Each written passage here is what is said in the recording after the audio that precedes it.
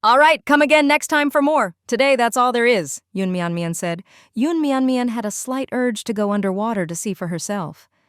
Now that she had the ocean speech pearl, she could communicate with other intelligent marine creatures. Although she could swim, diving all the way to the ocean floor was a different challenge due to the water pressure, which could make her feel uncomfortable. But she thought she could give it a try, especially since the two little dolphins were there to guide her. "How about I join you in the water for a bit? Would you take me along?" she asked. "Of course." "Absolutely, it's so much fun underwater." Yun Mian changed into a light outfit, did some warm-up exercises, and then jumped into the sea. This was Yun Mian's first time diving, and she was a bit nervous. However, as soon as she saw the beautiful underwater world, her anxiety melted away. The two little dolphins swam alongside her, guiding her as they dived deeper and deeper. Underwater, schools of fish swam by, their colors bright and varied, while some smaller fish circled around her in curiosity.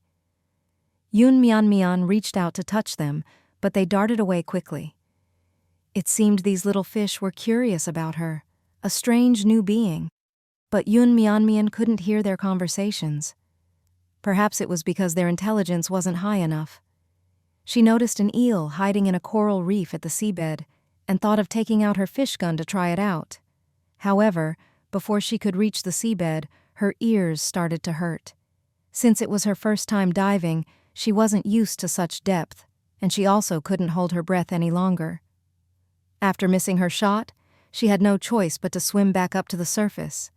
The two dolphins thought something was wrong and hurried after her. Floating on the surface, Yun Mian gasped for breath, saying, "I need to take in air. I can't stay underwater all the time." The little dolphins seemed to understand. "She's human, and humans don't have gills, so they can't breathe underwater. That's what my mom told me." Yun Mian smiled. "You're smart. I need to practice more to stay underwater for longer." With continuous practice, she thought she could definitely improve her breath-holding capacity. But today, that was enough.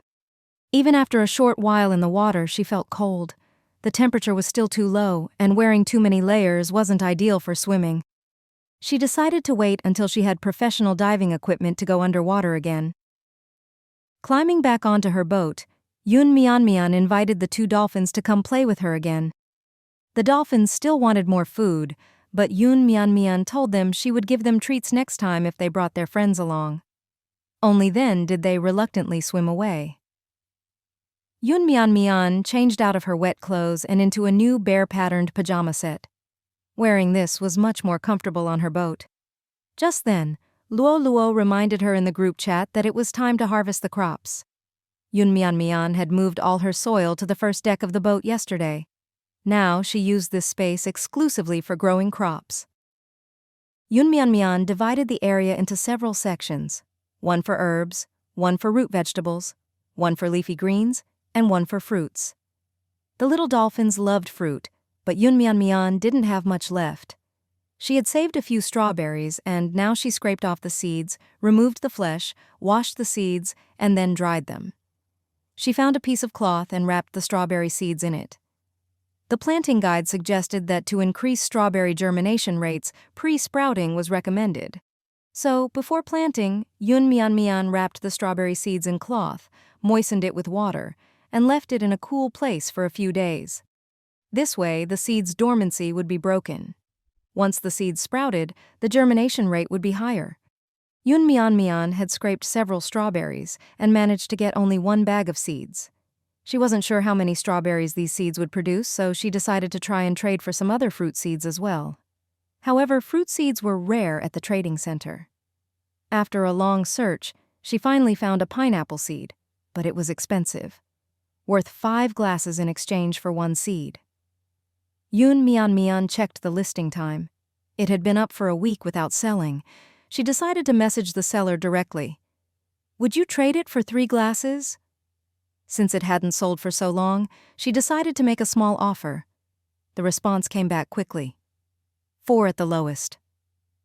The seller knew that fruit seeds were rare, so they held their ground.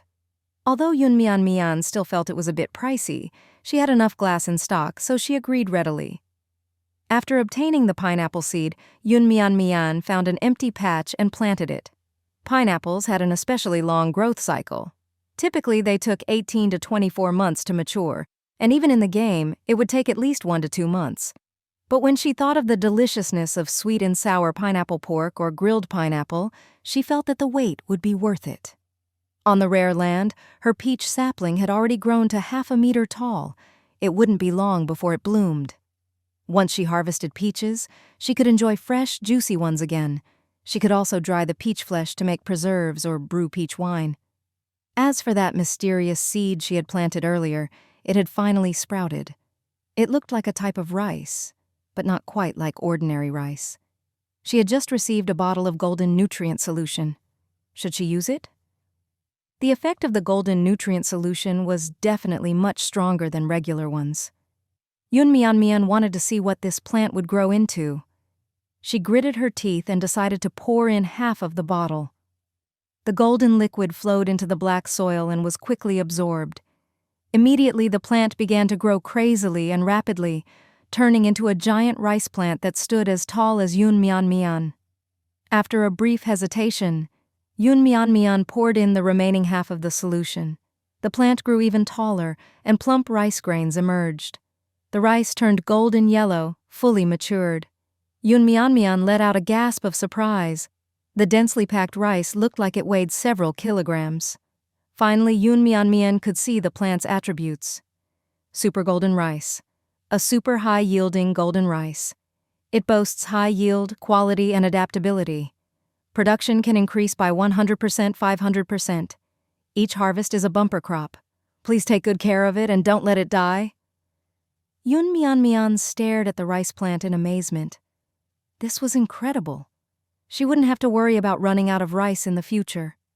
Though it was just one stalk for now, Yun Mian Mian harvested it, and it yielded 2 caddies of rice.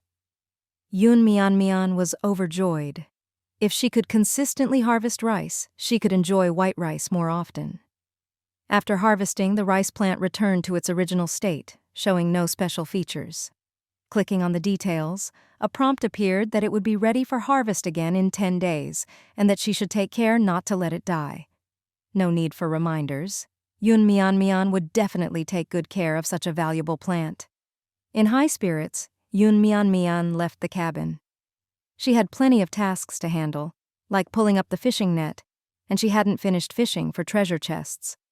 The harvest from the fishing net was pretty good today.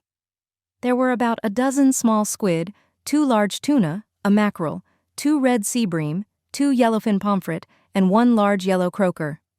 The number wasn't large, but they were all sizable. Yun Mian Mian decided to make sashimi from the squid and tuna tonight, dipping them in soy sauce and wasabi. That flavor was sure to be incredibly fresh. She was already drooling at the thought of it. As a sashimi enthusiast, the combination of wasabi and fresh fish was a cause for joy. However, preparing the fish was quite the task, cleaning, gutting, and slicing. It had been a long time since she last had sashimi, and now that she had obtained wasabi, the hassle seemed worth it. Yun Mian Mian cleaned the squid, removed the bones, and cut it into slices. Then she moved on to the tuna. Processing tuna was not difficult, but it was physically demanding and more complicated compared to handling squid. This tuna weighed at least 30 or 40 pounds, and her arms were sore from just lifting it. To handle this fish, Yun Mian Mian made a few tools on her workbench. She made a large cleaver out of iron ore. The cleaver looked extremely sharp and somewhat intimidating. She first chopped off the fish's tail with a single stroke, and then cut the blood vessels behind the pectoral fin and the head artery. She had also prepared a steel pin and inserted it straight into the fish's brain. Only then was the fish truly dead. The pin was inserted above the fish's eye, which looked rather unsettling. Yun Mian Mian had previously only dealt with small fish and shrimp, and had never handled such a large seafood catch. She hadn't even seen one freshly hauled from the ocean before. Luckily, she had a seafood guide that not only described various fish species in detail, but also provided step-by-step instructions on how to properly process sea fish to make them taste the best. As a culinary enthusiast, Yun Mian Mian was determined to learn. In the end, she removed the fish's organs and gills and switched to a narrower, curved knife to first cut off the fish head diagonally. Fish heads made excellent soup. There wasn't much tuna meat that could be used for sashimi, but no part of the fish could be wasted. Mian planned to cut it all up and save it for later so she could make fish soup to store in her backpack. Then she could enjoy it tomorrow morning. The tuna's pink flesh was practically glistening. Just looking at it, you could tell it was going to be delicious. Tuna had a multi-layered texture and was widely known as the king of sashimi, but the one Mian caught was a big-eye tuna, which wasn't of the highest quality. It would be hard to catch a bluefin tuna, so she was content with what she had. Mian sliced the large fillet into pieces about 5 millimeters thick and neatly arranged them. With seasoned soy sauce and wasabi ready, Mian couldn't wait to take a bite. The sashimi was soft, with a tender and creamy taste. The salty umami flavor of the soy sauce and the spicy kick of the wasabi perfectly enveloped the fish. As soon as it touched her taste buds, the burst of freshness was overwhelming. She didn't want to say anything, just popped 3 more slices into her mouth and the satisfaction multiplied. The squid sashimi was also quite good. Each slice was crystal clear and had a crisp, sweet texture. Still, Mian preferred the tuna sashimi. Good things had to be shared with friends. There was still a lot of tuna left, so Mian cut 2 more plates. She sent one to Luo and half a plate to both Ni Yangguang and Hu Yuan. After some thought, she also sent half a plate to Rong Yu. She kept the remaining portion for herself. Here, enjoy. She had recently gotten a lot of good things from Rong Yu, so sharing a little food with him was no big deal. Upon receiving the sashimi Mian sent him, Rong Yu replied, "What do you want in return?" Rong Yu was preparing food when he received the fish, and he was quite surprised. He wondered if he had anything Mian might want. He had already given her the sea star coins and the golden nutrient solution. Did she now want the rare land? Mian responded, "No payment, it's free." Rong Yu, "Really?" Mian. Rong Yu, "I don't believe you're this generous." Mian, Fine, cards on the table, I want all your wealth." She was just teasing Rong Yu, it really was just a free treat. Rong Yu, however, said, "I can't give you everything I have, but you can pick a small item if you like." With the offer on the table, Mian naturally decided to take a look. "All right, show me what little things you have." Rong Yu sent over the descriptions of a few items: cat and fish sculpture, magnetic bracelet, cat ear headband, racket, strange ant egg. Mian was stunned. "What are these even?" No idea, they were all from treasure chests. They all seemed pretty useless. After carefully considering, Mian decided to go with the strangest one. The strange ant egg. This would do. Mian picked it on instinct. Rong Yu was a bit taken aback. Was Mian even a girl? She actually picked an ant egg. This wasn't something a typical girl would choose. The cat ear headband would have been a better option. Rong Yu thought. He originally wanted to throw away this thing, but it was just a small item, not taking up much space, so he kept it. When Mian received the ant egg, she had no idea what it could be used for. After studying it for a while, it seemed there was nothing special about it. The ant egg was a bit large, white, so she decided to just keep it for now.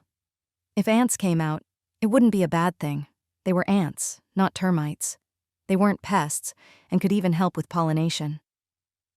She placed the ant egg in the vegetable patch on the first level of the ship. Maybe one day, it would hatch by itself. A few days later, a strategy post for Spider Island appeared on the forum. The post's author was Gufang. He had already landed on Spider Island and returned. The first thing he did in the post was confirm that Mian's maps were genuine and matched the island's geography. He advised everyone to have a copy before heading to the island. As soon as he wrote this, Mian's maps were in high demand again.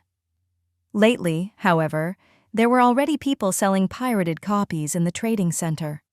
Those sellers didn't admit they were selling pirated versions, as the maps were the same, just a map, not Mian's original. But Mian's maps weren't expensive, and she had lowered the price in recent days since she had collected enough furniture blueprints. Now, she wanted household items, offering 20 maps per day. Many people queued up to exchange with her. Gu Feng, being a prominent figure in the game, had countless followers. With one sentence, he could have thousands following his advice. When he said Yun Mian's maps were real and that everyone should buy them, they all flocked to her.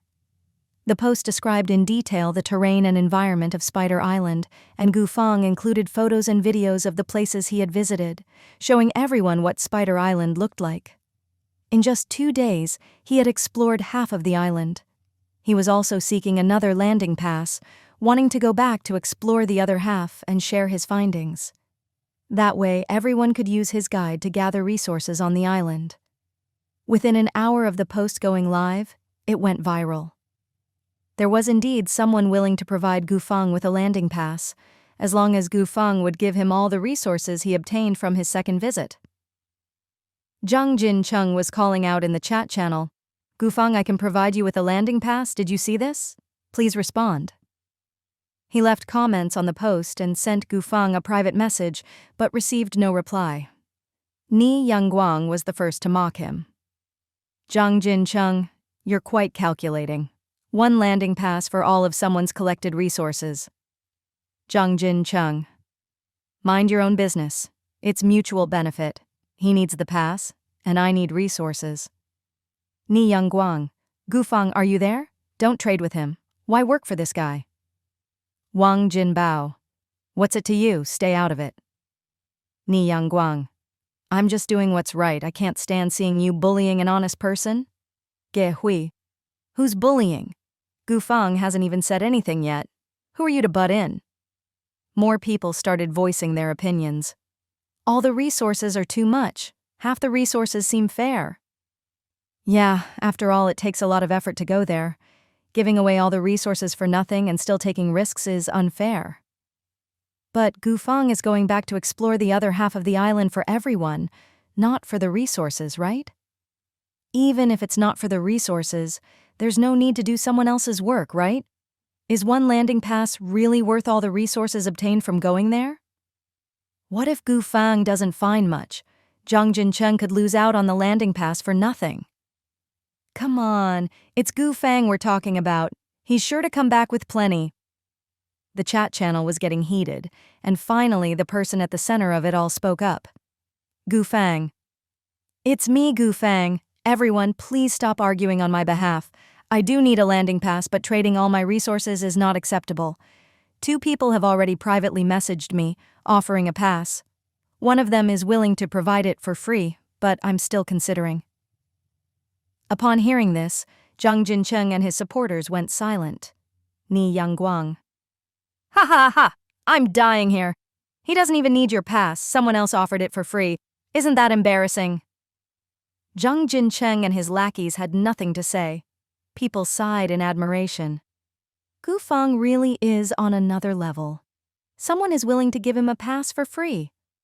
A landing pass is worth at least 50 iron ores or 1,000 wood. Giving it away for free, that's so generous. Exactly. But Gu Feng wouldn't just take it for free. He'd surely give a lot in return. Right. Zhang Jincheng was too short-sighted. He should have just offered the pass for free. When Gu Feng returned, he'd probably get a lot of resources, plus a good reputation. Yeah, going alone might not yield much anyway. I read Gu Feng's strategy post. Spider Island is full of mangroves, it's flooded, and the rainforest is full of dangers. If you go, you might not even make it back. Gu Feng suddenly received 2 more private messages, one of them from Zhang Jincheng. Zhang Jincheng now said he'd give the pass for free but wanted to accompany Gu Feng to the island. Gu Feng found it strange. Could he bring someone along? How would that work? But Gu Feng didn't reply to Zhang Jincheng. He often watched the chat channel and frequently saw Zhang Jincheng's comments. He wasn't a good person. Even if it were possible to take him along, Gu Feng had no intention of doing so. He didn't want unnecessary trouble. The other person who messaged him said he would provide the landing pass to support Gu Feng's exploration, asking only for help in locating iron ore on the island. Gu Feng replied, "I didn't find any iron ore on my last visit to the island." He knew where the iron ore was. The map had it marked. He went looking for it last time, but only found a cave full of spiders, with a terrifying giant spider matriarch inside, so he left. He had a feeling there might be iron ore in the cave, but he didn't want to risk it. Don't you need iron ore for upgrading? If you find it, give me 100 pieces, and you can keep the rest. Gufang. What if I don't find any? If you don't find it, you can trade other resources instead. It would be best if you find it, but if not, you found red pine wood and walnut wood on Spider Island last time, right? Giving me 1,000 pieces of wood in total would also work. Compared to someone offering a landing pass for free, Gufang actually preferred this straightforward deal with clear terms. The demands weren't high, either 100 iron ore or 1,000 pieces of wood. There was also one more person who wanted to give him a landing pass, but this person wanted half of Gufang's previously collected resources, not what he would get on the next island trip. They wanted what Gufang had already acquired. Although the next trip would likely yield even more than before, it was more reassuring to get resources earlier. Moreover, who knows if Gufang might face danger again on the next visit? Just because he avoided trouble last time didn't mean it would be the same the next time. That's why asking for the previous resources felt like a safer bet. Gufang wasn't really willing to take that deal. This kind of person didn't want to take risks. Besides, was one landing pass really worth that much? If they went by themselves, how much could they even collect? If he had to choose among the 3 offers, he leaned towards picking the one that messaged him earlier. The demand was equivalent to what he could collect in 1 day on the island. With good luck, what he collected in a day could surpass those requirements. It was his first time on Spider Island, so he lacked experience. On his second visit, things should go smoother. However, Spider Island indeed wasn't suitable for players with few resources or survival skills. It was too dangerous. To get resources, one had to cross large mangrove swamps, which took half a day. It wasn't possible to return to the boat to sleep, which meant spending the night on the island. Staying overnight in the rainforest was highly risky. This was also why people, after reading Gufang's strategy post, preferred to give him the landing pass rather than go themselves. Yun Mianmian read Gufang's post and found that most of it was correct, but he had only explored half of the island, and he hadn't fully explored the spider cave. That's why he hadn't found any iron ore. Yun Mianmian guessed that it was because he didn't want to risk fighting the giant spider matriarch alone. She had only been able to kill the matriarch because she teamed up with Rong Yu, and they had plenty of tools. Judging from Gufang's previous posts, he seemed like a typical unlucky player. All his stuff was handmade, and he didn't have any good items. After reading the post, Yun Mianmian gained some useful information. There was actually another area behind the waterfall. By going through the waterfall, one could reach a hidden cave filled with all kinds of strange plants. Gufang posted a photo of it. He didn't have gathering skills, so he didn't know what the plants could be used for and only brought back 2 pieces of lingzi. But Yun Mianmian knew they were all valuable items. She regretted not finding that treasure spot back then. She had been too focused on looking for lobsters in the water. At that moment, Yun Mianmian received a message from Ni Yangguang. Mianmian, ha ha ha! Yun Mianmian. What's up, did you fish up a landing pass? Ni Yangguang. How did you know? Yun Mianmian. Just a guess. You sounded too excited. Ni Yangguang. Ha ha ha, just luck, really. I just opened a treasure chest I fished up and there it was, a landing pass. And it was a wooden chest. Ridiculous, right? I was thinking, what a crappy wooden chest. Yun Mianmian. Impressive. Ni Yangguang. Ha ha ha, did you get a landing pass? Yun Mianmian. Nope. But I already went to the island and even upgraded Ni Yangguang. With your luck, you'll probably get one soon. Yun Mianmian. It's fine, I'm not in a hurry, I'm busy. Ni Yangguang. True, the stove business is still good. Did you make today's stove yet? You haven't given it to me. Ni Yangguang's words reminded Yun Mianmian about the stoves she needed to make. She almost forgot. Recently, Zhang Jincheng and his group had started selling stoves too, but the ones they made were not as good as Yun Mianmian's. After upgrading to an advanced workbench, Yun Mianmian's craftsmanship became much more refined. Even a simple stove had been upgraded. It now had a handle and a base for easy lifting, and it wouldn't damage the ship's wooden planks. Although it was more expensive than those made by Zhang Jincheng, it was worth the price. If players could afford it, they preferred buying Yun Mian's version. The stove business was conducted under Ni Yangguang's name, and this led to a growing conflict between Zhang Jincheng and Ni Yangguang. Ni Yangguang didn't care, though. In his words, he and Zhang Jincheng were like fire and water, natural enemies. He enjoyed going against Zhang Jincheng and seeing him suffer. So when Zhang Jincheng advertised his stoves at low prices in the chat channel, Ni Yangguang also promoted Yun Mian's stoves, not by undercutting prices, but by showing off detailed 3D images of her stoves. There was no comparison. Zhang Jincheng's stoves were inferior. With that kind of comparison, even those tempted by the lower prices would prefer better quality since they could afford it. As a result, every time Zhang Jincheng advertised, it would instead draw business to Ni Yangguang. After a few times, Zhang Jincheng was so angry that he stopped promoting his stoves in the chat channel. This time, after being mocked by Ni Yangguang about the landing pass and being ignored by Gu Fang, Zhang Jincheng was furious. He messaged his gang's group chat. Zhang Jincheng, "You guys must find out who's actually making Ni Yangguang's stoves. It's definitely not him." He said before it was a friend of his. Ge Hui. We already sent someone posing as a customer to ask him anonymously, but he wouldn't say. Wang Jinbao. Yeah, boss.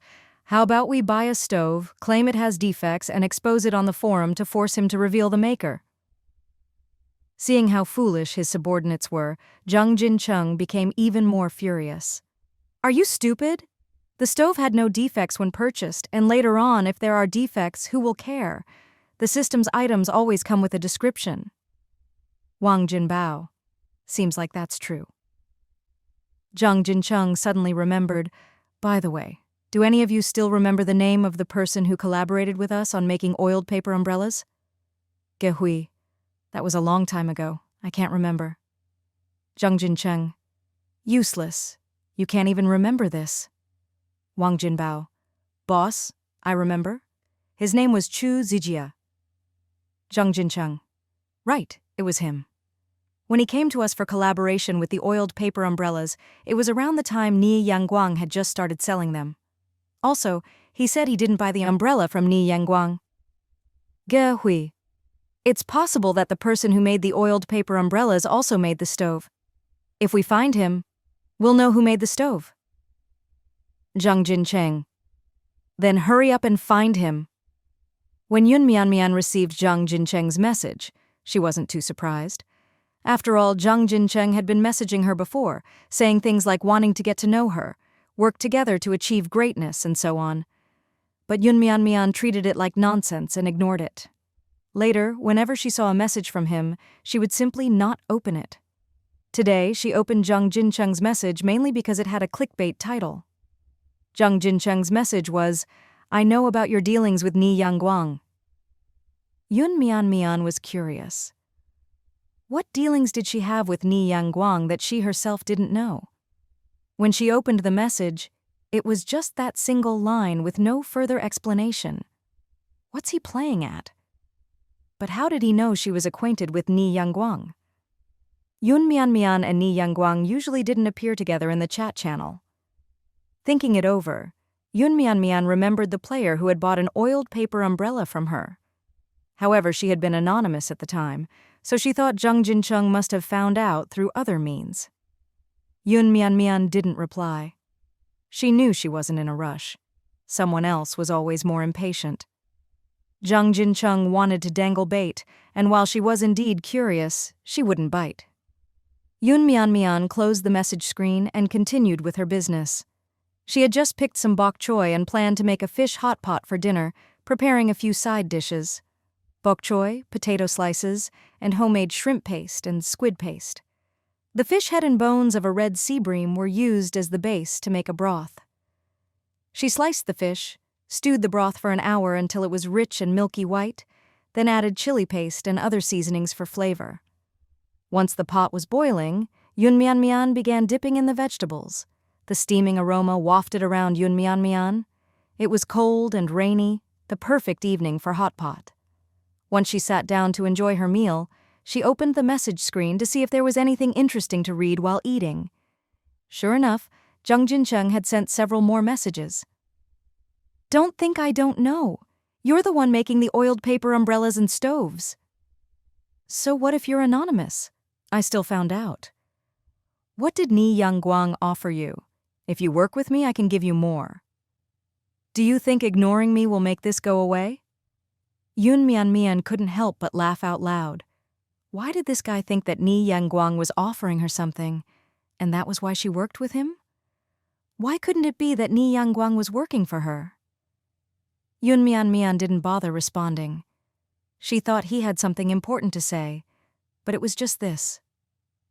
However, Yun Mian still took a screenshot of the messages from Zhang Jincheng and sent it to Hu Yuan and Ni Yangguang in their group chat. Hu Yuan: "Is this guy an idiot?" Ni Yangguang: "What's going on? How did he find out?" Yun Mian: "I have no idea, but it's not important. I'm worried he'll spread rumors and make things up, so I wanted to give you both a heads up." Hu Yuan: "He's probably trying to win you over. If he can't, he might pull some dirty tricks." Ni Yangguang: "No need to worry, we haven't done anything shady." Yun Mian: "I'm not really afraid, but standing out makes me a target. I just don't want people scheming against me." Hu Yuan: Mian, you're on the leaderboard, and you've already attracted a lot of attention by selling the Spider Island map. If people also find out you're the one making oiled paper umbrellas and stoves, it might draw too much attention. Ni Yangguang: "But they can't really do anything, can they? Players can't even meet up physically, just block him." Yun Mian: "Players can meet, but only with certain items. And we don't know how the game rules might change in the future. We can't take it lightly. Here's what I think. Since Zhang Jincheng knows, it'll eventually come out. Why don't we—" Yun Mian suggested a plan, and they all discussed it, agreeing to implement it the next day. Zhang Jincheng, having gotten no response from Yun Mian, was also making plans to ruin the business between her and Ni Yangguang. This time, they were smarter. They avoided direct arguments in the chat channel to prevent tipping anyone off. He had already figured out what to do once Yun Mian and Ni Yangguang's business collapsed. How to establish his own sea mall. Right now, Yun Mian and Ni Yangguang were the biggest obstacles to him making money. Zhang Jincheng enlisted a player from his faction who had good writing skills. This player was a journalist before entering the game, specializing in writing gossip and was good at stirring up controversy. In real life, he frequently wrote smear pieces about celebrities. Following Zhang Jincheng's instructions, the journalist wrote a scathing article. The article exposed how Yun Mian and Ni Yangguang were colluding to sell overpriced oiled paper umbrellas and stoves, exploiting other players for high-level resources and propelling Yun Mian to the top of the leaderboard. It claimed that she had access to a workbench from the beginning, but chose to stay in the background. Despite her wealth of resources, she continued to sell items at high prices, intending to drain the high-level players' valuable items and secure her position as the #1 player in Zone 3. Furthermore, it maliciously affected the market, making it impossible for other players to do business. Later, she used her level advantage and fame to monopolize the Spider Island map trade. In short, the article condemned her for everything imaginable, exaggerating the truth where there was some basis and outright fabricating where there wasn't. The article was written with an air of righteous indignation, making Yun Mian out to be the scourge of Zone 3. Ni Yangguang was portrayed as a mere follower. It called on all players not to buy from these two people. Even if they were anonymous, players should keep their eyes open and choose honest sellers. To avoid being identified as the author of the post, Zhang Jincheng did not advertise himself in it. His goal was simply to bring down Yun Mian and Ni Yangguang. He was very pleased with the article the journalist wrote, reading it twice and marveling at it.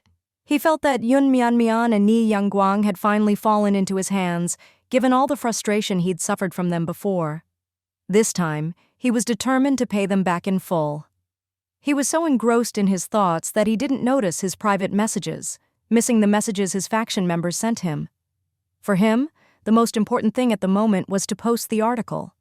After posting, when Zhang Jincheng turned back to his messages, he realized things had gone wrong. Just 10 minutes before he posted, a post had already appeared on the forum by Yun Mian. The post was simple and to the point. Yun Mian announced that she was planning to open a shop on the trading platform, specifically selling food and daily necessities. Any player with a workbench could collaborate. For details, players were asked to contact Ni Yangguang. She openly admitted that she was partners with Ni Yangguang. Yun Mian would provide blueprints to players with workbenches. The profits from the items made would be shared equally, but the quality of the products must be guaranteed. Yun Mian would also help collaborators gather the necessary materials. This way, players in Zone 3 who had workbenches could all produce daily necessities for sale, and ordinary players could use fewer materials to get these essential items. The post quickly drew the attention of many players. This was undoubtedly a great thing for Zone 3. While Yun Mian would certainly make more money, those with workbenches were essentially working for her. They were also getting blueprints, help collecting materials, and an easy way to make money. Who wouldn't want that? Hu Yuan and Ni Yangguang were initially attracted by such a good deal to work with Yun Mian. Now, as early partners, Hu Yuan and Ni Yangguang had become shareholders. This plan was Yun Mian's idea. She could have done it herself, but she was too busy and needed Hu Yuan and Ni Yangguang's help. Things turned out completely different from what Zhang Jincheng had expected. Yun Mian posted first, seizing the initiative, rendering Zhang Jincheng's attempt to discredit her useless. Moreover, Yun Mian was about to make a significant profit, not just in materials, but also in reputation. Under Zhang Jincheng's post, everyone was cursing the poster, calling him crazy. If you're going to slander someone, at least get your facts straight. Yun Mian had just selflessly offered to share basic blueprints and her workbench upgrade experiences, and was collaborating with Ni Yangguang to contribute to Zone 3. And here he was, trying to spread rumors. In her post, Yun Mian openly acknowledged that she had previously put wood on the market to help many players upgrade. She even posted screenshots of her transactions involving wood. Zhang Jincheng originally thought Yun Mian would be cursed and humiliated. Instead, the one getting cursed was him. He quickly asked people to delete the post. However, many players filed complaints with the system, demanding to know the identity of the one spreading the rumors. Even if it was just a game, maliciously spreading rumors shouldn't be allowed. They believed the omnipotent system could find out who the anonymous poster was. Zhang Jincheng panicked. He had someone else write the content, but he was the one who posted it. Now, he had shot himself in the foot. Yun Mian had asked anyone interested in collaborating to privately message Ni Yangguang, leaving Ni Yangguang swamped, chatting with players non-stop without even a moment to drink water. Hu Yuan also had a lot to do. After Ni Yangguang finished chatting and confirmed players who could collaborate, they had to go to Hu Yuan. At Hu Yuan's end, they needed to sign a contract with the system to formalize the partnership. Yun Mian had a lot of low-level blueprints, all acquired through trading these days. There were all kinds: chair blueprints, dining table blueprints, teapot blueprints, sneaker blueprints. She had received these items from treasure chests, but she had better items to make. Given that the advanced workbench could make so many great things, there was no need to waste time on these smaller items. It was better to let others do it.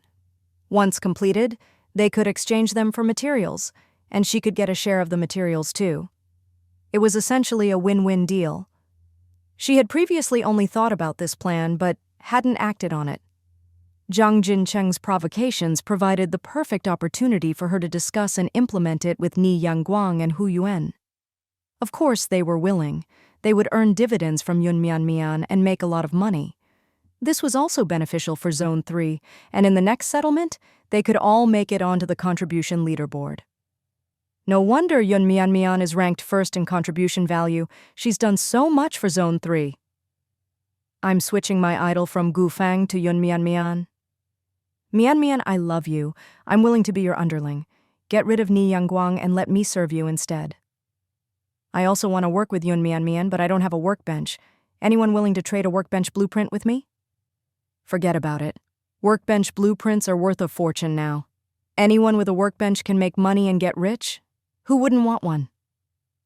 Furthermore, it maliciously influenced the market, making it impossible for other players to do business.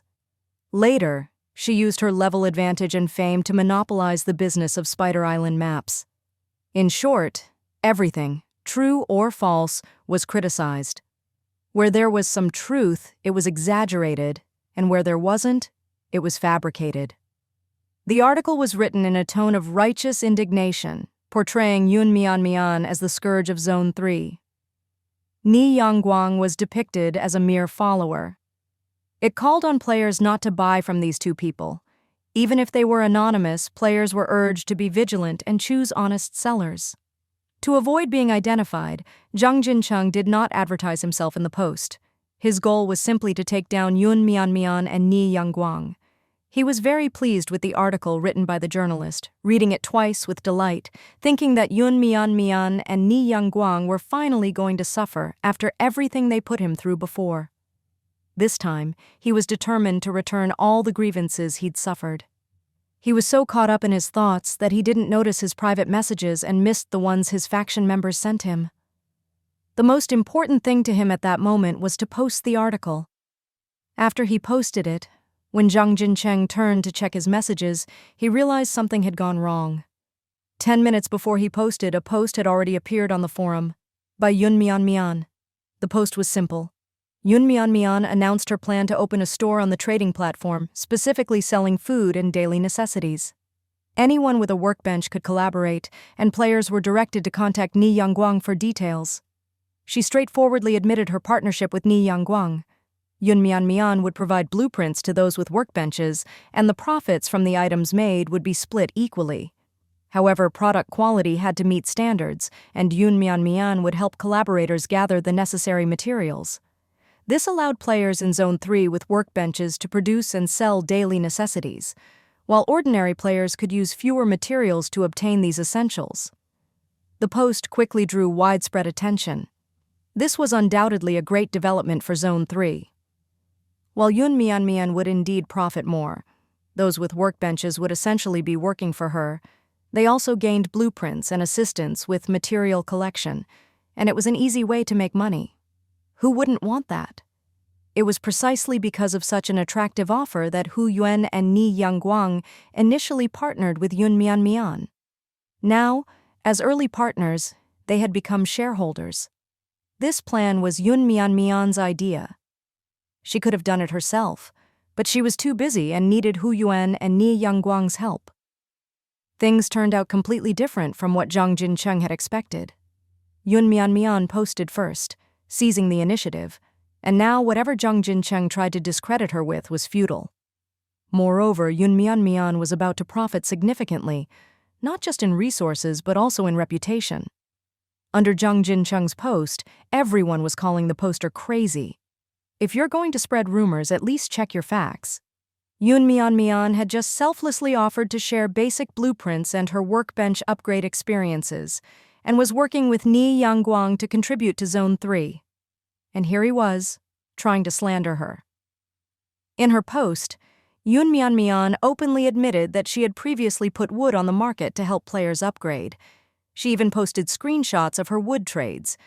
Zhang Jincheng originally thought Yun Mian would be condemned and humiliated. Instead, it was him who was getting cursed. He quickly tried to get the post deleted. However, many players had reported the anonymous poster to the system, demanding to know who was behind the rumors. Even if it was a game, malicious rumor-mongering shouldn't be allowed, and they believed the system could track down the anonymous player. Zhang Jincheng panicked. He had had someone else write the article, but it was he who posted it. Now, he'd dug his own grave. Yun Mian had directed anyone interested in collaborating to message Ni Yangguang, and Ni Yangguang was busy to the point of exhaustion, chatting with players non-stop without a moment's rest. Hu Yuan also had a lot to handle. After Ni Yangguang chatted and confirmed collaborating players, they would then need to go to Hu Yuan. At Hu Yuan's end, they had to sign a contract with the system to formalize the partnership. Yun Mian had many low-level blueprints, all acquired through trades these past days. There were all kinds: chair blueprints, dining table blueprints, teapot blueprints, sneaker blueprints. She had received these items from treasure chests, but she had better items to make. Since the advanced workbench could produce so many great things, there was no need to waste time on these smaller items. It was better to let others do it. Once completed, they could exchange them for resources, and she could get a share of the resources too. It was essentially a win-win deal. She had previously only considered this plan but hadn't acted on it. Zhang Jincheng's provocations prompted her to discuss and implement it earlier with Ni Yangguang and Hu Yuan. Of course, they were willing. They would earn dividends from Yun Mian and make a lot of money. This was also beneficial for Zone 3, and in the next settlement they could all appear on the contribution leaderboard. No wonder Yun Mian is ranked first in contribution value. She's done so much for Zone 3. I'm switching my idol from Gufang to Yun Mian. Mian, I love you. I'm willing to be your underling. Get rid of Ni Yangguang and let me serve you instead. I also want to work with Yun Mian, but I don't have a workbench. Anyone willing to trade a workbench blueprint with me? Forget it. Workbench blueprints are worth a fortune now. Anyone with a workbench can make money and get rich. Who wouldn't want one? Gufang. But Yun Mian. Mash the Hutuinia cordata and apply it to the affected area. It works really well. Yun Mian wasn't making things up. Hutuinia cordata not only treats frostbite but is also very effective for external wounds and bleeding. However, to make a hemostatic medicine, it required other herbs, or Yun Mian would have directly made it into hemostatic medicine. Gufang initially thought that 10 iron ores were expensive, but upon hearing about the herb that could stop bleeding and detoxify, he got excited. Okay, I'll trade with you.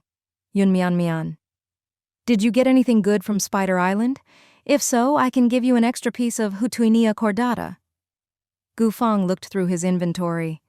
He indeed had some good items. Besides the upgrade resources and materials, he had also killed a lizard and 2 venomous snakes, and brought back some cacao fruit. Many parts of the venomous snake had medicinal value. Its shed skin, gallbladder, and dried body could treat various ailments, and the snake meat could be delicious to eat or used to make medicinal liquor. Lizards could also be eaten. They were quite nutritious and were said to have medicinal properties, though Gufang wasn't entirely sure about their specific benefits. The cacao fruit could be used to make chocolate and cocoa powder. So he told Yun Mian what he had acquired. Yun Mian found it interesting. How about this? I won't take the iron ores and we can trade a venomous snake for the bandages and Hutuinia cordata.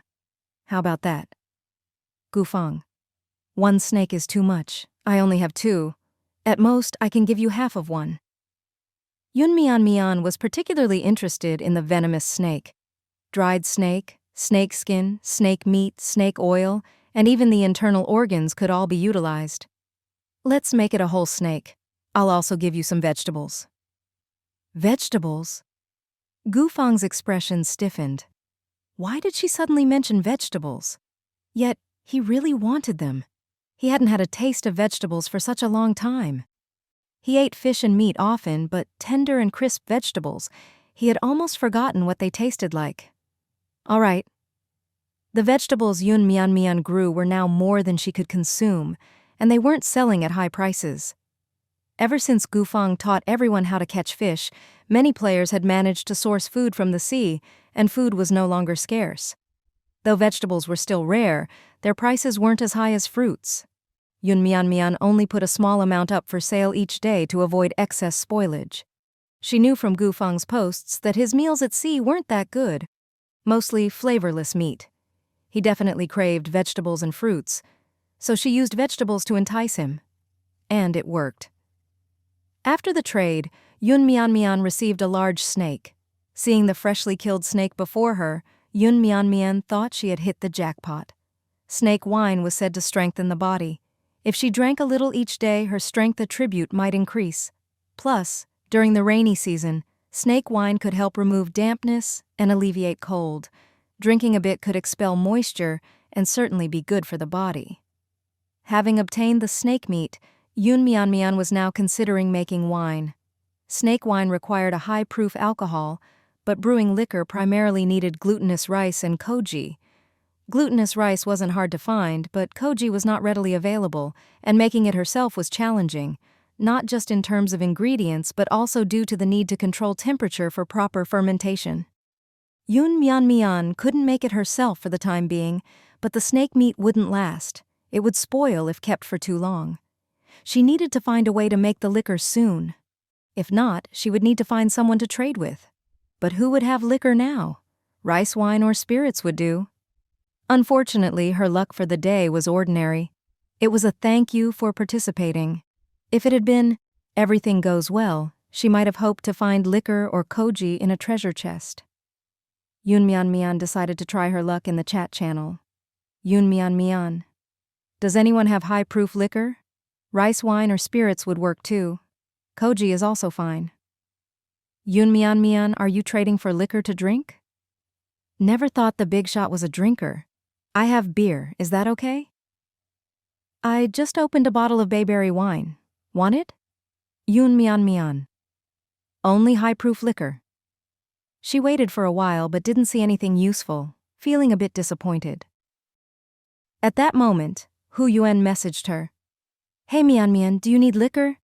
Last time when we divided the resources, I got a bottle of Mao Tai. Do you want it? Mao Tai? What's the alcohol content?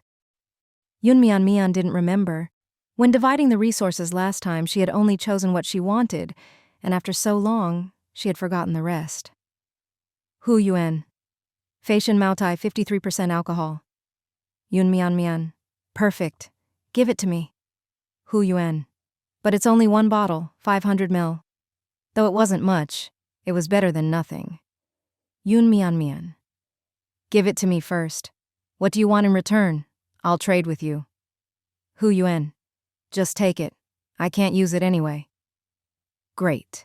Yun Mian took out a portion of vegetable porridge she had made the day before and sent it to Hu Yuan. Here, have this for breakfast. It's quite tasty. Although it was called vegetable porridge, it also contained mussels and fish meat, making it flavorful and nutritious. After having Yun Mian's sashimi previously, Hu Yuan had discovered how delicious her cooking was, so he was delighted to receive more food. All right, I'll save it for breakfast tomorrow. No sooner had she finished talking to Hu Yuan than Rong Yu messaged her. I have a bottle of liquor here. Yun Mian. Are you giving it to me? Rong Yu? Trade. Yun Mian. What do you want? Something tasty? Rong Yu? Yes, sashimi. Yun Mian. Okay, what kind of seafood do you want? Just say the word. Rong Yu. Tuna. All right, wait. Yun Mian eagerly went to prepare the tuna. All for a bit of fish? I'll make it for you. After preparing the sashimi, Yun Mian received a bottle of fragrant Dukang aged liquor from Rong Yu. Immediately after, she received private messages from 2 more people. Lin Quanling. I have 2 bottles of liquor. Do you want them? Wen Yushi. Miss, I have a bottle of high-proof liquor called Nulanshan Erguotu Baiju. I can give it to you. Yun Mian was a bit surprised. Wasn't Lin Quanling the scumbag who deceived people? As for Wen Yushi, Yun Mian seemed to have a slight impression of this name too. Logically speaking, that scumbag should know that the anonymous female player he messaged back then was her. Ever since he was exposed by a girl on the forum, he had disappeared for a long time. She didn't expect him to pop up again. Yun Mian replied to both. What do you want in exchange? Lin Quanling. 2 caddies of 50-proof rice wine for 50 iron ores. Yun Mian. Why don't you just go rob someone? Wen Yushi. I'll give it to you. You're friends with Ni Yangguang, and I'm friends with him too. Yun Mian. No need. Even if it was Ni Yangguang himself, I couldn't take it for free. Yun Mian wasn't foolish.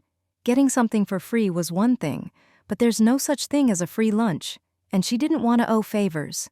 Besides, Wen Yushi was Ni Yangguang's friend, not hers.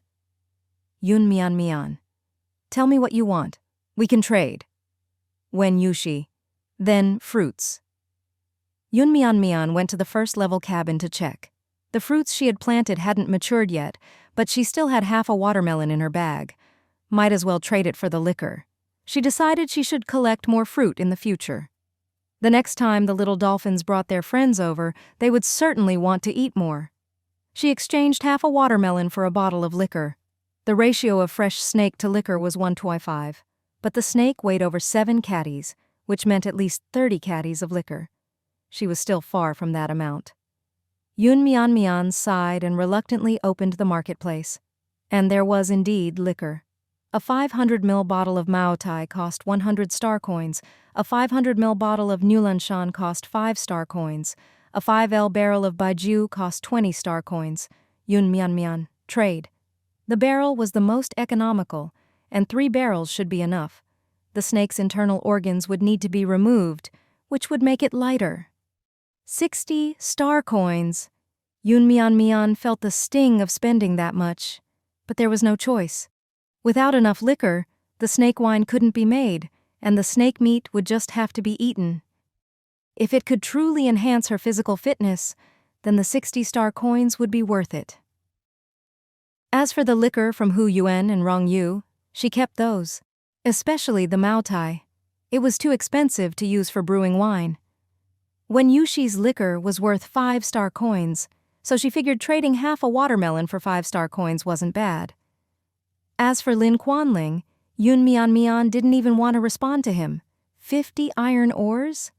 He must be dreaming. Even she wouldn't dare ask for that much. Yun Mian Mian first removed the snake's internal organs, then cleaned the snake meat with water. She weighed it roughly. It was about 6 catties, just the right amount. Yun Mian Mian made 2 large glass jars to contain the snake and the liquor. After submerging the snake in the liquor, she just had to wait a few months for the wine to turn yellow before drinking it. Yun Mian Mian used the cold soak method, meaning it needed to soak for at least 2 months. The stronger the venom of the snake, the longer the soak time needed. Otherwise, the toxins wouldn't be fully broken down, which could be harmful to consume. The time might be accelerated like the growth of vegetables in the game. Yun Mian Mian only needed to observe the color of the snake wine, and its properties would change, just like when harvesting crops. Yun Mian Mian stored the snake wine in the lower deck to keep it out of light and away from high temperatures. After completing all this, it was almost dark. The day hadn't been particularly lucky, so Yun Mian Mian hadn't rushed to open the treasure chests she'd caught while fishing.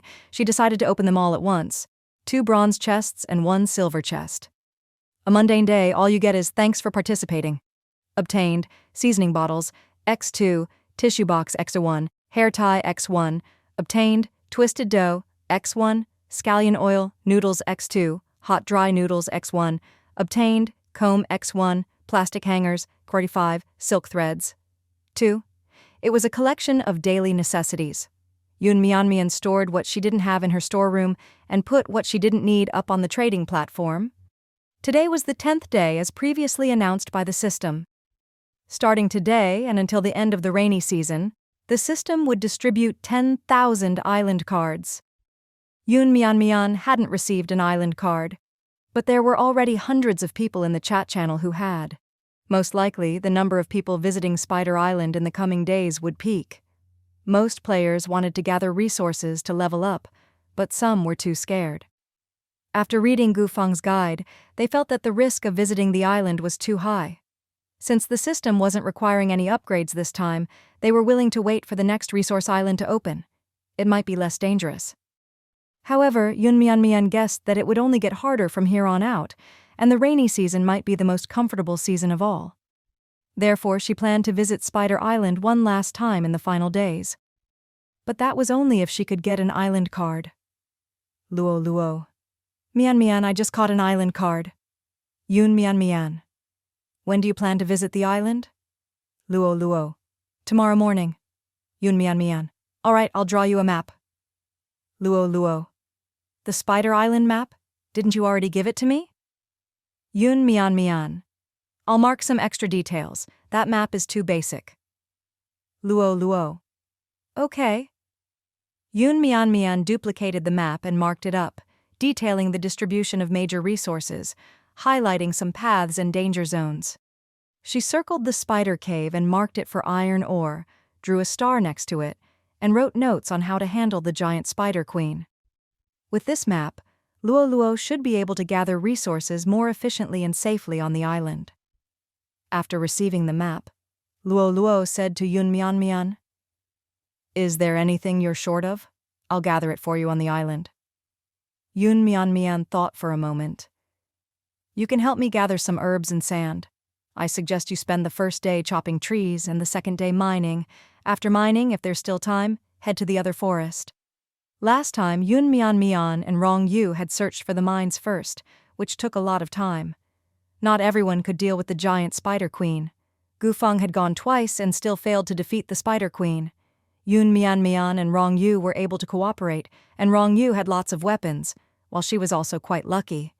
If Luo went directly to the mine cave and couldn't kill the Spider Queen, got injured, she might not be able to gather other resources. If Yun Mian went to Spider Island again and wasn't very lucky, she wouldn't plan to challenge the Spider Cave alone. But if she could go with Luo, it might be worth a try. Only, where would she find another teleport card? Such an item was purely based on luck. For now, she hadn't heard anyone else mention having one. Oh well, it was fine for Luo to go first. If she could gather enough resources early, she could upgrade sooner. After a few more days, Yun Mian still hadn't obtained an island card. She even wondered if having been there once meant the system wouldn't give her another. However, Yun Mian didn't want to acquire one from someone else, as the current terms for obtaining an island card were the same as the ones Gufeng had before. The person giving the card required half of the resources gathered on the island. Yun Mian didn't want to give away that much, unless it was for someone she was close with. If Luo decided not to go and offered her the card, Yun Mian would take it. But Luo didn't have that intention. She was independent and didn't want to trouble Yun Mian, preferring to go herself. Hu Yuan and Ni Yangguang were also eager to visit the island. After staying at sea for so long, who wouldn't want to walk on land, even knowing it could be dangerous? After all, they were skilled players, so Yun Mian hadn't found an opportunity. If she could get a teleport card, she'd be happy to hitch a ride. That was what Yun Mian thought. She even posted a message in the chat channel asking for a teleport card, but no one responded. The rainy season was almost over. Yun Mian made up her mind. If money could solve the problem, it was worth it. Offer a better deal, and surely someone would agree. Yun Mian. Looking for an island card or teleport card, offering 1,000 wood, 200 iron nails, 10 glass, and a direct upgrade to level 4 for level 3 players. Compared to giving away half of the island's resources, this offer was a bargain, but most ordinary players wouldn't think that way. They wanted to upgrade, but whether they could gather enough resources was uncertain. With Yun Mian's direct offer, it was a solid deal. Many level 3 players who had just obtained an island card messaged Yun Mian. Then Zhang Jincheng jumped in saying, "Don't exchange with her. The resources she gets from the island are worth at least 10 times what she's offering. You'd be losing big. We're all demanding half the island's resources in return. Why does she only offer this little?" Yun Mian frowned. Zhang Jincheng, the troublemaker. Yun Mian. "It's okay. It's free trade. No one is forcing anyone. If you don't want to trade with me, you can go on your own. But Spider Island is full of dangers. To gather resources, you'll need to get through the mangroves. If you don't think you can manage that, you can come to me." Zhang Jincheng. "Don't believe her. If you want resources, join my group. Upgrading to level 4 will be no problem." Day 23 of the rainy season countdown. With tens of thousands of people in District 3, there were those who believed Zhang Jincheng and those who were willing to trade with Yun Mian. Although the current price for an island card was half the gathered resources, there were so many island cards in circulation and only a few capable big players. To exchange an island card for so many resources and a direct level 4 upgrade was a rare opportunity. Besides, slots were limited, and there was no guarantee Yun Mian would take more than one trade. So Yun Mian quickly chose a player from the dozens of offers and made the trade. After receiving the island card, Yun Mian Mian immediately gave the promised resources to the player and started preparing the items she needed for the next day's journey to the island. Luo Luo had just returned from the island, bringing back lots of herbs and a snake. Yun Mian Mian planned to sun-dry the snake and collect 3 different types of poisonous snakes to make 3 snake wine. That would be even more effective. Luo Luo also added a few markers to the map Yun Mian Mian had drawn. She found several places with an abundance of herbs and marked them on the map for Yun Mian Mian. Just follow the map and you'd find them. "Did you get an island card?" Ni Yangguang messaged. Yun Mian Mian. "Yes." Ni Yangguang. "I'm planning to leave tomorrow. Want to come along?" Yun Mian Mian. "We're probably going to different places. This time I'm going to collect resources near the beach and in the forests. You're heading to the mines, right?" Ni Yangguang. "Yes, you're not going to the mines?" Yun Mian Mian. "No, I've already been." Ni Yangguang. "What? You've been to Spider Island already?" Yun Mian Mian. "Yes." Ni Yangguang was shocked. "That's amazing, you're going again. Wait, when did you go? Was it those 2 days you suddenly disappeared and even stopped making stoves?" Yun Mian Mian. "Yes." Ni Yangguang was amazed. "You went so early, right after Spider Island opened on the 2nd day." Yun Mian Mian. "You can ask Hu Yuan to go with you." Ni Yangguang. "He said he's not ready yet. Wants to go in a couple of days. I want to go sooner." Yun Mian Mian. "We can go together if you like. On the 1st day you can come with me to the forest to chop wood, then go about your own plan on the 2nd day. Ni Yangguang. "That works! I heard many players are forming teams to go to the island, posting on the forum to find companions." Yun Mian Mian. "Then why didn't you post to find a companion?" Ni Yangguang chuckled. "If you weren't coming with me, I would have posted." Actually, Ni Yangguang wanted to go with Wen Yushi, but she couldn't. Well, it wasn't that she didn't want to, but she had already agreed to go with another girl and didn't want to bail on her. So Ni Yangguang decided to ask Yun Mian Mian instead. "All right, we'll leave at 7:30 tomorrow morning. Meet you on the island." Ni Yangguang. Okay. What should I bring? I'll just bring whatever you're bringing." Yun Mian Mian. "You better prepare on your own. What I'm bringing may not suit you. My goal on the island is mainly to gather herbs and food." Yun Mian Mian's skills were different from Ni Yangguang's, and her purpose on the island wasn't the same either. What she brought might not be useful for Ni Yangguang, and besides, she wasn't comfortable showing him everything.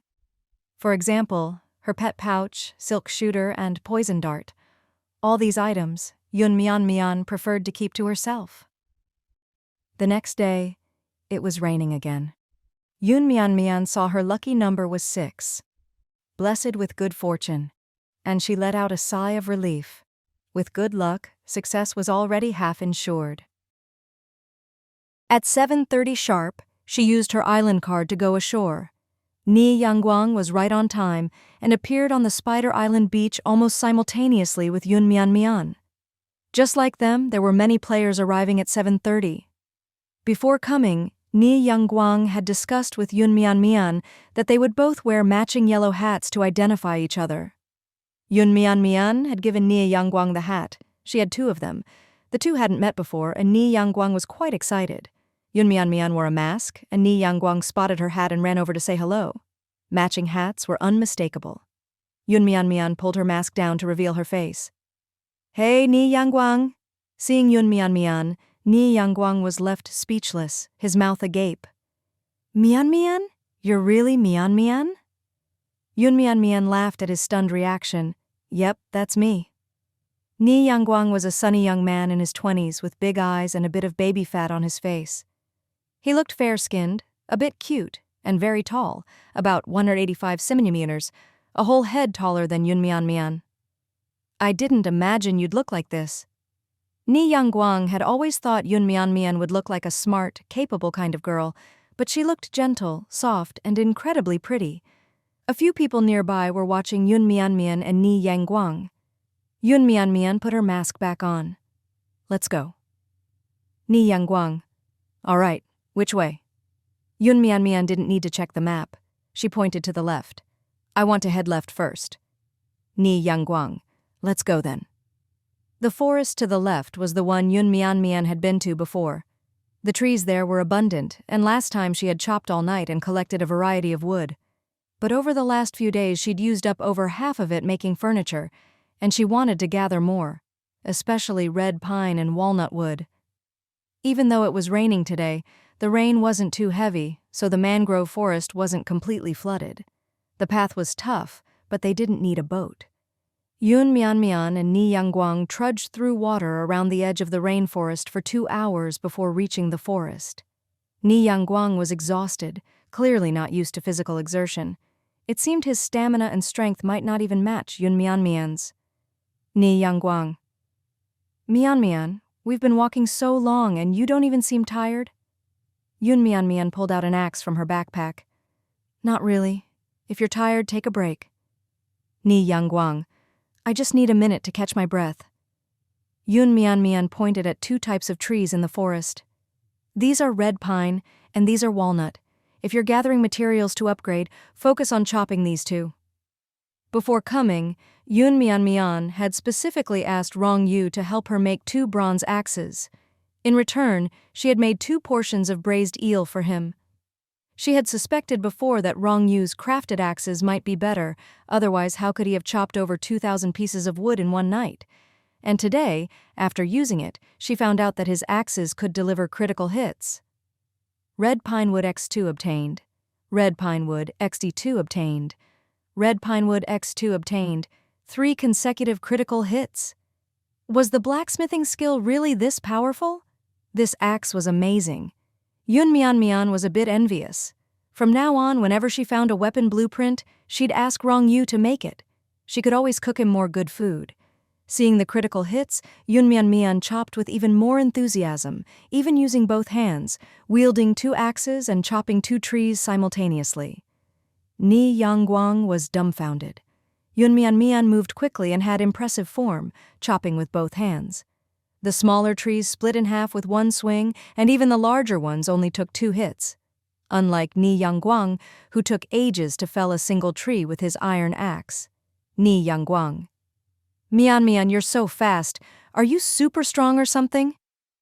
Yun Mian couldn't help but laugh. Her strength stat was on the lower side, yet Ni Yangguang thought she was born with super strength. What's your strength stat? Ni Yangguang. 40, how about you? Yun Mian's starting strength was 45, and now it was 56. She was surprised Ni Yangguang's was so low. Mine's a bit higher than yours, Ni Yangguang said sheepishly. I've got high luck, but everything else is pretty average. Yun Mian. What's your luck stat? Ni Yangguang. 80. Pretty high, right? I haven't seen anyone on the forums with higher luck than me. Yun Mian. That is pretty high. Ni Yangguang. What about yours? Yun Mian. Mine is a bit higher than yours too. Ni Yangguang. The corners of his mouth were still up just a moment ago, but now he couldn't smile anymore. No way. So your luck is also that good, Mian. Yun Mian smiled without saying anything. Hurry up and chop more wood.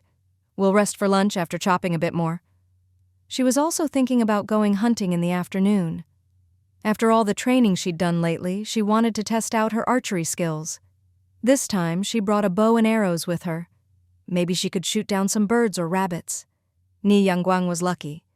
Although he chopped slower after 2 hours, he had still managed to gather 400 pieces of wood. But this had already exhausted him, and he was shouting that he needed a break. Yun Mian. You rest here for a bit. I'm going over there to take a look.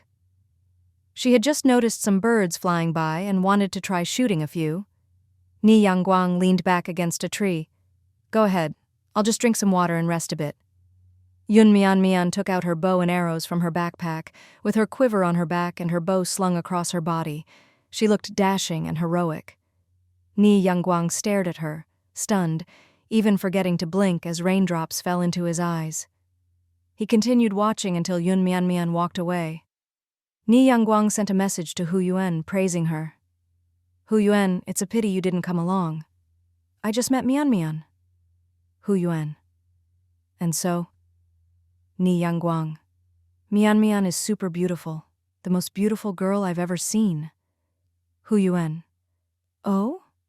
Ni Yangguang. Aren't you curious at all? Curious, sure. Why don't you take a picture for me to see? I can't do that. Without Mian Mian's permission, I can't take a photo. Ni Yangguang didn't really want to show Hu Yuan anyway.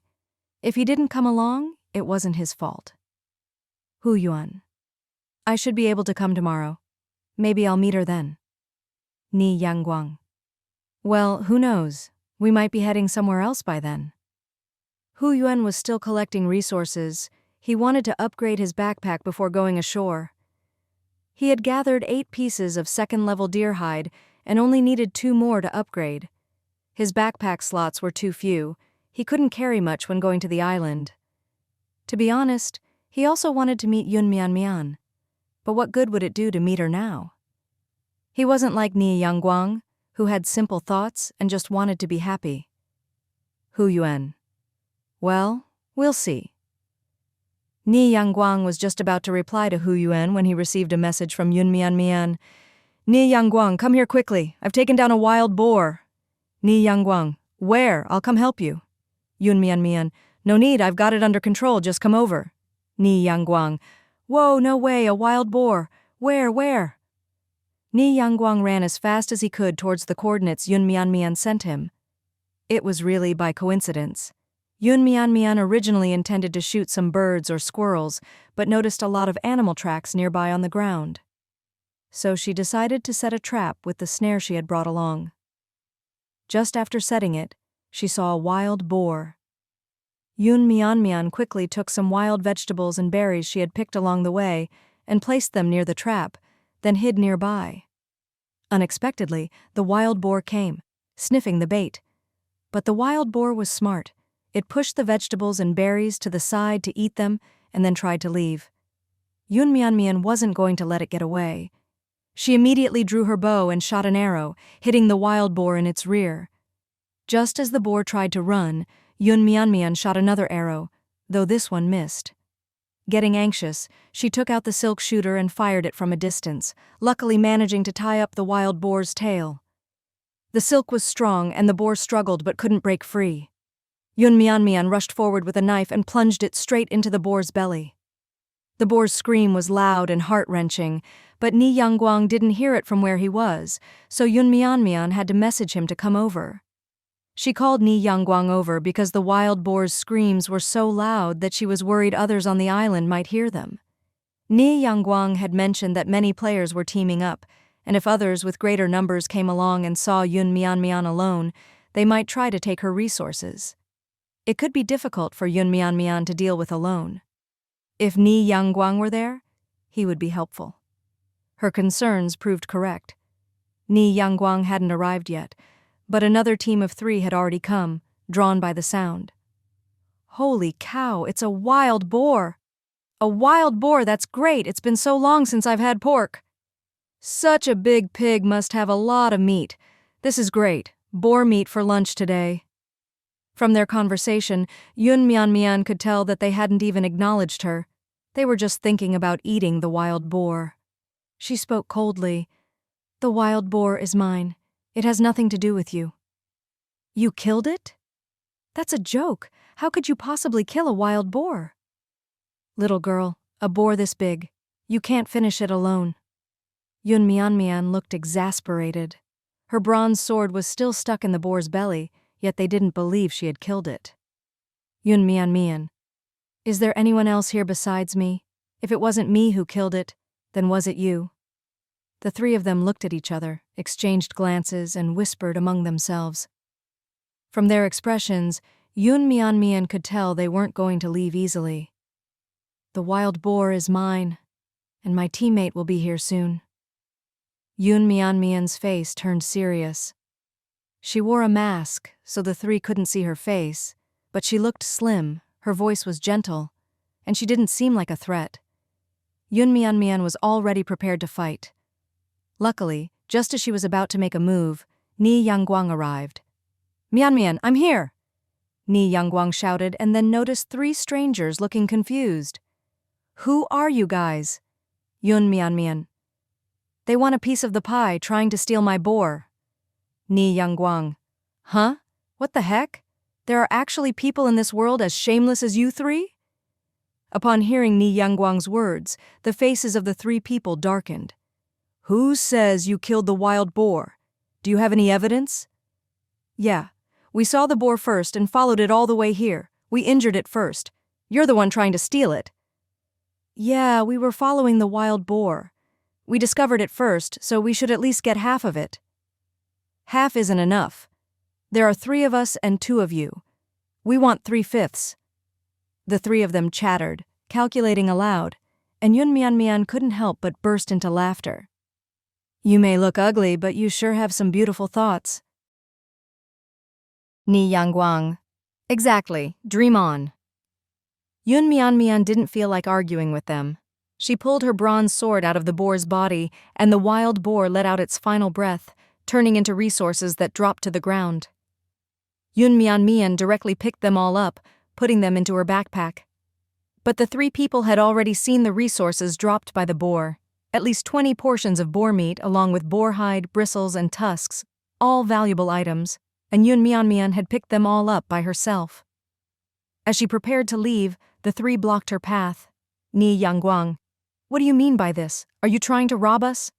Hand over half if you know what's good for you. Otherwise, don't blame us for being rude. Yun Mian. And what does rude mean exactly? The items are in my backpack. Think you can take them? This is a game. If we kill you, your items will naturally drop. The brutality of this survival game was evident at this moment. Over just one wild boar, these people were willing to kill.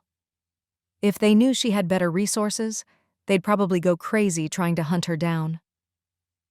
Yun Mian had always known that strength was important. Now she was more determined than ever to become stronger.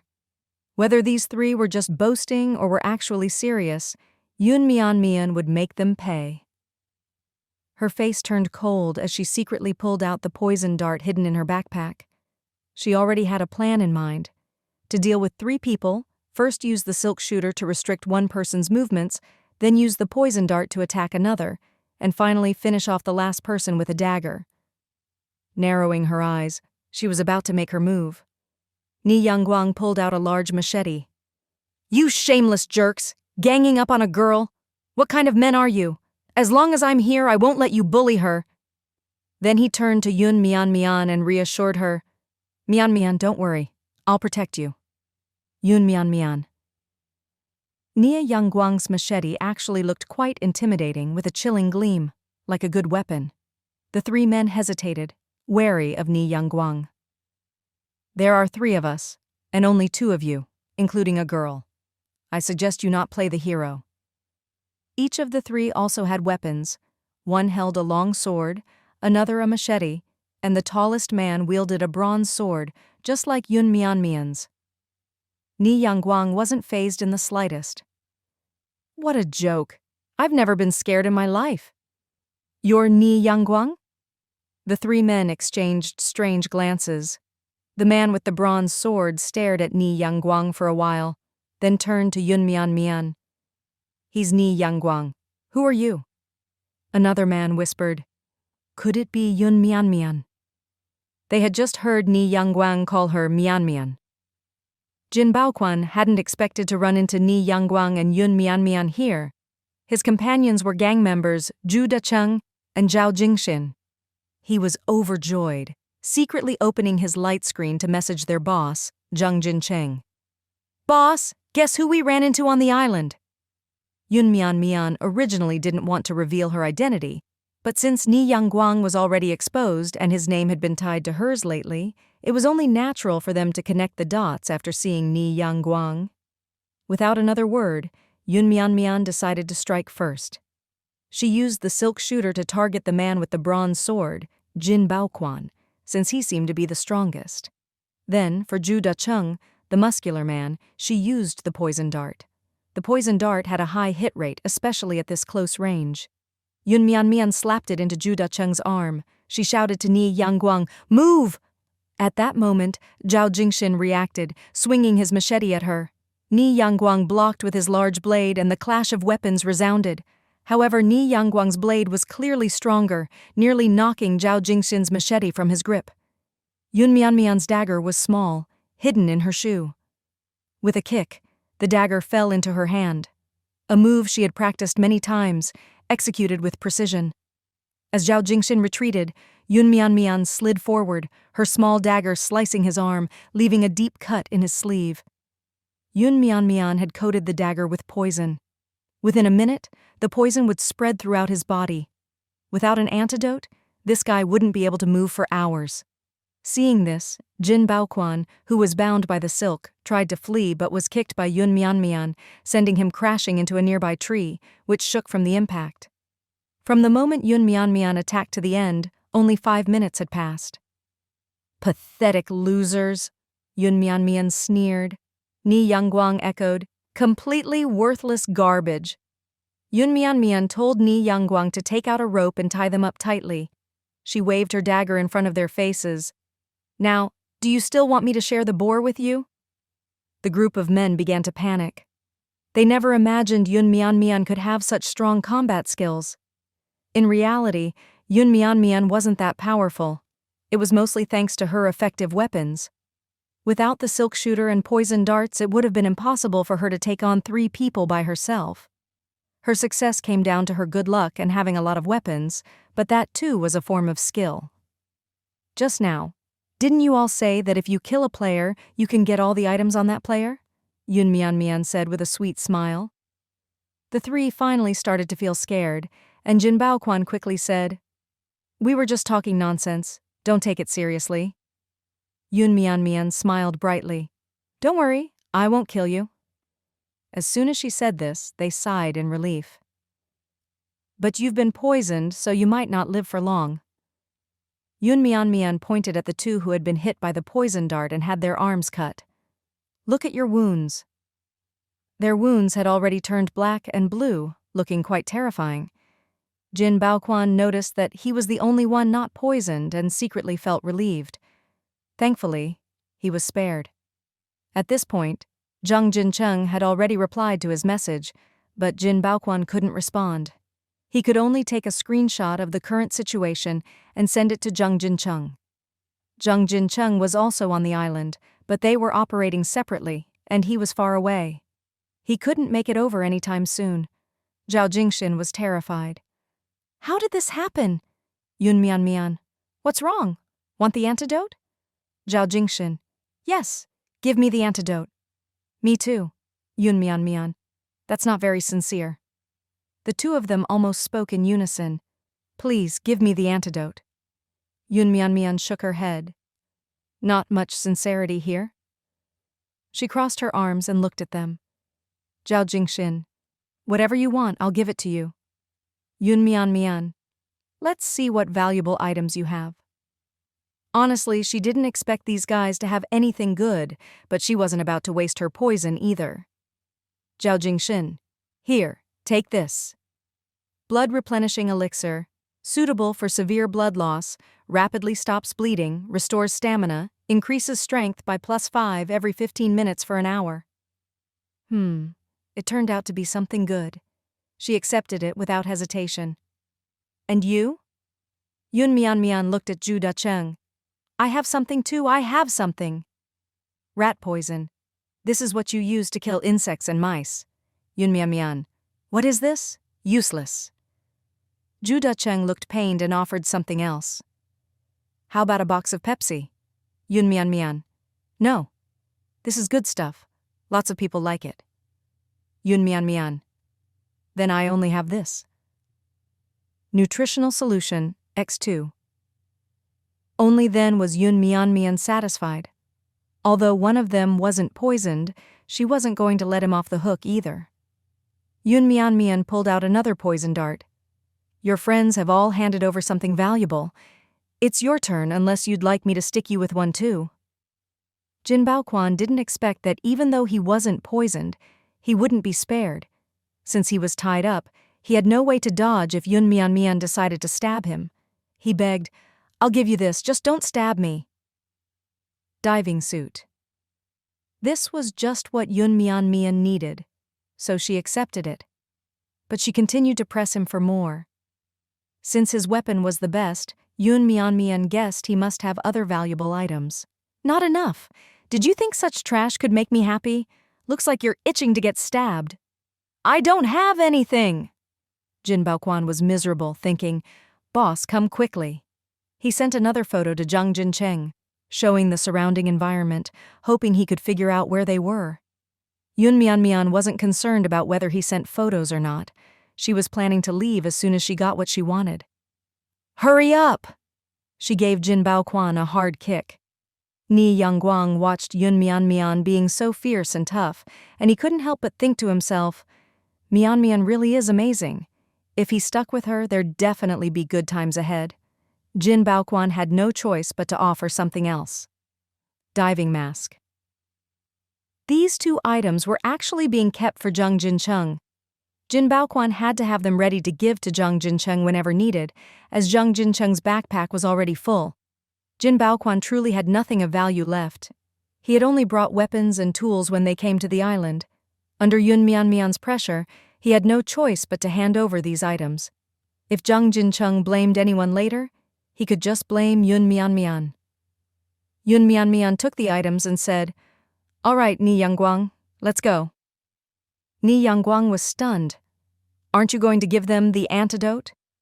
Give them the antidote? Waste of medicine. Let them wait here and die. Actually, after the poison acted, its effect would only last a few hours. Without the antidote, they'd just be paralyzed for a few days, not to the point of death. Yun Mian wasn't planning to waste the antidote on them.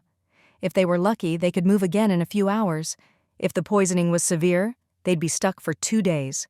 Please give us the antidote, we're begging you. Don't leave, you took our items, you should give us the antidote. Yun Mian, you're a liar. You'll get what's coming to you, you'll get your retribution.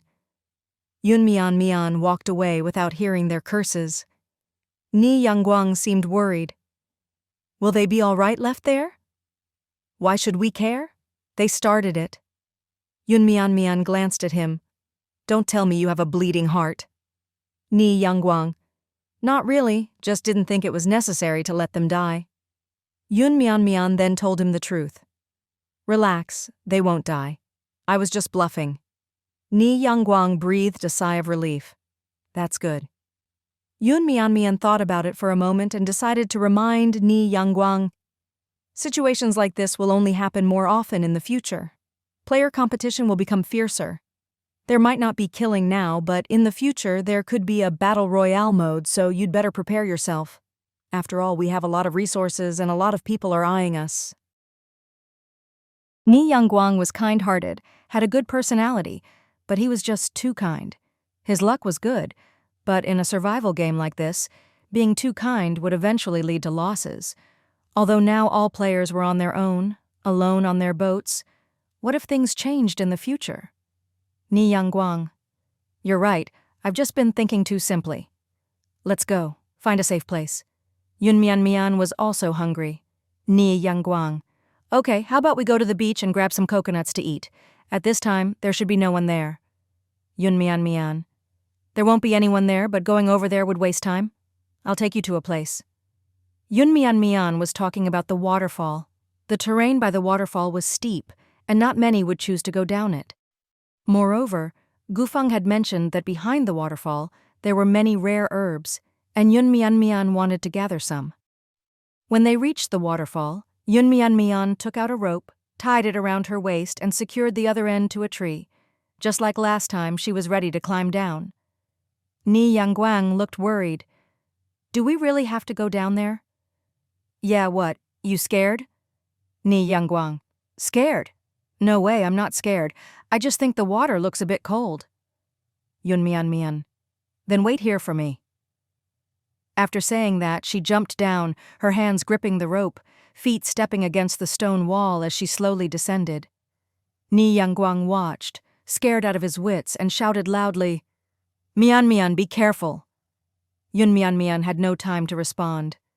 Ni Yangguang only relaxed when he saw her land safely.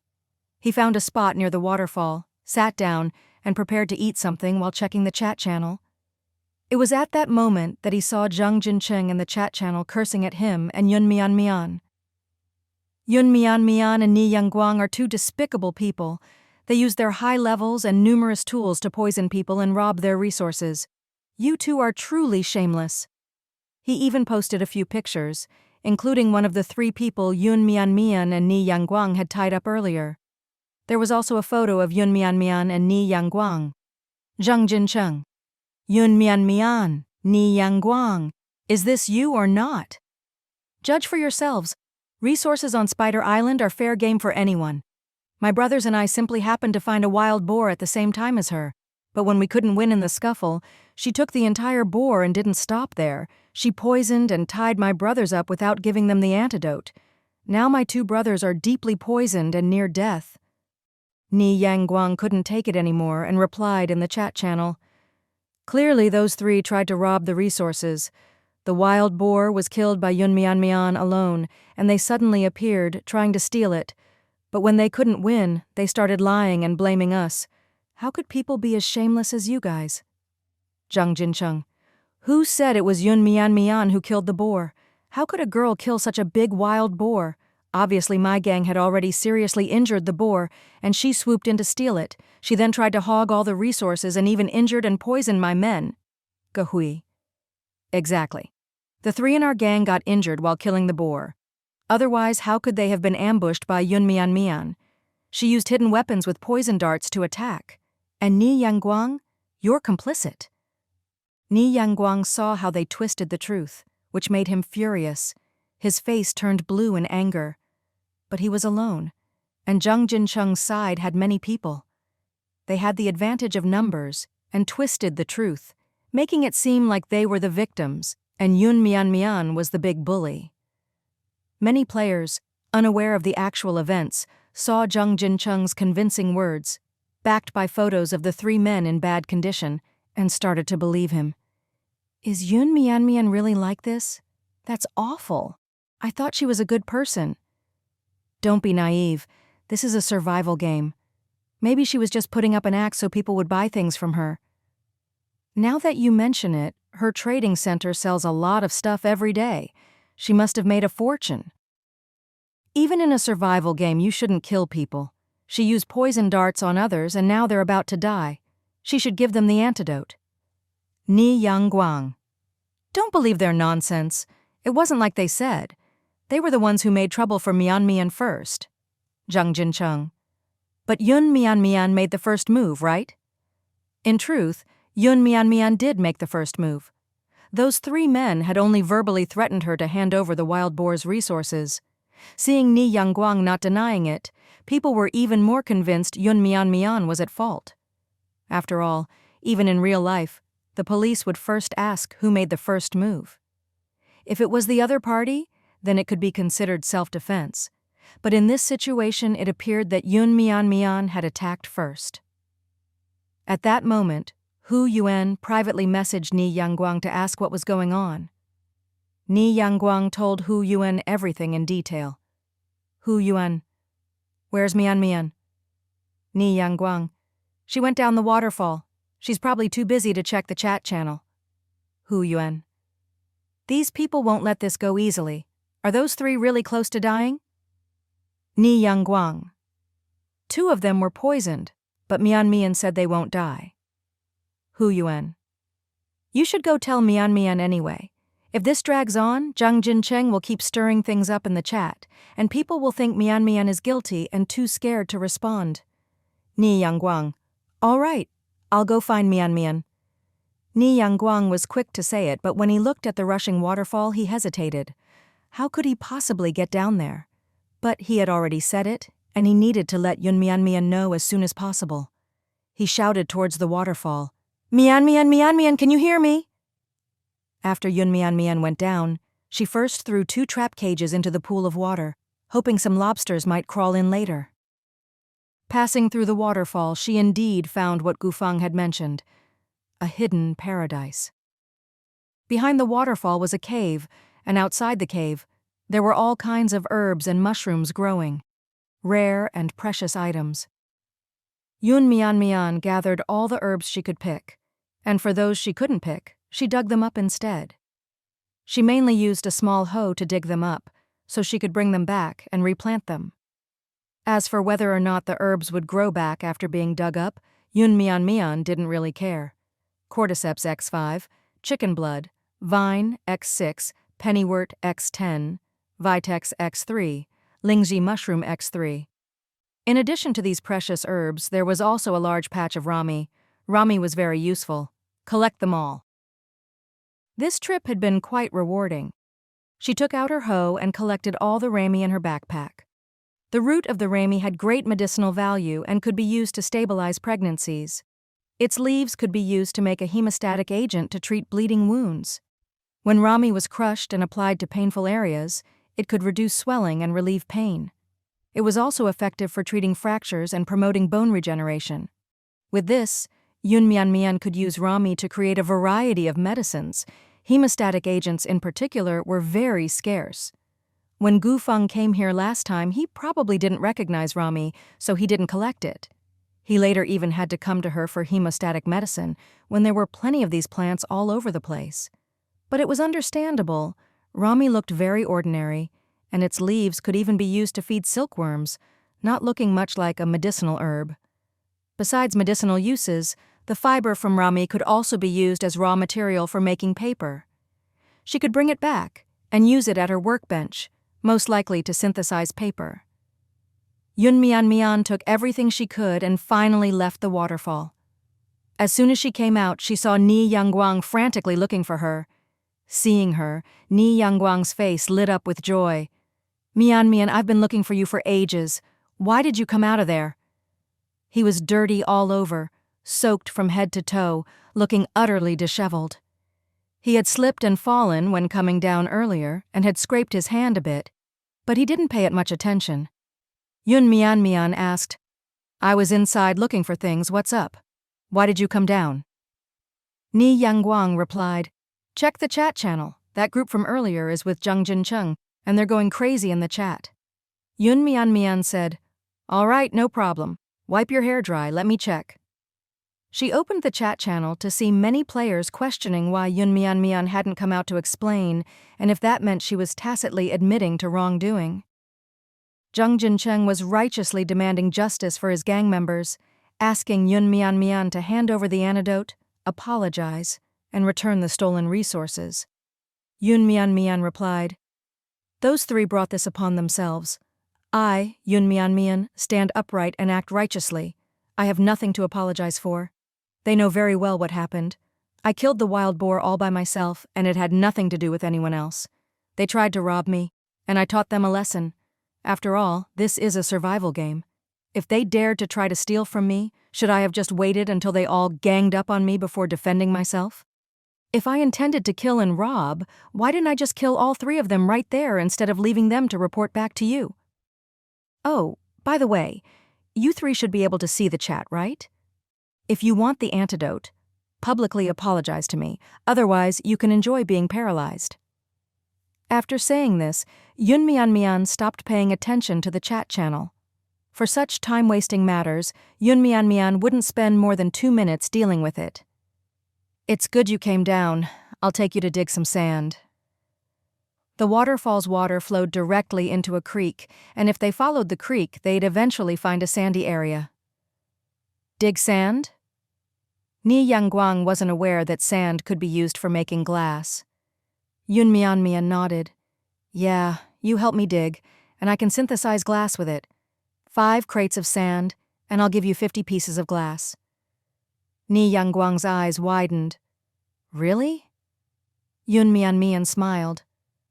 "Of course, but don't go around telling people about this.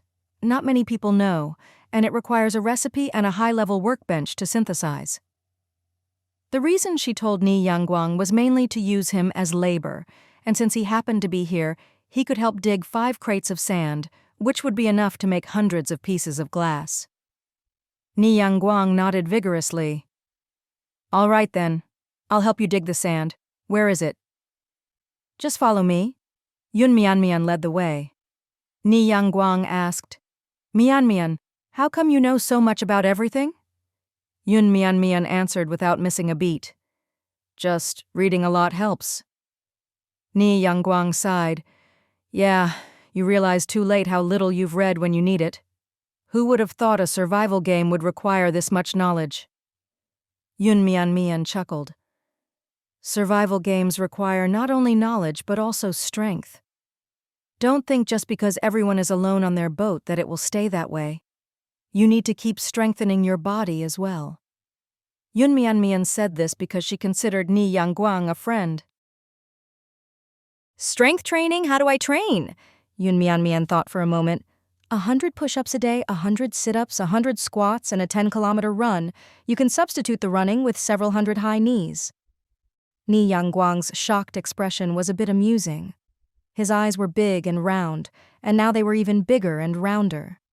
Yun Mian Mian said seriously, "That's how you become strong like One Punch Man." Ni Yangguang laughed bitterly. "I thought you were being serious." Yun Mian Mian smiled. "I am serious. I train every day too." Although her routine wasn't as intense. Ni Yangguang looked at his stomach. Back in high school, he played basketball every day and even had abs. But after starting university, he'd just play games in his dorm, and those abs were long gone. As they talked, they reached a spot for sand digging. "All right, let's start. Do you have a shovel?" "No, I only have a knife and an axe." Yun Mian Mian happened to have a few, so she gave one to him. "Let's begin." "But we haven't had lunch yet," Ni Yangguang said in a somewhat pitiful tone. He had been just about to eat earlier when he saw Zhang Jincheng's nonsense in the chat channel, so he put away his food and came down to look for Yun Mian Mian. It was only now that he remembered that he was still hungry. "Let's eat first." Yun Mian Mian found a clean spot, laid out a waterproof cloth, and sat down. The waterproof cloth was big enough for Ni Yangguang to sit as well. She took out a bowl of mixed seafood soup from her backpack, followed by a bowl of rice. The aroma was mouth-watering, the fragrance of the rice mixed with the freshness of the seafood, making one's stomach rumble in hunger. Ni Yangguang's eyes were glued to the food. He only had dry, grilled fish and instant noodles in his backpack. Originally, he thought the instant noodles were a luxury, considering they were in a survival game. But seeing Yun Mian Mian's meal, he couldn't help but feel envious. "Mian Mian, did you make this?" "Yeah, I used small cuttlefish, sea snails, mussels, and octopus to make the soup, added some mushrooms, and it turned out pretty tasty." The more Yun Mian Mian talked, the more Ni Yangguang's mouth watered. He wanted it so much, especially the warm rice. If he could pour the seafood soup over the rice, he could easily eat 3 bowls. Ni Yangguang remembered the half plate of sashimi Yun Mian Mian had given him before. It was so delicious that he still couldn't forget it. He looked longingly at Yun Mian Mian. Yun Mian Mian glanced at him. "Why aren't you eating?" Ni Yangguang sighed and silently took out his steamed bun and instant noodles. The instant noodles were pre-cooked, and when taken out of the backpack, they were warm and ready to eat. The taste wasn't bad, but it was definitely not as good as Yun Mian Mian's food. Ni Yangguang was too embarrassed to ask Yun Mian Mian for her food, so he turned away and finished his own meal while smelling the seafood soup. After they were done eating, they got to work. Yun Mian Mian and Ni Yangguang spent 3 hours shoveling sand, managing to fill 10 crates. Yun Mian Mian checked the time. It was about time to check the traps, so she took out a map and showed Ni Yangguang the way. "Ni Yangguang, if you follow the stream, you'll reach this point on the map. After that, head to the mining area."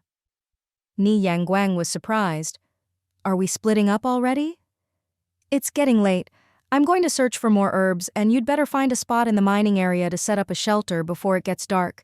Traveling at night would be tough." Ni Yangguang wasn't too keen on acting alone, but they had agreed on this beforehand. Besides, he did need to find iron ore. Otherwise, the trip to Spider Island would be for nothing. With Yun Mian Mian's help, the issue of glass was solved. If he could just get the iron ore, the trip would be worthwhile. "All right, just be careful on your own." Yun Mian Mian nodded. "If you come across anyone, it's better not to team up. Moving alone may be more troublesome, but it's also safer." If this had been earlier, Ni Yangguang might not have understood what Yun Mian Mian meant. But after the incident that morning, He understood the dangers of human nature. Some people would do anything to seize resources. Ni Yangguang said, "Got it." Yun Mian added, "If anything happens, message me. I'll reply if I see it." She thought for a moment, then added, "Oh, and if you see anything special, take a picture and show it to me. If I need it, you can collect it and exchange it with me later." Ni Yangguang replied enthusiastically, "Okay, got it." With that, the two parted ways. Their joint venture on Spider Island had come to an end, and it was time to act independently. Although moving together wasn't a problem, Yun Mian still preferred being alone. Between teaming up with Ni Yangguang and with Rong Yu, Yun Mian found it more comfortable to travel with Rong Yu. As she made her way back, Yun Mian opened her interface to check her messages. A lot of people had messaged her. Luo. "Are you okay? Did you get hurt?" Yun Mian. "I'm fine. Don't worry." Hu Yuan. "Even if Zhang Jincheng's group keeps pestering you, just ignore them. They're nothing but riffraff. Honestly, you should have just killed them and been done with it. Leaving them alive only causes trouble." Though those guys were terrible, they hadn't actually attacked her, so killing them wasn't necessary. Although this was a game, Yun Mian hadn't killed anyone before, and still had reservations about doing so. "No worries. I wouldn't have left them alive if I was worried." In the chat channel, opinions varied. Some people trusted Yun Mian, saying she was already a top player with so many resources that she had no reason to fight others. Besides, Zhang Jincheng's crew was known to be bad news. Others claimed Yun Mian was in the wrong for initiating the fight. Yun Mian glanced through the messages but didn't pay them much mind. However, she received messages from two strangers. It was Zhu Dacheng and Zhao Jingxin, begging for forgiveness. They didn't dare expose Zhang Jincheng in the chat, but they still wanted the antidote, so they had to privately beg Yun Mian. The poisoned areas of their bodies were stiff, and they felt awful, terrified that they might die from the poison. Yun Mian replied, "No sincerity at all. If you want the antidote, go to the chat and post 100 times. Yun Mian, I was wrong. I shouldn't have tried to steal from you. Please be the bigger person and forgive me." Yun Mian added, "If you don't have the antidote within an hour, you'll die. Apologize or die. Your choice." She believed they would make the right decision. No one would want to die if they had any sense. It didn't take long before Zhu Dacheng and Zhao Jingxin started spamming the chat channel. Seeing this, other players quickly figured out what was happening and started cursing Zhang Jincheng for being shameless. Yun Mian, however, wasn't satisfied. "Just posting isn't enough. You need to prove your identity. Otherwise, how will anyone know you two are the ones I poisoned? For all they know, you could be actors I hired." Zhu Dacheng and Zhao Jingxin had no choice but to comply. One of them posted a selfie, while the other posted a screenshot of their chat with Zhang Jincheng. This way, not only did they confirm their identity, but it also proved that these two had indeed falsely accused Yun Mian. They quickly posted the apology 100 times. The two of them then asked Yun Mian for the antidote. Yun Mian casually picked up some mud, mixed it with a bit of tree resin, and added some blackberries, kneading it into a large pill. She gave each of them one. "You must chew it. Don't swallow it with water or the effect will be halved. In 2 hours, the color of the poisoned area will lighten a bit. It will take at least 1 day, at most 2 days, to fully recover. The time depends on the individual. Those with poor health will take longer." Yun Mian made up the instructions and then ignored them. After all, they weren't going to die. After this incident, all the players came to know the true nature of Zhang Jincheng and his group. Zhang Jincheng lost all face in front of the players in the entire district. Many people came forward to denounce them, and many members of Zhang Jincheng's gang left the group. The players who had previously spoken ill of Yun Mian seemed to vanish, not daring to speak up. Ni Yangguang taunted them in the chat channel. "Where are those people who said Yun Mian and I were hypocrites? Why have they all become turtles hiding in their shells?" Yun Mian didn't care. She hadn't lost anything, and she couldn't control what others said about her. Getting scolded wouldn't make her lose a piece of herself. She thought it was better to spend her time gathering more resources on the island than arguing with others. That evening, Yun Mian found a towering tree in the forest near the waterfall and built a temporary shelter on it. First, she gathered some tree trunks, securing them in the middle of the large tree to make a platform just big enough for her to lie down on. Then, she used banana leaves to cover it. This way, she wouldn't get wet from the rain. Next to her, she tied a torch with vines to ward off insects and snakes. Once night fell completely, the entire forest became eerily silent. Yun Mian lay on the wooden platform, reviewing her gains from the day. Killing the wild boar yielded 22 portions of wild boar meat, 3 pieces of boar hide, 3 bundles of bristles, and 2 tusks. There were also a set of internal organs, including the liver and stomach, and a whole slab of fatty meat. Wild boar meat, low in fat and high in lean meat content. The meat is tender, fresh, nutritious, and can enhance beauty when consumed regularly. Boar hide, good warmth, retention, and durable, suitable for making clothing and bags. Boar bristles can be used to make combs. Boar bristle brushes are very useful daily items.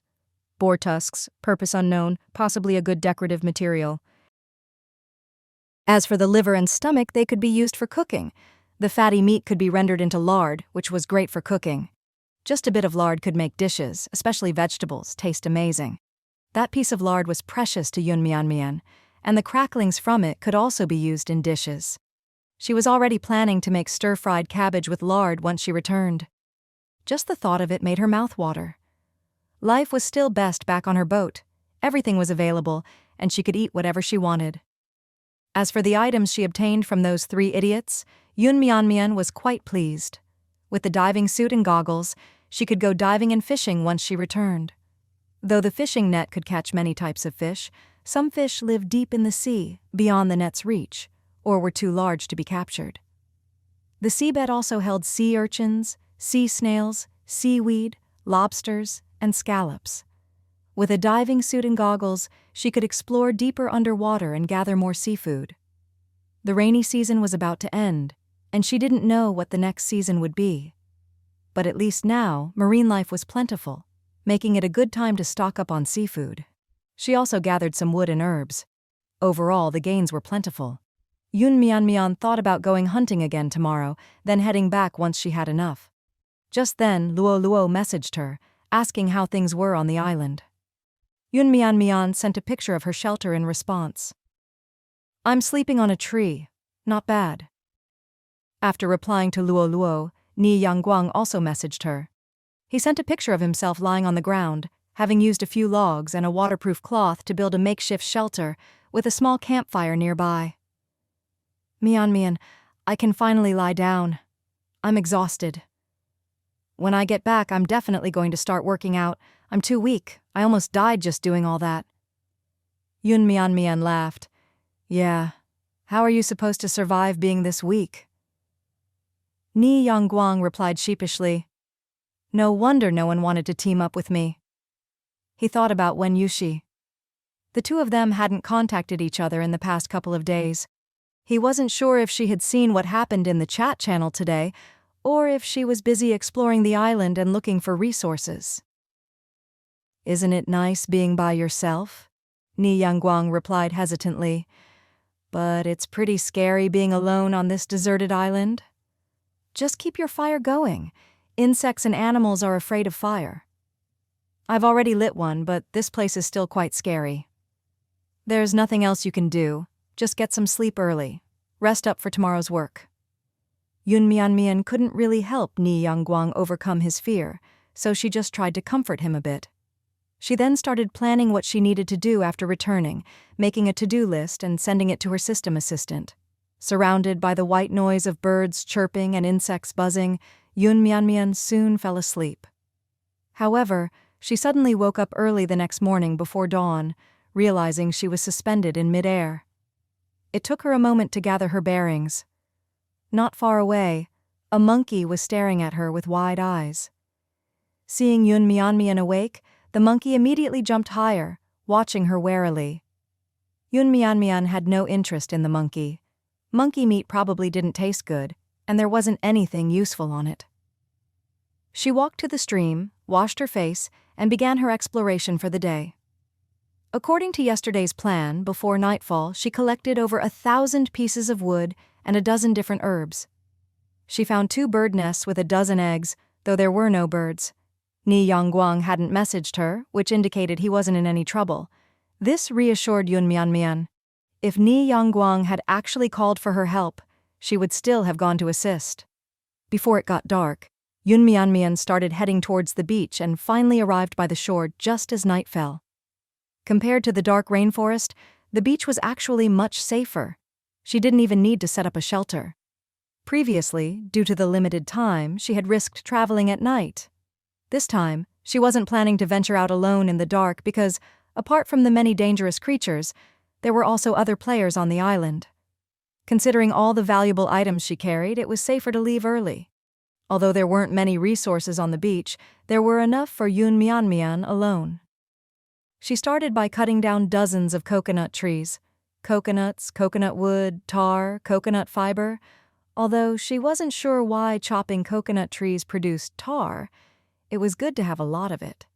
Since she had plenty of time this time around, Yun Mianmian wanted to collect as much as possible. The beach of Spider Island was much larger than Mushroom Island. After Yun Mianmian chopped down all the coconut trees, the beach became barren. Yun Mianmian happily looked over her recent gains. Coconuts X 158, coconut wood X 233, tar X 97, coconut fiber X 72. Pretty good. She continued to search for other things. Wearing a headlamp, she could still see clearly despite the darkness. Before long, she found crabs and clams on the beach.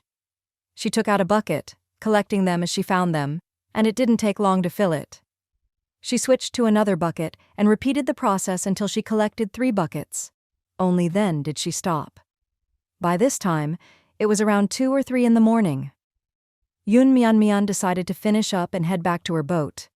She planned to leave the island the next morning, so now was a good time to return. Plus, she could still catch some proper sleep on her boat. She saw dozens of boats on the beach, and out of curiosity, she tried to board someone else's. Just as she expected, she couldn't get on. The system prompted her that the boat owner was not present, so she couldn't board. Only then did Yun Mianmian return to her own boat. It seemed she could only board another's boat if the owner was present. Whether this restriction was permanent or temporary, she wasn't sure. After a long day, Yun Mianmian returned to her boat. Xiang Yun, longing to take a bath and get a good night's sleep. She heated the water in the heater, filled the bathtub, and soaked for half an hour before getting out. It was incredibly relaxing. Life on her boat was certainly comfortable, much better than on the island. However, she still needed to go ashore frequently to grow stronger quickly. With all she had gained this time, she could trade for a lot of good items. After this trip, Yun Mianmian decided to exchange for some weapon blueprints, preferably special function weapons or hidden weapons. There was a lot to do tomorrow. She didn't even have time to sort her supplies before falling asleep. The soft mattress and warm blankets were truly the perfect lullaby. Yun Mianmian slept in and woke up naturally. It had been a long time since she'd slept that long. When she saw the time was already past 10, she was startled. That late already? Yun Mianmian stretched her arms. There were so many things to do today, she decided to skip making breakfast and just take something out of her inventory to eat. First, she rolled the dice. Number 5. An ordinary day. Yun Mianmian no longer felt disappointed when she got average numbers from the dice. She was used to it by now. She needed to sort out her supplies first. After 2 trips to the island and from the recent sales, her supplies had piled up to the point that she couldn't even keep track of what she had. There were also piles of things temporarily stored at the trading center. Yun Mianmian needed to prioritize sorting out the important blueprints and tools. The rest she would put up for sale. It was a huge task. Previously, fire pits and oil paper umbrellas were left to Ni Yangguang and Hu Yuan to sell, and she just took her share of the profits. Now, everything was listed in her store at the trading center. The profits she earned were also kept by her. Since she had promised Ni Yangguang and Hu Yuan a share of the profits, she needed to sort everything out and distribute the good items to them. She also needed to distribute materials like wood, iron ore, and glass to the players she had partnered with. The more she earned, the busier she got. Looking at her enormous wealth, Yun Mian suddenly felt a little overwhelmed. It seemed like it was indeed too much. But she couldn't upgrade yet. She was like a hoarder. After spending half the day organizing, Yun Mian finally extracted herself from the piles of materials. She decided that she needed to delegate some of her workload. A successful merchant shouldn't have to do everything themselves. Yun Mian made up her mind. She would open a branch shop and only sell medicines and quality goods herself, leaving everything else to Ni Yangguang and Hu Yuan. Otherwise, she'd work herself to death. She immediately messaged the group chat of the big spenders. "Are you guys around? Let's divide the supplies and discuss something." Ni Yangguang replied, "I'm here. I've been lying down to rest since I got back. I'm exhausted." Hu Yuan said, "Go ahead. You two each get 10% of the supplies. I'll send you a list of the items. If there's no issue, I'll trade them to you." Since Yun Mian had taken over the entire business, she got 80% of the earnings. Though she made more money, she was also incredibly busy. She'd rather earn a bit less. Yun Mian posted the list of sorted materials in the group. After reviewing it, both of them said it was fine. Yun Mian then brought up the second matter. From now on, daily necessities and miscellaneous items will be handled by Hu Yuan, clothing will be handled by Ni Yangguang, and I'll handle the medicine and high-quality goods. Otherwise, I have too much inventory here and I can't organize everything myself. After I give you your shares, I'll note it in my trading center. Anyone who wants to buy other items should come to you.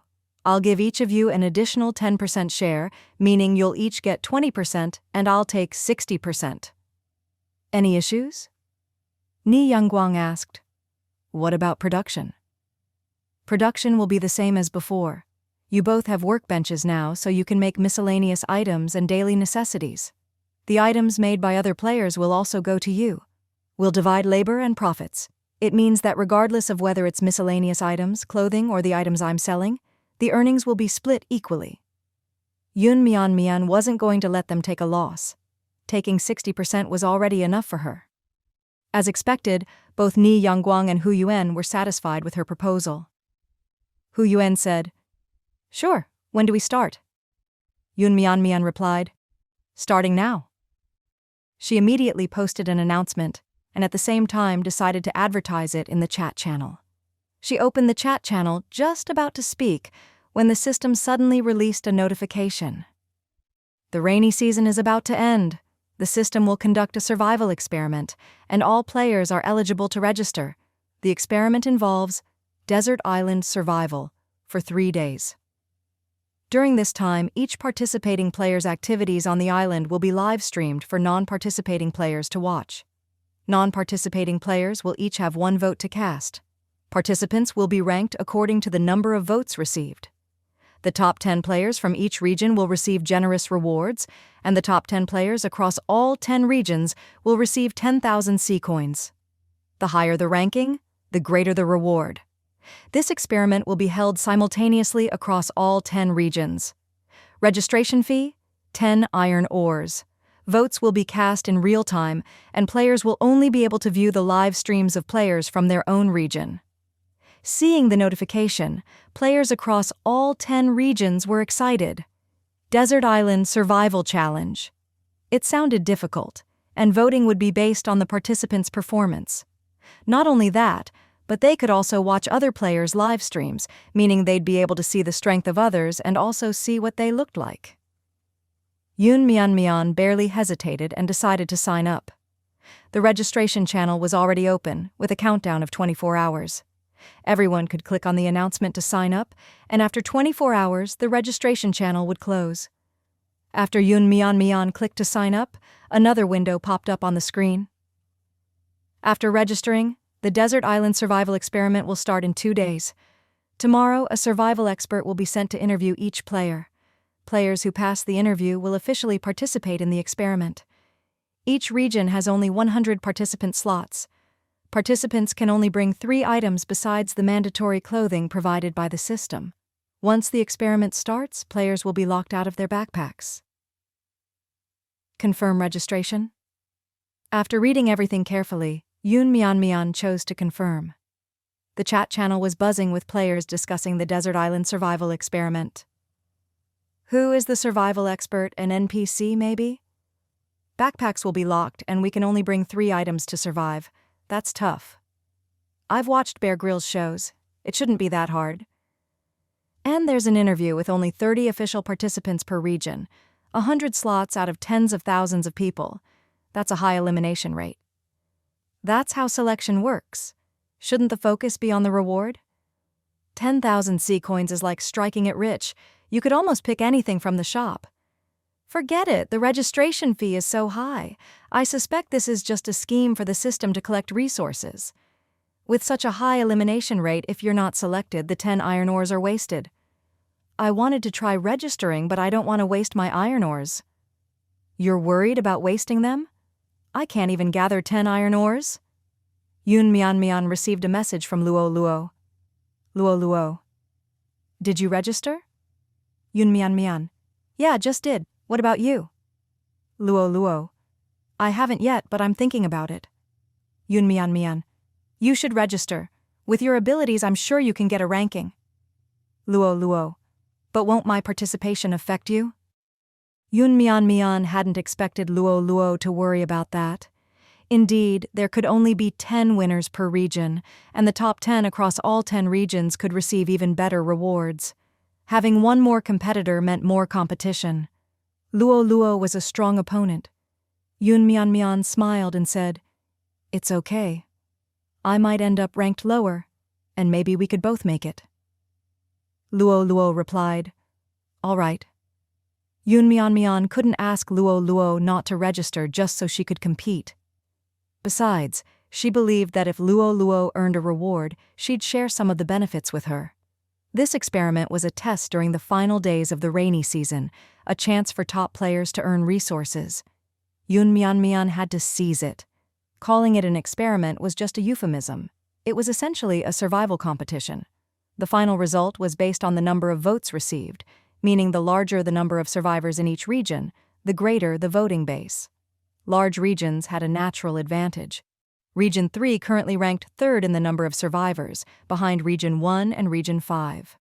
After all these days, Region 3 now had 61,000 survivors, 2,000 fewer than at the last count. Conservatively estimated, Region 1's count should be 73,000 people. Region 5 probably had 63,000. Region 5 was still manageable with only 2,000 more survivors, but Region 1 had over 10,000 more. This meant Region 1's top players had a much better chance of ranking in the top 10 across all regions. Yoon Mian had previously speculated that having more survivors in her region would be beneficial, and it turned out she was right. It seems the more people survive, the more a district can become a major district, and the advantage of a major district will gradually become apparent. Moreover, if you want the majority of people in the same district to vote for you, besides strength, you also need popularity. This is where contribution points come into play. In the afternoon of the next day, when the time was up, the total number of people who registered in Region 3 was announced. A total of 3,163 people signed up. That's about 1/9 of the total population. This number was higher than Yoon Mian expected. It seemed there were still quite a few strong players in Region 3. Especially after Spider Island opened, iron ore became less scarce. Even if you couldn't find iron ore on Spider Island, you could trade for it with other resources from those who found it. After Yoon Mian returned from Spider Island for the second time, she saw someone post on the forum that iron ore wasn't just found in the spider cave. Some could also be found beneath the mountain vegetation, and with luck, people had dug it up. This was shared by someone willing to post it. Others might have found it and chosen to stay quiet. In other districts, many people signed up as well. Region 1 had 8,000 registrants. Region 2 had 3,000. Region 4 had 2,000. Region 5 had 3,800. Region 10 had 3,100, while the other districts had just over 2,000 each. Each region would have only 100 official participants. Yoon Mian's goal was to reach the top 10 in the entire region, which meant she had to be in the top 10 out of 1,000 participants. Thinking about it now wouldn't help, so it was best to wait for the survival expert's arrival. Yoon Mian was paying much more attention to the chat channel these days. She originally planned to go diving to fish in the ocean over these 2 days, but now she had no time. Fortunately, she had delegated the work of the trading center to Hu Yuan and Nie Yangguang, so she no longer needed to spend a lot of time each day working at the workbench. She monitored the chat channel because useful information could pop up at any moment. Just earlier, someone in the chat channel said they saw a man paddling a kayak in the sea, heading toward their boat. Everyone speculated that it must be the survival expert arriving for the interview. But after waiting for a while, that person didn't post any more updates. Instead, other people also reported seeing the person on the kayak. Yoon Mian went to the 3rd level of her cabin and used binoculars to check. Sure enough, there was a man paddling a kayak in the distance. Yoon Mian couldn't help but feel relieved. Luckily, her luck today was good. It was number 6. Blessed day. With good luck, she had confidence. Yoon Mian quickly tidied up her boat, prepared some fruits and food, took out her newly made grill, and took wild boar, crocodile meat, tuna, and squid from her backpack. She also picked strawberries and watermelon from her garden. For the wild boar, she chose the best pork belly, sliced it thinly, and prepared it for grilling. The crocodile meat was from the crocodile's paw, more tender and gelatinous, and it was stewed with fresh vegetables, producing an incredibly fragrant dish. The tuna and squid were turned into a sashimi platter, served with her specially seasoned dipping sauce, looking crystal clear and perfect for whetting the appetite. The strawberries had just ripened, giving off a unique fragrance. The watermelon wasn't large, but the inside was a deep red, looking as beautiful as a ruby when cut open. With everything ready, all she had to do now was wait for the survival expert to board. Oh no, after the survival expert boarded my ship, he looked disgusted and left after just 2 minutes. What does this mean? Did I not pass? Oh my God. As soon as the survival expert came on board, he said he was thirsty and hungry, having been adrift for a week, and asked me to prepare something tasty for him. I'm surviving on bread and water myself. Seriously, that's so tragic? Ha ha ha ha ha, my survival expert was really nice and taught me some survival skills, telling me to perform well. Wow, you're so lucky, you got taught skills. Since they're survival experts, of course they're proficient in survival skills. What do you have to do for them to teach you? Tell us in detail. I didn't do much, I just complimented him, said he was tall, handsome, and had a great figure. I asked how he got in such shape. But the survival expert who came to me looked old and skinny, and smelled bad too. He was like a castaway finally rescued, and yet he was so picky. Though there didn't seem to be much information, Yoon Mian still gleaned a few tips. The survival experts were not all the same. You had to gain the survival experts' favor to have a chance of learning a skill from them. Some survival experts were friendly, while others were eccentric, so you needed to adapt accordingly. Half an hour later, the kayak stopped next to Yoon Mian's big ship. Yoon Mian finally got a clear look at the survival expert coming to interview her. He was tall, with long legs, wearing a waterproof jacket and a woolen hat. He was a foreigner with blonde hair and blue eyes, and he looked at Yoon Mian's big ship with interest. Your boat isn't bad. He spoke in English, but Yoon Mian understood. Her ship was quite tall, so she let down a rope to let the survival expert come aboard. Hello, my name is Yoon Mian. How should I address you? Just call me Blake. All right, Blake. You've been drifting at sea for quite some time to find me, right? I've prepared food and fruit. Let's see if it suits your taste. Blake's eyes lit up. He was indeed thirsty. He wasn't hungry, but seeing the feast Yoon Mian had prepared for him, his appetite quickly returned. Not bad. Yoon Mian sighed in relief. It seemed that her preparations had paid off. Please sit down. Would you like some tea or milk? Yoon Mian remembered she still had some green tea. Blake was taken aback, as if he hadn't expected even a choice of drinks. He had just come from interviewing another player. Although the last player's conditions were pretty good compared to Yunmian's, it was like night and day. Milk is fine. All right. Would you like it heated?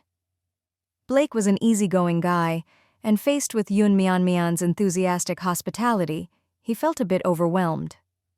No, it's fine. The milk wasn't in her backpack. She kept it in a cool storage room. Before leaving, she said to Blake, "Feel free to eat whatever you like, and as for the barbecue, would you like me to do it, or would you like to do it yourself?" Blake replied, "I can do it myself." He was used to grilling meat outdoors, but Yunmian had a special grill, with a charcoal fire underneath and an iron net on top. The meat was cut perfectly, showing beautiful marbling, clearly of excellent quality. All he needed to do was place it on the grill and cook it for a while before it was ready. There was also dipping sauce on the side. Blake was already salivating. He put the meat on the iron net, then picked up a piece of tuna sashimi and dipped it in the sauce. Oh my! This flavor! It even had wasabi! It was incredibly delicious. Blake's eyes lit up. His green eyes were filled with excitement and emotion. He loved wasabi. This was simply the most delicious food he had ever tasted. Blake was so moved that he almost shed tears. The rich and spicy flavor exploded in his mouth, and he couldn't help but eat 2 more pieces. The squid sashimi was also wonderful, crisp and fresh, with no fishy taste at all. By this time, the grilled meat was ready. Having focused on the sashimi, he had forgotten about the meat. As a result, the wild boar meat had turned a golden brown on the outside with a slightly charred crust. The fat had dripped down onto the charcoal, making the flames leap up. He quickly grabbed it off the grill and took a bite while it was still hot. Wild boars were active creatures, meaning their meat had lower fat content. But Yunmian had chosen a piece of pork belly, perfectly marbled with fat. The distribution of the fat was just right. Though it was a bit hot, the texture was perfect. Despite being grilled for a while, the meat remained tender, juicy and flavorful, with a hint of sweetness. Even without additional seasoning, it was delicious. Yunmian returned, setting down the milk in front of him. "Blake, here's some dipping sauce. The grilled meat is even better with it." There was a small dipping dish hidden behind the fruit. Yunmian had prepared a dry spice blend made from salt, chicken essence, and herbs. Blake picked up another piece of meat, dipped it lightly, and took a bite. "OMG, this is amazing! I've never had such delicious grilled meat." The aroma of the herbs brought out the best in the meat, enhancing its flavor. With a little saltiness added, his taste buds experienced an incredible combination. "Wonderful." Yunmian smiled. "I'm glad you like it. Here, have some milk. You must be thirsty." Blake looked at Yunmian, his eyes glistening. "You're too kind. I don't know how I can repay your hospitality." Yunmian replied, No worries. As long as you're enjoying yourself, that's all that matters. I haven't had guests for a long time, and I'm already very happy to have you here." Blake shook his head. "Oh, no. I've eaten so much of your wonderful food, so please let me give you a gift in return." Yunmian was full of anticipation, waiting for Blake to teach her survival skills and share his experiences. Instead, Blake pulled a red cloth horse out of his jacket pocket. "I'm giving this to you. It's a Dala horse, a lucky charm my family gave me. It represents knowledge, loyalty, strength, and nobility, and it also brings good luck." Yunmian was taken aback. Blake's expression was very serious, and it seemed like this was a very important item to him. Yunmian said, "This gift is too valuable. Since it's from your family, I shouldn't accept it. It must hold your family's blessing, and it could serve as a way for you to remember them." Blake insisted, "Yes, that's true. But this is the most important item I have, and I want to give it to you to show my gratitude." Seeing Blake so insistent, it felt wrong for Yunmian not to accept it, so she took it. "Then I'll accept it." She suddenly paused. It turned out to be a real treasure. As soon as she took it, a description popped up. Dala horse, a lucky charm from Sweden, filled with family's love and blessings. After use, Luck plus 3. Yun Mian Mian had been in this game for so long and had never seen anything that boosted her luck stat. Oh my gosh, this was a jackpot. Yun Mian Mian was overjoyed. She had almost turned it down. She was so glad she accepted it. This was something that increased her luck. Yun Mian Mian used it immediately. Now her luck stat should be almost unbeatable compared to others. Blake looked pleased when he saw how much Yun Mian Mian liked the gift. Earlier, when she hesitated to accept it, he thought maybe she didn't want it. Yun Mian Mian said, "This is a wonderful gift. I really love it." "Glad to hear that," Blake replied with a big smile, showing 8 of his pearly white teeth. Yun Mian Mian blinked and said, "Would you like to stay a bit longer? There's still so much food left and you haven't had much. I can prepare a feast for you for dinner too." NPCs often carried treasures, and Yun Mian Mian wanted to see if she could get more. Blake had a lot more interviews to conduct, but faced with Yun Mian Mian's enthusiastic invitation, he was tempted. There was indeed a lot of food left, so why not stay and eat some more? After all, he hadn't had proper meals for a while. He'd been surviving on an island for a month, often going from feast to famine. Blake cleared his throat and glanced into the distance. All right then. Let those waiting for the interview wait a bit longer. He could just go to them later. After all, he wasn't the only interviewer. You don't mind if I sit down and eat with you, right? I think eating alone isn't as enjoyable. 2 people dining together is more fun. Of course, I don't mind. You're absolutely right. I've been close to dying of boredom eating alone lately. God knows how I got through these days, Blake said, delighted that Yun Mian Mian would join him. All right, wait a moment.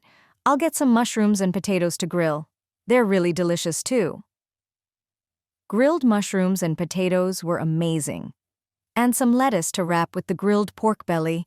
It wouldn't be much different from having a barbecue in the real world. Blake couldn't help but sigh. This kind of life is really comfortable. But the next moment, he straightened up and looked serious. But we can only enjoy this occasionally. I can't forget my pursuit. Surviving in the wilderness and pushing my limits is my real goal. Yun Mian Mian brought 2 types of mushrooms, 2 potatoes, and a handful of lettuce. After washing them, she put them in a bowl and brought them over. She decided to handle the grilling herself. The taste was much better than Blake's attempt. After all, Yun Mian Mian's cooking proficiency had reached level 40. With her cooking, the food had a special buff. It made people feel happier and more relaxed. Blake got hungrier and more emotional the more he ate. This is so good, so delicious. It's even more flavorful than before, juicier and more... Blake ran out of words to describe it, but he had already conveyed his meaning. Yun Mian Mian smiled. If you like it, eat more. Blake nodded while eating. Yun Mian Mian was grilling so quickly that he couldn't keep up. During this time, Yun Mian Mian kept chatting casually with him. Blake, do you know what kind of island we'll be heading to for this survival challenge? You have a lot of experience, so you must be familiar with the terrain and environment of islands. Blake thought for a moment. This time there are several islands. Yun Mian Mian asked. Really? Then do you know what the island for Zone 3 is like? That I can't tell you, Blake said with a playful smile. Yun Mian Mian didn't press him. All right, but what about the 3 items we can bring for the survival challenge? What do you think is best to take? Blake replied. Fire is essential. Next, something for defense or chopping wood. The last item depends on what you value most. Yun Mian Mian thought to herself that Blake's opinion matched her own. Her main goal was to get a good ranking. If she wanted to earn the approval of other players, she had to stand out. In those 3 days, if she could live better than the others, her gathering and cooking skills would be very useful. Acquiring food and cooking well would be very important for her. If she wanted to ensure she ate well, what would be the most practical thing to bring? Of course, it would be good cooking utensils. Yun Mian Mian had an idea. As for fire, how about a lighter? A lighter is convenient, but I think a fire starter is more reliable. Yun Mian Mian had never used a fire starter. She hadn't seen it in the trading center, but it was available in the store, and it wasn't cheap. It cost 10 sea coins for one fire starter.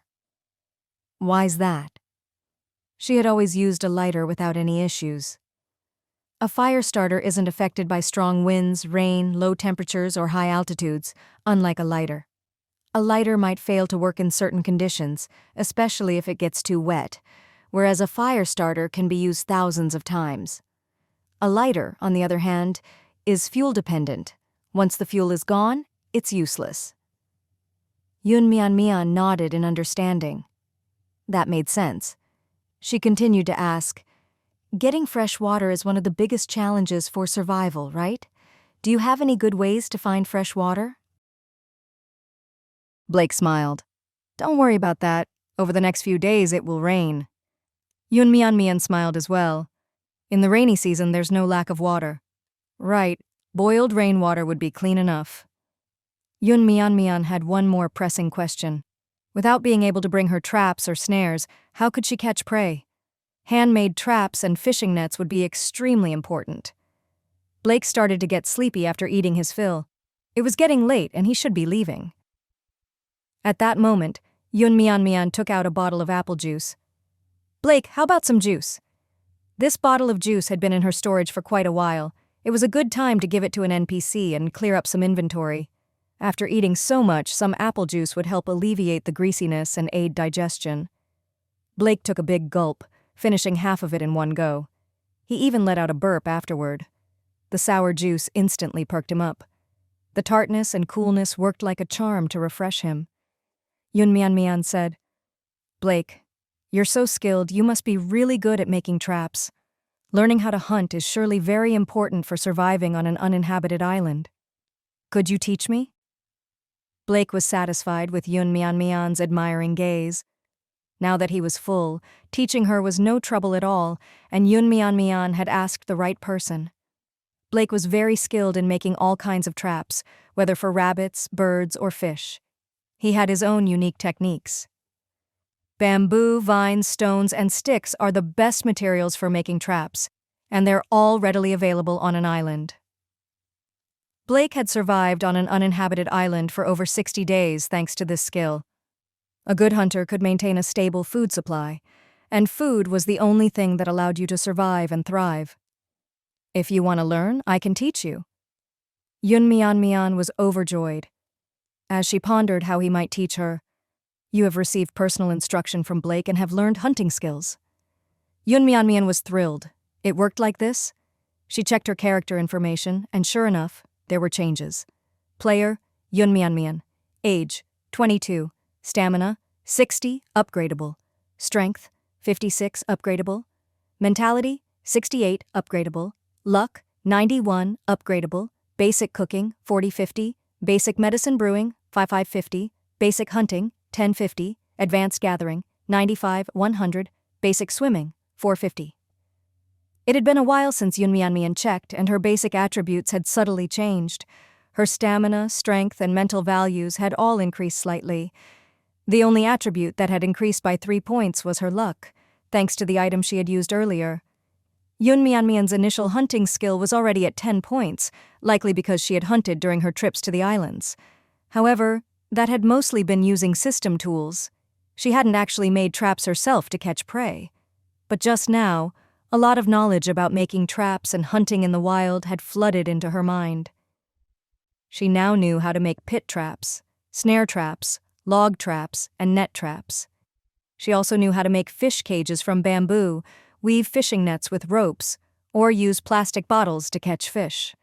Learning all this new knowledge made Mian very happy.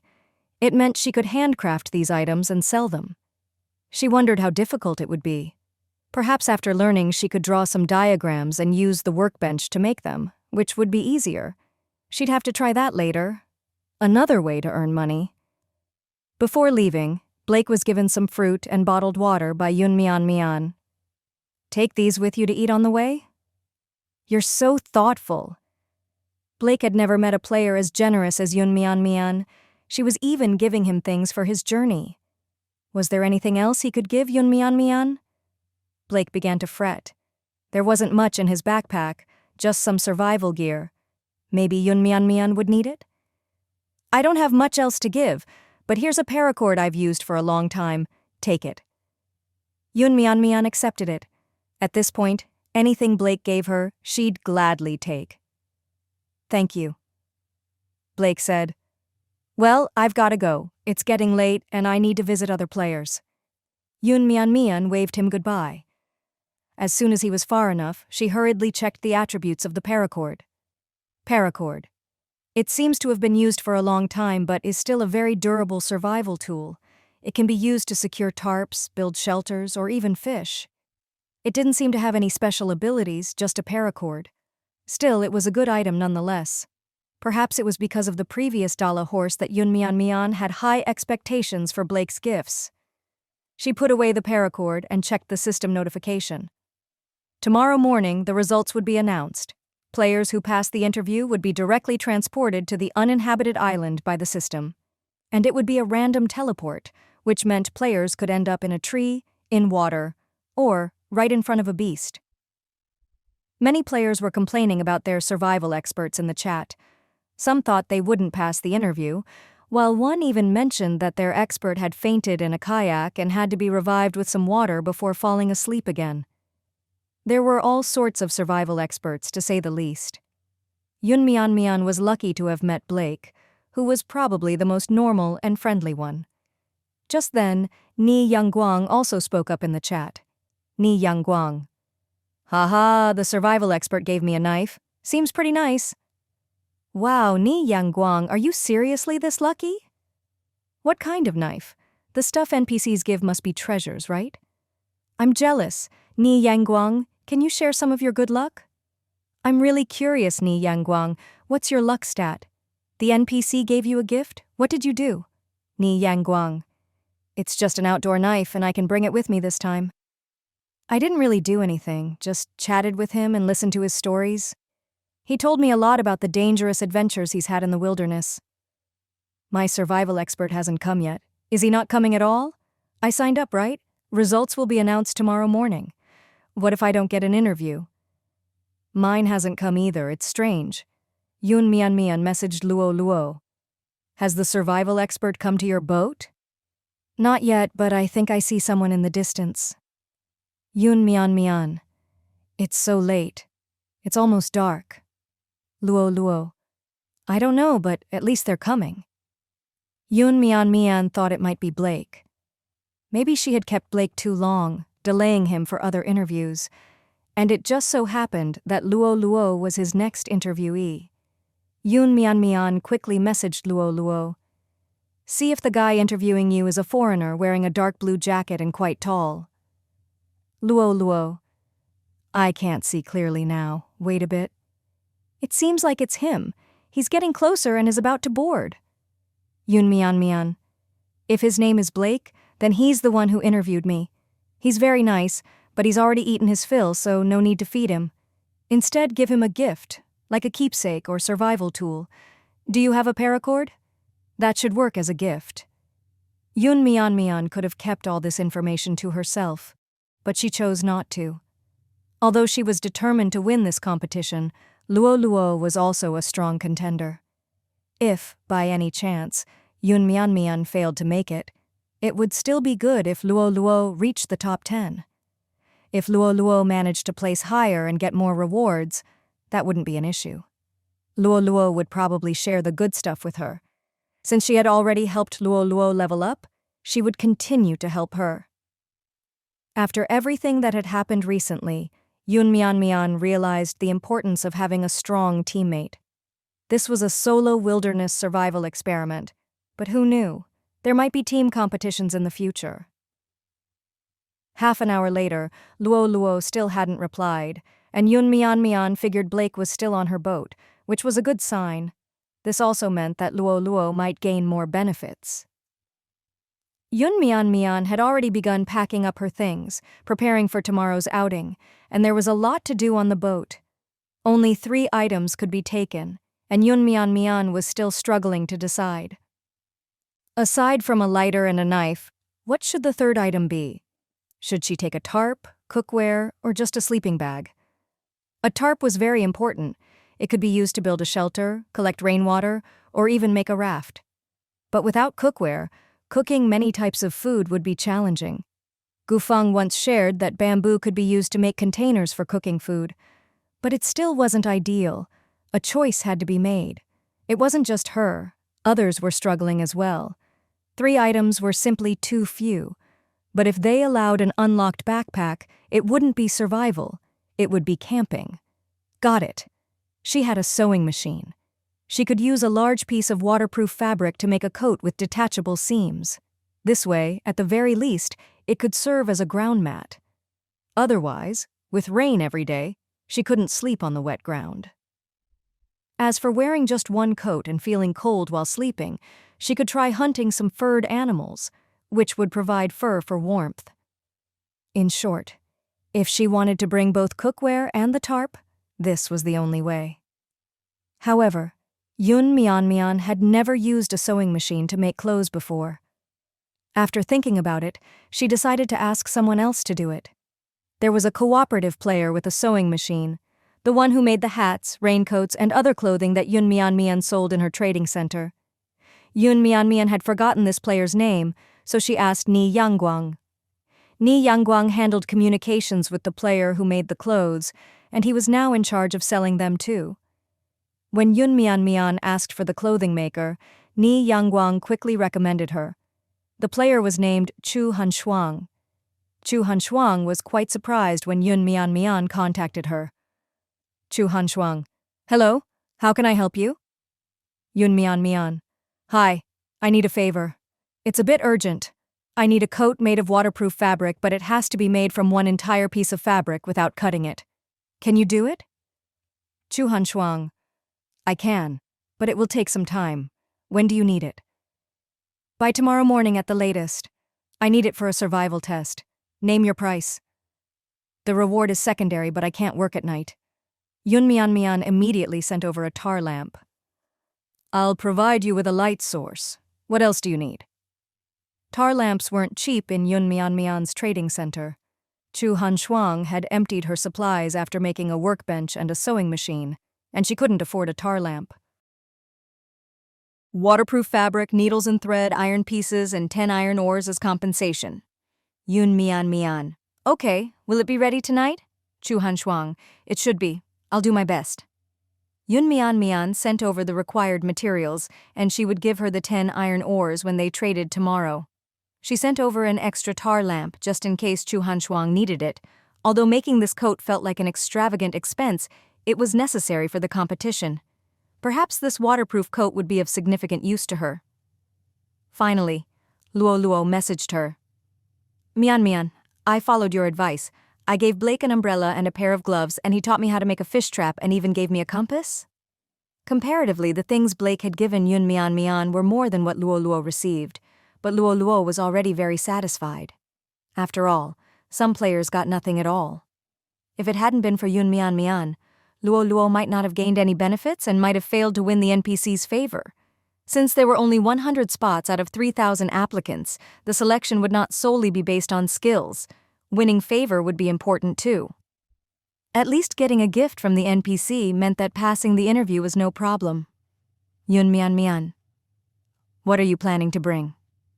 Luo: "Aside from the fire starter, I'm bringing a knife and a bow." A bow was excellent for hunting. Some animals could only be hunted from a distance. Yun Mian also considered bringing a bow, but her archery skills were average at best. For this kind of test, she had to play to her strengths. Her strengths were gathering and cooking. And now, having learned to make traps, she could hunt without needing a bow. Yun Mian: "It'll rain for the next few days. Be sure to wear a waterproof jacket with a hood. If you don't have one, get one quickly." Luo: "Okay, I have one." Yun Mian: "Good luck. Hopefully we'll both make the top 10 in the entire district." Luo: "Yes, let's do our best. If I get a reward, I'll split it with you." Yun Mian: "We'll see."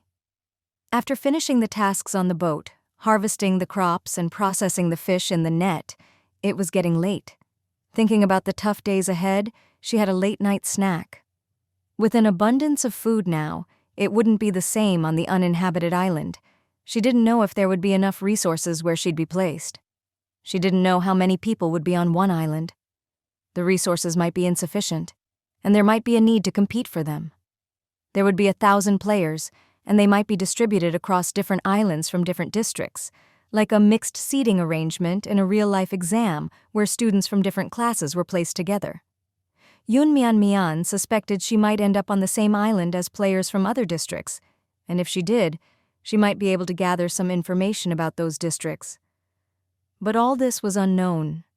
Tonight, it was better to sleep early. In the next 3 days, there might not be much time for sleep. She hoped for some good luck tomorrow. When Mian woke up, she found that it was storming outside the cabin, and the temperature had dropped significantly compared to previous days. The 27th day of the calendar at sea. Weather, storm, temperature, 4°C. It was already cold before, usually around 10°C, but now it was freezing during the day, and it would likely drop below 0 at night. Mian knew this wasn't good. The weather was bound to get even colder after the rainy season, and it was already beginning.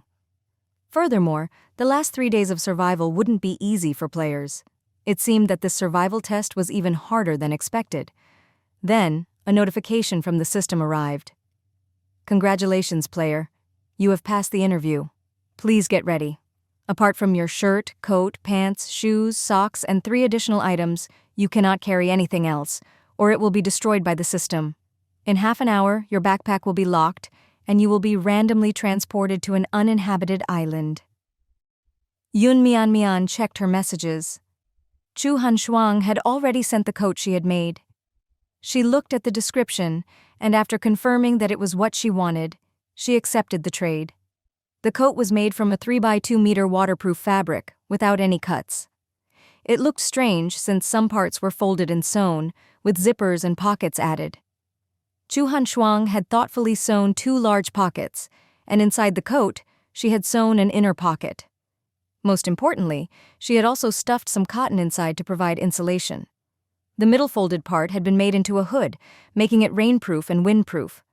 Although the coat wasn't very fashionable, it had all the functionality Mian needed. Mian was very satisfied and sent Chu Hanshuang some fresh cabbages she had just harvested the night before. She had harvested too many and couldn't finish them all before they spoiled.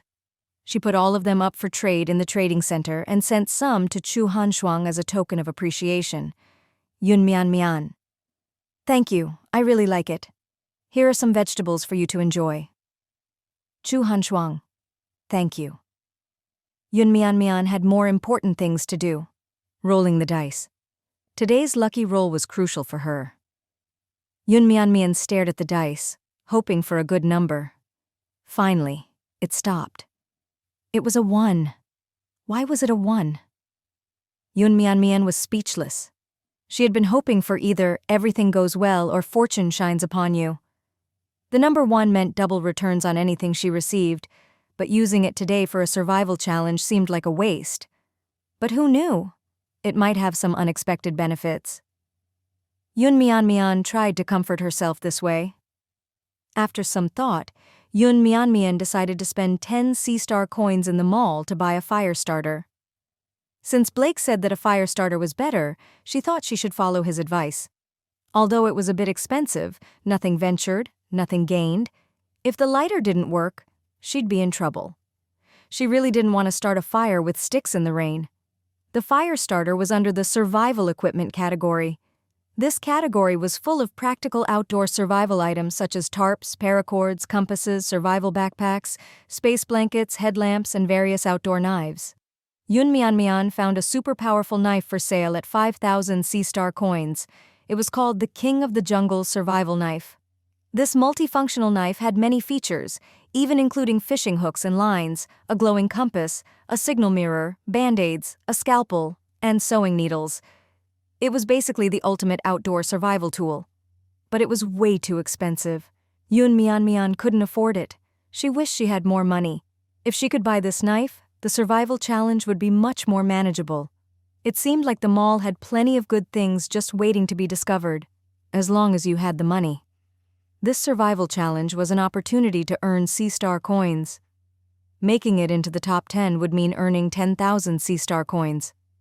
Half an hour passed quickly.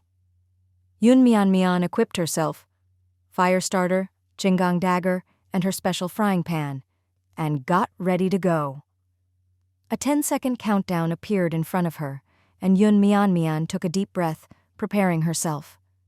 In the blink of an eye, she felt her body being pulled by a strong force, and she couldn't help but close her eyes. After just a few seconds, she found herself thrown into a forest. It was still raining, but not as heavily as at sea. It was more like a drizzle. She quickly got up, put on her hat, and began observing her surroundings. The air was damp, filled with the scent of wet earth. The light screen that she used to be able to open at any time was now inaccessible. It felt like she was really thrown into this place, not like a game, but like a real survival test. Without the light screen, she felt uneasy. It was as if she was back in the real world, stranded on an uninhabited island. Mian took a deep breath and calmed herself. The first thing she needed to do was walk around and observe her surroundings, then find a suitable place to set up a shelter. If the nearby resources were rich and there were no large wild animals, she could set up camp here.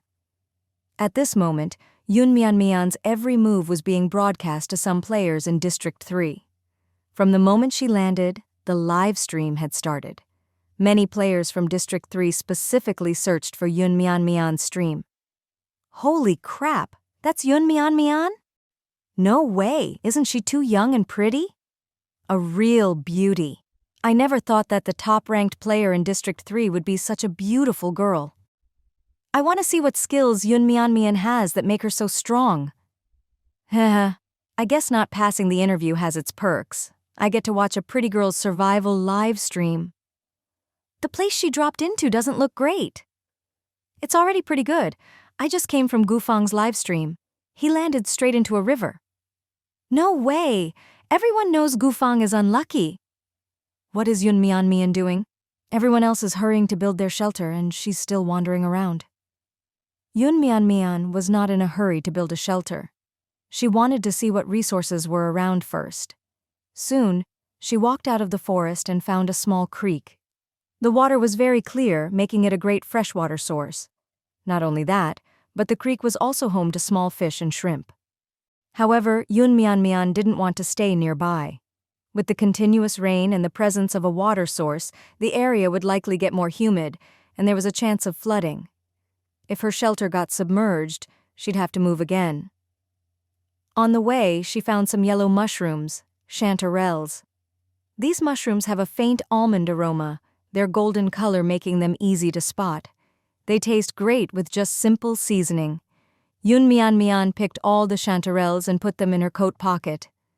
Obtained chanterelles by 5. Good things come in pairs, double the luck.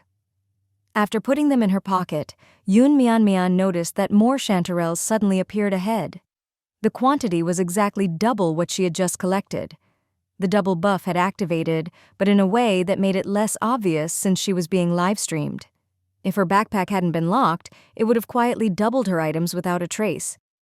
In this way, her golden finger, lucky charm, wasn't easy to detect. People would probably just think she was incredibly lucky. With the double buff, she wouldn't lack food. At least she'd have enough chanterelles to eat. But having only mushrooms today wouldn't be enough. Mian would need to hunt some meat later. After walking a bit further, she finally found a higher area. The ground was covered with leaves and branches, but after clearing it, it was flat enough for her to build a shelter. There was even enough space to make a fire pit nearby. Deciding to settle there, Mian started clearing the ground. Knowing that building a shelter would take hours and that it would soon get dark, Mian decided to start a fire first. Lighting a fire in rainy weather wasn't easy, especially since she needed dry tinder and branches. On her way here, everything was wet.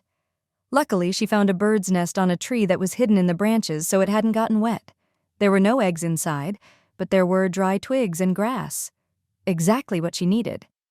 Yun Mian Mian used a long branch to poke the bird's nest down and caught it before it hit the ground to keep it from getting wet. Obtained bird's nest X1. Double luck buff activated. After retrieving one bird's nest, another fell from the sky. Yun Mian Mian almost missed catching it. She quickly reached out and grabbed the second one. Even the birds' nests were doubled. Yun Mian Mian couldn't help but think that this method of doubling things was rather abrupt. With the dry bird's nest to help start a fire, she was almost there. To be safe, Yun Mian Mian chopped down a tree and ground some dry sawdust from the trunk, which also made great tinder. Next, she needed wood and dry branches. Exploring the area, Yun Mian Mian found a few pine trees. She used her dagger to chop down a pine tree and peeled off some bark. Pine trees were particularly good for firewood. The resin in pine makes the fire burn hotter and longer, making it harder to extinguish. Pine needles are also highly flammable. In addition to the bark, the pine trunk itself could be used for burning. Since the bark was wet, Yun Mian Mian decided to use the inner trunk first, cut it into small pieces, and dry the bark, needles, and pine cones by the fire.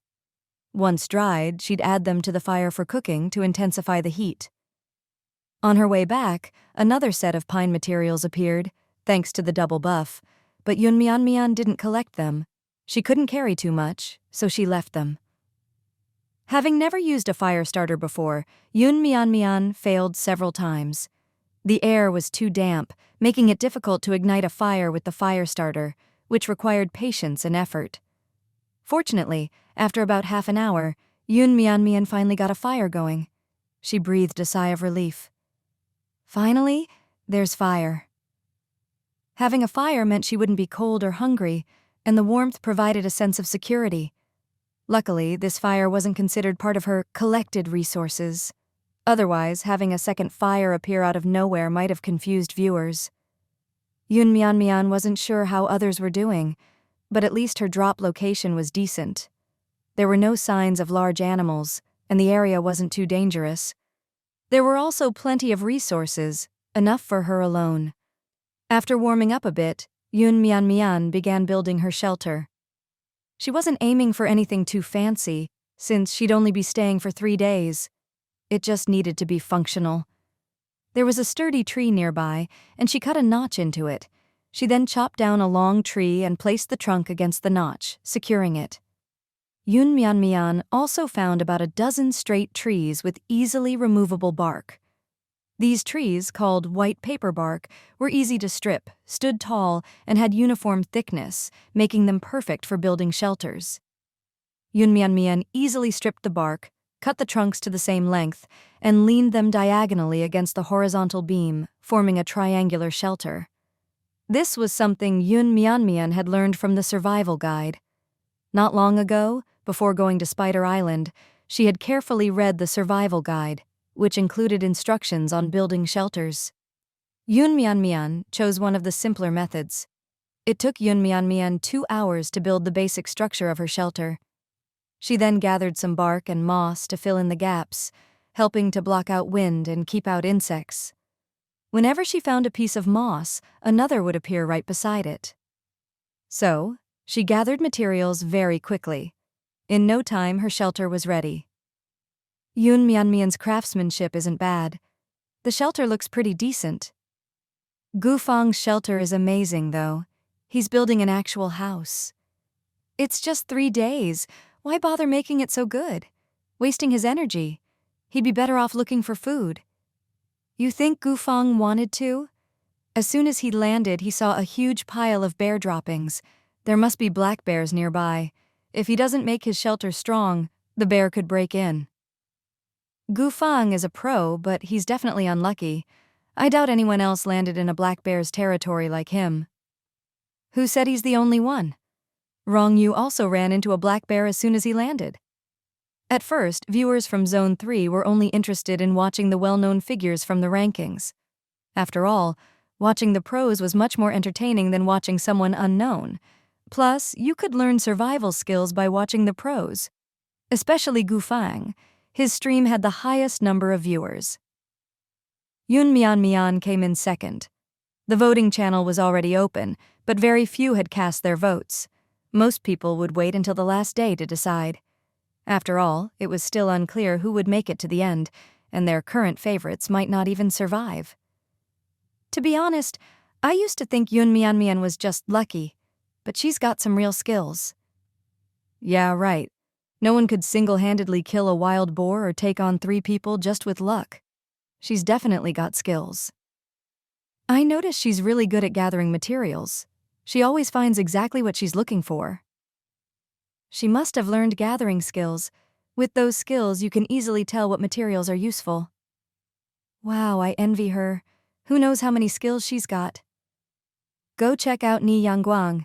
He brought a sleeping bag, landed by the beach, found a big tree, and just laid down without even bothering to make a shelter. Haha, he's gonna wake up soaking wet when the tide rises. Yun Mian couldn't see the comments from the viewers. She was focused on finding more food before dark. After finishing the shelter, she left with her dagger to go hunting. Because of the rain, many animals were hiding. However, she had seen some tracks earlier. After examining them closely, she concluded they were rabbit tracks. So she decided to set 2 traps in the hope of catching rabbits by morning. She found a heavy log near the creek she had seen earlier, placed it in the middle of the stream, and put some chanterelles on both ends. These chanterelles would attract animals to come and feed. When an animal tried to take the food, the log would roll, trapping the animal underneath. Rabbits, squirrels, and even bears eat mushrooms, but the trap wouldn't be strong enough to catch a bear. She could only hope to catch a rabbit or a squirrel. In addition to that trap, Yun Mian made another simple trap using thin vines, a snare trap. She used vines as the rope, found a tree, bent down a branch, tied the vine to it, and created a trigger. If any animal passed through and triggered it, the branch would snap up and pull the animal into the air. This trap was particularly effective for catching rabbits. These 2 traps were techniques that Blake had taught her, but it was Yun Mian's first time trying them. She didn't know if they'd work. Even seasoned survival experts couldn't guarantee that their traps would always catch something. Trapping is always a matter of luck. Yun Mian didn't plan to rely solely on her traps. She decided to try catching some fresh fish in the creek. Since she had seen the creek flowing ahead, it was possible there might be a larger river or lake downstream. The sky still looked like it had some time before dark, so she followed the creek downstream, picking wild vegetables and berries along the way, obtained wild onions, 4, good things come in pairs, double buff, obtained wild onions, 4, obtained wild raspberries, test 23, good things come in pairs, double buff, obtained wild raspberries, x 23, obtained wild black nightshade berries, 31, good things come in pairs, double buff, obtained wild black nightshade berries, s 31. In no time, Yun Mian's coat pockets were stuffed full. She couldn't carry anymore. Not having her backpack was a real inconvenience. Yun Mian thought about making a basket tonight. Maybe that would work. Otherwise, she'd never be able to carry enough resources when going out. She followed the creek until it flowed into the sea and realized that she wasn't far from the ocean. If she came here every day to look for food, she could gather even more. Yun Mian hurried to the beach, hoping to find crabs or shellfish. But she only found some small sea snails. With so much else, Yun Mian wasn't too interested in sea snails. She wanted more substantial seafood like fish or large crabs. Plus, her pockets were already full. After traveling this far, she wanted to bring back something better. Seeing Yun Mian pick up and throw away the sea snails, viewers started complaining that she was too wasteful. They warned that she might regret it if she got hungry later. After all, this was a survival situation, and food wouldn't always be available. Yun Mian found a stick that wasn't too thick or too thin and used her dagger to sharpen one end. She then used tree bark to twist into a cord and tied her dagger to the stick, turning it into a double-headed spear. Though it looked crude, it should work. With the tide still going out, Yun Mian decided to wade into the water and try catching some fish. Seaweed was also growing on the beach, and Yun Mian gathered some. It was edible too. She noticed some bumps in the sand and started digging with her hands, eventually unearthing a large clam. It was about half the size of her palm. Not bad, she thought. and decided to keep it. Obtained Razor Clam X1. Congratulations, you've triggered the double buff. 1 became 2. Another bump appeared right beside it. Yunmian casually dug it up. Obtained Razor Clam X1. A few steps later, she spotted another bump. Yunmian couldn't help but stop and dig it up. This clam was so big it had a lot of meat. Not only was it delicious, but it was also packed with protein. Definitely better than those tiny sea snails. Yunmian decided to gather more of these clams. If she could collect enough, she could make a pot of steamed razor clams. After picking up a dozen more, Yunmian finally stopped. She already had her spear ready, so she should try to catch some fish before it got dark. Just as she reached the shore, she spotted a cuttlefish. Yunmian reacted quickly, plunging her spear straight into the cuttlefish's head. The cuttlefish squirted out a large amount of ink, some of which splattered onto Yunmian, even reaching her face. Yunmian. She grabbed the cuttlefish and pulled out the spear, then stabbed it again. This time, the cuttlefish stopped struggling, spraying out its last bit of ink before finally going still. But the entire beach was now stained black. Obtained Cuttlefish, X1. Double Luck Buff activated. Obtained Cuttlefish, .1. Yunmian looked down and found herself holding 2 cuttlefish. What the? 1 stab and 2 cuttlefish? How lucky is she? Someone just said Yunmian was being too picky by not taking the sea snails. Well, here she is casually collecting razor clams and cuttlefish, 2 of each. Amazing! Over in Gufang's stream, he's eating slugs, while Yunmian is feasting on seafood. Gross! Why is Gufang eating slugs? He said slugs are nutritious. I'm dying of laughter. Although Yunmian saw some other fish, she didn't want to catch too much since she couldn't eat it all and it would spoil. She turned back to head home. On the way, she saw some shells in the sand, but she didn't stop to pick them up. They looked big, but there wasn't much meat inside. Once cooked and opened, there was barely anything edible. The razor clams, on the other hand, were much more substantial. These large ones must have a lot of meat. Yunmian returned with her haul, and the fire she had built earlier was still burning strong. It helped that she had chosen excellent fuel that could burn for a long time. By now, the pine needles, bark, and pine cones she had left to dry were already ready.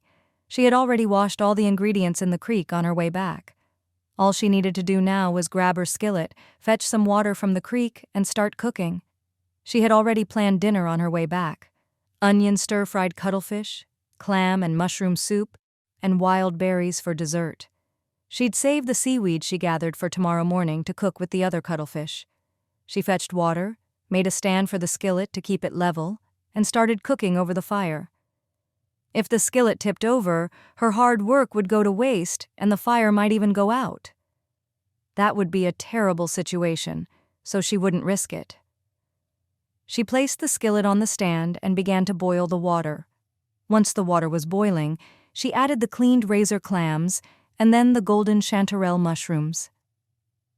Yunmian used a piece of wood as a cutting board and found some bamboo to make a bamboo cup and 2 bamboo bowls. Once the clam and mushroom soup was ready, she poured it into the bamboo bowls, filling them just right. She took a sip, savoring the fresh, delicious taste. Clam and mushroom soup, extremely fresh seafood soup, nutritious and delicious. Restores 5 stamina points and 3 mental strength points every 5 minutes, lasting 20 minutes. She chopped the wild onion into small pieces and cut the cuttlefish into even-sized chunks. She sautéed the onion first and then added the cuttlefish. As the onion released its juices, a sweet aroma filled the air. The cuttlefish heated slightly and soaked in the onion's juices, shrank and darkened as it cooked, becoming tender and springy. Onion stir-fried cuttlefish, fragrant and nutritious, high in protein, restores 6 stamina points and 4 mental strength points every 3 minutes, lasting 15 minutes. These 2 dishes were vibrant, aromatic, and flavorful.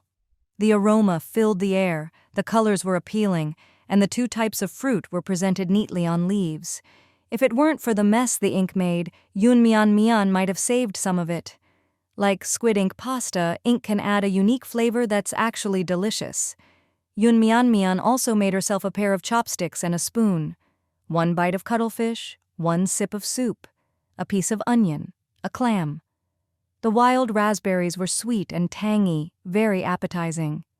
Yun ate one after another, finishing them all quickly. Wild nightshade berries contained various nutrients, providing Yun body with energy while aiding digestion. After eating so much, eating something that helped with digestion made her body feel much more comfortable.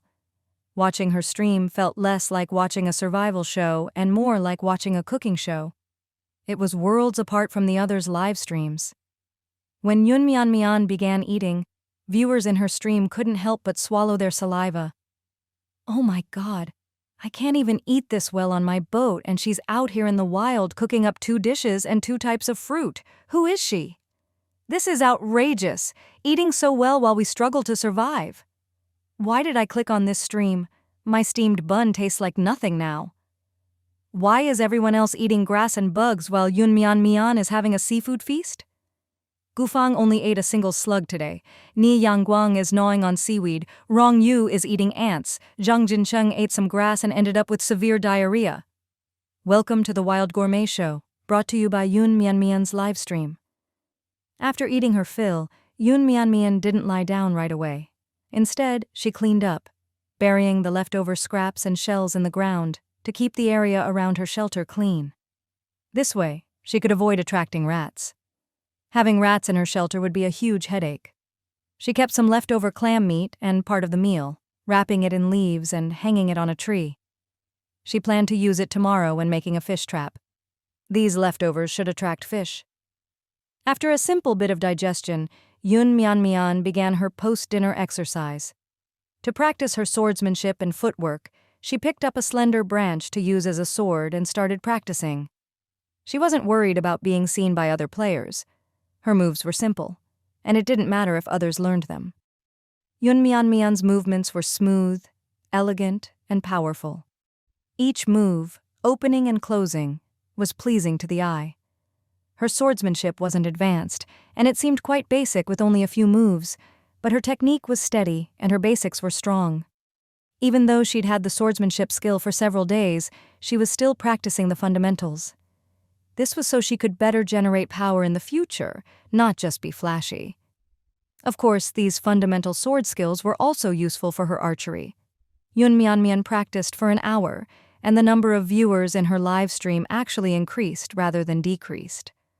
Watching a beautiful woman practice swordsmanship was just as enjoyable as watching her eat. Among all the players, her look stood out the most, and she was also a skilled player.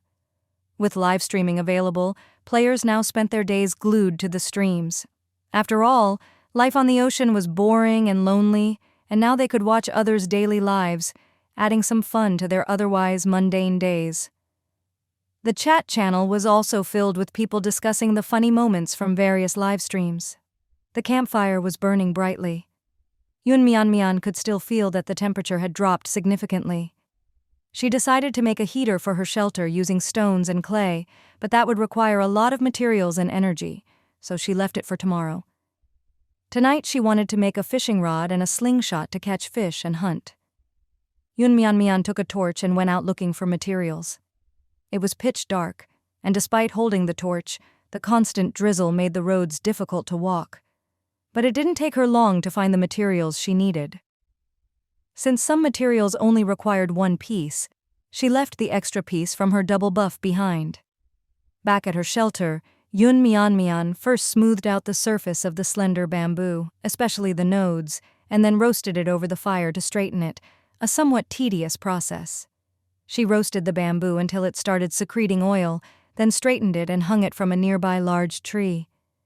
The tree's lush leaves could shield it from rain, allowing it to air dry a bit, which would be even better.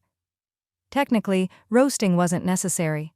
A single piece of bamboo would work, but Yun had high standards, so she went the extra mile. Next was the fishhook. Without wire or a needle, she could only use the materials she had on hand to make a hook. Earlier, she found a few forked branches. These branches naturally had a hook shape, so she simply used her knife to refine them, sharpening one end until it was extremely pointy. Just like that, she had a natural fishhook. The fishing line was even simpler, just some thin vines. Tomorrow, she'd tie the vine to the bamboo along with the fishhook, and the fishing rod would be ready. As for bait, she could catch a bug or use a snail hooking the meat. It wasn't a problem at all. For the slingshot, she used a larger, thicker forked branch, bigger than the ones used for the fishhook. The most important thing was that the fork was wider. Yun Mian chose the main trunk of a small tree, which happened to have a fork. She chopped it down and didn't need to do much processing, just drilled 2 holes in the fork and found some elastic manao vine. For anyone else, making this slingshot might not be possible.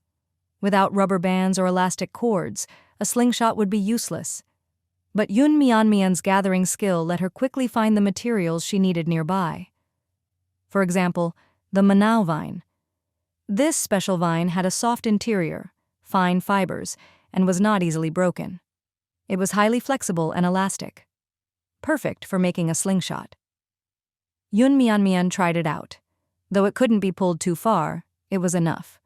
It would be perfect for shooting squirrels or grouse. Yun Mian picked up a stone, aimed at a branch not far away, pulled slightly, then released. The stone shot forward, hitting the fruit on the branch directly and knocking it down. Not bad. Yun Mian was satisfied.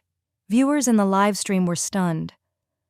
Her crafting skills are amazing, no worse than Gufang's. Not quite the same. Gufang made a bow and arrows and several traps too. It's not about what's made. The important thing is to see who has the bigger harvest tomorrow. Obviously Yun Mian, no doubt. Gufang has bad luck. I've known that for a while now. I just want to see what Yun Mian will eat tomorrow. Can't wait for her mukbang tomorrow. She's made all these tools. Tomorrow is bound to be a feast. Yun Mian woke up freezing. Last night she had gathered a lot of soft leaves and dry grass to make a mattress, placed her waterproof coat underneath, and slept fairly comfortably. She also had a fire nearby. However, the temperature dropped below freezing overnight, and when she woke up, her hands and feet felt ice cold. It was still raining today, and the rain was getting heavier. The sky was overcast, but fortunately there was no lightning. Otherwise, Yun Mian, living in the woods, would have to worry about being struck. It seemed like she needed to make a stove today, add a chimney, and also reinforce her shelter. However, before doing all that, she needed to have breakfast. One needs energy to work. She used the remaining squid and seaweed from yesterday to make a pot of soup. Seaweed is rich in potassium, iodine, and other minerals and has a slightly salty flavor. The resulting soup wasn't bland at all and tasted quite good. After drinking the hot soup, her body warmed up instantly. Once she ate all the food inside, her limbs regained their strength. Yun Mian first went to the stream to find some stones. Although carrying them back and forth was a hassle, she treated it as a workout. Since it was constantly raining, the ground was wet, so obtaining mud wasn't hard. Yun Mian found a low depression nearby and used her hands to dig up a pile of wet mud. She used the mud and stones to build a hollow stove, leaving a hole below for firewood.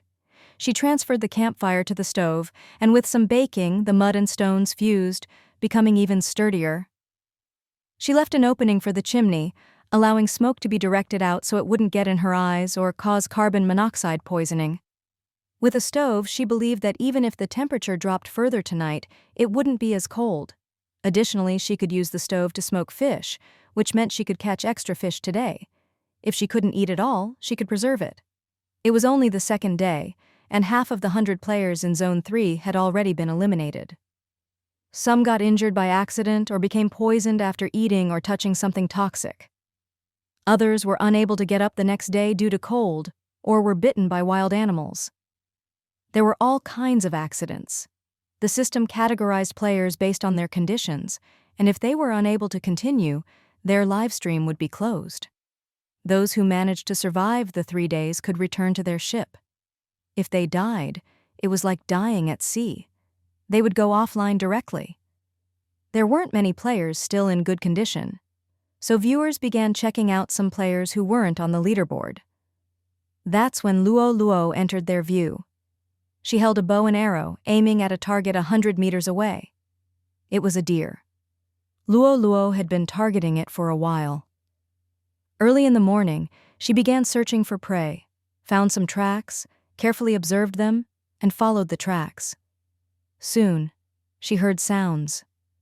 She adopted a method of tracking by analyzing animal droppings and footprints to locate her prey.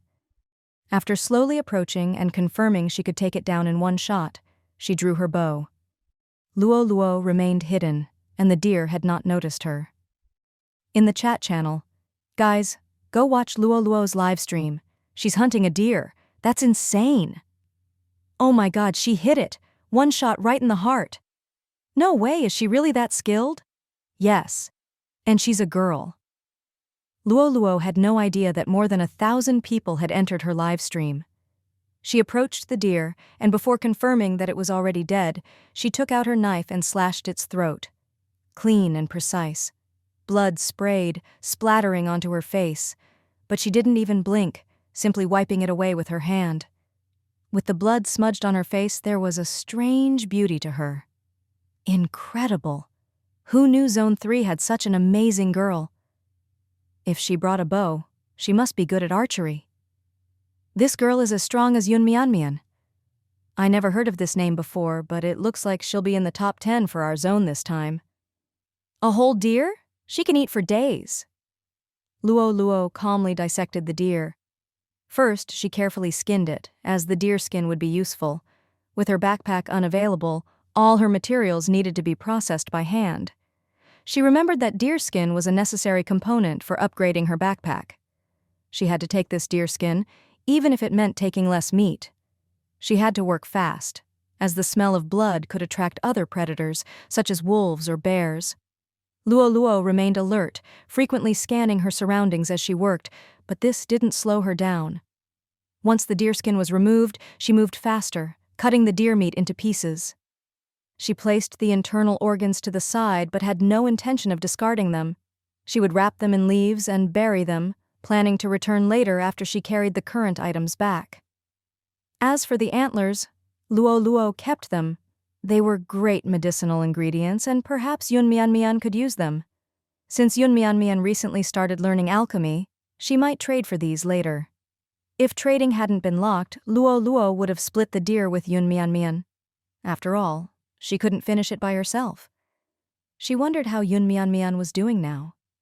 This thought crossed Luo Luo's mind as she carried the deer meat back. At that moment, Yun Mian Mian was fishing. Using her homemade fishing rod, she sat on a coastal rock, taking advantage of low tide. She tied a small stone to the fishing line so that the bait could sink. Earlier, she used her lucky dice during a bathroom break. She was quite satisfied with today's lucky number. It was 3. Everything goes well. Whatever she wished for would come true. She just had to make a wish, and it would happen. With this lucky buff, Yun Mian Mian even suspected that she wouldn't need any bait at all. Fish might just jump onto the hook. But that seemed too overpowered. She didn't want to give other unlucky players a shock, so she symbolically hooked a bit of snail meat onto the hook. Within 5 minutes, Yun Mian Mian felt a tug on the fishing rod. She pulled it up, and sure enough, it was a big fish. She didn't even pray hard, just thought to herself that it would be nice to have some fresh salmon. And there it was. It was a salmon. Yun Mian Mian smiled as she removed the fish from the hook, threaded a thin vine through its mouth, and tied it to herself. With the stove, she could catch more fish, dry them, and preserve them. If she caught more today, she could probably relax tomorrow. Compared to other people's challenging survival experiences, Yun Mian Mian seemed not to have encountered any real difficulties. In 2 hours, she had caught 8 big fish. All of them were large. Looking at her haul, Yun Mian Mian sighed. Having so much fish feels a bit monotonous. I kinda want to eat lobster. The moment she said that, her livestream audience went wild. She's flexing, absolutely flexing. Having fish is already pretty good. Do you even know what other people are eating? Lobster! I want lobster too. Yun Mian Mian, go catch some. I believe you can do it. Today's best meals are probably what Yun Mian Mian and that other girl Luo Luo are eating. Male players, please show some backbone. Look how capable these girls are. Yunmian actually did want to catch some lobster, but if she got into the water, her clothes would get wet and she didn't have a spare set. In this weather, getting cold could be a huge problem. Although Yunmian thought her luck today wouldn't let her get sick, she didn't want to stay in wet clothes. That would be too uncomfortable. So she gave up. Forget it, the water's too cold. I'll just catch some crabs. There were always crabs at the beach, but they usually came out at night, around 9 or 10 o'clock. Plus, the temperature was low right now, and the crabs might come out only to run back in. Yunmian decided to rely on the crabs in the stream instead. Yunmian cleaned all 8 fish right there on the beach. She cut open their bellies, removed all the inedible parts, and washed the fish in seawater. She didn't want to process them back at the shelter and risk attracting animals with the smell of blood, nor did she want to dirty her shelter. She left the innards on the beach. In the afternoon, once she had a fish trap made, she'd come back, put the innards in the trap, and place it somewhere to attract more fish. Before leaving, Yunmian swapped out the vines on the fishing rod and hung up the catch. 8 large fish, all on one rod. She carried it over her shoulder as she headed back. She looked exactly like someone who just had a bountiful harvest. Her next target was the crabs by the stream. There were many holes by the stream, and the crabs were likely hiding inside. Yunmian modified her fishing rod a bit. She removed the hook and tied it to a stick, allowing her to stick it into the holes and pull the crabs out. She didn't want to put her hand in there. A crab's pincers, once they clamped onto her finger, wouldn't let go. As she stuck it in, she could feel something inside the hole. She gave a light tug and, sure enough, pulled out a crab. It was a stream crab, not very big, but probably had a decent amount of meat. After catching one, Yunmian used the same method and found several more in nearby holes. There were even crabs hiding in the grass and mud. Yunmian didn't miss a single one. In less than an hour, she had caught 8 crabs. There were so many that she could hardly carry them all. She used a rope to tie them together, hung them from the end of the fishing rod, and carried them along with the fish. Back at her shelter, Yunmian hung all the fish on some branches above the stove to dry with the heat. She also started a new campfire, gathered some stones, and circled them around the fire, building a makeshift stove. She had meat, but she was still lacking seasonings and vegetables. Yunmian decided to go out again and look for wild vegetables and seasonings. With these, she could cook the fish, and it would taste even better. The forest was rich in resources. Yunmian soon found some saltwood. The saltwood could serve as a salt substitute. The fruit had a layer of white stuff that looked like salt. It looked like it was smeared onto the tree's skin, and the taste was similar to salt. Yunmian collected a lot and put it in her pocket. Then, on a slope by the stream, she found some lemongrass. Lemongrass looked like ordinary weeds, but it had a lemony aroma, which is how it got its name. Thai tom yum soup often uses lemongrass, and it's also good for dishes like curry crab. Lemongrass is also excellent for cooking fish. With these ingredients, the food she would make later would taste even better. Additionally, she found some wild onions. She had eaten them yesterday and they tasted good, so she dug up quite a few more. With these ingredients, a few dishes came to mind. But she still needed more ingredients. Yunmian continued her search until she found some wild kanna roots. This plant is also called the arrowroot. It's a common plant but hard to find in the wild. It has banana-like leaves and red flowers that are sweet, with juice that is both tasty and thirst-quenching. The root is like a taro bulb, high in starch, and could be made into flour or boiled as a staple. Yunmian picked some flowers and dug up some roots. As she was preparing to return to the shelter, she found another good thing. Yunmian's eyes lit up. It was wild wasabi. She had never seen it before, and if it weren't for learning advanced gathering skills, she might have walked right past it. This was a rare spice. Many people think wasabi and horseradish are similar, but they are actually very different. Wasabi is much rarer. Its rhizome has a natural spiciness with a rich aroma. In the real world, it is also a top-tier seasoning. There was only 1 or 2 roots, so Yunmian quickly dug them out, treating them like treasures. This deserted island experiment was a competition, but the experience so far wasn't bad. She felt that there were a lot of resources on the island, and maybe when she left, she could take quite a bit with her. When she returned to her shelter, Yunmian noticed some fresh tracks around it. They weren't her own, likely footprints from some animal. Judging from the size and depth, it seemed to be from a black bear. Yunmian immediately became alert. It was likely the smell of the fish that had attracted the bear. She carefully surveyed the area. After about 5 minutes and ensuring there were no other creatures nearby, she finally relaxed. It seemed the bear had left. Fortunately, the fish was hung above the stove, and the fire was burning strongly, making it inaccessible to the bear. The crabs were also tied high up on a branch. The soil under the tree had marks where it had been clawed, and there were scratch marks on the tree trunk. It was clear the bear had tried to get to the crabs. Yunmian frowned, debating whether to move to a new place for her shelter. But she decided to wait and observe for now. The day was almost over, and there was only 1 day left. Even if she built a new shelter, there was no guarantee that other black bears wouldn't find her. First things first, she needed to cook. After being busy for so long, she hadn't eaten for 7 hours. The small amount she had eaten in the morning was already long gone. Yunmian went to the stream to wash the collected food and fetch a pot of water. Finally, time to cook. Can't wait. I have a feeling today is going to be a feast. No need to even say it. Just look at how much food Yunmian has gathered. What were those grasses she collected earlier? I don't recognize any of them. Me neither. I've never seen them before. One looks like an onion, though. She ate that yesterday. I recognize one of them.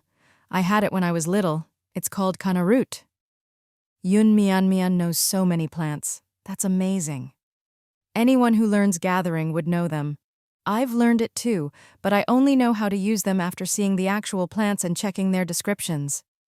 The stream crabs Yunmian had collected were chopped into small pieces with her knife, placed in a bamboo tube and set aside.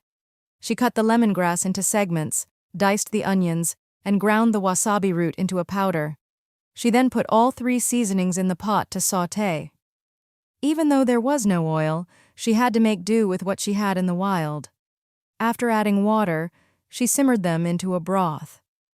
Next, she added the crabs and let them simmer until the crab meat was thoroughly cooked and the flavors were absorbed. While the crab cooked, Yunmian cut the kana root into pieces, ground them into a pulp, and soaked them in water. After a while, she had a bowl of starchy water.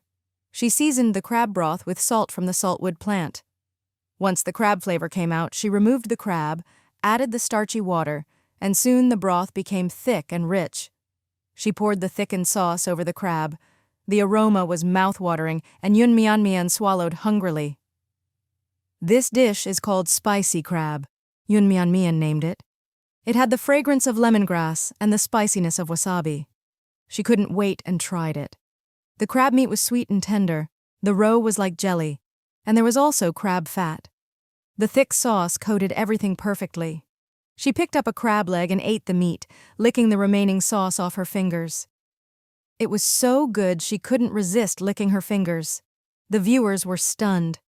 What kind of delicacy is this? She's eating so well in the wild. She used so many seasonings on that crab. Oh my, I could eat 3 bowls of rice just with that sauce. Ugh, I really want some. I'm starving. Yunmian, I hate you. It looks so good. Help, Yunmian, come back. I'll buy your food. I'll give you whatever you want. Yunmian ate 2 pieces of crab, just enough to fill her stomach, and felt full of energy. She moved on to the next dish, smiling as she picked up a fish. Next is spicy and sour fish. Besides being used as a salt substitute, the saltwood fruit could also be used to make vinegar. Yunmian washed the fruit and placed it in a clean bamboo tube, soaking it in stream water. Not long after, the water turned sour like vinegar. She tenderized the fish meat by pounding it with the back of her knife, which helped it absorb flavor more effectively. Then she coated the fish with the salt and vinegar to marinate it. The unique salty and sour taste from the saltwood fruit seeped into the tender fish. She skewered the fish with a stick and roasted it over the fire. As she ate the spicy crab, she waited for the fish to finish cooking. The smell of the spicy and sour fish filled the air, and as she chewed on the crab, everyone watching was envious. The audience drooled but couldn't look away. They were eagerly waiting for Yunmianmian's fish to finish cooking, even though they wouldn't get a taste. At that moment, an unexpected visitor arrived. Yunmianmian heard a noise behind her. She turned around and saw a huge, dark, black bear. Upon seeing the bear, Yunmianmian's first instinct was to run, but she held herself back and forced herself to stay calm. She took a deep breath. A bear could run much faster than a human, and there was no way she could outrun it. She remembered the survival manual she had read. It taught what to do when encountering a bear. The black bear's size was considered smaller compared to other types of bears, but black bears could climb trees, so climbing a tree was useless, and even playing dead wouldn't work. Yunmianmian could only slowly back away, trying not to appear threatening. She thought carefully about her current options. She only had a slingshot and a dagger, and neither could cause much harm to a black bear. Killing it was impossible since the bear could easily swipe her away with a single paw. Yunmianmian wasn't willing to risk her life, even though her strength had increased significantly. All she could do was keep her distance from the bear, avoiding even eye contact. Fortunately, the black bear had no intention of approaching her. It just stood nearby, watching. Black bears had poor eyesight, and once Yunmianmian hid behind her shelter, it seemed unable to see her anymore. Of course, Yunmianmian was silently repeating in her mind, "You can't see me, don't come over." After all, the day's luck hadn't ended, and the wish fulfillment effect was still active. Although the black bear couldn't see Yunmianmian, she could see it pacing around nearby. It seemed to be eyeing the fish roasting over the fire, or perhaps some other food. It didn't seem interested in Yunmianmian herself. Black bears were relatively timid by nature, and Yunmianmian didn't want to provoke it. She thought, "It looks like I need to move." Even though she didn't have much, packing up and finding a new place would still be a hassle. She planned to slip away while the black bear wasn't watching, but before she could make her move, the bear turned around after circling twice and left on its own. Perhaps it saw the fire, didn't know much about humans, and felt scared enough to leave. Yunmianmian cautiously waited behind her shelter for quite some time. When the bear did not return, she finally stepped out. The food on the fire was already charred. Should she move or not? Yunmianmian hesitated for a second, but then decided to pick up her frying pan, fishing rod, slingshot, and previously gathered supplies. She quickly packed them up, grabbed the fish, and left without looking back. Building a new shelter wasn't too difficult, but it would take a lot of time and energy, and at least her stamina was currently full from the meal she had eaten. While it was still daylight, she would try to find a suitable spot further away. She remembered the traps she had set the day before and wondered if anything had been caught. Judging by today's luck, it was likely that something had been caught. But Yunmianmian's hands were already full, and even if she went to check, she wouldn't be able to carry anything. Plus, it was getting late, so she had to find a new place for her shelter before it got dark. She followed the stream upstream. Finally, she found a good spot. She scouted around and didn't see any bear tracks or droppings. Although it was almost dark, if she hurried, she could make a simple shelter for the night. Just as Yunmianmian was about to build a new shelter, she noticed a wooden cabin not too far away. Could there be someone else? Yunmianmian cautiously carried her food over. It turned out the wooden cabin was only half finished. It was just missing a roof, and the materials to complete it were still lying nearby. She took a closer look and found that there was no fire pit, no one around, no food, and nothing inside the cabin. Only some leftover fish bones were scattered on the ground. It seemed someone had been there, but why was there no sign of a fire, and why was the cabin left unfinished? If someone lived there, it wouldn't look like this, right? If no one was using it, she could settle in here. Since the materials were already there, she could finish the roof and move in. She decided to wait a while and see if anyone would come. It was almost dark, and if someone came, she would leave and find another spot nearby. She had been on the island for 2 days and hadn't seen anyone else. Perhaps the one who built this cabin was another contestant. Mian had encountered very few players so far. Even if she did meet someone, the danger wasn't that high because the system had limited each person to only 3 items. It wasn't likely that survival players would bring heavy weapons. They would opt for survival tools instead. Moreover, all players had their backpacks locked, and no one had many supplies. Plus, with the live stream going on, players wouldn't just attack each other in front of everyone.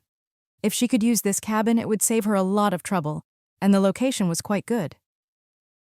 Mian thought about it, then decided to light a fire under a tree. She would wait a while. Sitting on a nearby rock, she started weaving a fishing basket. In truth, she didn't really need a fishing basket. The fish she caught today was more than enough for today and tomorrow. If she did run into another player, Mian wouldn't mind sharing a fish.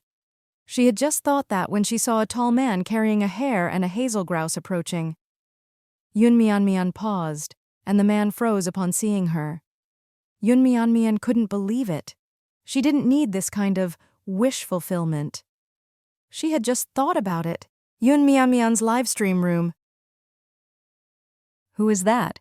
He doesn't seem like someone from our zone. He seems to have a decent haul. Looks like he's skilled. Wow, she ran into another player. I knew it could happen. I wonder if he's friend or foe. Could it be dangerous? Probably not.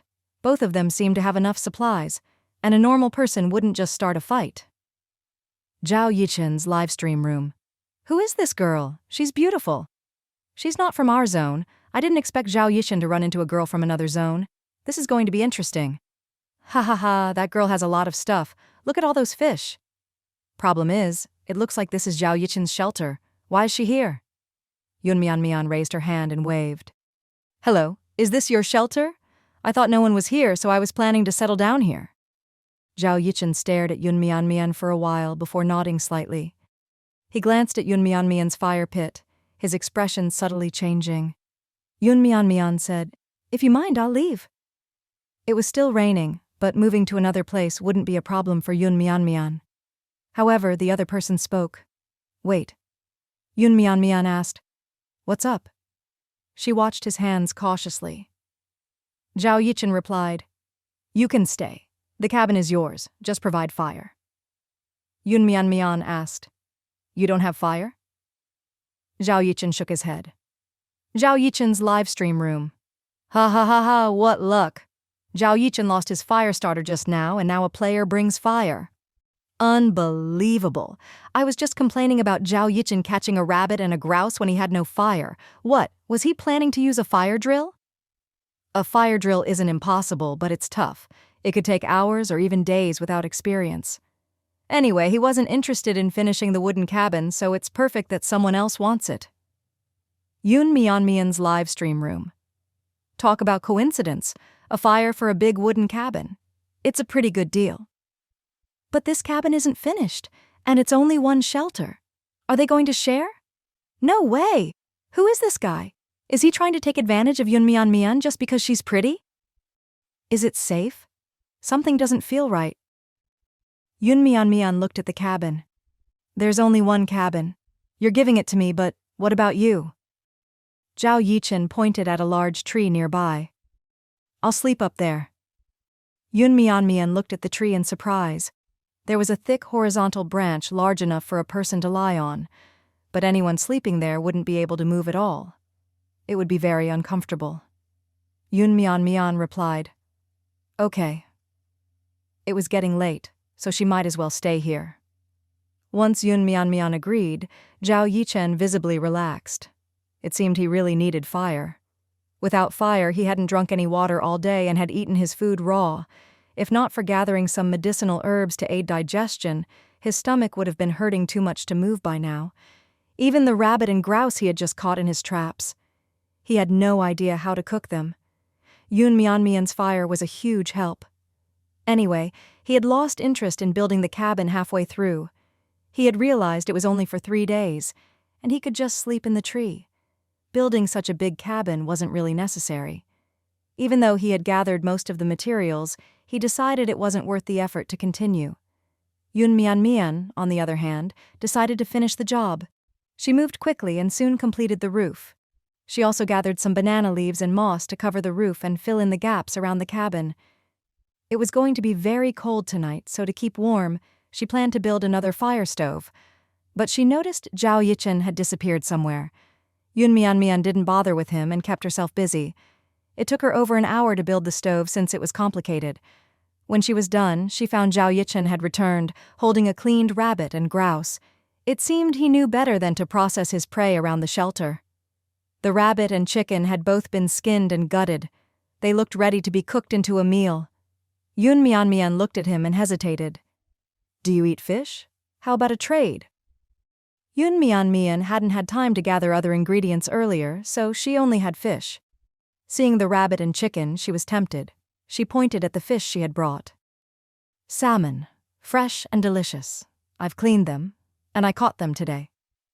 Mian started pitching the trade. 2 fish for half a rabbit and half a chicken. The fish are really big, and they'll last you the whole day tomorrow. Zhao Yichen was silent for a moment. If he rationed the rabbit and chicken, it would last him until tomorrow. The trial ended early the next morning. Seeing that Zhao Yichen wasn't interested, Mian decided to let it go. Now that the shelter was done, she decided to go check on her traps. Mian grabbed the fishing rod with the fish hanging from it and said, "I'll be back after finding something." Meaning, she still planned to use the cabin. Zhao Yichen didn't say anything. He gathered some branches to start roasting the rabbit. Mian hadn't walked far when she found a tree and hung the fish from it. She had brought the fish to keep it from being taken. She didn't know if that guy would steal her fish, so it was better to be cautious. But she didn't want to carry it around, so she left it hanging there to pick up later. She quickened her pace and returned to the spot where she had set her traps yesterday. The first trap hadn't been triggered. She was a bit disappointed, silently hoping that the second trap wouldn't let her down.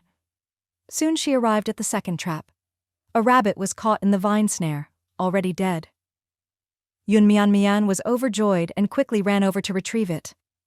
Now she had rabbit meat. She happily carried the rabbit back to the cabin. When she returned with the fish and rabbit, she smelled something burnt. She frowned. It turned out Zhao Yichen had burnt the rabbit while roasting it. He was using a small knife to cut off the burnt parts and eat the inside. Mian couldn't bear to watch. The guy couldn't even roast meat properly.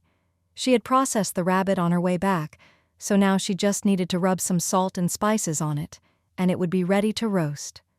Zhao Yichen sat to the side, watching as Mian seasoned the rabbit and stuffed some wild vegetables into its belly, looking very professional. Soon, the aroma began to waft through the air, the scent of roasted rabbit and the herbs blending together perfectly. This was the real taste of roasted meat. Zhao Yichen glanced at his own charcoal black roasted rabbit and suddenly lost his appetite. Mian's livestream room. "Welcome to Mian's gourmet feast." "Ha ha ha, this guy looks stunned." Turns out it's not just people from our zone who have to endure this pain. Now players from other zones also get to watch Mian's cooking show. How lucky is this? I wonder which zone they're from. Mian should ask, right? Mian used a stick to pierce through the rabbit, then made a stand to roast it, turning it occasionally to ensure even heating. She even took the time to prepare another spicy grilled fish, just like she did at noon. She felt a bit regretful about missing out on that earlier, but with so much fish left, 7 more to be exact, she could just make it again. Zhao Yichen, sitting to the side, had completely lost the desire to eat his own roasted rabbit.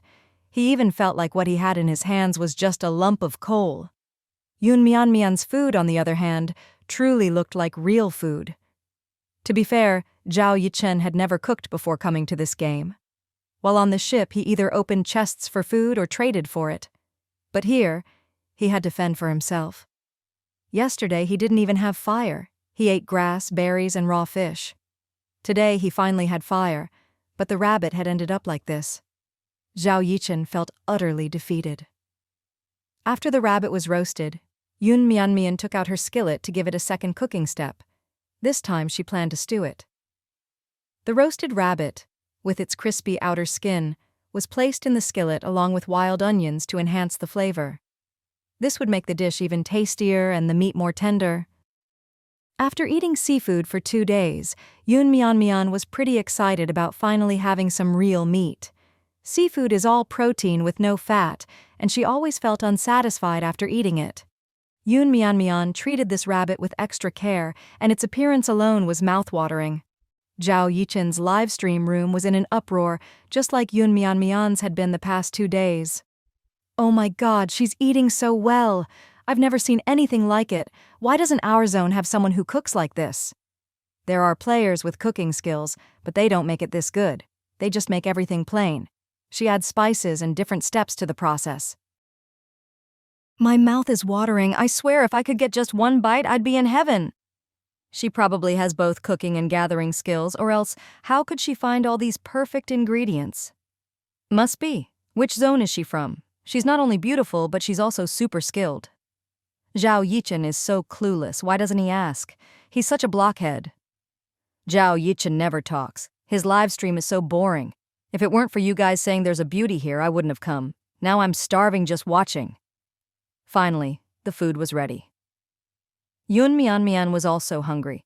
After running around and working so hard all day, she could finally have some good food. She pulled out a bamboo tube containing some water, took a sip, and then sat down, ready to enjoy her meal properly.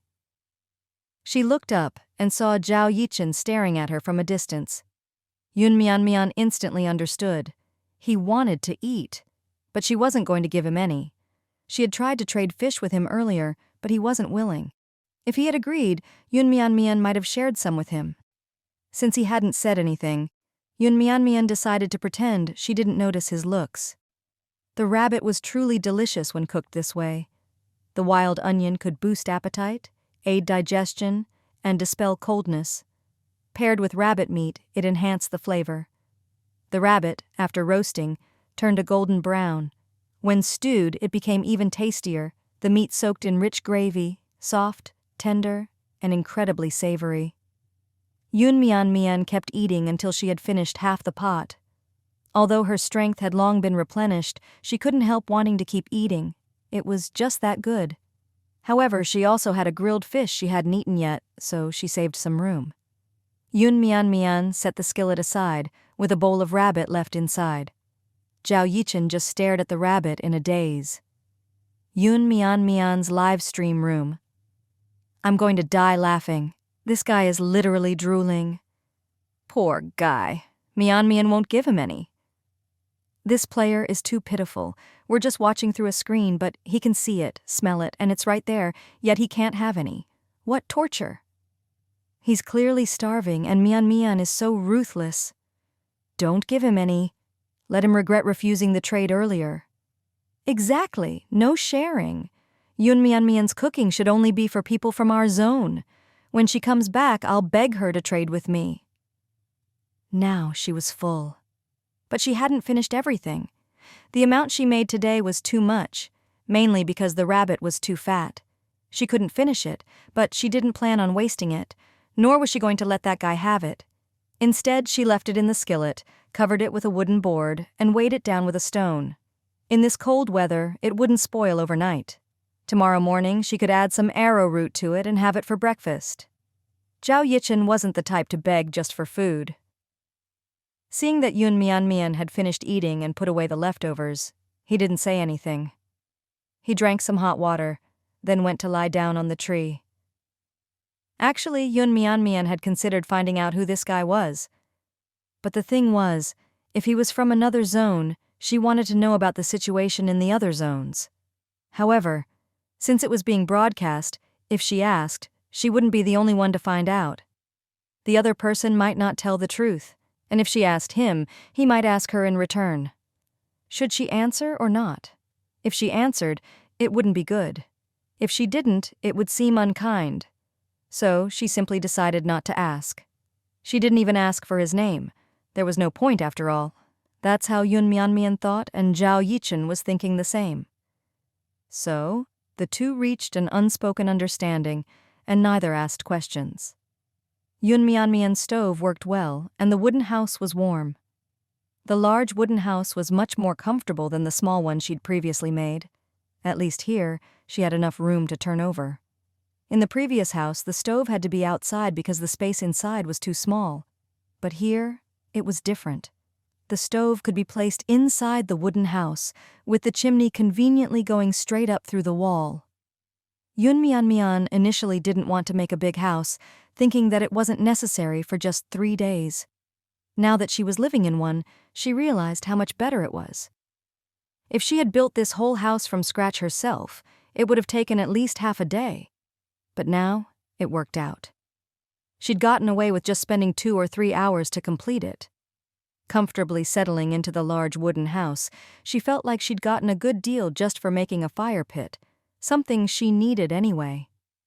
Thinking this way, Yun Mianmian quickly closed her eyes to rest. But she didn't sleep deeply, as there was still a stranger outside. She kept herself in a half-asleep, half-awake state, ready to be awakened by any noise.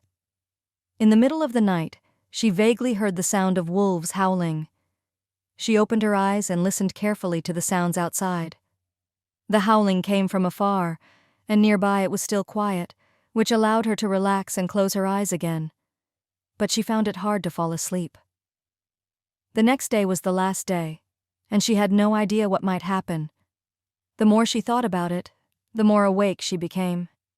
Mostly, she didn't know the status of the other players, so she couldn't tell where she ranked. These 2 days had been so smooth for her, she had no idea whether her votes were high or low. Nie Yangguang also couldn't sleep. He hadn't been able to find much food today, so he had to keep eating shellfish he picked up from the beach. After eating too much, his stomach was giving him trouble, and he couldn't sleep at all. He kept running out to go to the bathroom. In the wild, going to the bathroom made him anxious, afraid that something might suddenly bite his butt, or worse, that a wolf or some large animal might appear while he was doing his business. Should he wipe first, pull up his pants, or just run?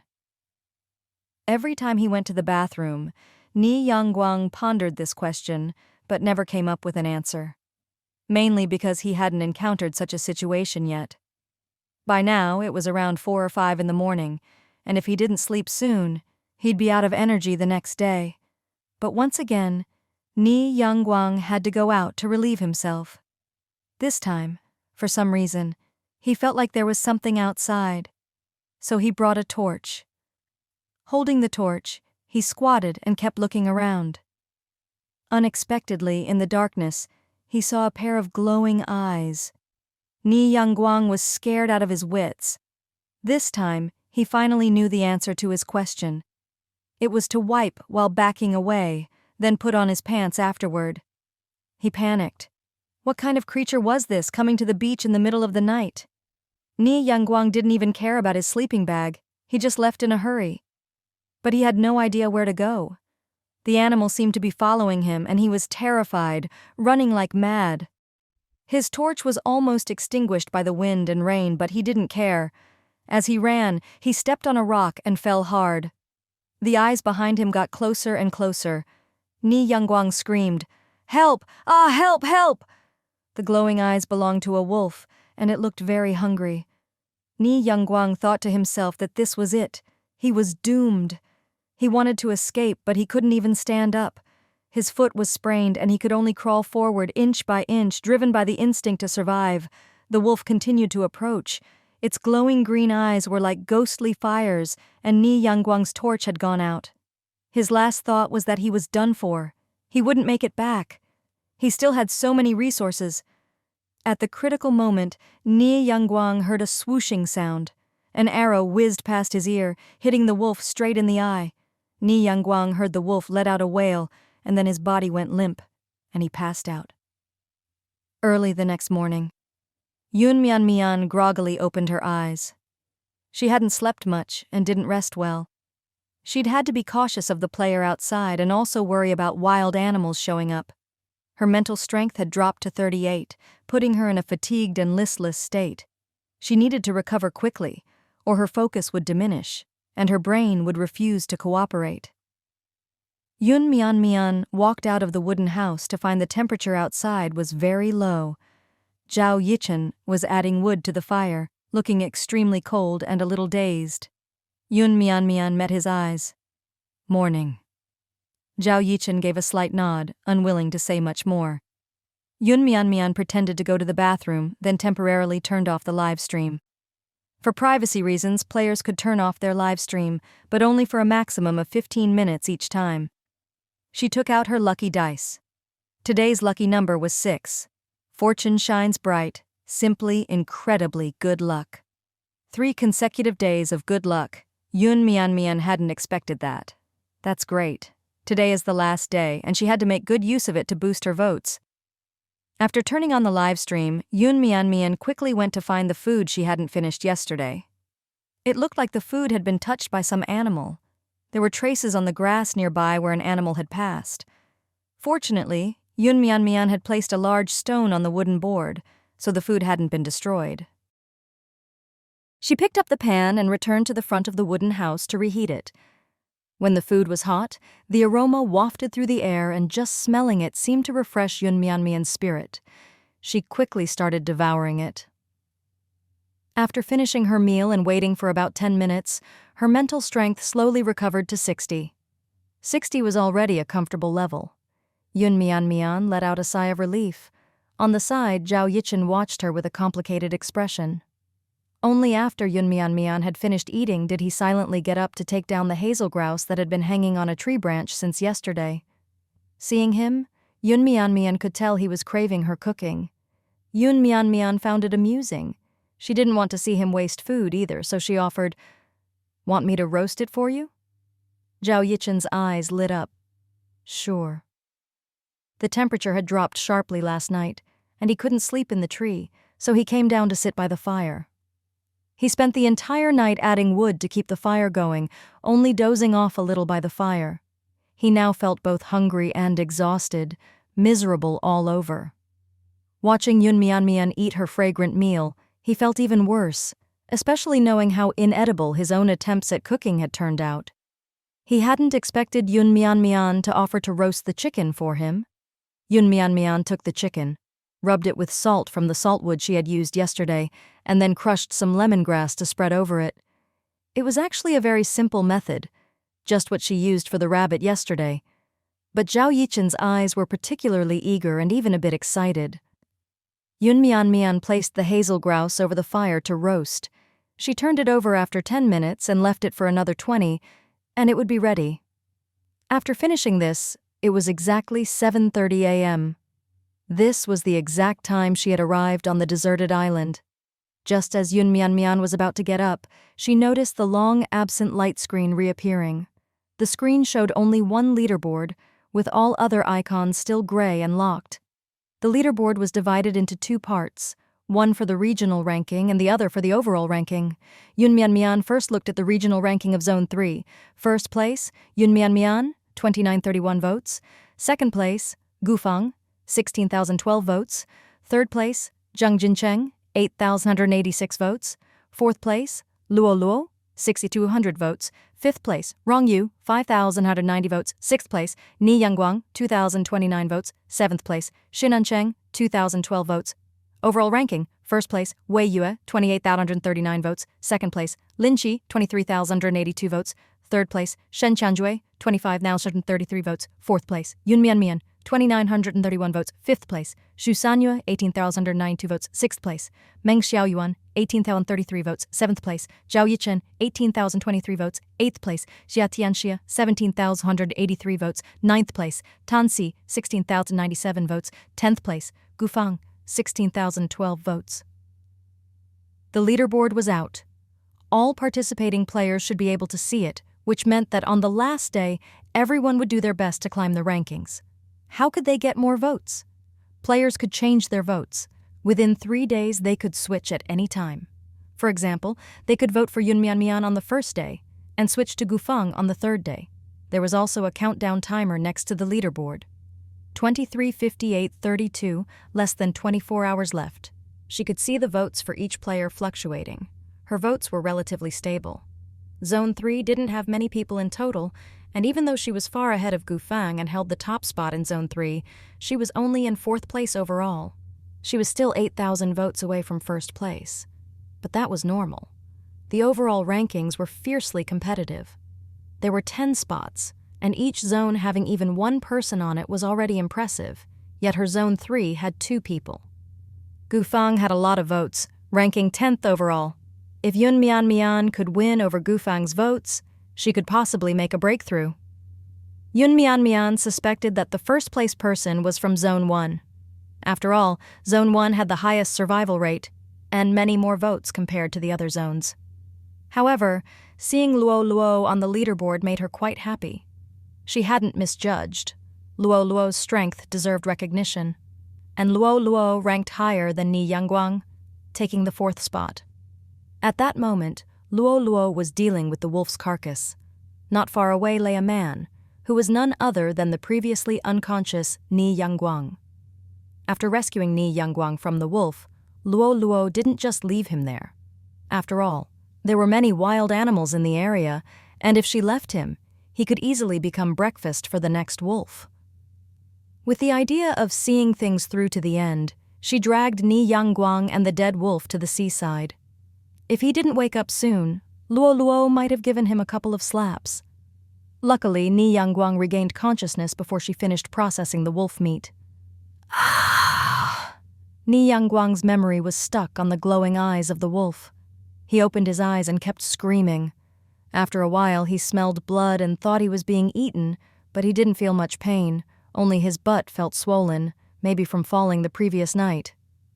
"Shut up," Luo snapped. Ni Yangguang immediately sat upright, stiffly turning his head to see a tall, ponytailed girl not far away. She was holding a knife, looking cold, covered in blood, a very intimidating sight. Ni Yangguang wanted to scream again, but facing her gaze, he forced himself to hold it in. "Who are you?" Luo didn't answer, but instead stabbed her knife into the wolf meat and began cutting it into pieces. Seeing her swift and ruthless actions, Ni Yangguang couldn't help but feel scared. Last night he seemed to see an arrow fly over. Was it this wolf that had tried to eat him? Was she the one who killed it? If so, wasn't she his savior? Thinking of this, Ni Yangguang's eyes began to water, almost moved to tears. "Was it you who saved me?" Luo didn't respond. Ni Yangguang scrambled to his feet. Thank you. I can't repay such a huge favor enough." Luo said, "No problem." Ni Yangguang asked, "Is there anything I can do to help you? Which zone are you from?" "I'm from Zone 3. Hearing that Ni Yangguang was from Zone 3, Luo glanced at him. She didn't say anything else but said, "Then help me carry the meat." After being butchered, this wolf still weighed 50 or 60 pounds, even with the internal organs removed. Luo could carry the whole wolf herself, but once it was butchered, it became harder to handle. One person would have to make several trips to bring it back to the shelter. It was too troublesome. Now that she had a free laborer, why not use him? Moreover, seeing how weak and useless he looked, she wasn't worried about him having any ill intentions. As soon as Luo spoke, Ni Yangguang enthusiastically nodded. Sure, you're amazing. Just one arrow to take down this wolf." Luo stood up, picked up 3 pieces of leg meat, and walked ahead. "You take the rest. Keep up." She only left 2 pieces of meat for Ni Yangguang, but even so, he struggled to lift them and followed along slowly. Ni Yangguang walked very slowly, while Luo was light on her feet. At this moment, their screens appeared. Ni Yangguang shouted, "Oh my gosh, I made the leaderboard!" He laughed. "I can't believe it. I made it." Ni Yangguang didn't know that his diarrhea episode yesterday, along with being attacked by a wolf while using the bathroom, had provided plenty of entertainment to Zone 3 viewers, earning him many votes. Viewers, gotta vote for the fun. Hearing this, Luo was a bit surprised. She could also see the leaderboard, which displayed only a few names. She was quite surprised that she herself had made it. However, seeing Yun Mian in first place made her genuinely happy. Yun Mian's name was also on the overall leaderboard. Amazing. Mian Mian is in first place. Damn, that damned Zhang Jincheng is actually ahead of me. Disgusting. How does he have so many votes? What did he do? Hearing that, Luo Luo didn't need to guess who it was. The answer was obvious. Ni Yangguang, no doubt about it. Achoo! A loud sneeze drew Yun Mian Mian's attention to the man beside her. Are you catching a cold? Zhao Yichen nodded. He had also been looking at the leaderboard and saw that he had made it to 7th place overall, but he wasn't happy, as his goal was still far off, and now he had a cold. This was a bad sign. A cold meant his physical condition would decline, weakening his resistance and energy. He quickly checked his status. Both his mental and physical strength were below normal levels. Not a good sign. Yun Mian Mian was also thinking about what to do next. There was only 1 day left, and her ranking wasn't secure. She had to do something. How could she get more votes? By now, the roasted chicken was almost done, releasing a fragrant aroma. She handed it to Zhao Yichen and probed, "How many of your zone made it to the overall leaderboard?" Zhao Yichen was a bit surprised by Yun Mian Mian's question, instead of simply asking which zone he was from or whether he had made it to the rankings. But if Yun Mian Mian had asked directly, he likely wouldn't have answered. The question she asked seemed unrelated and wasn't hard to answer. In light of the roasted chicken, Zhao Yichen thought for a moment before answering. 3. He, the first place, and third place players were all from Zone 1. However, his votes were far fewer compared to theirs. 3. Yun Mian Mian was a bit shocked. She had thought having 2 was already a lot, but didn't expect his zone to have 3 players on the overall leaderboard. What kind of level was this? It wasn't hard to guess. This man was from Zone 1. Besides Zone 1, what other zone could have so many votes to put 3 players on the overall leaderboard? This was too much. The combined votes of the 3 must have been at least 50,000. The first place player was probably also from Zone 1. It seemed Zone 1 truly lived up to its reputation as the largest zone. Yun Mian Mian suddenly felt pressured, but at the same time, a fire to fight back was kindled within her. "What about you?" Zhao Yichen naturally asked in return. "We have 2 from our zone," Yun Mian Mian replied without hiding. Yun Mian Mian's livestream also exploded after Zhao Yichen's words. "No way, which zone is that? 3 people on the overall leaderboard, that's crazy." "I thought having 2 from our zone on the overall leaderboard was impressive, but they have 3. Must be Zone 1. Only Zone 1 has that many people. Terrifying." "How about we give our votes to Yun Mian Mian and help her move up?" "But if we give them to Yun Mian Mian, Gufang might drop out of the top 10. "Yeah, Gufang's position is shaky. It could be taken over by anyone behind him. At least Yun Mian Mian seems stable on the overall leaderboard." Some wanted Yun Mian Mian to climb higher in the rankings, but they also didn't want Zone 3 to lose another person on the leaderboard. It was a dilemma. Meanwhile, Zhao Yichen's livestream viewers were also guessing which zone Yun Mian Mian belonged to. It was already quite impressive for them to have 2 people on the leaderboard. After all, with both zones combined, they had 5 players in the overall rankings, taking up half of the top spots. As they were chatting, the atmosphere suddenly shifted. "No way, Zhao Yichen, what's up with you? Eating like this?" "Zhao Yichen, don't you care about your image? Eating with your mouth covered in grease? What happened to the aloof persona? Is it really that good? I thought it only looked good but would taste just okay. I used to think Zhao Yichen was just acting cool. Why does he seem so down to earth now?" "Ha ha, he looks like he wants to stuff the whole chicken in his mouth." Yun Mian Mian didn't expect Zhao Yichen to eat so exaggeratedly. She knew her cooking was indeed delicious, but have you really never eaten anything good before? Slow down. Aren't you afraid of choking? Just as Yun Mian Mian spoke, Zhao Yichen started choking. His expression changed, looking distressed. "Do you need water?" Zhao Yichen got up, looking around for water. He finally found the water boiled last night and took a big gulp, recovering at last. After drinking, he looked at Yun Mian Mian in shock. His mental strength and stamina were recovering. "You..." Zhao Yichen had never heard of food having beneficial effects. He didn't have the cooking or gathering skill, so he couldn't see information about ingredients. Moreover, in Zone 1, information among players was very closed off, with most skill books in the hands of factions and organizations. Anyone with a skill book willing to trade it could exchange it for a month's worth of food and water. Those who couldn't ensure their own survival would often hand over their skill books. There were very few solo players in Zone 1, most joined factions.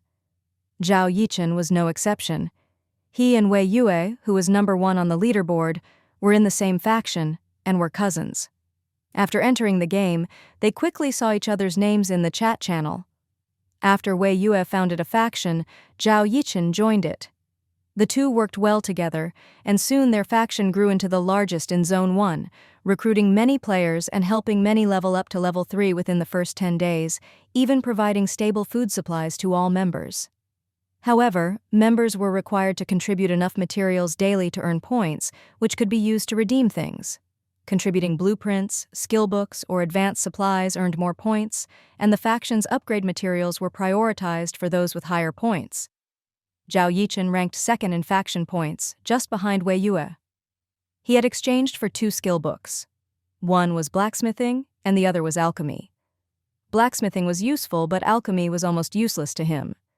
His high strength allowed him to greatly enhance his combat power with a few quality forged weapons. During this survival trial, he had showcased impressive combat skills from the start. However, he didn't have an alchemy table, nor did he have enough herbs. Back to the point, the benefits of skill books were well known, but very few were willing to share their knowledge. Zhao Yichen only discussed this with core faction members. The cooking skill book had initially appeared twice, but most players in Zone 1 valued power above all, and given multiple skill book options, they always chose others first. After all, food could be obtained from treasure chests, and simple cooking was sufficient. Without understanding the effects of the cooking skill, everyone felt it wasn't worthwhile. And for the few who had learned the cooking skill, none of them ever mentioned food having any beneficial effects. So Zhao Yichen wasn't sure whether Yun Mianmian's cooking had beneficial effects because of a skill or if it was just her natural talent. But the way he looked at Yun Mianmian changed. With such a skill, Yun Mianmian, regardless of which zone she was in, was a formidable opponent who could bring immense benefits to her zone. If such food were to be circulated, the overall power of the zone's players would significantly improve. Zhao Yichen didn't say anything about the beneficial effects of the food. Since this was being streamed, he assumed she might not want others to know about it. Being offered the food already felt like a stroke of luck. Not one to thank others often, he sincerely said, "Thank you." Yun Mianmian didn't know Zhao Yichen had overthought everything simply because she made him some roast chicken. She was more concerned about the rankings. Looking at the man in front of her, Yun Mianmian asked, "What items did you bring here?" Zhao Yichen, "Fire starter, sword, bow. The fire starter got lost." Yun Mianmian's eyes lit up. This guy brought the same items as Luo Luo. It seemed he was a strong player. Yun Mianmian asked, "Want to team up?" Zhao Yichen, "How?" Yun Mianmian had an idea already. "Let's do something big." Zhao Yichen, "You say it." Yun Mianmian gestured for him to lean in closer. Zhao Yichen paused, a bit skeptical but leaned in anyway. From the camera's view, all people saw was Yun Mianmian whispering something in Zhao Yichen's ear. Her voice was very low and viewers couldn't hear her clearly. They could only guess from Zhao Yichen's expressions. Zhao Yichen first looked shocked, then nodded, and then seemed both troubled and a bit excited. It looked like Yun Mianmian had persuaded him. Yun Mianmian extended her hand. "Well, shall we cooperate?" Zhao Yichen hesitated for 2 seconds, but eventually shook her hand, announcing that they would work together. "Okay, let's get to it." Yun Mianmian stood up, glancing at the cloudy sky. "Tonight will be even colder. We need to finish early." After cleaning up the food scraps, they quickly set off. Due to the heavy rain, their progress was slow. The journey that originally required only half an hour ended up taking an hour. Yun Mianmian and Zhao Yichen planned to hunt the black bear together. If Yun Mianmian were alone, she would definitely run as far away as possible. However, now that she had help, a partner who was skilled and well-equipped, Mian decided to take a chance. She wanted to push for at least a top 3 spot. Moreover, if they managed to deal with the black bear that had appeared at her old shelter, Mian could return and live there, just needing to reinforce it a bit. After all, in this weather, it was impossible for Zhao Yichen to sleep in the tree. Staying outdoors risked frostbite. He had already caught a cold last night. As for Zhao Yichen agreeing to cooperate, there were a few reasons. He was currently ranked 7th overall, but his goal was the top 3. Though he knew it was unlikely he could surpass his cousin Wei Yue, he still had a competitive streak. He'd always been one step behind his cousin, and it gnawed at him. Maybe this time, he could prove himself. At the very least, he wanted to show that he was just as capable as Wei Yue. Furthermore, he'd initially thought he could sleep in a tree, but given the cold temperatures, that wasn't realistic. Besides, he had already promised the shelter to Mian, and he couldn't go back on his word. So the two found themselves in agreement. The previous shelter had already been damaged. Mian's food over the fire had burnt, but it had also been eaten. However, it didn't seem to be the bear that ate it. It might have been a wolverine or even rats. But there were more bear tracks nearby. Even though it had rained for so long, the tracks hadn't washed away, indicating that the bear had been around frequently. Mian couldn't help but think, maybe this bear was a target given to them by the system. If they successfully hunted it, there might be a reward. She didn't have any proper hunting weapons. Up to now, she hadn't caught any large animals, just fish and vegetables, plus a rabbit caught using traps. Catching a rabbit with a trap didn't count for much, or maybe it was just too small. While Mian and Zhao Yichen were tracking the black bear, Luo and Ni Yangguang on the other side were also facing danger.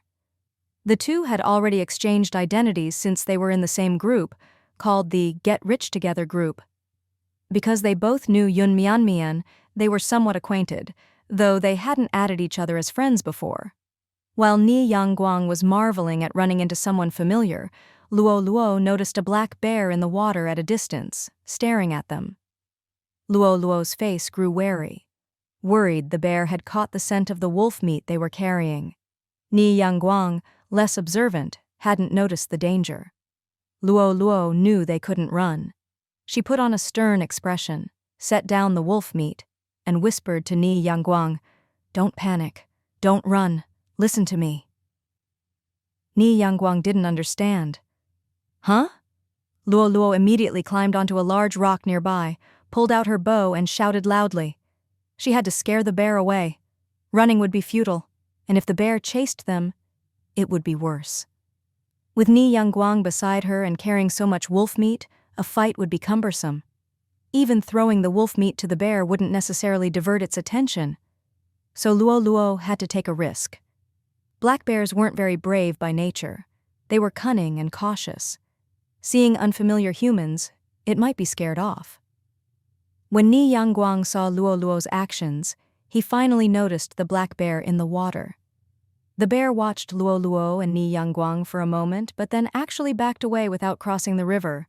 Ni Yangguang was scared out of his mind, his face pale. Why is the bear so big? To be fair, Ni Yangguang had a mix of good and bad luck since arriving. He hadn't encountered many animals. The biggest one before this was the wolf from last night.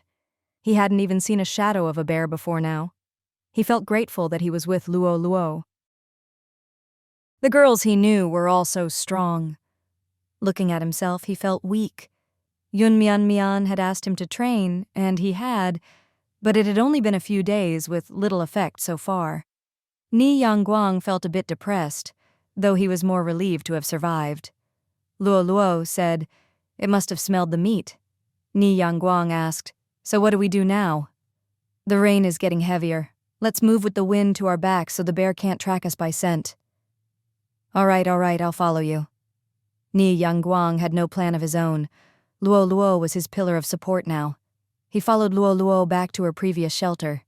It was a tree house, or more accurately, it was a platform in a tree. It could block the rain and provide a place to sleep, but it wasn't insulated. Luo knew that given today's conditions, it would be impossible to sleep there. Building a proper, insulated shelter would take a lot of time and energy. If she exhausted herself and then encountered a large beast, she wouldn't be able to fend it off. So constructing a shelter was no longer in her plans. Instead, finding a sheltered spot, lighting a fire, and cooking something was a more practical goal. The deer meat she had previously hidden in the tree was still there. About half of it remained. Luo always kept the meat on the platform, covered with leaves to mask the scent. She climbed up to the platform and saw dozens of pounds of deer meat. Then she looked at the wolf meat. She realized she wouldn't be able to carry everything. She'd have to leave some behind. It was a pity, but with no backpack, there was no other way. However, she did want to bring some back for Yun Mian. Yun Mian had unlocked cooking skills, and she would probably love all this meat. After thinking it over, Luo looked at Ni Yangguang. "What did you bring with you?" Ni Yangguang thought for a moment. "A sleeping bag, a lighter, and a pot." "Ah, my pot and sleeping bag. I left them back at the beach." Luo, how about you go and bring back your sleeping bag?" "Me? Alone? No way, I can't do it." Ni Yangguang was adamantly against it. After going through the hungry wolf attack and encountering the black bear, Ni Yangguang was absolutely unwilling to be left alone. He needed to stay with Luo. "If you don't get it, then I'm not taking you with me." Luo's expression was stern, and she looked a bit intimidating. Ni Yangguang felt a little wronged. "No way, going there alone is too dangerous." Luo, you're completely useless. Why would I bring you along?" Ni Yangguang wanted to argue but couldn't find the words. "I did help you move the stuff, though." "With this much? Can you carry it all?" Luo wanted Ni Yangguang to bring the sleeping bag so they could stuff all the meat inside, making it easier to carry. If they carried it by hand, it would be cumbersome, and the smell would likely attract wild animals. Ni Yangguang, "Do I really have to go?" Luo's tone left no room for negotiation. "Yes, bring the pot too. We'll use it to stew the meat." Ni Yangguang had no choice but to comply. "Can't you go with me?" Luo gave him a look. No. She needed to conserve her energy, and she also had to carry all the meat down. Accompanying Ni Yangguang would only waste time. Ni Yangguang thought, so heartless, but all he could do was run to the beach with tears in his eyes. On the way, he sprinted as fast as he could, terrified of running into any wild animals. He was so out of breath that he almost collapsed, but to avoid getting lost, he tore pieces of his clothing to mark branches along the path. If he couldn't find Luo on the way back, he would be devastated. When he finally reached the beach and saw that the sleeping bag was nowhere in sight, his heart sank. Could it have blown away? Or been taken by an animal? This is bad. If I can't get the sleeping bag, will Luo abandon me? Just as he was about to cry, he turned his head and saw the blue sleeping bag hanging from a tree. The sleeping bag was right there, and it was still usable. Ni Yangguang was overjoyed. He turned and saw the pot lying on the ground. He picked it up and quickly headed back toward Luo. On the way, he saw another player sprinting wildly. He was puzzled as to why this person was running faster than he was, and he considered stopping them to ask. But then he saw the wolf following that person. Ni Yangguang was terrified and immediately threw himself to the ground. The area was full of bushes, so as soon as he dropped to the ground, his body was hidden by the grass. Unless someone looked closely, they wouldn't notice him. The person running ahead was screaming, his cries piercing. Even though the wolf hadn't bitten him yet, his screams were so mournful that he managed to keep the wolf's attention firmly on him. Seeing the scene, Ni Yangguang couldn't help but think of himself. He had probably been screaming the same way, crying out as if in agony. Ni Yangguang reflected on his behavior and thought, next time, even if I have to run, I'll be more composed. Zhang Jincheng hadn't had a good time over the past few days. He had mistakenly eaten some poisonous wild grass, thinking it was an edible plant. After eating it, He had constant vomiting and diarrhea, feeling utterly miserable. If it weren't for the rain that kept him supplied with water, he would have become severely dehydrated. However, because of his misfortune and perseverance, as well as his plea for votes from his gang members, he had actually made it onto the leaderboard. He promised that if anyone voted for him, once he returned, he would donate half of his rewards and list the other half at a discounted price in the trading center to help those in need. Many players were moved by his promise and gave him a vote of sympathy. Some even voted for him in hopes of benefiting from his pledge to donate. After all, voting for others made no difference to them, and voting for him might bring benefits. Some unlucky players and those lacking resources thought this way and cast their votes for Zhang Jincheng. Seeing himself on the leaderboard, Zhang Jincheng understood even more how crucial it was to gain votes. He did nothing but sit and beg for votes, telling stories of how he had helped others in the real world and sacrificed for them.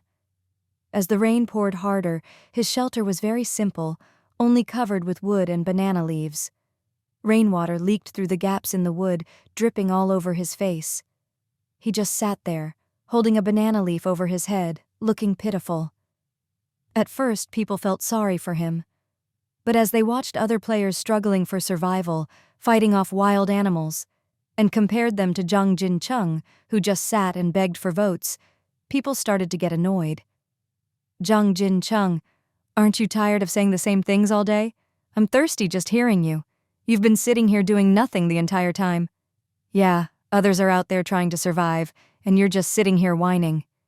Giving him my vote feels like handing money to an able-bodied beggar who refuses to work. Damn, that's true. Suddenly I don't feel like voting for him anymore. His stream is so boring. But he's kind-hearted. He said he'd donate half of the rewards. Come on, do you really think he'd get any rewards if we didn't vote for him? He only said that to get votes. Zhang Jincheng couldn't see the comments in the live stream.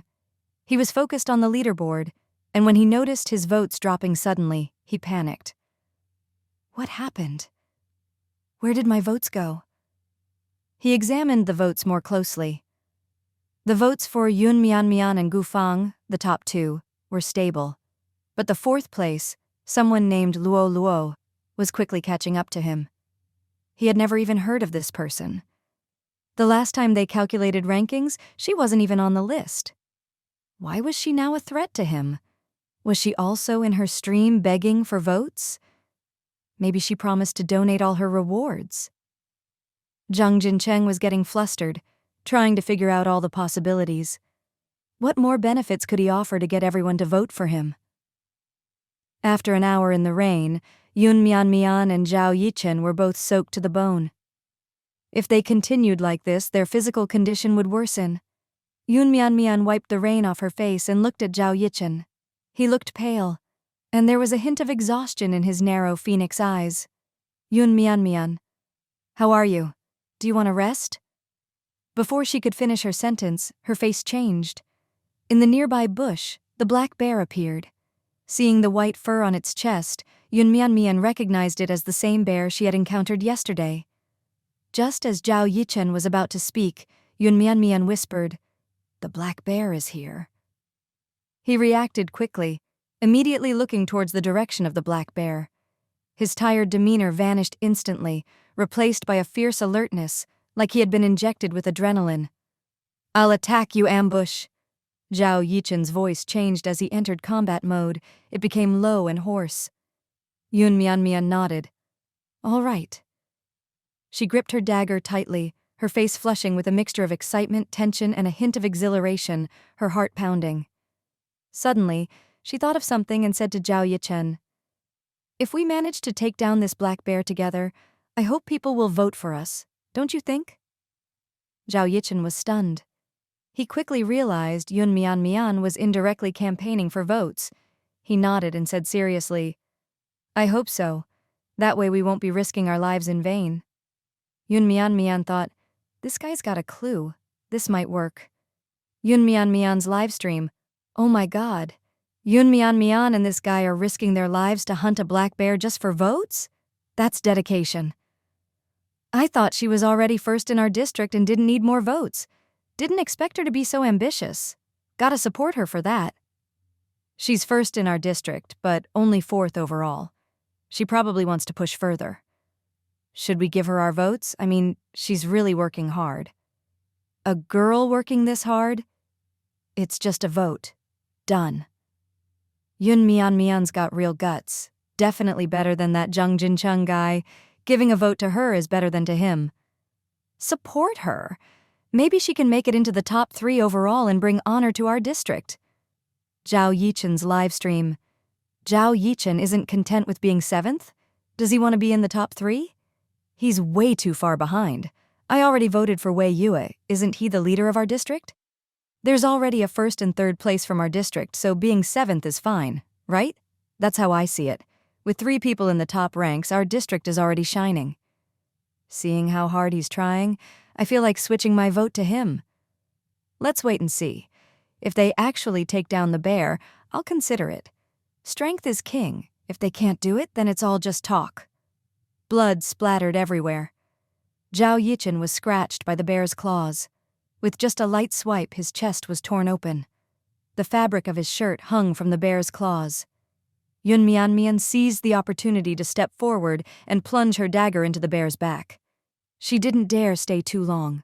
After stabbing it, she quickly pulled the dagger out and retreated. The black bear went berserk. It rushed at Yun Mian at great speed. Yun Mian took out the wasabi water she had prepared earlier and splashed it into the bear's eyes. Bears are afraid of pepper spray, but Yun Mian didn't have any. She could only try using wasabi, which also had a spicy kick, mixed with water. To her surprise, it actually worked. The black bear roared in rage and pain, standing in place and howling. It was in a frenzy. Clearly, the wasabi water was causing it a great deal of pain. The spicy water had gotten into its eyes and mouth. "Now's the time!" Yun Mian shouted to Zhao Yichen. They had already agreed on their battle plan, so even though he was seriously injured, Zhao Yichen gritted his teeth, picked up his bow, and drew an arrow. Zhao Yichen aimed straight for the bear's eye. The bear already had poor eyesight, and one of its eyes had been injured by the wasabi water. Now an arrow was driven into its other eye. A piercing scream echoed through the air. Yun Mian knew her chance had come. At Yun Mian's signal, Zhao Yichen threw his longsword to her. Yun Mian caught the hilt firmly. She took a deep breath, suppressing her fear as she approached. She knew that if the bear swiped at her, she would be seriously hurt and would bleed out. But at this point, she had no choice but to go forward. Now was the best opportunity. If they only attacked from behind, it wouldn't be enough to incapacitate the thick-skinned bear. With the bear unable to see, she had a chance to approach it head-on. Besides, today she had the lucky star buff. "Don't be afraid, Yun Mian." Zhao Yichen was already heavily injured, so the close combat had to be left to her. She steeled herself, taking steady steps toward the bear. "Whoa, Yun Mian's got guts. I'm scared just watching." "She's risking everything just for some votes? Come on, everyone, give Yun Mian your vote." "The bear is too strong. Even like this, it doesn't seem like it'll fall." "This is terrifying. She's only in her 20s and already this brave. I underestimated her." "This is real survival. This is a real test. Watching this makes my blood boil." Yun Mian's breathing slowly calmed. With the sword in hand, she recalled every move and step of her sword technique that she had practiced endlessly. She had trained so hard, and now it was time to prove herself. In just a few moments, Yun Mian's sword left several cuts across the bear's chest. She shifted her wrist, stepped sideways, and struck again, and before the bear could react, she swiftly moved aside, using a wooden plank to block the bear's paw. The plank shattered, and she staggered back several steps, feeling a hot sensation in her chest, almost falling to her knees. She used the longsword to steady herself, planting it in the ground as she tried to stand firm. The black bear was covered in blood and severely wounded. Yun Mian knew it was only one more strike away. At that moment, Zhao Yichen ignored his worsening injuries, stood up, and shot another arrow, this time piercing the bear's chest. Although it was a bit off target, it was enough. Yun Mian raised the longsword, gripping it with both hands, and aimed at the bear's chest, thrusting it down with all her strength. After about 5 seconds, she struggled to pull the sword out, and blood gushed out, splattering all over her. The black bear finally fell. At the same time, congratulations to the player for being the first in the survival experiment to kill a high-level black bear. All players in the district are awarded a piece of cold-resistant clothing. Congratulations to the player for being the first to kill a high-level black bear. The player is awarded advanced armor. Yun Mian's eyes widened. Such great rewards! She was exhausted, lying on the ground, panting, but upon hearing the system notification, she was instantly energized. Would you like to make an announcement to the whole region? If you choose yes, the backpack function will be unlocked. Yun Mian was overjoyed, and the pain seemed to fade away. Announce. Why not? Once the backpack was unlocked, she could carry the black bear with her. She could use all her other resources too. It would be fantastic. The moment she made her choice, she saw a line of bold, enlarged red text appear on the screen. Congratulations to District 3 player Yun Mian for being the first to kill a high-level black bear. All players in District 3 are awarded a piece of cold-resistant clothing. Congratulations to District 3 player Yun Mian for being the first to kill a high-level black bear. Yun Mian is awarded advanced armor, and the backpack function is unlocked. These 2 messages were repeated 3 times. Yun Mian clicked her tongue. Wow, they're being dramatic. Zhao Yichen, sitting nearby, was pale and bleeding profusely. So her name was Yun Mian, and she was from District 3. Looking at the dead bear not far away, Zhao Yichen felt somewhat unwilling. The bear had indeed been killed by Yun Mian, but he had put in half the effort, yet all the benefits had gone to her. Still, there was nothing he could do. Things had happened this way, and he had been injured first. If Yun Mian hadn't gone in with the sword, both of them might have died. He smiled bitterly. Though he was unwilling, he had no choice but to accept this outcome. He checked his votes, at least noticing an increase. He was now in 5th place, and Yun Mian had reached 3rd. Yun Mian's live stream. Awesome! Yun Mian is awesome! I'll say it just once. Yun Mian is awesome! An announcement to the entire region. We District 3 players are famous now. Everyone gets cold-resistant clothing. Nice, this is awesome. I dare anyone not to vote for Yun Mian after taking the cold-resistant clothing. Aren't you feeling guilty? Getting so many rewards for killing the bear. Other players must be regretting not going after it. Regret what?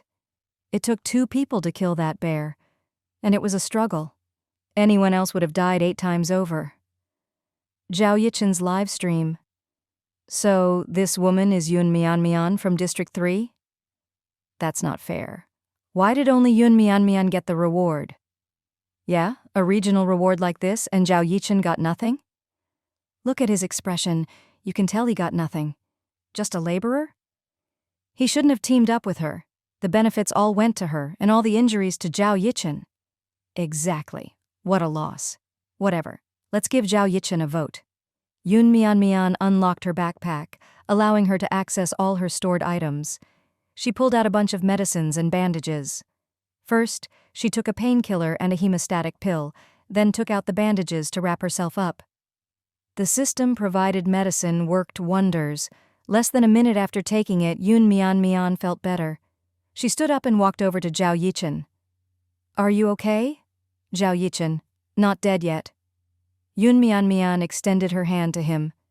Hemostatic and pain relief. Take them, and you'll be fine.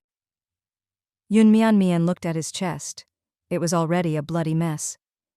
Taking a hit from a bear paw was no joke. It hurt just looking at it. She remembered how he endured the pain to shoot 2 more arrows and thought, he's pretty tough. Take off your shirt, I'll bandage the wound. Zhao Yichen looked at her in surprise. Yun Mian. Don't worry, I have clothes for you to change into. She had clothes in her backpack. The in-game outfits were unisex and would fit anyone. Zhao Yichen wasn't surprised by that. I can do it myself. Yun Mian glanced at him. I didn't even want to help bandage him. This wound is so deep. He won't be able to handle it himself. She threw him the bandages and medicine. Suit yourself then. Zhao Yichen took the medicine and felt much better. The bleeding had stopped, but if he didn't apply the medicine and bandage the wound properly, it would surely worsen. Yun Mian, having unlocked her backpack, was now looking through what she could use. By the time she was done, Zhao Yichen had managed to bind himself up like a kidnapping victim. Yun Mian. Are you bandaging yourself or tying yourself up? Zhao Yichen. Yun Mian was being nice because she had received all the benefits while Zhao Yichen got nothing. He wasn't being grateful at all. Let me do it. She helped him untie the bandages and redid them, making it look proper this time. All right, I got the rewards, but it wasn't for nothing. We can split the bear's resources, and if there's anything else you want, just ask. If I can do it, it's yours. Zhao Yichen fell silent, reflecting on everything that had just happened. Yun Mian had earned the benefits of killing the black bear.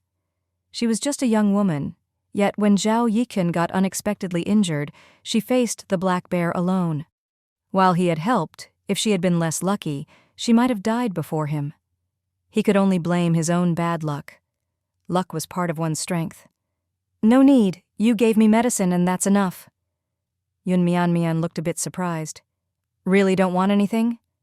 Zhao Yichen. Yes. Yun Mian. You said it yourself, so don't blame me for taking advantage of you later. Also, the players from your district heard you. Yun Mian knew that players from District 1 would definitely have some complaints about her. After all, who wouldn't want a piece of cold-resistant clothing for everyone?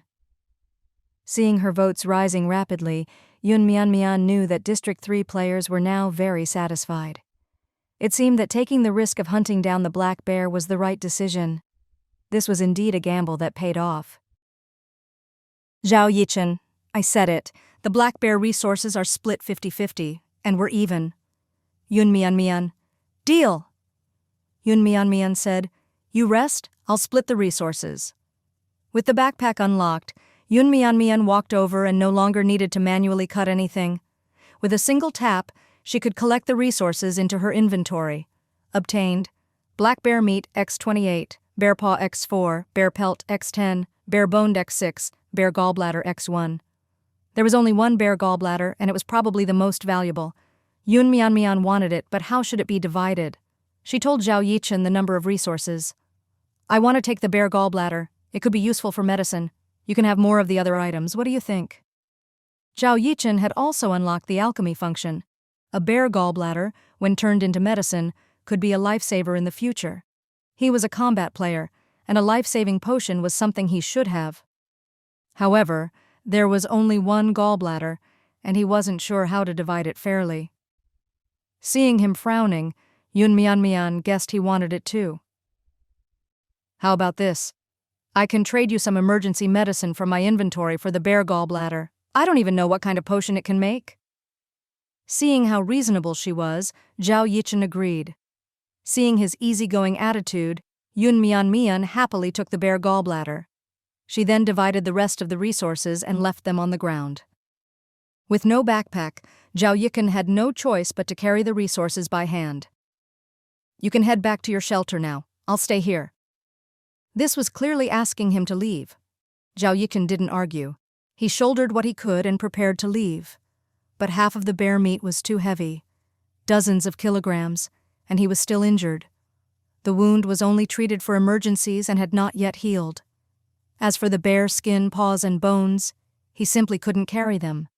Take these and exchange them for something easier to carry. Hearing this, Yun Mian's eyes almost sparkled with excitement. Still, she held back, showing a reluctant expression. Huh? I can't carry it all, Zhao Yichen explained. Yun Mian sighed. All right, what do you want? Food or tools? Zhao Yichen hesitated for 2 seconds. Food. But tools are fine too. Yun Mian checked her inventory. Food was running low. The leftover items she had were seafood chowder, roasted wild boar, grilled mushrooms, grilled fish, and shrimp crab porridge. I'll give you food, but if you don't eat it immediately, it'll get cold. How about you eat one portion now and take one with you? She named the dishes and asked which two he wanted. Zhao Yichen made a difficult choice. Chowder and shrimp crab porridge. When Yun Mian took out these two dishes, Zhao Yichen could already smell their aroma. The scent lingered in the air, overpowering the damp earth and the bloody stench. Yun Mian also gave him some hemostatic medicine, painkillers, and bandages, as promised. I'll also give you a lighter and a waterproof cloth. Now you can make your own fire and have something to keep the rain off. Anything else you want? Since she had resources in her backpack, giving some to him wasn't an issue, but giving too much wouldn't help, as he had no way to carry them. Yun Mian was being generous for once, mainly because Zhao Yichen seemed like a decent person, and she had gotten the better deal earlier. That's enough. Zhao Yichen thought for a moment and then thanked her. Thank you. His gaze at Yun Mian was like looking at a wealthy patron. Having a backpack made a player proud and confident. Zhao Yichen silently thought, survival without a backpack is almost impossible. After eating a bowl of the seafood chowder and resting for 15 minutes, Zhao Yichen was refreshed. Even though he was still injured, his drained energy and stamina from fighting the bear had mostly recovered. The food Yun Mian provided was indeed extraordinary. After Zhao Yichen left, Yun Mian buried the bloodstains and then returned to her original shelter. It was already dark. She needed to reinforce her shelter as soon as possible. With plenty of resources now, she put on her headlamp, covered the roof with a waterproof cloth, and then added a canopy on the tree beside the shelter, right next to it. The so-called canopy was just a rain shield. With this rain shield, she could make a fire. Yun Mian created a rectangular fire pit, which didn't require much wood but was very warm and not easy to put out. With plenty of dry wood in her backpack, Yun Mian didn't even need to look for firewood. She just took it out. With this fire pit, the entire shelter was warm, but Yun Mian also took out a windproof stove.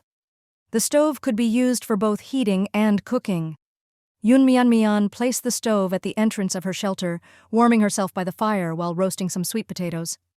At the same time, Yun Mian was monitoring the ranking changes. District 3, rankings. Yun Mian, 24,082, Gufang, 13,013, Luo, 7,200, Rongyu, 5,090, Nieyangguang, 3,029, Xinancheng, 2,345, Zhengjincheng, 2,012. Overall rankings, Weiyue, 26,079, Linqi, 25,931, Yun Mian, 24,082, Shenqianjue, 23,027, Zhao Yichen, 19,962, Meng Xiaowen Shusan Yuexia Tianxia by Zhao Yitansi. Yun Mian still firmly held first place in District 3, but her vote count had increased significantly, enough to put her in third place overall. Looking at Weiyue and Shenqianjue from District 1, their votes had decreased, likely having shifted to Zhao Yichen. Most people in District 1 were voting for the top 3. Since they already had 3 players in the overall rankings, they wouldn't vote for others. They wanted to ensure their district had 3 players with ranks. In contrast, votes from other districts were still spread across different players. Due to Yun Mian's high number of votes, other players' vote counts had dropped, resulting in Gufang no longer being ranked overall. With his current vote count, it seemed unlikely for him to make it back onto the overall rankings. However, Luo had progressed significantly. Yun Mian was genuinely happy for her. As for Zhang Jincheng, his votes had somehow dropped significantly. Interesting, Yun Mian thought. If all his votes went to me, wouldn't that give me a real chance to push forward, maybe even take first place? Partnering with Zhao Yichen was truly fortunate. Not only did it take votes away from the other 2 District 1 players, but it also gave her a push to sprint ahead. Otherwise, with 28,000 votes for the first place, Yun Mian would have felt hopeless. But now, there was a glimmer of hope. A gap of just over 2,000 votes seemed within reach with one final push. There was still one night left. The competition would officially end tomorrow morning, making tonight the best time to gather votes. But Yun Mian could feel that the temperature was steadily dropping.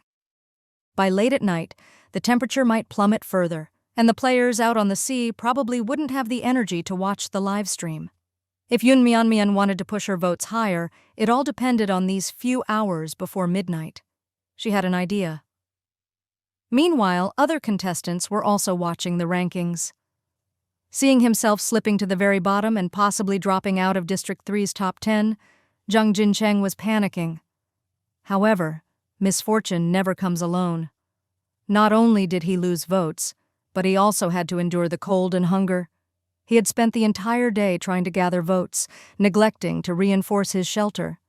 His shelter was already fragile, and after the heavy wind and rain, the banana leaves on top were blown away, and the wood was soaked, causing water to drip everywhere. He was soaking wet, looking like a pitiful drowned rat, both miserable and comical. Because of his weakened state, he didn't even have the energy to find food and could only cry to the camera. "I haven't eaten in 2 days. I can't hold on much longer. I'm freezing. Please vote for me, and I'll make sure to give back after this is over." His livestream had very few viewers. The reason he still had 2,000 votes was purely because of his earlier promises to donate the rewards, as well as votes from the guild members. Players who happened to check out his livestream went to the chat to complain. "That Zhang Jincheng does nothing but ask for votes. He said he'll give back after it's over. What a joke. He's just a useless guy. What can he even give?" "Honestly, I just watched his stream too. I think he might die tonight. It's so cold and he's been starving and drenched. Everyone stop giving him votes. Give them to Yun Mian instead. At least she has a chance to take the lead. If Zhang dies, those votes are wasted." "Ha, you should go see Ni Yangguang's stream. He's telling everyone to switch their votes from Zhang to Yun and help her bring glory to District 3. You know what? He's right. Zhang Jincheng doesn't deserve the votes. Giving them to Yun Mian is perfect. She's just a little over 2,000 votes away from first place. Ni Yangguang was camping in Luo's shelter, by her stove, eating grilled venison, feeling great. The only thing that bothered him was seeing Zhang Jincheng still on the rankings. "Wow, Yun Mian is so amazing and you all still aren't voting for her? Let her reach the top 3. I don't need my votes. Give them all to Yun Mian." He spoke while munching on the meat, but his words were still quite clear. Luo added, "Yes, my votes can go to Mian too." Ni Yangguang gave her a thumbs up. "You're already in 3rd place. There might be some good rewards for that. I'm 5th, doesn't matter." Of course, Luo cared about her own ranking, but she wanted Yun Mian to take first place in the overall rankings even more. The two continued to chat, and Yun Mian's votes kept climbing. Ni Yangguang multitasked, eating while watching the rankings. "Wow, come on everyone! Yun Mian is just a few hundred votes away from 2nd place. Let's push her up. 1 vote from each of you, and Mian will be number 1 tonight. Not my votes, though. I don't have any. But if I did, they'd go to Yun Mian for sure, not Zhang Jincheng." Ni Yangguang was so enthusiastic that people who didn't know any better might have thought he had a crush on Yun Mian. Meanwhile, Zhang Jincheng was desperately trying to gather votes, but instead he kept losing them, unaware that Ni Yangguang was sabotaging him. He deeply regretted everything. In his pursuit of votes, he had neglected everything else, and now he faced not only potential death but also losing his votes. But it was too late. Night had fallen, and he had no way of gathering resources. He could only tough it out, hoping to survive through the night. He didn't even have the strength to speak anymore. Players from all districts also noticed that Yun Mian's votes were continuously increasing. They wondered which district this Yun Mian was from, and how, at this point in time, when most players had already used up their votes, her votes were still climbing. Little did they know, District 3 players were all switching their votes. The rankings in District 3 kept changing, but the only votes that were increasing were Yun Mian's. She was now neck and neck with Lin Qi, who was in 2nd place, and it even looked like she might surpass him to claim the top spot. Yun Mian was roasting meat at that moment.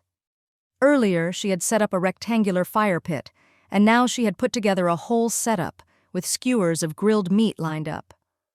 "Don't miss out. Roasted bear meat skewers and grilled fish. Whatever I grill tonight, I'll be giving away tomorrow." She had organized a lucky draw. As long as she made it into the top 2 tonight, once she got back, she would give away all the roasted meat she was cooking now. This was something tangible, already being cooked. 100 lucky viewers would be randomly selected to receive the grilled meat. If what she grilled wasn't enough, she would make up the rest with grilled fish once she returned. Although Yunmianmian didn't mention any special effects, the sight of the juicy, sizzling grilled meat made everyone crave it. Those who had been watching her stream for 3 days had already been suffering from seeing Yunmianmian's delicious food. Now that she had offered to give away grilled meat, everyone was excited. The main thing was, they wanted to eat. Other players also realized that now was the prime time to gather votes, so they each started showing off their unique skills and pulling out all the stops. The rankings were changing rapidly. It was as if everyone had forgotten that today was their 30th day in the game and the day was almost over. The time reached midnight. A screen appeared. Congratulations, players! You have survived the rainy season. The test server is ending, and the official server will open tomorrow at 7:00 a.m. The players who survive until tomorrow morning will receive a large reward package. The Ice Age is coming. Each district will add 100,000 new players.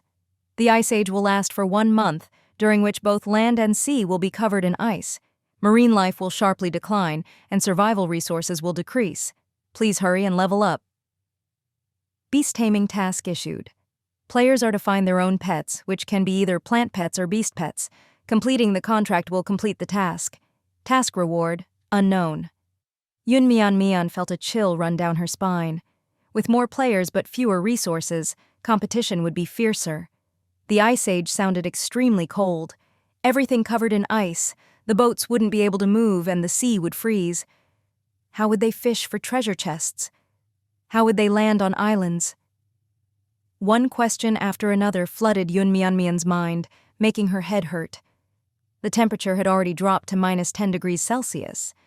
By tomorrow morning it would be even colder. To freeze the sea, it would need to be at least -10, or even minus several tens of degrees. How would players endure such temperatures? No wonder the system announced that players who survived until tomorrow morning would receive a reward package. Many people were likely going to die tonight. Although food would be scarcer, Yunmianmian still intended to honor her promise of giving away the grilled meat. She could only hope that by getting first place, she could gain enough benefits to help make District 3 stronger. Each district would be getting 100,000 new players, fresh blood, so to speak. These newcomers would face the Ice Age immediately upon joining. The system would have to give them many compensatory gift packages. Otherwise, how could they survive? 100,000 new players per district meant 1 million across the 10 districts. Yunmian wondered if her mother and brother were among these players, or perhaps they had already joined and were in other districts. Yunmian had thought about this before, but the districts couldn't communicate with each other unless the global chat feature was unlocked later. However, Yunmian believed that if they had already joined and they saw the leaderboard, they would know she was also there and doing well, so they wouldn't worry about her and would try to find a way to contact her. If they were among the new million players, Yunmian hoped they could be in District 3. At least that way she could chat and video call with them and help them out. Although, the chances of that happening were slim. As for the beast taming task, Yunmian wasn't thinking about it for now. The most important thing right now was the competition. Her votes had already surpassed Lin Qi, who was in second place. But she still hadn't overtaken Wei Yue, who was in first place. Wei Yue's votes had also started increasing suddenly. They had been dropping before, but now they were on the rise. She wondered what he had done. Yunmian couldn't control what others did. She could only figure out her own plan. She wanted first place. The system's reward for first place would surely be the best. Besides the 10,000 Sea Star coins, there might be something particularly valuable. Yunmian had a strong feeling she needed to get first place. If by chance I do reach first place, I'll add an extra 100 servings of fish head soup, Yunmian said, putting on a determined demeanor. But it wasn't that hard. Making 100 servings of fish head soup wasn't a big deal for her. If she could secure first place, the benefits would definitely be worth it. And it was only if she got first place that she would give the soup. As for why she chose to give fish head soup, it was simple. Fish heads couldn't be used for sashimi, and there wasn't much meat on them. She had so many fish. Why not cut off the heads and make them into a delicious soup? The shrewd businesswoman Yun Mian gave herself a thumbs up. Fish head soup is very tasty, delicious and nutritious. Plus, in such cold weather, having a bowl of fish head soup will surely keep you warm and help maintain physical and mental strength. She even advertised the fish head soup, making everyone drool. Yun Mian knew that the fact that her food had a boosting effect wouldn't stay a secret for long. She would eventually have to use this advantage to trade for resources, and letting her own district know about it might actually be beneficial. District 3 was one team after all. If her cooking was effective, people would certainly want to build a good relationship with her. Everyone wanted to have her cooking, so in the future, whatever she wanted to do, District 3 might be more supportive of her. All right, no more talking. You want votes, right? I'm not giving my votes to anyone else. I'll give them all to you. Even if it's not for the grilled meat, just for that warm fish head soup, I have to vote for you. For God's sake, you're asking for votes like everyone else, but at least you're thinking about our survival. I'm freezing and starving here, and you tell me about grilled meat and fish head soup. I'm afraid I might freeze to death before I even get to eat it. I'll live through this just to wait for Yun Mian to come back, even if it kills me. It's so cold. Oh my God, I'm shivering, but I'll vote for Yun Mian first before doing anything else. At that moment, Zhao Yichen had already lit a fire and was hiding in the upgraded shelter Yun Mian had made for him. Many people thought he had gotten the short end of the stick, but Zhao Yichen no longer felt that way. If he hadn't met Yun Mian, he might not have survived the night. He had no fire, no proper shelter. This shelter had a stove, a chimney, and even a grass bed, which Yun Mian had actually made for herself, but which Zhao Yichen was now using. Having such a shelter on this desolate island was no small feat. Moreover, his votes probably wouldn't have increased as much without her. Not to mention all the extra supplies he got: waterproof fabric, a lighter, some medicine, over a dozen servings of bear meat, and a bowl of shrimp and crab porridge. The shrimp and crab porridge was now heating on the stove, ready to be eaten. At 3 a.m, everyone was struggling. The temperature had dropped to -20 degrees Celsius, freezing everyone to the bone, and the live streams were mostly abandoned. People were too focused on survival. The contestants were shivering from the cold, and surviving became the most important thing. Even though Yun Mian had enough supplies, in such extreme cold weather, she too was struggling. The temperature was too low, and her fire was dwindling. She had to keep feeding it to keep it burning. Half asleep, Yun Mian actually dozed off. It was too cold, and when a person is too cold, they can easily lose consciousness. It happens because of lack of blood circulation. You become so cold that you can't even feel anything. For players who were on the boats, things were a little better. They had boat shelters, could light a fire and wrap themselves in blankets. But for those on the deserted island, it was truly cold. They had no supplies and certainly no blankets. Some didn't even have fire. The players who had survived on the island until now were strong players. Would the system really let these players freeze to death just like that? Only then did everyone realize how cruel the system could be. To receive rewards, they had to endure so many challenges. Lack of food, attacks from wild beasts, and now the deadly cold. In such weather, without a fire, death was inevitable. When Yun Mian woke up, she found that it had begun to snow heavily. Her fire had gone out, and all she could see was a world covered in white. Everything was blanketed in snow, and her shelter was half buried in it. She suddenly realized that it was already past 6 a.m, with less than 10 minutes left until 7. She looked at the leaderboard. She was now in first place. Global leaderboard. First, Yun Mian, 28,139 votes. Second, Wei Yue third, Lin Qi fourth, Shen Qianjue fifth, Zhao Yichen sixth, Bai Zhaoyi seventh, Zhu Sanyu eighth, Xia Tianxia ninth, Meng Xiaoyuan 10th. Tansi Wei Yue in second place was only 200 votes behind her. Yun Mian managed to take first place by a narrow margin. Though District 3 only had Yun Mian in the top 10, her being first added significant value. People always remember the one who is in first place. This was the first time rankings were displayed across the whole server, visible to all players, not just those within each district. But Mian memorized the names of the other 9 players. They could become her competitors in the future. Mian happily tried to stand up, but the snow was slippery, and she had to hold on to a nearby tree to stay balanced. The tree trunk was completely frozen. It had rained yesterday, and the water had turned to ice, leaving a bone-chilling surface. Now, all she had to do was wait for 7 o'clock to arrive, return to her boat, and receive the system's rewards. She glanced at the District 3 leaderboard as well. Gufang was in 2nd place, Luo was in 3rd, Rongyu was 4th, and Ni Yangguang was in 5th. The top 5 were all familiar faces, while of the remaining 5 she only knew Shi Nancheng. Zhang Jincheng had already fallen off the board. Mian kept her eyes on the leaderboard.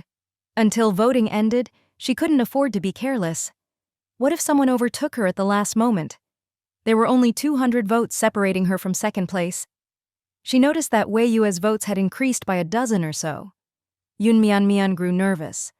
Her votes hadn't moved much, and if Wei Yue continued to increase, he might overtake her.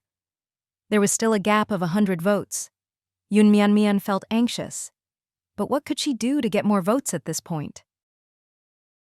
She had organized a lucky draw. As long as she made it into the top 2 tonight, once she got back, she would give away all the roasted meat she was cooking now. This was something tangible, already being cooked. 100 lucky viewers would be randomly selected to receive the grilled meat. If what she grilled wasn't enough, she would make up the rest with grilled fish once she returned. Although Mian didn't mention any special effects, the sight of the juicy, sizzling grilled meat made everyone crave it. Those who had been watching her stream for 3 days had already been suffering from seeing Mian's delicious food. Now that she had offered to give away grilled meat, everyone was excited. The main thing was, they wanted to eat. Other players also realized that now was the prime time to gather votes, so they each started showing off their unique skills and pulling out all the stops. The rankings were changing rapidly.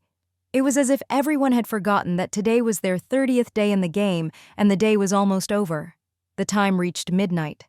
A screen appeared. Congratulations, players! You have survived the rainy season. The test server is ending, and the official server will open tomorrow at 7 o'clock a.m. The players who survive until tomorrow morning will receive a large reward package. The Ice Age is coming. Each district will add 100,000 new players. The Ice Age will last for 1 month, during which both land and sea will be covered in ice. Marine life will sharply decline, and survival resources will decrease. Please hurry and level up. Beast taming task issued. Players are to find their own pets, which can be either plant pets or beast pets. Completing the contract will complete the task. Task reward, unknown. Mian felt a chill run down her spine. With more players but fewer resources, competition would be fiercer. The Ice Age sounded extremely cold. Everything covered in ice, the boats wouldn't be able to move and the sea would freeze. How would they fish for treasure chests? How would they land on islands? One question after another flooded Mian's mind, making her head hurt. The temperature had already dropped to -10 degrees Celsius. By tomorrow morning it would be even colder. To freeze the sea, it would need to be at least -10, or even minus several tens of degrees. How would players endure such temperatures? No wonder the system announced that players who survived until tomorrow morning would receive a reward package. Many people were likely going to die tonight. Although food would be scarcer, Mian still intended to honor her promise of giving away the grilled meat. She could only hope that by getting first place, she could gain enough benefits to help make District 3 stronger. Each district would be getting 100,000 new players, fresh blood, so to speak. These newcomers would face the Ice Age immediately upon joining. The system would have to give them many compensatory gift packages. Otherwise, how could they survive? 100,000 new players per district meant 1 million across the 10 districts. Mian wondered if her mother and brother were among these players, or perhaps they had already joined and were in other districts. Mian had thought about this before, but the districts couldn't communicate with each other, unless the global chat feature was unlocked later.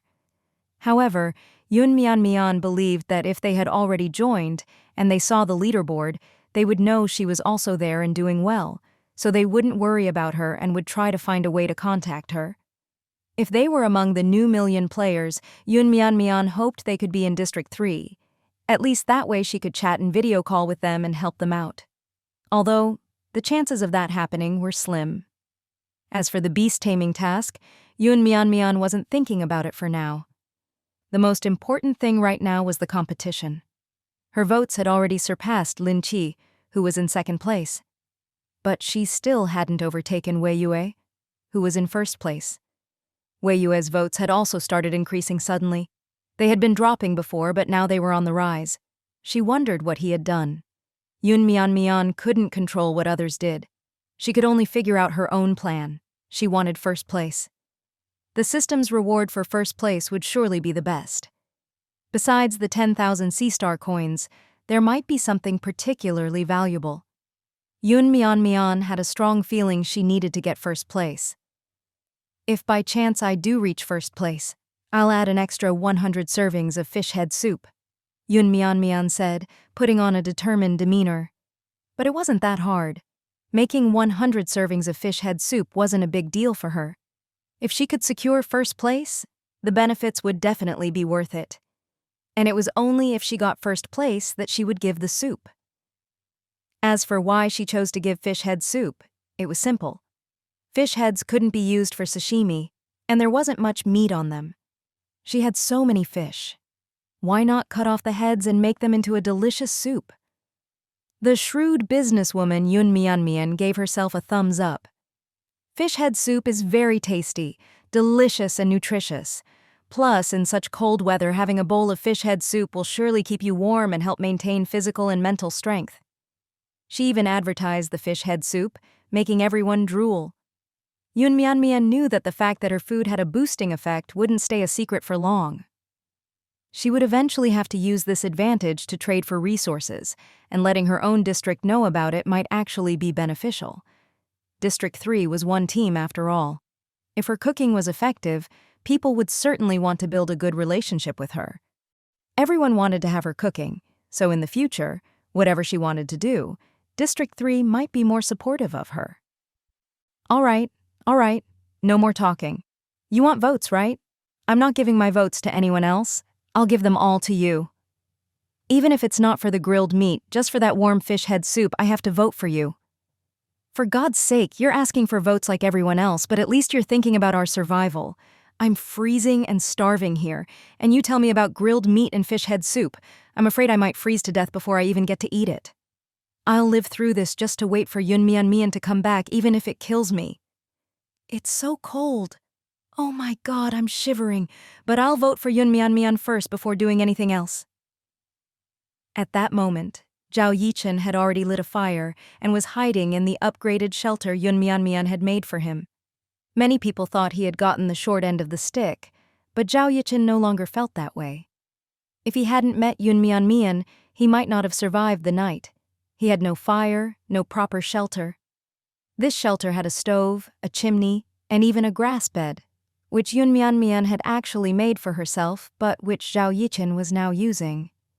Having such a shelter on this desolate island was no small feat.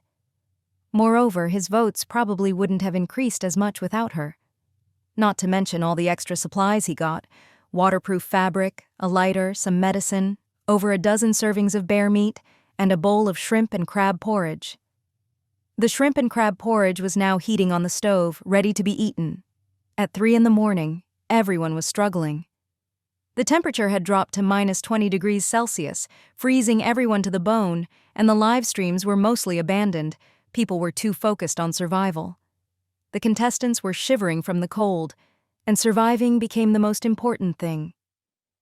Even though Yun had enough supplies, in such extreme cold weather, she too was struggling. The temperature was too low, and her fire was dwindling. She had to keep feeding it to keep it burning. Half asleep, Yun actually dozed off. It was too cold, and when a person is too cold, they can easily lose consciousness. It happens because of lack of blood circulation.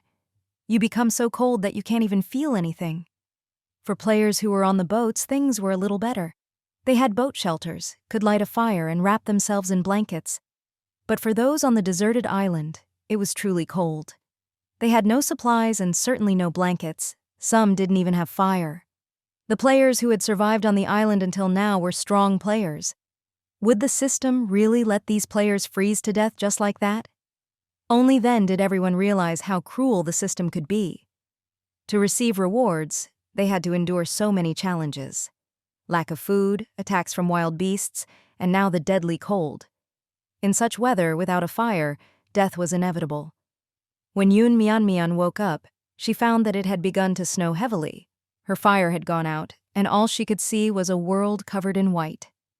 Everything was blanketed in snow, and her shelter was half buried in it. She suddenly realized that it was already past 6 in the morning, with less than 10 minutes left until 7. She looked at the leaderboard. She was now in first place. Global leaderboard. First, Yoon Myeon, 28,139 votes. Second, Wei Yue third, Lin Chi fourth, Shen Qianjue fifth, Zhao Yichen sixth, Bai Zhaoyi seventh, Zhu Sanyu eighth, Xia Tianxia ninth, Meng Xiaoyuan 10th, Tansi Wei Yue in second place was only 200 votes behind her. Yoon Myeon managed to take first place by a narrow margin. Though District 3 only had Yoon Myeon in the top 10, her being first added significant value. People always remember the one who is in first place. This was the first time rankings were displayed across the whole server, visible to all players, not just those within each district. But Yoon Myeon memorized the names of the other 9 players. They could become her competitors in the future. Yoon Myeon happily tried to stand up, but the snow was slippery, and she had to hold on to a nearby tree to stay balanced. The tree trunk was completely frozen. It had rained yesterday, and the water had turned to ice, leaving a bone-chilling surface. Now, all she had to do was wait for 7 o'clock to arrive, return to her boat, and receive the system's rewards. She glanced at the District 3 leaderboard as well. Gufang was in second place, Luo was in third, Rong Yu was fourth, and Ni Yangguang was in fifth. The top 5 were all familiar faces, while of the remaining 5 she only knew Shi Nancheng. Zhang Jincheng had already fallen off the board. Yoon Myeon kept her eyes on the leaderboard. Until voting ended, she couldn't afford to be careless. What if someone overtook her at the last moment? There were only 200 votes separating her from second place. She noticed that Wei Yue's votes had increased by a dozen or so. Yoon Myeon grew nervous. Her votes hadn't moved much, and if Wei Yue continued to increase, he might overtake her. There was still a gap of 100 votes. Yoon Myeon felt anxious. But what could she do to get more votes at this point? The snow was falling heavily and the weather was freezing. Theoretically, most players' boats were already buried in snow, and they were struggling to clear it, not to mention dealing with the extreme cold. But players in District 3 at least had their cold-resistant clothing. The players from District 3 might be in better shape than those from other districts. Otherwise, why would Wei Yue's votes be increasing so slowly? Perhaps those 100 votes were his limit. If he had a good way of gaining votes, his increase wouldn't be so slow. Yoon Myeon thought for a moment before making a decision. She stood up, packed everything into her backpack, and muttered to herself, "The ice age is here, and the weather is unbearably cold. Fortunately, I killed the bear, so everyone in our district got a cold-resistant garment. That should help us survive a few days. But it'll only get colder. If I manage to get first place, maybe there'll be even better cold-resistant rewards." On such a cold day, not many players were awake early in the morning, and in District 3 only about 3,000 people were up. After putting on the cold-resistant gear, they could barely withstand the low temperatures. They were all busy shoveling snow. Otherwise, their boats would freeze, and as the snow accumulated, the boats would sink into the water. Although they were busy, they still had the live broadcast on. Upon hearing Yoon Myeon's words, those who hadn't voted for her fell into deep thought. Yoon Myeon did not choose to act pitiful to get votes. After all, she had already done all she could to gather votes previously. Now, the only way was to use practical benefits to change the minds of those who were unwilling to vote for her. Every vote counted at this point. Within a few minutes, as long as she managed to secure a few more votes, she could maintain her first-place position. Sure enough, her vote count started to move. At first it was just 3 votes, then 5. But 5 minutes later it increased by 100, then 200. That was enough. Until the very last second, Yoon Mianmian's vote stayed firmly in first place. Yoon Mianmian felt relieved. Now, all she needed to do was wait quietly for 7 o'clock. Survival on the deserted island has ended. Number of surviving players, 580, initiating transmission. As soon as the system finished speaking, Yoon Mianmian felt her body become lighter, and 2 seconds later, when she opened her eyes again, she found herself back on the Xiangyun ship. Yoon Mianmian checked the number of survivors in District 3. There were still over 61,000 people remaining. She wondered how the other districts were doing.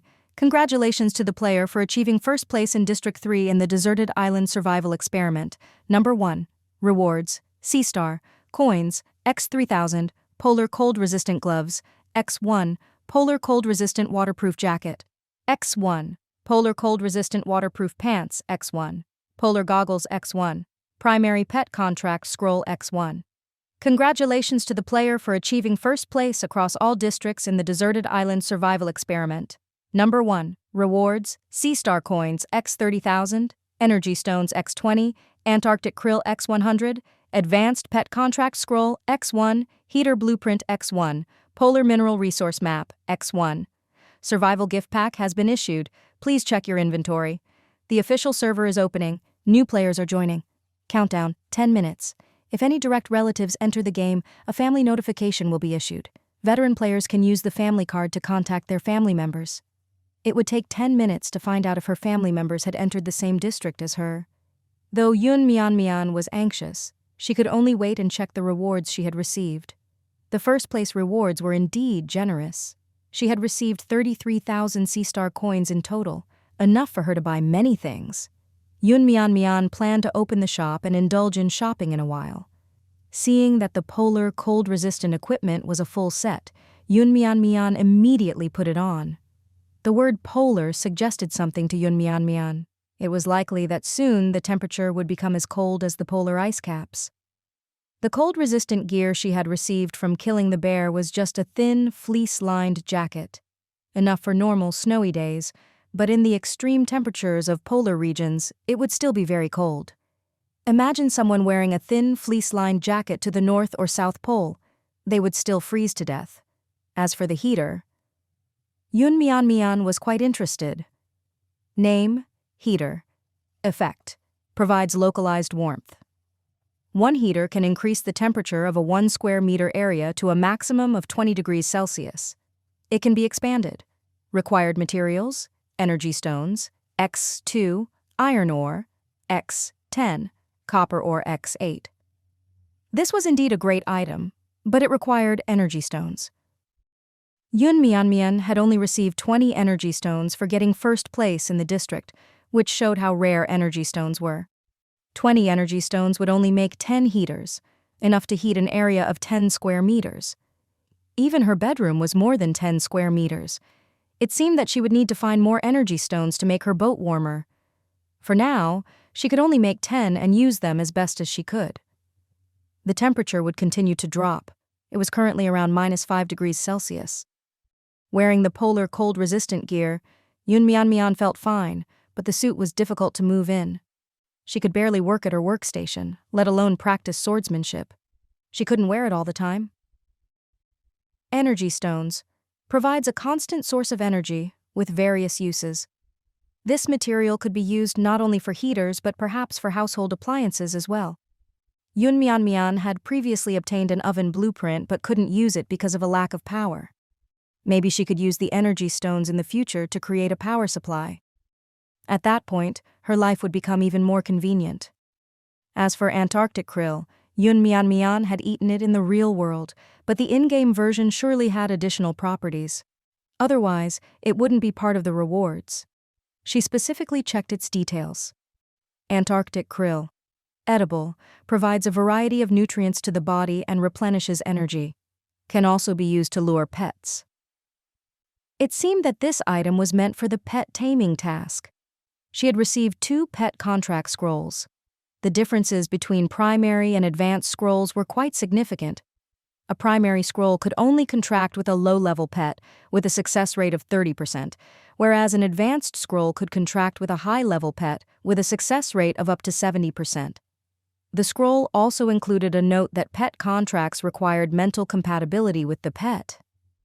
Attempting to contract a pet without a scroll would result in failure 99% of the time, unless the player had already established a very friendly relationship with the pet. Otherwise, attempting it would be risky. Mian couldn't help but think of the little dolphin. With such cold weather, could the dolphins still come out? Or would their survival be affected too? Mian was a bit worried about it. But right now, she could only take care of herself. Fortunately, there was no time limit for the pet contract task. Otherwise, where could she find a pet in this ice-cold weather? She took out the Polar Mineral Resource Map, which showed the locations of major mineral deposits in Antarctica and the Arctic, but she didn't even know where she was. Although the map seemed very useful, for now, she didn't know how to use it. Oh, right. There was a map icon on the interface of the display. Mian had looked at it before, but since there was nothing on it, she had forgotten about this feature. She quickly opened it and found that the locations of Mushroom Island and Spider Island were marked, along with her own position. She was currently in the lower middle part of the map, far from both Spider Island and Mushroom Island. Her boat was still moving, heading south. Mian considered a possibility. Could she be heading toward Antarctica? She immediately opened the chat channel, but the messages were chaotic. Some people were talking about how cold it was, others were discussing the gift packs, and some were talking about what to do if their family members were coming. No one mentioned anything about this, so she thought about it and decided not to say anything.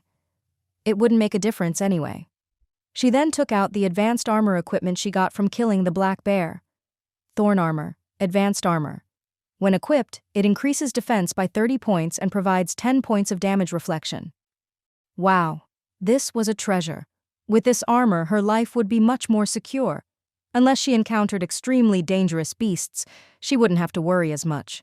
Mian's combat power wasn't sufficient, but with this item, her safety would be better ensured. With 2 minutes left before the 10-minute countdown ended, Mian decided to open the gift pack. But before opening it, she rolled the dice. Mian took out the lucky dice. After 3 consecutive days of good luck, today was just an ordinary day as expected. She had mentally prepared for this, so she didn't mind when she saw the number. She still went ahead and opened the gift pack. After all, the contents were likely the same for everyone, as it was a compensation pack for all players. Opened the compensation gift pack. Received outdoor thermal socks X2, steamed buns, X10, biscuits X2, Antarctic krill X10. Not bad. The gift pack contained quite a lot of items. Most of the items were food. It was probably because it would become difficult to find food later, so the system provided a few days' worth of rations in advance. The 10 minutes ended. District 3's player count suddenly increased by 100,000. With so many people joining at once, the chat channel went blank for 2 seconds. The snow was falling heavily and the weather was freezing.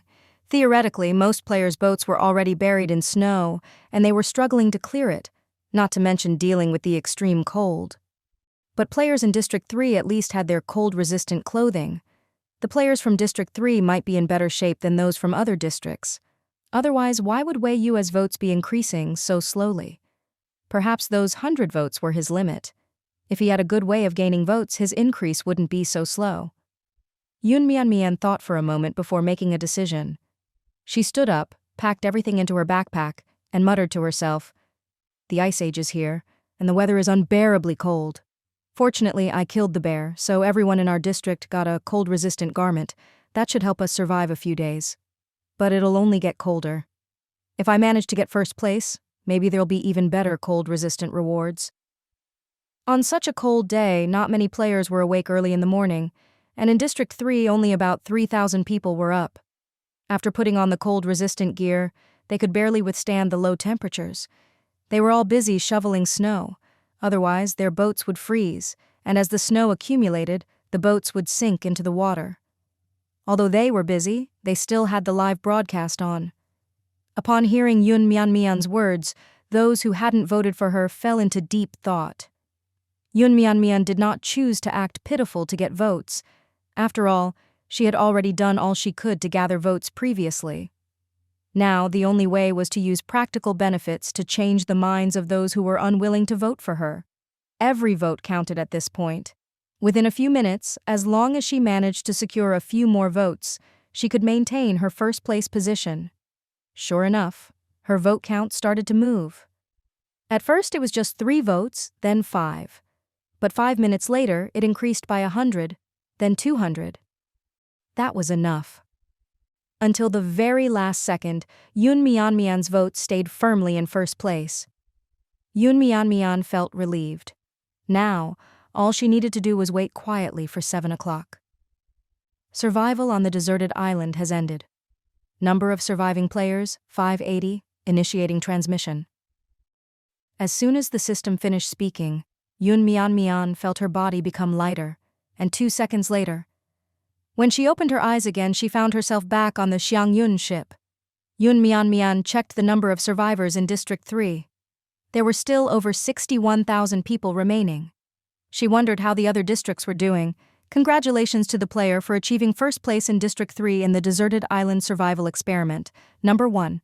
Rewards: Sea Star, Coins, X3000, Polar Cold Resistant Gloves, X1, Polar Cold Resistant Waterproof Jacket, X1, Polar Cold Resistant Waterproof Pants, X1, Polar Goggles, X1, Primary Pet Contract Scroll, X1. Congratulations to the player for achieving first place across all districts in the Deserted Island Survival Experiment. Number 1. Rewards: Sea Star Coins, X30,000, Energy Stones, X20, Antarctic Krill, X100, Advanced Pet Contract Scroll, X1, Heater Blueprint, X1, Polar Mineral Resource Map, X1. Survival Gift Pack has been issued. Please check your inventory. The official server is opening. New players are joining. Countdown, 10 minutes. If any direct relatives enter the game, a family notification will be issued. Veteran players can use the family card to contact their family members. It would take 10 minutes to find out if her family members had entered the same district as her. Though Yun Mianmian was anxious, she could only wait and check the rewards she had received. The first-place rewards were indeed generous. She had received 33,000 Sea Star coins in total, enough for her to buy many things. Yun Mianmian planned to open the shop and indulge in shopping in a while. Seeing that the polar cold-resistant equipment was a full set, Yun Mianmian immediately put it on. The word polar suggested something to Yun Mianmian. It was likely that soon the temperature would become as cold as the polar ice caps. The cold-resistant gear she had received from killing the bear was just a thin, fleece-lined jacket, enough for normal snowy days, but in the extreme temperatures of polar regions, it would still be very cold. Imagine someone wearing a thin, fleece-lined jacket to the North or South Pole. They would still freeze to death. As for the heater, Yun Mianmian was quite interested. Name: Heater. Effect: provides localized warmth.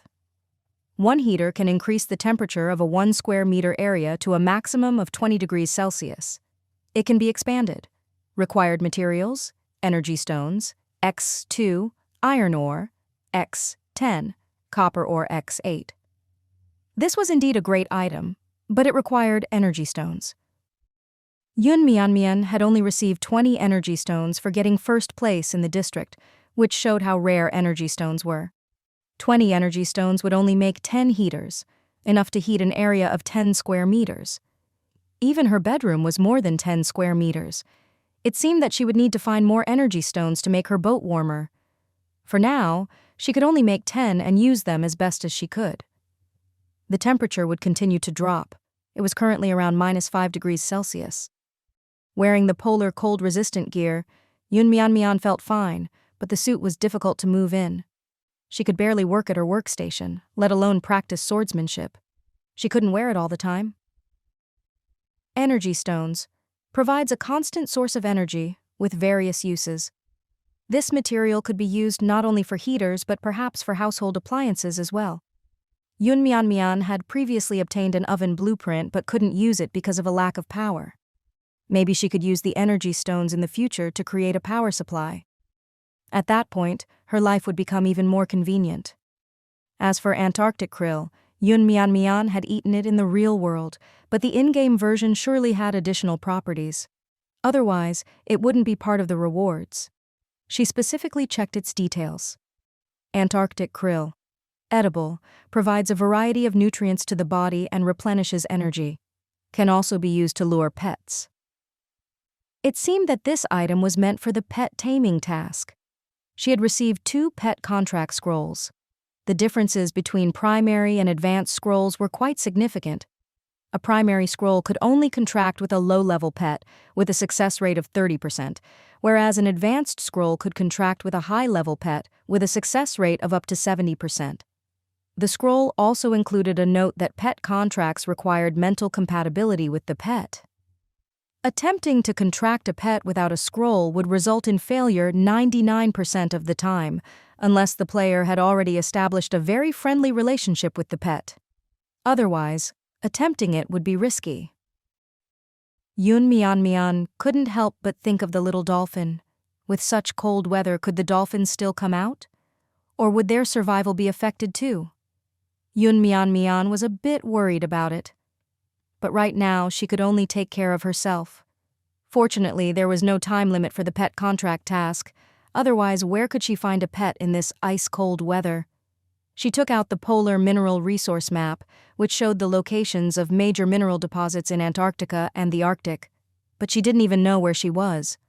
Although the map seemed very useful, for now, she didn't know how to use it. Oh, right. There was a map icon on the interface of the display. Yun Mian Mian had looked at it before, but since there was nothing on it, she had forgotten about this feature. She quickly opened it and found that the locations of Mushroom Island and Spider Island were marked, along with her own position.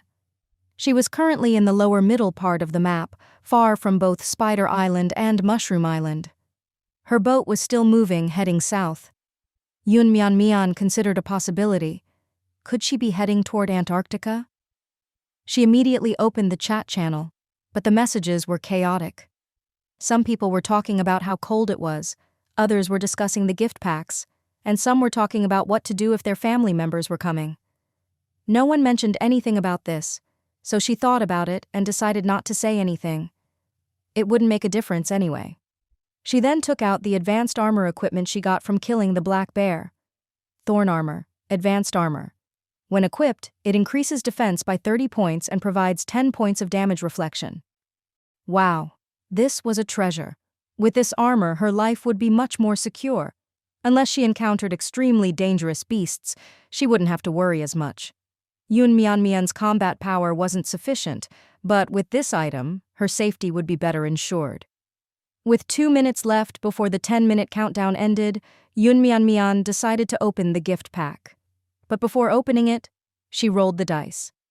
Yun Mian Mian took out the lucky dice. After 3 consecutive days of good luck, today was just an ordinary day as expected. She had mentally prepared for this, so she didn't mind when she saw the number. She still went ahead and opened the gift pack. After all, the contents were likely the same for everyone, as it was a compensation pack for all players. Opened the compensation gift pack. Received outdoor thermal socks X2, steamed buns, X10, biscuits X2, Antarctic krill X10. Not bad. The gift pack contained quite a lot of items. Most of the items were food. It was probably because it would become difficult to find food later, so the system provided a few days' worth of rations in advance. The 10 minutes ended. District 3's player count suddenly increased by 100,000. With so many people joining at once, the chat channel went blank for 2 seconds. There was no movement in her backpack, and Yun Mian Mian's heart remained heavy. She still hoped her family could join her district. After all, she had no knowledge of the other districts and couldn't contact them. After waiting for a few minutes, Yun Mian Mian thought there wouldn't be any card, and was about to busy herself with other tasks when suddenly her backpack refreshed and 2 cards appeared, each bearing the words, family card. Yun Mian Mian quickly took them out. Family card. Used to contact a family member. Duration 30 minutes. Without hesitation, Yun Mian Mian used it. A spinning icon appeared in the center of the card, and soon, There was a response. The first card connected with her younger brother, Yun Xiao. The display showed some basic information. Name, Yun Xiao gender, male age, 20, stamina, 60, upgradable, strength, 59, upgradable, mental power, 66, upgradable, luck, 70, upgradable. Between family members, even detailed information could be seen. Yun Mian carefully looked over the stats and found that Yun Xiao's were pretty good. But it made sense. Yun Xiao was a young man and also a sports student, so his strength would naturally be higher. His mental power was about the same as hers. As for what mental power was for, Yun Mian still didn't know. The game system rarely provided hints to players, and most things had to be explored independently. Yun Mian thought that was fine. Since Yun Xiao had entered District 3, Yun Mian directly messaged him. "Did you not see your sister connecting with you? Why didn't you contact me first?" Only 1 minute had passed. Yun Xiao: "I just arrived and haven't even figured out what's going on. Where would I have time to send messages?" That was understandable. Anyone would be disoriented upon entering the game. Yun Mian: "Where's Mom? Why are you the only one here?" Yun Xiao: "She entered too, but I don't know which district." Yun Mian: "Which district are you in?" Yun Xiao: "District 1? Yun Mian: "Tisk, you're in trouble. District 1 is full of big shots." Yun Xiao: "What about you?" Yun Mian: "I'm in District 3. She wanted to use the other family card to contact their mom right away, but she needed to explain the game rules to Yun Xiao first. Yun Mian: "Have you figured everything out now? Do you need your sister to explain it to you?" Yun Xiao: "I think I got it. It's a survival game where we have to stay alive and keep leveling up." Yun Mian: "Good summary. Where are you right now? On an island?" Yun Xiao: "No, I'm on a rickety raft." Yun Mian thought, "Not bad. New players start with a raft, no need to build one themselves." Yun Mian: "Wow, you have it rough. Your sister already lives on a luxury ship, and you're still on a shabby raft. Better work hard, young man." Yun Xiao: "The system wants me to level up within a day. I already caught a treasure chest and found some items." It seemed Yun Xiao was adapting quite well, faster than she had expected, probably because he had played many games before, including similar ones. Leveling up the raft to level 2 would turn it into a small boat, which required 300 pieces of wood and 50 nails. Yun Mian had those items, but she didn't give them to Yun Xiao immediately. It would be good for him to explore and learn on his own, rather than just receiving help right away. The initial tasks were like a beginner tutorial, and skipping them wasn't ideal. They allowed players to adapt quickly and learn how to survive in this world. Leveling up in 1 day is going to be challenging. Does your starter pack have enough supplies? Yun Xiao took a screenshot of his backpack and sent it to her. Compared to her current stockpile, Yun Xiao's small backpack seemed a bit lacking. However, considering it was only his first day, Yun Xiao already had quite a lot. Yun Mian thought back to her own first day. She had even fewer items than he did. But that was normal. As a new player, Yun Xiao was sure to receive more attention from the system, including a more generous starter pack. Plus, his luck wasn't bad either. In his backpack, he had a suitcase, likely brought over from the real world, and it probably contained some valuable items. Not bad. I see that I can exchange items in the trading center, so I don't really lack anything right now. Since we only have an hour to talk, do you need anything else? Are you sure you don't want me to send you something? Yun Xiao looked around. Do you have anything for warmth? I brought a suitcase.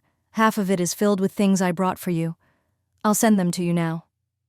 Yun Mian: What did you bring? Let me see. Yun Mian first sent him a stove, then opened her trading center to see which items were still in stock. Fortunately, only the stove was out of stock, so she selected many daily necessities to send to Yun Xiao. She also sent him some food. Items included tar lamp, seawater filter, tar lamp, cup, chair, table, stool, broom, bucket, fishing net, sail, various meat and vegetables. Yun Xiao: Isn't that too much? You should keep it for yourself. Yun Xiao still didn't realize that Yun Mian Mian now had an abundance of everything she needed. Yun Mian Mian. You're complaining it's too much. Others would love to have what you're getting. Yun Xiao. You should keep them for yourself. I don't have enough room in my backpack. Yun Mian Mian realized that was true. His small backpack and raft couldn't possibly carry that much, so she filtered out a few essentials for him. Yun Xiao's suitcase was the largest size, 32 inches. His mother had bought it for him when he went to college to ensure he could bring all his belongings. Before entering the game, the system gave them a half-hour notice to bring one item into the game, so he and his mom quickly stuffed the suitcase full. When he opened the suitcase, it contained all sorts of items: down jackets, sweaters, pants, shoes, thermal underwear, pliers, wrenches, chocolate, candy, salt, Laogan ma sauce, dried fruits, nuts, instant noodles, milk powder, various cold medicines, fever reducers, vitamins, skin ointments, alcohol, gauze, iodine, water purification tablets, Band-Aids, Yunnan Baiyao, wind oil, menthol balm, vitamins, antibiotics, Vaseline, tweezers, mosquito repellent, flashlight, solar charger, lighter, laptop, tablet. Yun Mian Mian spotted many things she liked, such as her favorite nuts and dried fruits. The sweaters and pants were half hers, and she even saw her fuzzy slippers. Why did you bring a laptop and tablet? Did you really think they'd work here? Yun Xiao. How was I supposed to know they wouldn't? Yun Mian Mian. This is a survival game, not a vacation. Yun Xiao. Do you think I wanted to? Mom told me to bring them. She said they had movies and songs you like downloaded, and she even made me bring earphones. Yun Mian Mian. Ha ha ha. All right, just give them to me. At least the laptop can be used as a desk or chopping board. Yun Xiao. Half the items here are for you, and we'll split the other half between us. Yun Xiao and their mom only had 30 minutes to prepare. There wasn't enough time to go shopping, and reality was probably chaotic, so they brought whatever they could from home. Yun Mian Mian didn't mind, but there were some things she didn't need. Laogan ma, dried fruits, nuts, milk powder, cold medicine, fever reducers, alcohol, gauze, iodine, water purification tablets, Band-Aids, Yunnan Baiyao, vitamins, antibiotics, Vaseline. Just give me half of these. You keep the rest. Yun Xiao organized everything, and 5 minutes later he packed what Yun Mian Mian wanted into a bag and sent it to her. Yun Xiao suddenly remembered something in his starter pack. By the way, there's one more thing. See if you want it. It seemed useful. With all the things Yun Mian Mian had given him, he didn't have much to offer in return. He figured this item might be of use to her. Yun Mian Mian. What is it? Steel blank blueprint. I don't have any use for it yet. Yun Mian Mian opened the details. Steel blank. Can be crafted at an advanced workbench. Can be processed to create various tools or weapons. Required materials. Iron ore. This was great. Many powerful and fancy weapons were made from steel blanks. I'll take it. Yun Mian Mian took the blueprint. All right. You should start gathering resources to upgrade. If you don't have enough materials, trade some food at the trading center. Wood and nails are easy to get. Message me if you need anything. She gave him one more reminder. Time was running out, and they'd likely have to wait until a global event or full server connection to contact each other again. Work hard and level up quickly. Find trustworthy teammates. Don't miss any opportunities to explore the islands. Food might become scarce during the ice season. Take care of yourself when the ice forms. Once the time was up, Yun Mian Mian quickly used the second family card to contact her mother. Name: Zhao Ruowei. Gender: female. Age: 47. Stamina: 58. Upgradable. Strength: 60. Upgradable.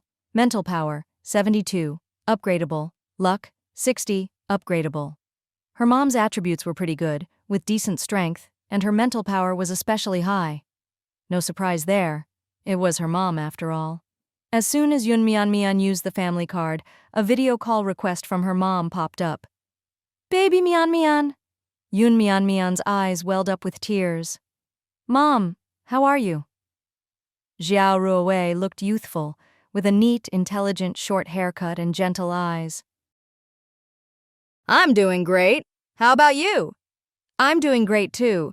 Mom, which zone are you in? Yun Mian hoped her mother was in the same zone as her. Xiao Ruowei, Zone 10. Yun Mian remembered that Zone 10 seemed all right, ranking decently in survival rankings before. Mom, I'm in Zone 3. I'm doing pretty well now, plenty of food and drink. Look, here's my big ship. Xiao Ruowei saw it and her heart eased. That's good to hear. Yun Mian. I just got in touch with Yun Xiao too. He's in Zone 1. He gave me a lot of stuff and I gave him some daily necessities. Xiao Ruowei. Good. He's tough, but you need to take care of yourself. Yun Mian. I am. I've been exercising every day. Xiao Ruowei. Good girl. I just opened a beginner's pack and found something that might be useful. I'm sending it to you. Tar distribution map. Xiao Ruowei sent it directly to Yun Mian. Yun Mian saw it and realized it was indeed a treasure. Based on the map, she could locate abundant tar resources in a certain sea area. With this, she could directly find a lot of tar. Thank you, Mom. You're the best. Yun Mian rummaged through her backpack and picked out a bunch of things for her mother, wood and nails needed for upgrades, as well as a bunch of food, drinks, and other necessities. Xiao Ruowei. Baby, my backpack can't fit all this. I brought a suitcase when I came so I don't lack supplies. Yun Mian realized she'd forgotten how small the new players' backpacks were. She sent over the wood and nails, along with insulation and heating items, plus some ready-to-eat food, anything that could fit in one inventory slot. All right, baby, that's enough. You just take care of yourself. Yun Mian also shared a lot of tips about the game and upgrading methods with her mother. The half-hour passed quickly. After saying their reluctant goodbyes, the call ended. Yun Mian sighed. Who knew when they'd be able to see each other again? She'd pay extra attention to Zones 1 and 10 in the future. Luo sent a message. Congratulations, Mian, on getting first place. Yun Mian. Thanks, you did great too. Luo must have demonstrated remarkable skills during the competition to break through the ranks. This is what I got as a reward. See if there's anything you want. Sea Star coins, 1000 X1, polar waterproof jacket, X1, polar waterproof pants, X1, felt insoles X2, windproof face mask, X1, beginner pet contract, X1. Yun Mian. No need, I also got a lot of rewards, keep these for yourself. Yun Mian already had most of the items. Even the ones she didn't, she could find substitutes for. What she needed most now was energy stones. Help me keep an eye out for energy stones. If you find any, let me know. I need them. Luo. Okay, I also have a lot of meat. I'll send it over. At the end of the competition, Luo had been holding Ning Yangguang's sleeping bag filled with meat, which she brought back to her ship. A wolf and a deer added up to over 100 pounds of meat. After she brought it on board, it automatically turned into 20 portions of wolf meat, 18 portions of deer meat, plus pelts. Luo kept some deer and wolf pelts to upgrade her backpack. She sent the rest to Yun Mian. She had enough food for herself, and Yun Mian could make better use of the meat. Yun Mian also wasn't short of food, but with this meat, she could make some useful dishes for bartering.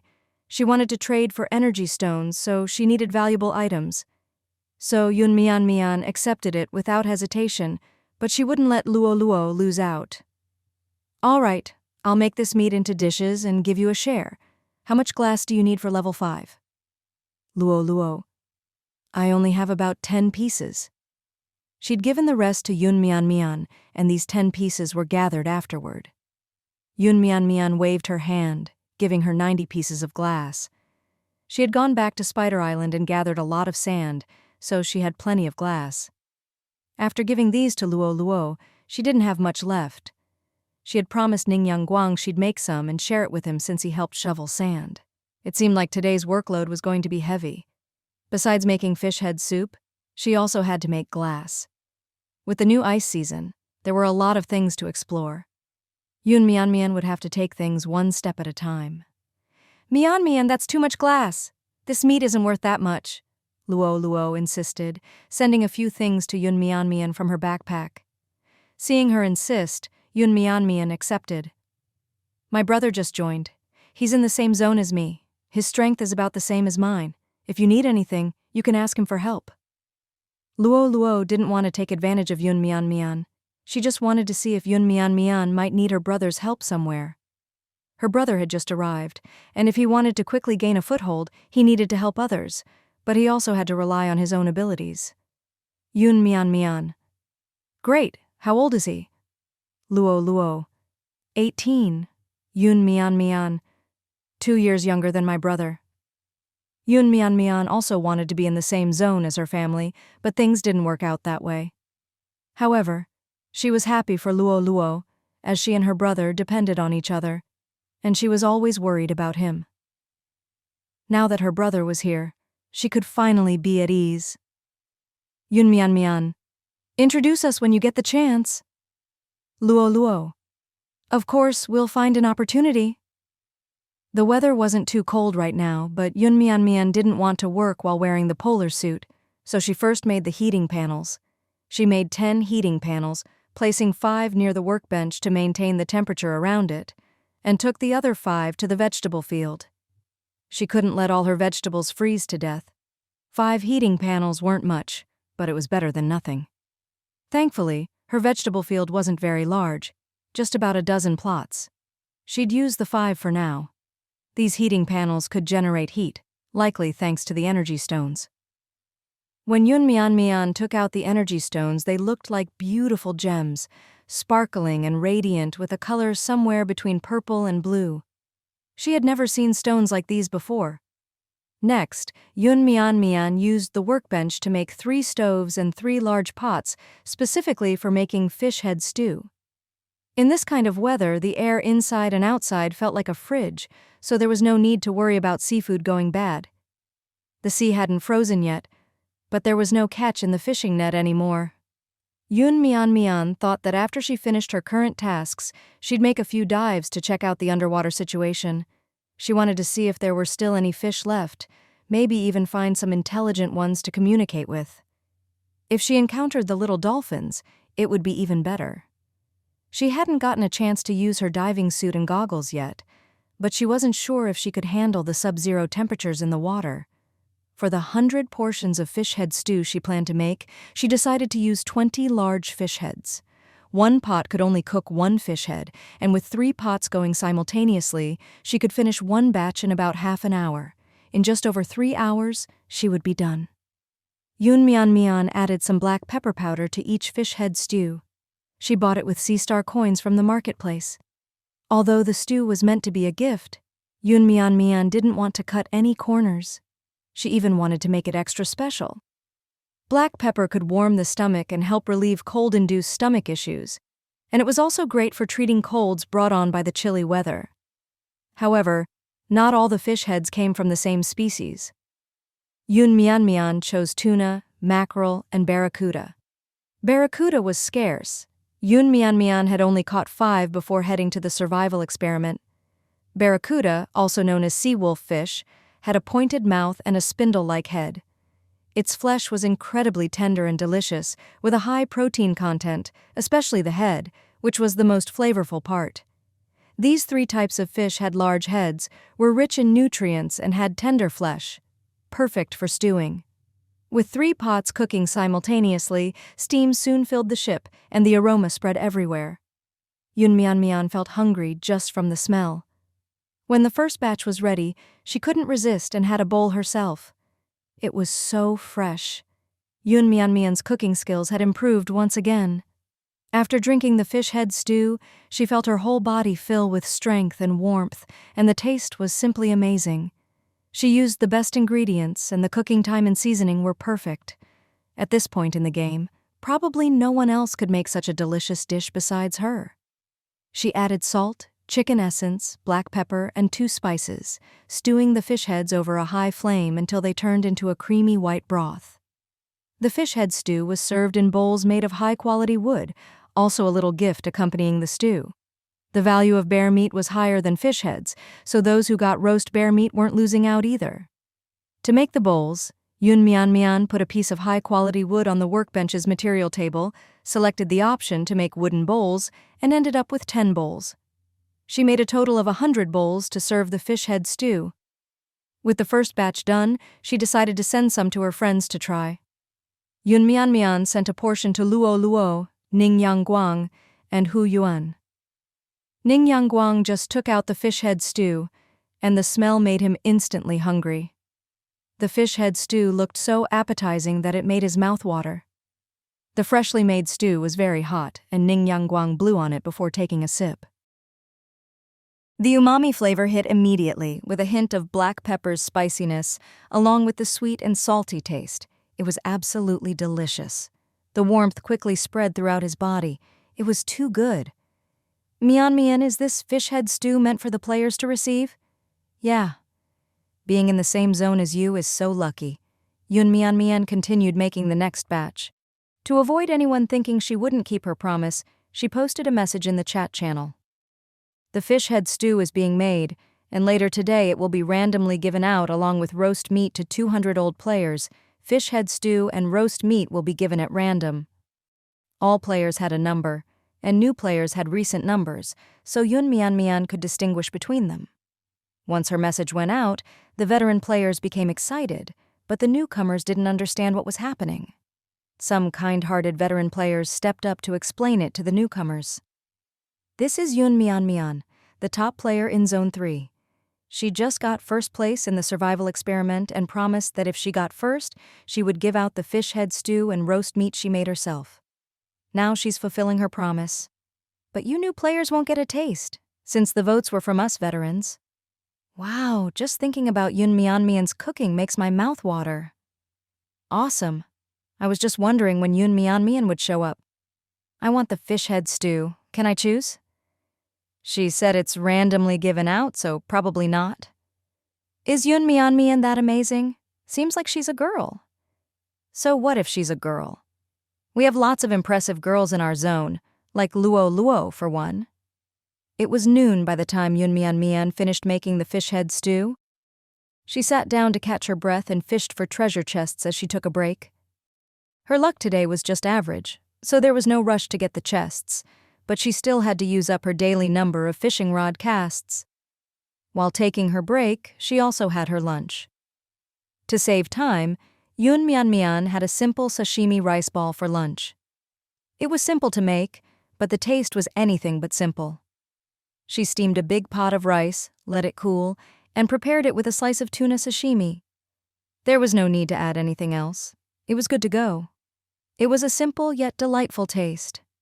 The sweetness of the sashimi and the softness of the rice were incredibly satisfying. For those who liked stronger flavors, they could add a bit of soy sauce and wasabi, which made it even better. In just over half an hour, she fished out 1 silver treasure chest and 2 bronze ones.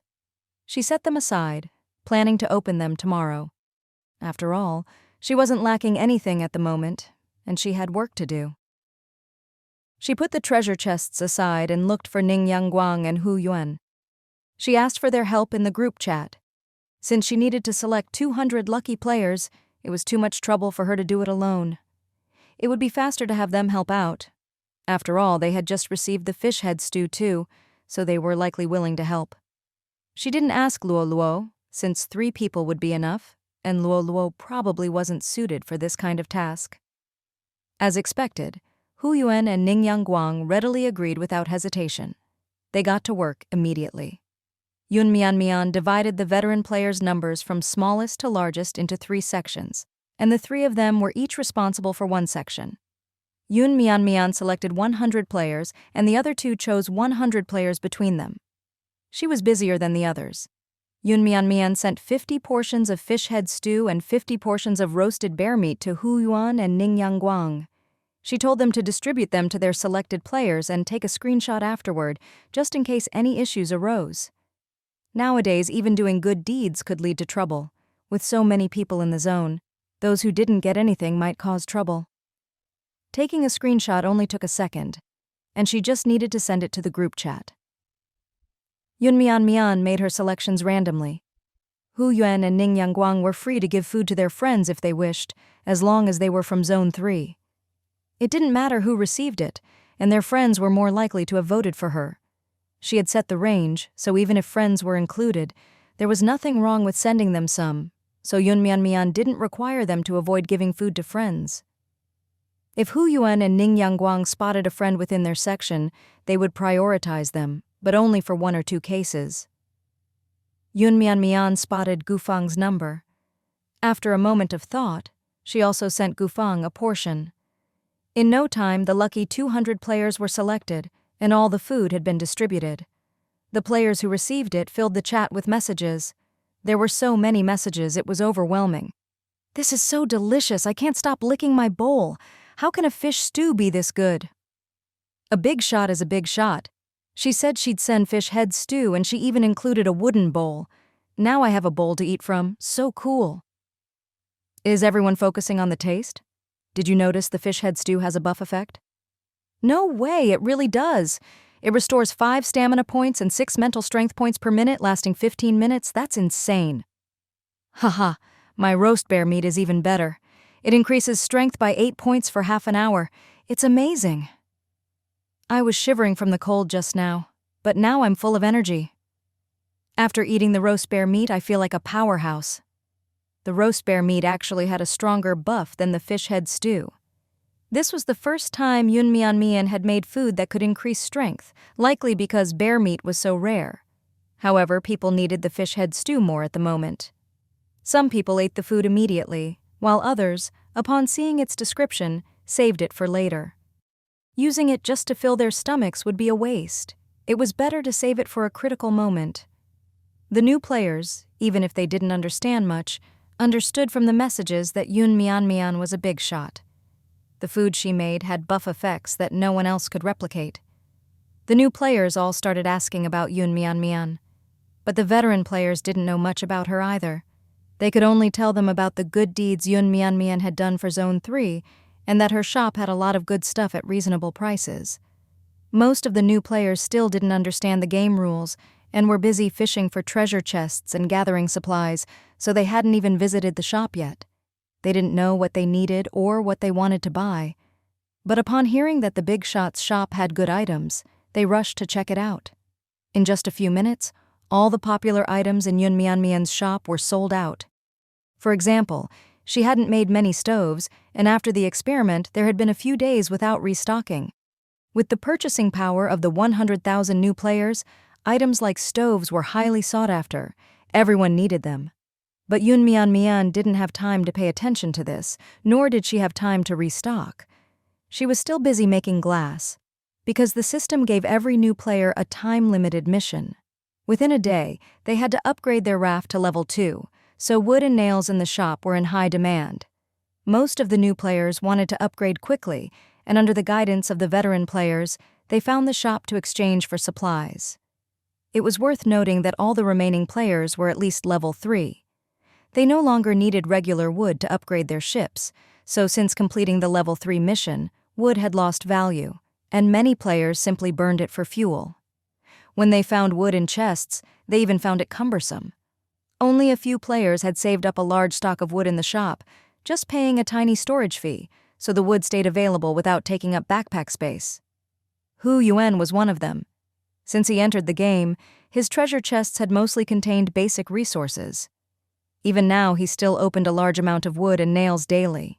He had accumulated over 3,000 pieces of wood and more than 1,000 nails. Before the official server started, no one wanted these resources, but now 10 pieces of wood could be traded for a new player's basic items such as tar, glass, Antarctic krill, plastic, or iron ore from their starter pack. The starter pack for new players was quite generous, with a good amount of items. What excited Hu Yuan the most was that these players had 30 minutes of preparation time before entering the game, which meant they brought unknown quantities of good items from the real world. Hu Yuan seized the opportunity presented by their need to upgrade within a day, making a huge profit. In no time, he'd probably be able to gather all the materials needed to upgrade to level 5. Within an hour, the wood and nails in the trading center started to rise in price. A bundle of 20 pieces of wood was even put up for auction. Someone traded a cashmere sweater for 20 pieces of wood. It was the same in other zones. With the arrival of new players, they either joined factions or traded at high prices. Yunxiao took 2 cold capsules, 2 fever reducers, and 2 antibiotics from his supplies and traded them for 18 pieces of wood and 20 nails, finally gathering enough materials for the upgrade. In the past, those medications could be traded for the same amount of high-grade resources, like iron ore or glass, or even several stoves. But now they were used to trade for wood and nails. The chaos in the survival games market was inevitable. Failing to upgrade by today would mean elimination. That was the nature of survival. After upgrading, Yunxiao's raft became a small boat, and he was finally able to sit down and relax. Yun Mian had given him a stove, so it wasn't as cold on the boat. Plus, he had brought warm clothing, and there was food, water, and warmth. He was already doing better than most new players. Now, his focus was on getting stronger. He had played many games, although mostly shooting games, but he also had experience with story-driven games, survival games, and management games. The survival game wasn't particularly unique in its gameplay. It was just a matter of chopping wood, mining, and gathering.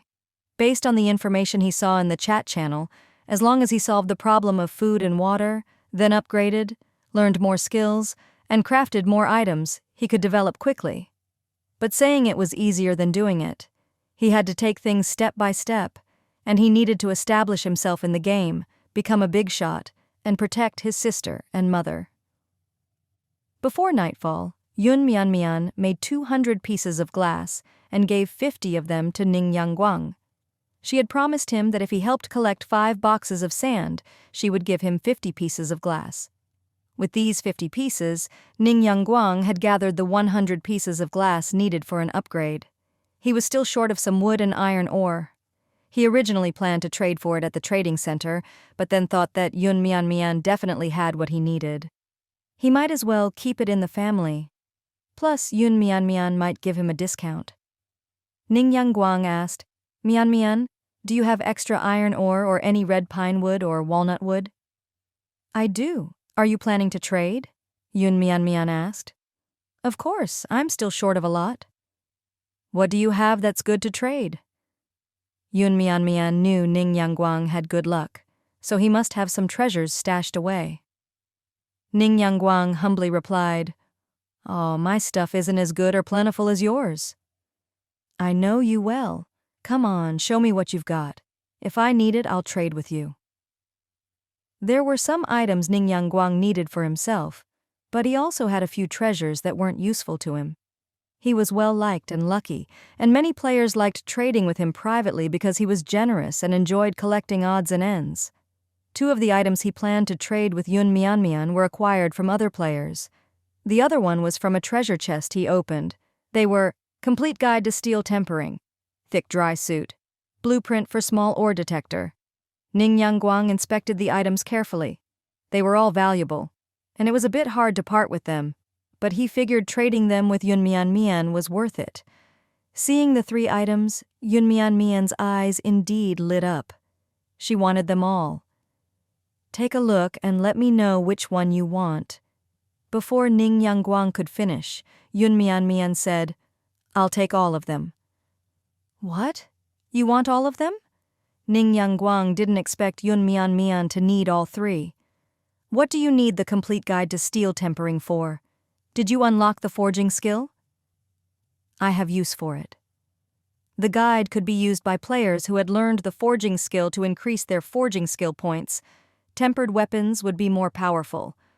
Although Yun Mian hadn't unlocked forging herself, Rong Yu had. With the blueprint for steel ingots, she could make the ingots herself, then have Rong Yu forge weapons for her. In return, she could give him the guide. To produce steel ingots, a high-level workbench was needed, which Rong Yu probably didn't have yet. There were likely only a few people in all of Zone 3 who had one. Yun Mian could use this advantage to get herself some powerful weapons. The thick dry suit was also essential. She was planning to dive soon but was worried about the cold. This came at the perfect time. The blueprint for a small ore detector would work perfectly with Yun Mian's resource map. With it, She could use the detector at the resource sites to pinpoint the exact location to mine, saving time and effort. If you want all of them, then Ning Yangguang had originally thought Yun Mian would choose just one or two, but since she wanted all three, he started calculating what he'd need to trade for. Yun Mian checked her backpack. 300 pieces of red pine wood, and I'll take care of your meals for the next 3 days. Ning Yangguang felt it was a bit too little, although he really did enjoy eating Yun Mian's delicious cooking. Yun Mian added, "How about this? Do you have any furniture blueprints you can't make yourself? Give them to me, and I'll supply the materials and make them for you, but no more than 3. Hearing the first part, Ning Yangguang was happy, but when she said it couldn't exceed 3, he felt a bit disappointed. He had collected over 10 different furniture blueprints. 5, Yun Mian replied. All right, deal. All in all, it was a decent trade. Ning Yangguang sent over 5 furniture blueprints. You're not in a hurry, are you? I'll make them for you in a few days. I'm a bit too busy at the moment, Yun Mian said, since she hadn't promised to make them immediately. She really had her hands full these days. Ning Yangguang was taken aback. He thought they'd be made for him right away. Yun Mian reassured him. I'll make them as soon as I can. Ning Yangguang sighed. All right then. Yun Mian asked out of concern. By the way, did any of your family members come to Zone 3? Oh, none of them. My parents didn't come. I have an older brother, an older sister, and a younger sister. My parents probably went to find them, Ning Yangguang said, preferring to be on his own rather than being looked after by family members. And you? My brother came. I gave him some supplies and told him to fend for himself. By the way, during the island experiment I ran into Luo and she saved me. I didn't expect it. Luo is so impressive. She shot a wolf with a single arrow. In that moment she was like a god descending from the heavens. Yun Mian laughed. Haha, yes, Luo is amazing. She wondered how Luo was doing now. Unlike Yun Mian's situation, parents divorced, she and her brother stayed with their mom, Luo's parents had both passed away. She and her younger brother relied on each other, and they both learned martial arts at a dojo since childhood. Although Luo said Yun Mian could ask for help if needed, Yun Mian didn't want to bother someone she didn't know well. She trusted Luo, but not necessarily her brother. It was better to wait and see. Just then, Yun Mian heard a beeping sound. She looked around for a while before finding the source of the noise. It turned out to be the incubator. That's when she remembered putting 10 eggs in the incubator, expecting chicks in 15 days. It had already been nearly 20 days, and they were only now hatching. She had almost forgotten about it. In the morning, when she fed the chickens and rabbits, she hadn't noticed much. The 2 chickens and several rabbits were starving, likely having finished the food she left for them yesterday. The eggs had been incubating for so long, but they were only hatching now. Was it because the temperature was too low? Or was it an issue with the eggs? The incubator indicated 15 days, which was probably the minimum time needed. Yun Mian couldn't figure it out. She hurried over and saw that the incubator had detected movement inside the eggs, which was why it was beeping. The eggshells were pecked from the inside, creating tiny holes that gradually got larger. Yun Mian could see the chicks' beaks and their fluffy yellow feathers. After a long time, the first chick fully broke out of its shell. Then, one after another, more chicks emerged. Only a few struggled to break free but couldn't seem to make it. Yun Mian watched anxiously, knowing she couldn't help them herself. All she could do was wait. Eventually, 9 out of the 10 eggs hatched into chicks. One of them showed no signs of life. Maybe it had failed. Instead of discarding it, Yun Mian decided to leave it in the incubator a bit longer just in case. The chicks were so fragile that Yun Mian carefully placed them into a box and moved them to a warmer spot. Near the workbench was perfect. The wooden box was filled with dry straw to keep it warm and dry. Newly hatched chicks could eat softened millet, chick feed, or egg yolk mixed with vegetables. To be safe, Yun Mian decided to feed them softened chick feed and left it in the box for them to eat on their own. With new life on board, Mian immediately felt like the ship had become livelier. She thought about it some more and decided to check on the chicken coop. There were more eggs. Excitedly, Mian took out 5 eggs and placed them in the incubator, marking the unhatched egg from before so she wouldn't confuse it with the new ones. She wondered if the rabbits might be pregnant too. It seemed likely. She took the female rabbit out of the cage and checked its belly. It did seem bigger. But she couldn't tell if it was because of pregnancy or weight gain.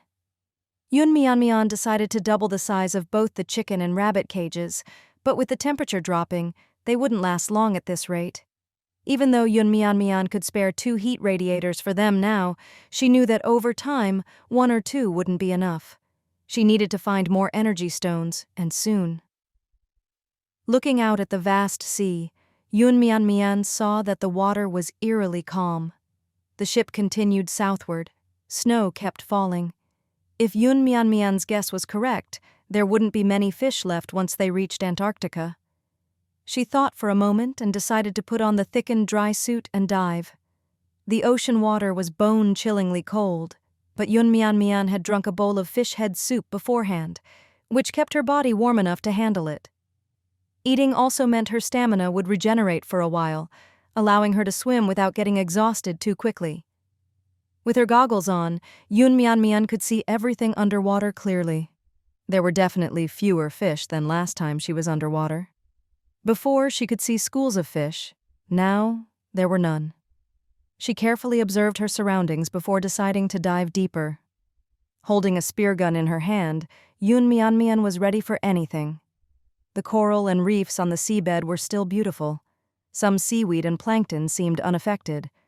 Then, Mian spotted a massive stingray. Even from a few meters away in the water, it looked huge, likely weighing dozens of pounds if brought up.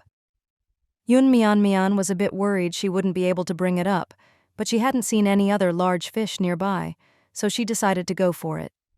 She took out her spear gun, pulled the elastic string to maximum tension, and aimed directly at the stingray's body before firing. The stingray's body was very flat, with a long, slender tail that had a serrated venomous spine on it, extremely poisonous. If stung, it would be very dangerous. Mian took out her knife from her backpack, dove down, and carefully cut off the serrated section of the stingray's tail. That way, it would be safer. However, getting it up was still quite the struggle. Mian decided not to bring it up immediately. After all, it was still stuck on the spearhead, and there was no way it could escape now that the spear had pierced through its body. She planned to continue exploring. Soon she found a few scallops and sea snails. These deep-sea scallops were incredibly delicious, and each one was as large as her palm. Some were even larger. They could be used to make garlic-steamed scallops. She gathered a bag of scallops and sea snails. Mian kept swimming further. She could only swim close to the boat, not too far. If she didn't find any intelligent marine life, she planned to return. Just when Mian was about to give up, she finally heard some voices.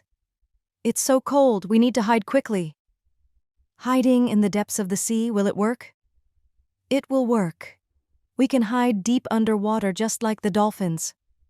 It was a colorful parrotfish and a rather ugly octopus talking to each other. Both octopuses and parrotfish are known to have relatively high intelligence among marine life. Mian carefully swam closer to listen. "The dolphins have already gone into hiding." Yes, we should go now too before it's too late. The sea will freeze in a few days. It'll be even colder then." "But I heard from my sister that the deep sea is dangerous. Should we really go?" "Dangerous? Why would it be dangerous?" They swam so quickly that Mian couldn't keep up, nor could she hear more of their conversation. Even though she was curious and wanted to know what they were saying, she couldn't catch up. Mian had no choice but to surface. Gasping for air, she grabbed the ship's railing and pulled herself back on board. In the water, it had looked like it weighed 30 or 40 pounds, but dragging it onto the ship, it turned out to be even bigger. And after all this time, it was still alive. What tenacity. Yun Mian Mian took out her knife and stabbed the stingray in the head, turning it into a resource. Stingray meat, X65. So much stingray meat! Yun Mian Mian took out one portion of stingray meat and found it to be large and heavy, more than enough for one person. If she ate it every day, it would last her for 1 or 2 months. It seemed the dive was definitely worth it. With all the stored meat she had, Yun Mian Mian felt quite secure. Even though the vegetables might not grow in this season, she had preserved enough and could turn them into dried vegetables to keep for later. She had enough to last. So she decided to share some with her friends. She sent a portion each to Luo Luo, Ning Yangguang, Hu Yuan, and Rong Yu. She would prove she wasn't stingy. Earlier in the water, she overheard that the sea would freeze over soon, probably in the next few days. Where could she find more energy stones? Yun Mian Mian still didn't have a direction. As the sky darkened and the day was coming to an end, Yun Mian Mian decided to start making new chicken and rabbit cages. The ship was spacious, with plenty of room for new cages. By modifying her existing blueprint for the chicken coop, she could create a larger version. The rabbit cage was a design she made herself. The medium-sized cage took into consideration the possibility that the rabbits were pregnant, so she made 2 additional cages that could be joined together, providing more space. She chose to use sturdy white oak as the primary material, with stone for the base. She built a ladder inside and added some dry straw. Despite being an original design, it turned out quite well. Yun Mian Mian thought to herself that maybe being a carpenter in this game wouldn't be such a bad idea. The rabbits seemed more active after being put in the new cage. In the small, cramped bamboo cage, they hadn't had much room to move. With the chicken and rabbit cages side by side, Yun Mian Mian had to use one of her heat radiators to keep them warm. At night, she planned to take the heat radiator from the workbench to use in her bedroom, while the chicks would stay near the heat radiator by the rare soil. After everything was set up, Yun Mian Mian finally had some time to rest. She brought out some of the food she had stored, sat down, and opened the chat channel. Lots of skill books are showing up lately. I've seen a ton of people find skill books today. There are also more blueprints. The blueprints in the trading center aren't as expensive anymore. It looks like the system is being generous all of a sudden. Speaking of which, why hasn't Yun Mian Mian's trading center updated with new items? I wanted to buy something today, but lots of stuff was out of stock. It's probably because the new players bought everything. They all need those basic survival supplies. My parents also joined the game. My mom's in my zone, but my dad ended up in a different zone. I have no idea what it's like over there. I wish they were both in the same zone. You're right. Our Zone 3 might not be perfect, but at least we each have a warm piece of clothing. When will all the zones merge? I hope they don't. I don't want to compete with other zones. It's already hard enough as it is. Yun Mian Mian agreed. She didn't want the zones to merge, but it would be nice to have communication. They could get updates on other zones and share information while keeping in touch with their families. Here's the translation of the given text. Merging the servers would mean fiercer competition, and Yun Mian Mian knew she wasn't strong enough just yet. She still couldn't defeat the person she encountered during the last island survival experiment. At the very least, she needed to become stronger before the next competition. Rong Yu might have just finished his work. He responded to the meat Yun Mian Mian had sent over. I'll pass on the meat. I'm not good at cooking it. How about you cook it and I'll trade you some materials? Yun Mian Mian thought, he's really calculating. Cook it yourself. Cooking skills need practice to improve. Since she had something to ask of Rong Yu, she continued, I have something valuable that I'm sure you'll need. I want you to make 10 weapons for me and I'll give it to you. The complete guide to steel quenching. I can also provide the high-grade steel billets needed for advanced weapons. I can prioritize trading with you.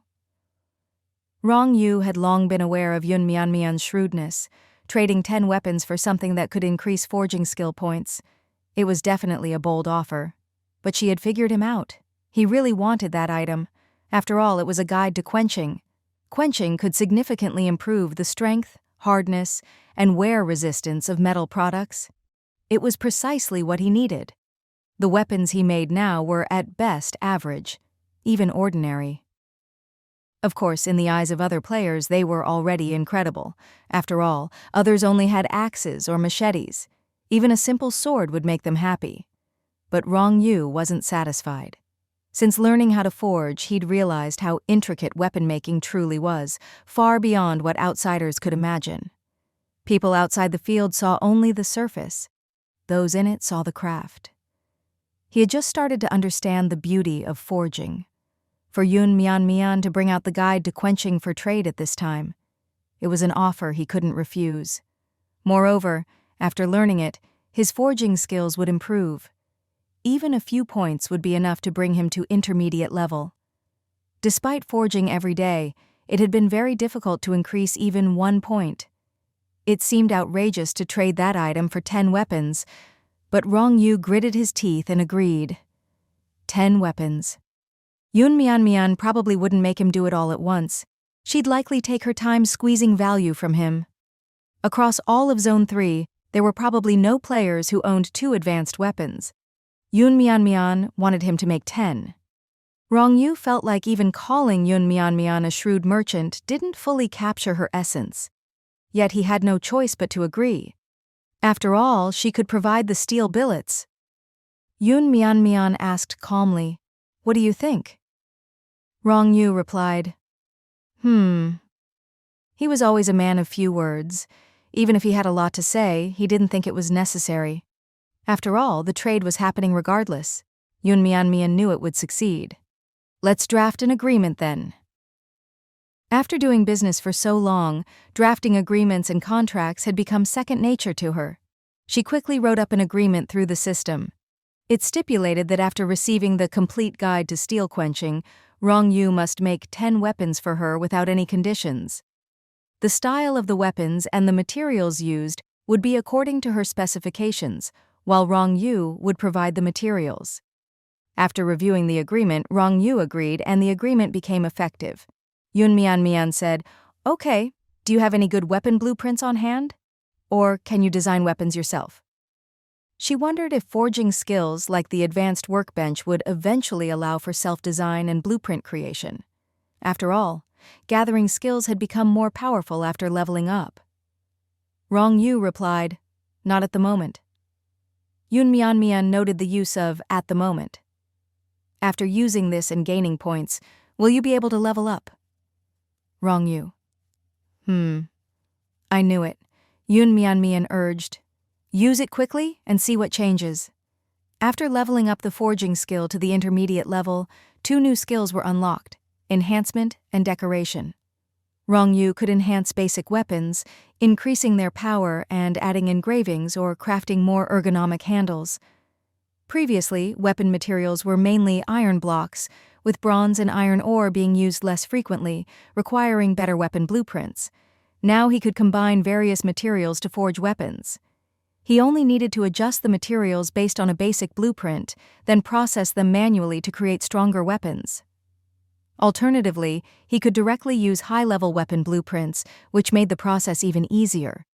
If he didn't have advanced blueprints, he would rely on his own skills. After reading the system description, Rong Yu replied to Yun Mian, "If you have any good weapon blueprints, provide them to me and explain your requirements clearly. I can modify and process them. If you want to beautify the appearance, it'd be best if you drew a design." Yun Mian understood. She wanted a better sword. The bronze sword she had now was too bulky, and she thought it might be time to replace it.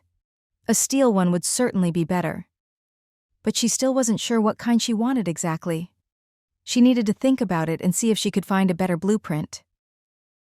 "All right, I'll get it to you as soon as I can." After closing the chat, Yun Mian sent a message in the chat channel asking for sword-type weapon blueprints. Then she opened the store. She remembered seeing knives for sale there and decided to take a look for inspiration and maybe do some shopping.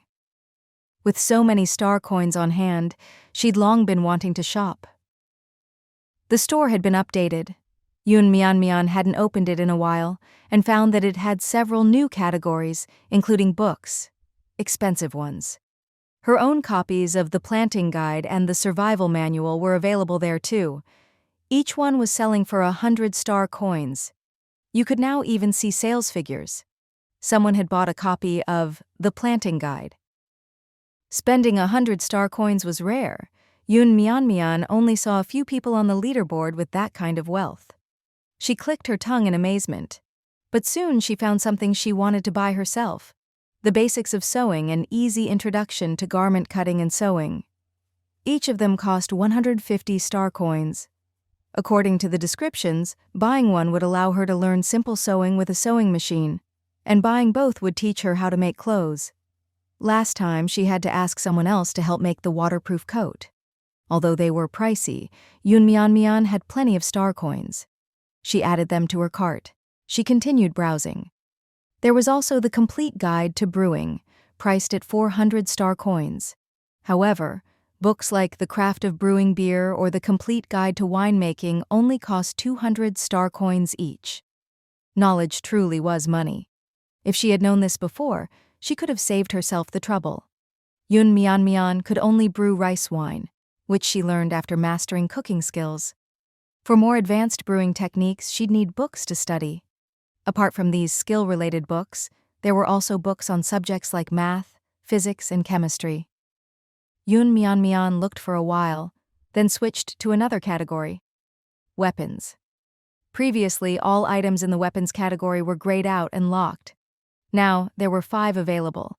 They were basic Bowie hunting knife, basic Konda sword, basic Tang Dynasty dao, basic backstab silver blade, and basic hunting bow. Yun Mian's eyes lit up. Although they were all basic versions, they could all be upgraded and optimized. None of them had any patterns, just the bare blade, without even a handle. They had to be completed by a player with forging skills. This was exactly what Yun Mian needed. But she wasn't familiar enough with these weapons, so she took her time to read through each weapon's description to choose the one that best suited her. Of course, she wanted all of them, but the prices were just too high. The price of any of them was no less than 3,000 star coins. Although Yun Mian could afford them, she wasn't willing to spend recklessly.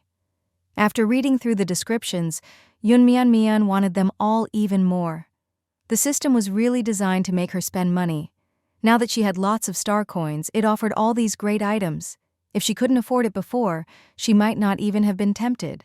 The Bowie hunting knife was a versatile knife suitable not only for combat, but also for outdoor survival, chopping wood, cutting rope, and even slicing food. It was similar to the dagger Luo had given her, but that one had no more room for improvement. It was just useful for now. However, buying this basic Bowie hunting knife and handing it over to Rong Yu would allow it to be modified into something more perfect, with improved attack capabilities. That said, Yun Mian really liked that dagger. It had been with her for a long time, and it was also a gift from Luo. She decided to choose something different. The Konda sword was ideal for slashing attacks, and could be wielded with either one or both hands. Its blade was extremely sharp, making it suitable for close combat. With a forceful slash, it could even split a pig in half. The backstab silver blade could deliver high damage instantly. The Tang Dynasty dao looked simple, but it was actually quite powerful.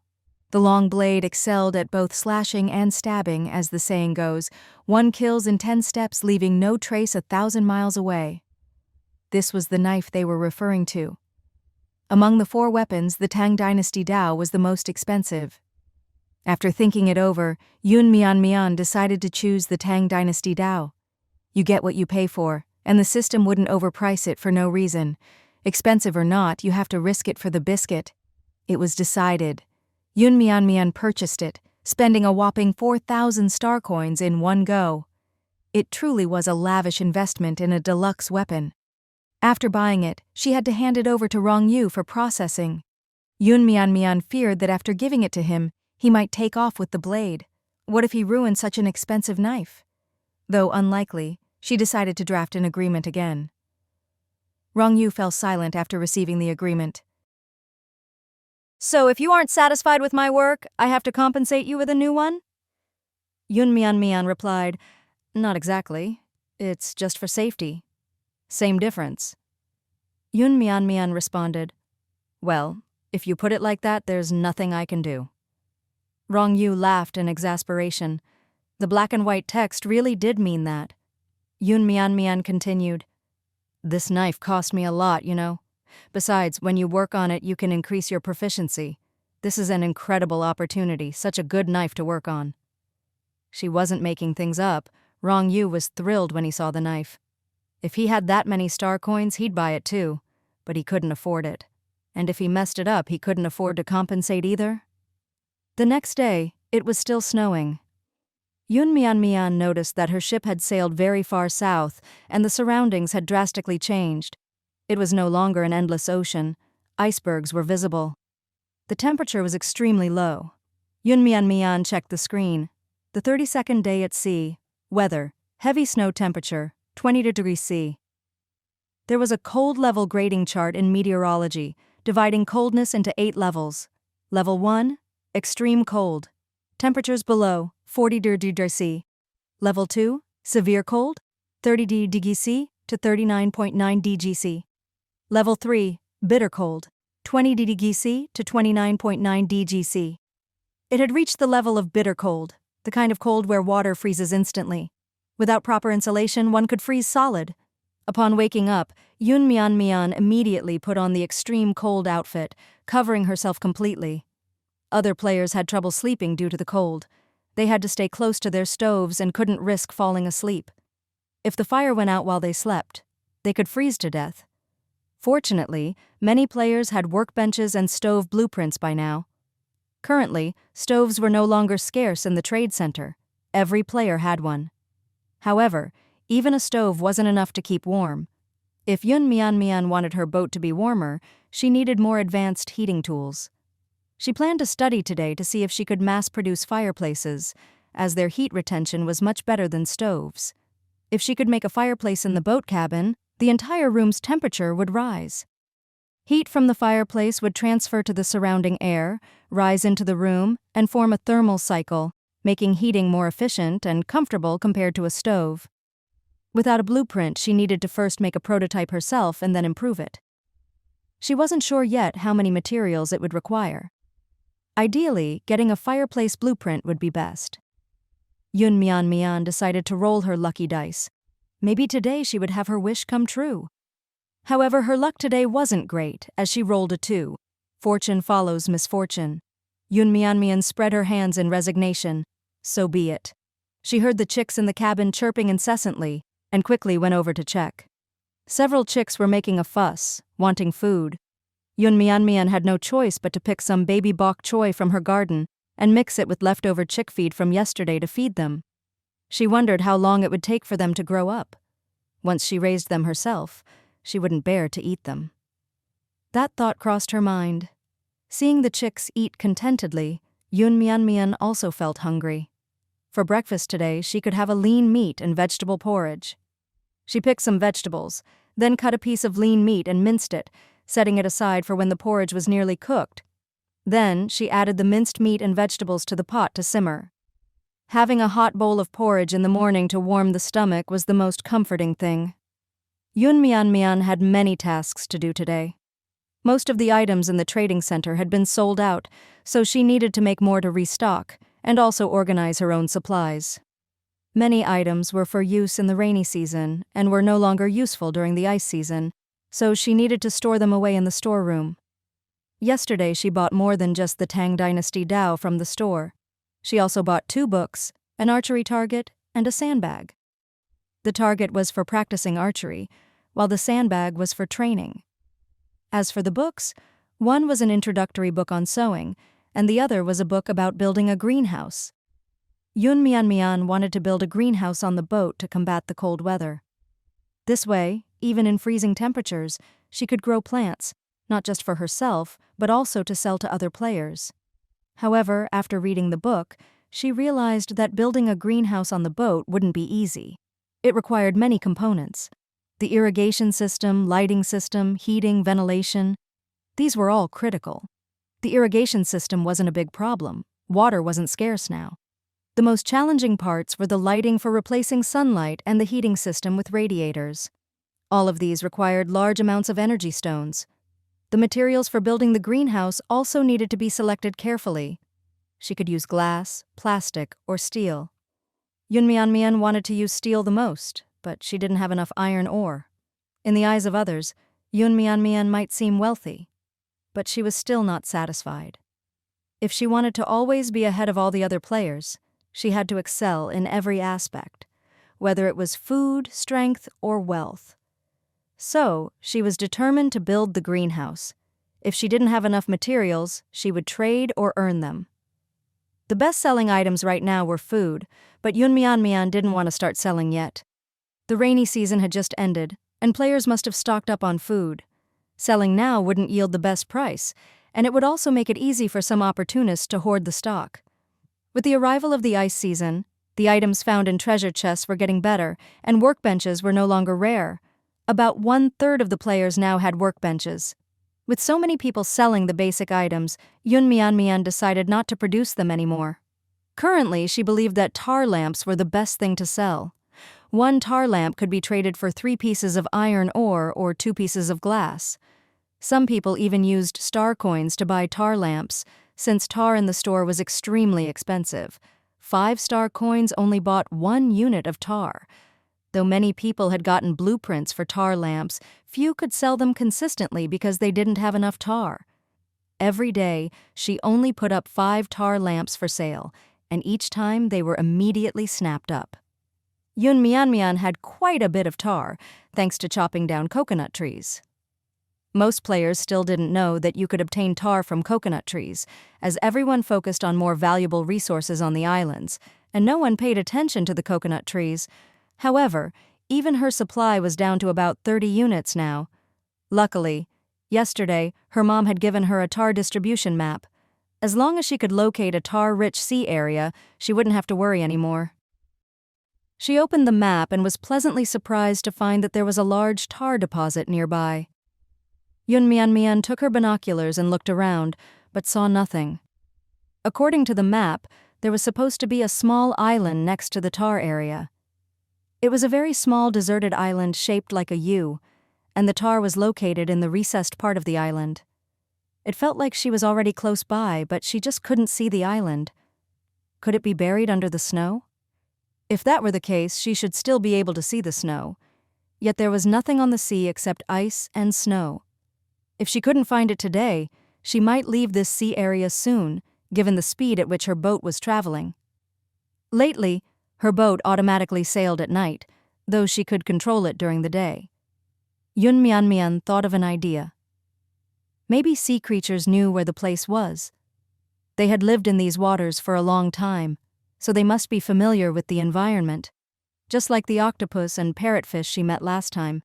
However, since they had mentioned heading into the deep sea yesterday, it might be hard to find them now. Why not try her luck in the deep sea? Maybe she could even encounter the little dolphins. The parrotfish mentioned that dolphins had also gone to the deep sea. Should she take the risk? Yunmian's gear allowed her to dive, but only for a limited time. After much thought, Yunmian decided to give it a try. If she missed today, she might not find another tar-rich spot so easily. Yunmian put on her gear and was about to dive when she received a message from Ni Yangguang. Mian, I'm up. What's for breakfast today? Oh, right.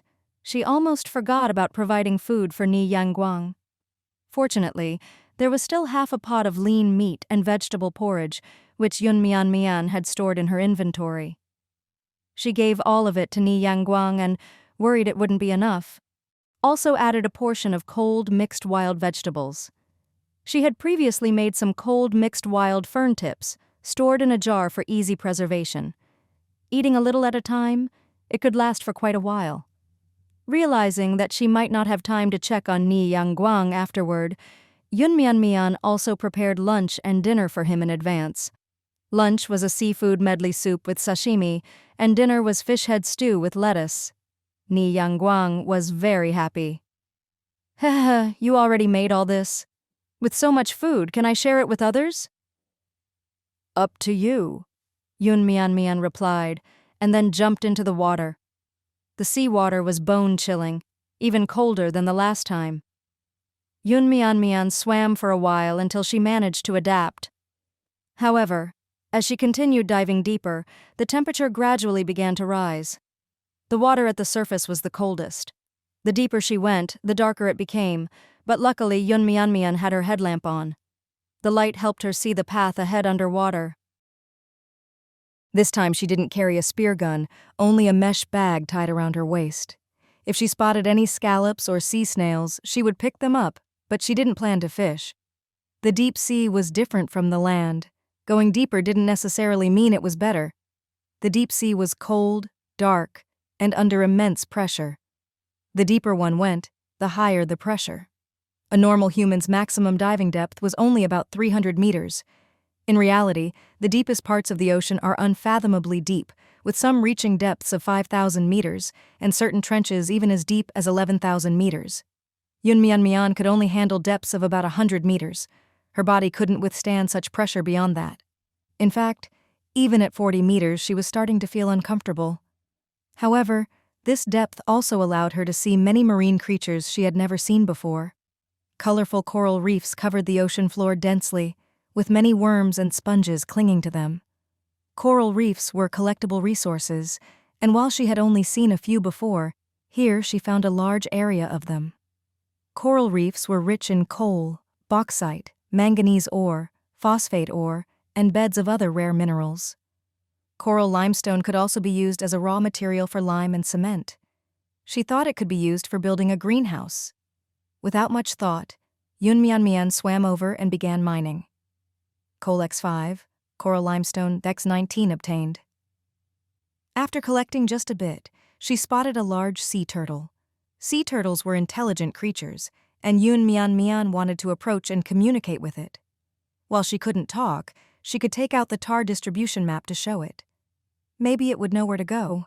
But just then, she realized that beneath her was a massive octopus. She hadn't noticed it earlier because it could change the color of its body, blending perfectly with the surrounding environment. It wasn't until she moved her foot close that it shifted, and Yunmian realized it was there. She was startled and immediately recognized it as a giant octopus. Its appearance was terrifying, with 8 sprawling limbs like a cloak, and she could even see its beak and radula. It was on a completely different level compared to the octopus she had seen before. This giant octopus clearly had intelligence and was highly aggressive. Yunmian quickly tried to swim up, but the octopus caught her with one of its tentacles. Generally speaking, octopuses eat fish and shrimp, but they can also attack sharks and even humans. Yunmian frowned deeply. Once its tentacles touched her, they quickly adhered. In an instant, Yunmian pulled a dagger from her inventory and cut off its tentacle. Although the injured limb withdrew, more tentacles reached toward her. Yunmian didn't have multiple hands like the octopus. Both her arms were quickly grabbed. She struggled, but couldn't exert her full strength underwater. She managed to barely wound one tentacle, but this only enraged the giant octopus. Wearing the sea language bead, Yunmian could hear the giant octopus growling continuously. "Annoying, annoying, die!" Ink spread out, dyeing the surrounding seawater black. Yunmian thought there was no other choice. She pulled out her spider silk launcher, aiming 2 shots of webbing directly at the octopus's head. One strand of webbing hit its eye. The launcher had been treated with some toxic herb juices. These herbs had paralytic and dizziness-inducing effects, and they worked quickly. After the poison silk pierced the octopus, it became even more frenzied. "I'll eat you! I'll eat you!" But soon, its strength began to wane, and the toxin took effect. Finally, free from its grip, Yunmian put away her web launcher and switched weapons, thrusting her bronze sword into the octopus's head. Even then, the octopus could still move. Yunmian was running out of energy and oxygen. She felt exhausted. If she got tangled up again, she wouldn't be able to surface. The will to survive pushed her to her limits as she pulled out her bronze sword and stabbed the octopus in the gill. Finally, the octopus went limp, and all its tentacles lost their strength, releasing Yunmian. The octopus's body sank down, and Yunmian noticed something glittering inside it. Yunmian wanted to retrieve it, but she needed oxygen. She couldn't hold on any longer. She didn't even have the strength to swim upward. If she went for the octopus's corpse, she would undoubtedly die. Yunmian struggled to swim up, but the immense pressure of the deep ocean felt like an invisible hand pulling her down. She was too exhausted to swim. Was she really going to have such bad luck today? She had worked so hard to get to this point. She couldn't just die in the ocean like this. At that moment, the sea turtle she had seen earlier swam toward her. Yunmian looked into the sea turtle's eyes. Its eyes were large and intelligent, radiating a friendly glow. Yunmian looked at it pleadingly, even though she couldn't speak. She gestured upwards, meaning she needed to go up. "Come on," the turtle's voice said. She understood it. Yunmian lay on the turtle's back. The turtle swam quickly, and Yunmian, half conscious, closed her eyes. It seemed only a few minutes had passed when she was awakened by the cold water. The turtle used its flipper to tap her face. When it saw her eyes open, it left. Shivering from the cold, Yunmian barely had any strength left. She fought her way back to the Xiangyun and finally grabbed the rope hanging from the ship. Her whole body was frozen stiff, her hands almost unresponsive.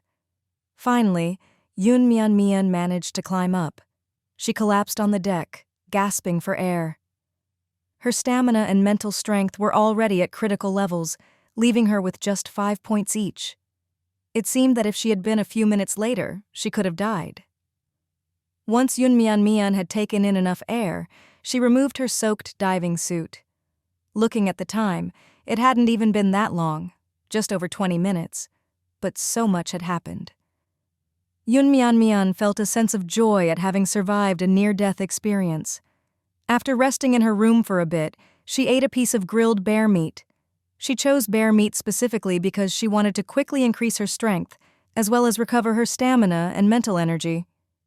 She was determined to go back into the water. Earlier, she had seen something shining in the octopus's body. She definitely hadn't been mistaken. Yunmian had to retrieve it. Her instincts told her it was something valuable, and besides, such a large octopus would provide a lot of meat. Plus, there were the mineral resources from the coral reef. She had barely scratched the surface. Since she was going back down anyway, she might as well grab that treasure. After her status fully recovered, Yunmian stood by the side of her ship and jumped back into the water. She remembered the spot and quickly found her way back. The octopus's body had sunk even deeper. Yunmian had to dive further to get it. She gritted her teeth and went deeper, finally spotting the glowing object inside the body. Yunmian grabbed the octopus's body and put it into her inventory. The reddish-brown octopus meat was divided into 30 portions. Additionally, there were 2 ice crystals. Yunmian was overjoyed. Ice crystals, which were needed to upgrade the ship, were found here. There were only 2, but it was a start. She returned to the coral reef area and resumed mining. Phosphate X1 obtained. Coral limestone Sun13 obtained. Coal X2 obtained. Every 20 minutes, she surfaced for oxygen and ate something to regain her stamina.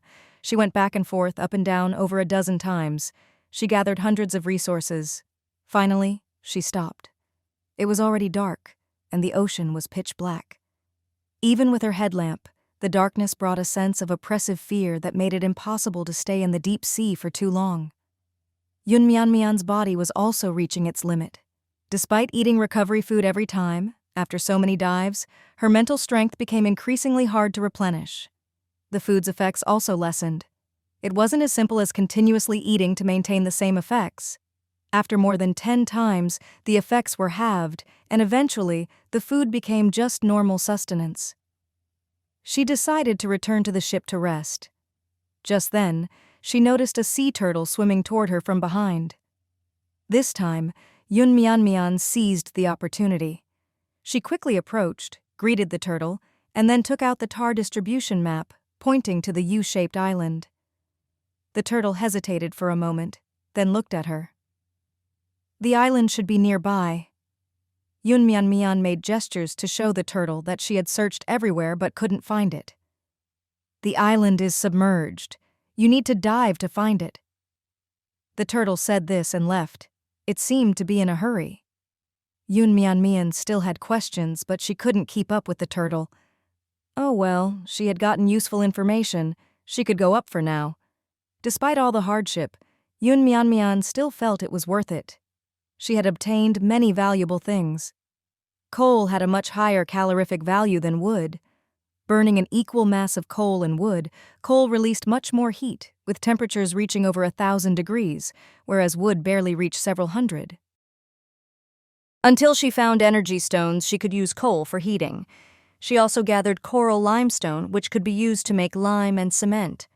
Lime was used to make glass, and cement had many uses. It could build walls and partitions, and would come in handy for making fireplaces or greenhouses. Mian felt like she had struck gold. Before the sea completely froze over, she needed to dive more. Today was too late, and her body was exhausted. She would continue tomorrow. Unfortunately, she hadn't found any tar yet. If only she could meet that turtle again. There hadn't been a chance to ask it anything. Having stayed underwater for so long, Mian's body was wrinkled, her skin shriveled, especially her hands, which had turned pale and wrinkly. It looked quite unpleasant. Mian didn't mind too much. Since there was still time, she started fishing for treasure chests. Thinking it over, extreme misfortune followed by good luck wasn't that bad. Despite the danger she encountered, she made it out alive and collected plenty of resources. She wondered if the treasure chest would give her a surprise. While fishing for treasure, she also checked the chat channel. Maybe she was just sensitive to anything about cooking, but she happened to notice someone say, "My sister fished out a cooking skill book." Wow, with cooking skills, will the food be like Mian's with buff effects? Cooking skill books have appeared before, but the effects are just average. Only special ingredients will have extra effects. Yeah, where do we even get premium ingredients? Unprocessed ingredients are already rare enough. I have cooking skills. Last time I killed a mackerel, it dropped a piece of high-quality mackerel meat. Using that gave a buff, but normal mackerel didn't. So, Mian uses all high-quality ingredients? That's insane. Mian thought back. When she cooked, she didn't always use high-quality ingredients. She used whatever she had, yet all her dishes had buff effects. At first, she thought it was due to the cooking skill itself, but apparently not everyone with cooking skills could do that. She wasn't sure what specific conditions were needed. More people were getting skill books now, and they'd appeared in the trading center a few times, but Mian never participated in the auctions. She felt she already knew enough and was too busy, and she didn't want to do everything. There was no need to be an all-rounder. Take forging, for example. It was complex, tedious, and drained both energy and stamina, and she didn't like it. In fact, just leveling up 1 or 2 skills to an advanced level was impressive enough. Without special opportunities, progressing from beginner to advanced required immense time and resources to focus on and improve. For instance, Rong Yu had to exchange many valuable items to upgrade his forging skills. It was likely that his other skills barely saw use. While thinking, Mian fished up a chest. She pulled it up to find it was a golden treasure chest. It had been a long time since she'd last fished up a golden chest, so Mian was thrilled. Items obtained: hot water bottle X1, insulated flask X1, gathering skill book X1, complete guide to winemaking X1, military code X1, honey X2. The items in a golden chest were definitely better. All these items were sold in the shop and they were quite expensive. The Complete Guide to Winemaking was a book she had seen last night, priced at over 100 sea stars. Now she had saved that money. As for the Gathering skill book, it overlapped with her skill, so she could exchange it for something else. The hot water bottle would come in handy tonight. Holding a warm hot water bottle to sleep in this cold weather would be much more comfortable. The 2-liter insulated flask would be enough for her. Previously, she only had a small insulated cup, which wasn't very convenient since she had to keep boiling and adding water. The military coat wasn't very aesthetically pleasing, but it was practical. It wasn't as good as her polar cold weather gear, so she would keep it as a backup. Honey could be used to make tea or desserts. Overall, Mian was very satisfied with this chest. She wondered if the next chest would also contain good items. But a long time passed without a second chest appearing. so Yun decided not to waste time sitting around. She prepared to make an automatic fishing rod holder, fixing it in place and attaching a bell so that if there was any activity, the bell would ring, and she could quickly pull it up. The previously useless bell finally found its purpose. Yun couldn't help but think it was worth keeping many items. You never know when they might come in handy. The advanced workbench could make many things. Ever since she got it, Yun would tinker with small inventions whenever she had time, simple and easy things to make. She even thought about making a generator. In this cold weather, a wind turbine could work, but the low temperatures could freeze it, and she couldn't design one herself. It wasn't her field. She'd never studied it before, and she needed blueprints. She hadn't seen anything like it in the trading center either. For now, Yun decided to finish making the automatic fishing rod holder and test it out. It seemed to work just fine. Her design sketch was rough, so the workbench-produced version was a bit crude too. But appearance didn't matter. It was functional. After setting it up, Yun went to harvest vegetables and check on the chicks. But when she arrived at the vegetable patch, she was shocked to find that all the vegetables had wilted and frozen, except for the ones on the rare plot of land. It had only been a day. They looked fine in the morning, but now they were all like this. Yun had checked them in the morning. They hadn't fully grown, so she thought she would leave them a bit longer in the soil, but they ended up freezing.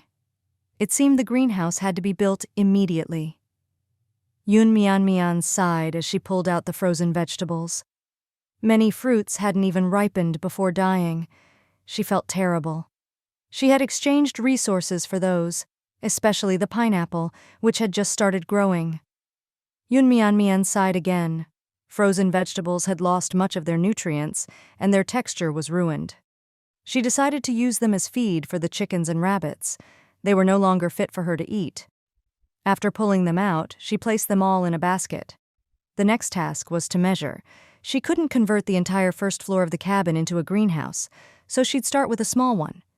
Building a greenhouse required laying a foundation. It was a major undertaking. Lots to do. Even though she had no experience, Yun had bought books. You could learn everything just by reading. This was one of the benefits for players in the game. As long as it was a system-provided book, anyone could understand it, no matter how high or low their intelligence was. Constructing a greenhouse required a lot of materials. Yun had to make everything one by one. She wanted to find someone to help. Actually, she could ask Ni Yangguang or Hu Yuan, but they were probably quite busy. Yun just wanted to save time and wasn't planning to offer much in return, since these were simple tasks. Anyone with a workbench could do them. Maybe she could post on the forum to see if any players with workbenches were interested in taking the job.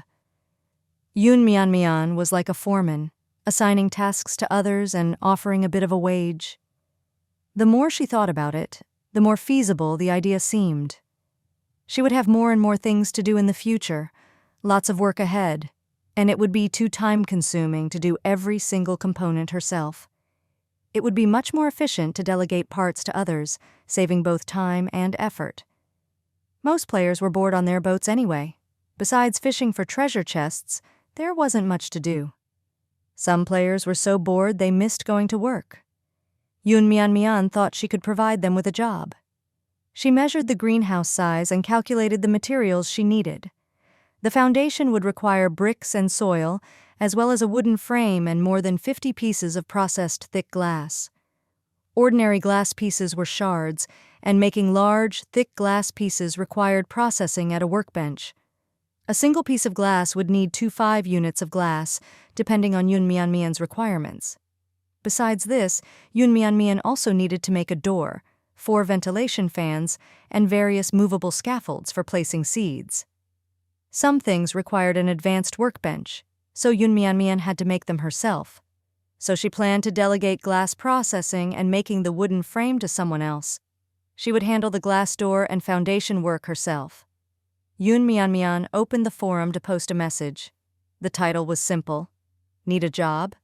If you have a workbench, you can earn good pay, daily settlement. Materials will be provided by me. Players with workbenches can make items based on my requirements to receive rewards. The minimum reward is an iron block. Higher tiers include iron ore or even better materials. Additionally, if the workload reaches a certain level, food will be provided as compensation. Note, the food is only raw ingredients, not cooked dishes. If interested, please leave a comment introducing yourself. I will privately contact suitable candidates. Yun Mian didn't want hundreds or thousands of people contacting her. It would be too troublesome. Instead, she wanted those interested to leave a resume under the post so she could screen them. Once the post went up, people started responding immediately.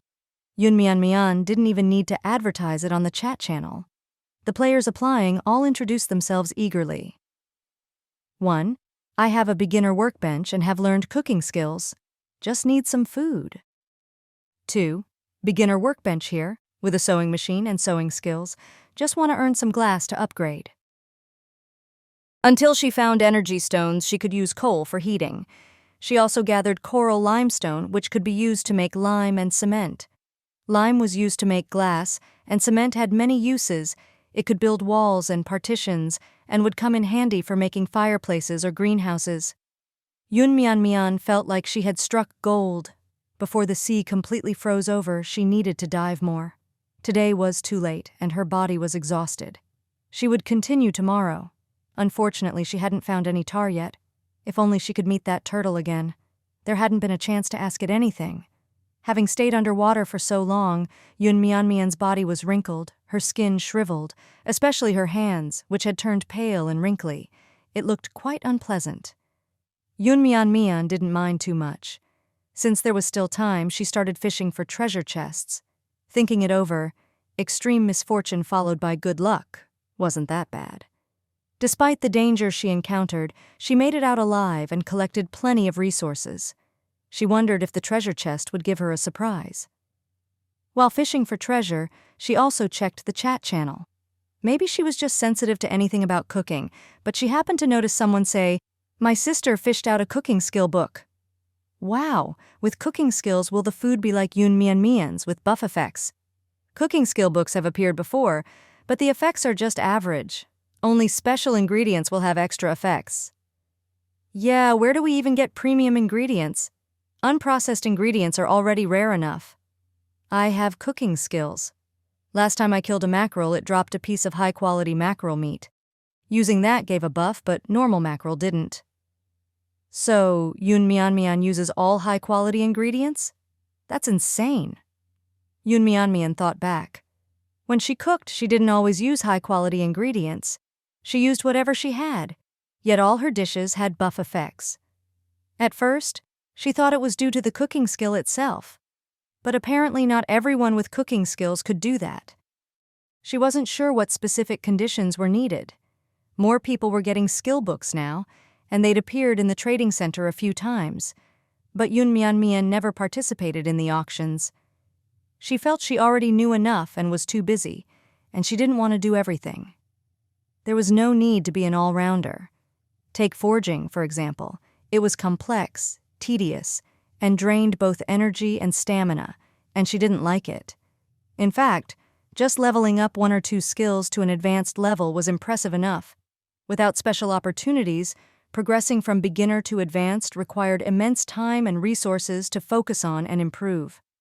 For instance, Rong Yu had to exchange many valuable items to upgrade his forging skills. It was likely that his other skills barely saw use. While thinking, Yun Mian fished up a chest. She pulled it up to find it was a golden treasure chest. It had been a long time since she'd last fished up a golden chest, so Yun Mian was thrilled. Items obtained: hot water bottle X1, insulated flask X1, gathering skill book X1, complete guide to winemaking X1, military code X1, honey X2. The items in a golden chest were definitely better.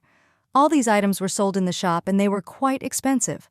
The complete guide to winemaking was a book she had seen last night, priced at over 100 sea stars. Now she had saved that money. As for the gathering skill book, it overlapped with her skill, so she could exchange it for something else. The hot water bottle would come in handy tonight. Holding a warm hot water bottle to sleep in this cold weather would be much more comfortable. The 2-liter insulated flask would be enough for her. Previously, she only had a small insulated cup, which wasn't very convenient since she had to keep boiling and adding water. The military coat wasn't very aesthetically pleasing, but it was practical. It wasn't as good as her polar cold weather gear, so she would keep it as a backup. Honey could be used to make tea or desserts. Overall, Yoon Mian was very satisfied with this chest. She wondered if the next chest would also contain good items. But a long time passed without a second chest appearing, so Yoon Mian decided not to waste time sitting around. She prepared to make an automatic fishing rod holder, fixing it in place and attaching a bell so that if there was any activity, the bell would ring, and she could quickly pull it up. The previously useless bell finally found its purpose. Yoon Mian couldn't help but think it was worth keeping many items. You never know when they might come in handy. The advanced workbench could make many things. Ever since she got it, Yoon Mian would tinker with small inventions whenever she had time, simple and easy things to make. She even thought about making a generator. In this cold weather, a wind turbine could work, but the low temperatures could freeze it, and she couldn't design one herself. It wasn't her field. She'd never studied it before, and she needed blueprints. She hadn't seen anything like it in the trading center either. For now, Yoon Mian decided to finish making the automatic fishing rod holder and test it out. It seemed to work just fine. Her design sketch was rough, so the workbench-produced version was a bit crude too. But appearance didn't matter. It was functional. After setting it up, Yoon Mian went to harvest vegetables and check on the chicks. But when she arrived at the vegetable patch, she was shocked to find that all the vegetables had wilted and frozen, except for the ones on the rare plot of land. It had only been a day. They looked fine in the morning, but now they were all like this. Yoon Mian had checked them in the morning. They hadn't fully grown, so she thought she would leave them a bit longer in the soil, but they ended up freezing. It seemed the greenhouse had to be built immediately. Yoon Mian sighed as she pulled out the frozen vegetables. Many fruits hadn't even ripened before dying. She felt terrible. She had exchanged resources for those, especially the pineapple, which had just started growing. Yoon Mian sighed again. Frozen vegetables had lost much of their nutrients, and their texture was ruined. She decided to use them as feed for the chickens and rabbits. They were no longer fit for her to eat. After pulling them out, she placed them all in a basket. The next task was to measure. She couldn't convert the entire first floor of the cabin into a greenhouse, so she'd start with a small one. Building a greenhouse required laying a foundation. It was a major undertaking. Lots to do.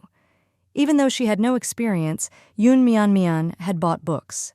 You could learn everything just by reading. This was one of the benefits for players in the game. As long as it was a system-provided book, anyone could understand it, no matter how high or low their intelligence was. Constructing a greenhouse required a lot of materials. Yoon Mian had to make everything one by one. She wanted to find someone to help. Actually, she could ask Ni Yangguang or Hu Yuan, but they were probably quite busy. Yoon Mian just wanted to save time and wasn't planning to offer much in return, since these were simple tasks. Anyone with a workbench could do them. Maybe she could post on the forum to see if any players with workbenches were interested in taking the job. Yoon Mian was like a foreman, assigning tasks to others and offering a bit of a wage. The more she thought about it, the more feasible the idea seemed. She would have more and more things to do in the future, lots of work ahead, and it would be too time-consuming to do every single component herself. It would be much more efficient to delegate parts to others, saving both time and effort. Most players were bored on their boats anyway. Besides fishing for treasure chests, there wasn't much to do. Some players were so bored they missed going to work. Yoon Mian thought she could provide them with a job. She measured the greenhouse size and calculated the materials she needed. The foundation would require bricks and soil, as well as a wooden frame and more than 50 pieces of processed thick glass. Ordinary glass pieces were shards, and making large, thick glass pieces required processing at a workbench. A single piece of glass would need 25 units of glass, depending on Yoon Mian's requirements. Besides this, Yoon Mian also needed to make a door, 4 ventilation fans, and various movable scaffolds for placing seeds. Some things required an advanced workbench, so Yunmian had to make them herself. So she planned to delegate glass processing and making the wooden frame to someone else. She would handle the glass door and foundation work herself. Yunmian opened the forum to post a message. The title was simple. Need a job? If you have a workbench, you can earn good pay, daily settlement. Materials will be provided by me. Players with workbenches can make items based on my requirements to receive rewards. The minimum reward is an iron block. Higher tiers include iron ore or even better materials. Additionally, if the workload reaches a certain level, food will be provided as compensation. Note, the food is only raw ingredients, not cooked dishes. If interested, please leave a comment introducing yourself. I will privately contact suitable candidates. Yunmian didn't want hundreds or thousands of people contacting her. It would be too troublesome. Instead, she wanted those interested to leave a resume under the post so she could screen them. Once the post went up, people started responding immediately. Yunmian didn't even need to advertise it on the chat channel. The players applying all introduced themselves eagerly. 1. I have a beginner workbench and have learned cooking skills. Just need some food. 2. Beginner workbench here, with a sewing machine and sewing skills. Just want to earn some glass to upgrade. 3. Yunmian, I'm a fan of yours. I have a beginner workbench. Also an alchemy station. Pick me, pick me. 4. I also have an intermediate workbench. Can basically make anything. Don't need much, just want a taste of something Yunmian made. Yunmian scanned the comments and found that few players had intermediate workbenches. Having an intermediate workbench meant they could produce higher quality items and make more complex things. Of course, Yunmian would prioritize players with intermediate workbenches. For example, items like pumps and sinks probably couldn't be made on a beginner workbench, but simpler items like wooden frames could be assigned to beginner workbench players, especially since she needed a lot of them. Since it was already night, Yunmian decided to select people first and have them start tomorrow morning. She would have many things to do as soon as she woke up, so she wouldn't have time to assign them tasks then. It was better to give instructions now. She ended up choosing 5 people, 2 with intermediate workbenches and 3 with beginner workbenches. Yunmian assigned tasks to them and tailored their payment accordingly. It was a piecework system. Payment depended on how much they completed.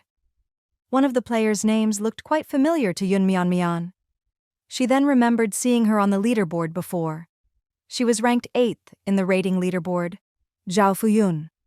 She had an intermediate workbench and had learned the gathering skill. Yunmian assigned her the task of making thick glass. 30 pieces of glass in total with varying sizes. The payment would be 10 pieces of glass and 10 units of plastic. If she finished within a day, there would be an extra reward of 2 pieces of venison. That was the condition they agreed on. After both parties agreed, a system-generated contract was issued, and neither party could breach it. Otherwise, the system would forcibly penalize the violator and require them to compensate the other. As soon as Yunmian finished assigning work, she received a message from Rong Yu. Rong Yu, I've made some optimizations. Do you want to check it out? It was her sword. Yunmian, of course I do. Rong Yu had added a luxurious handle to the basic Tang-style horizontal sword and made a scabbard. The handle and scabbard were black, but they looked anything but low-key. On the contrary, they were very ornate.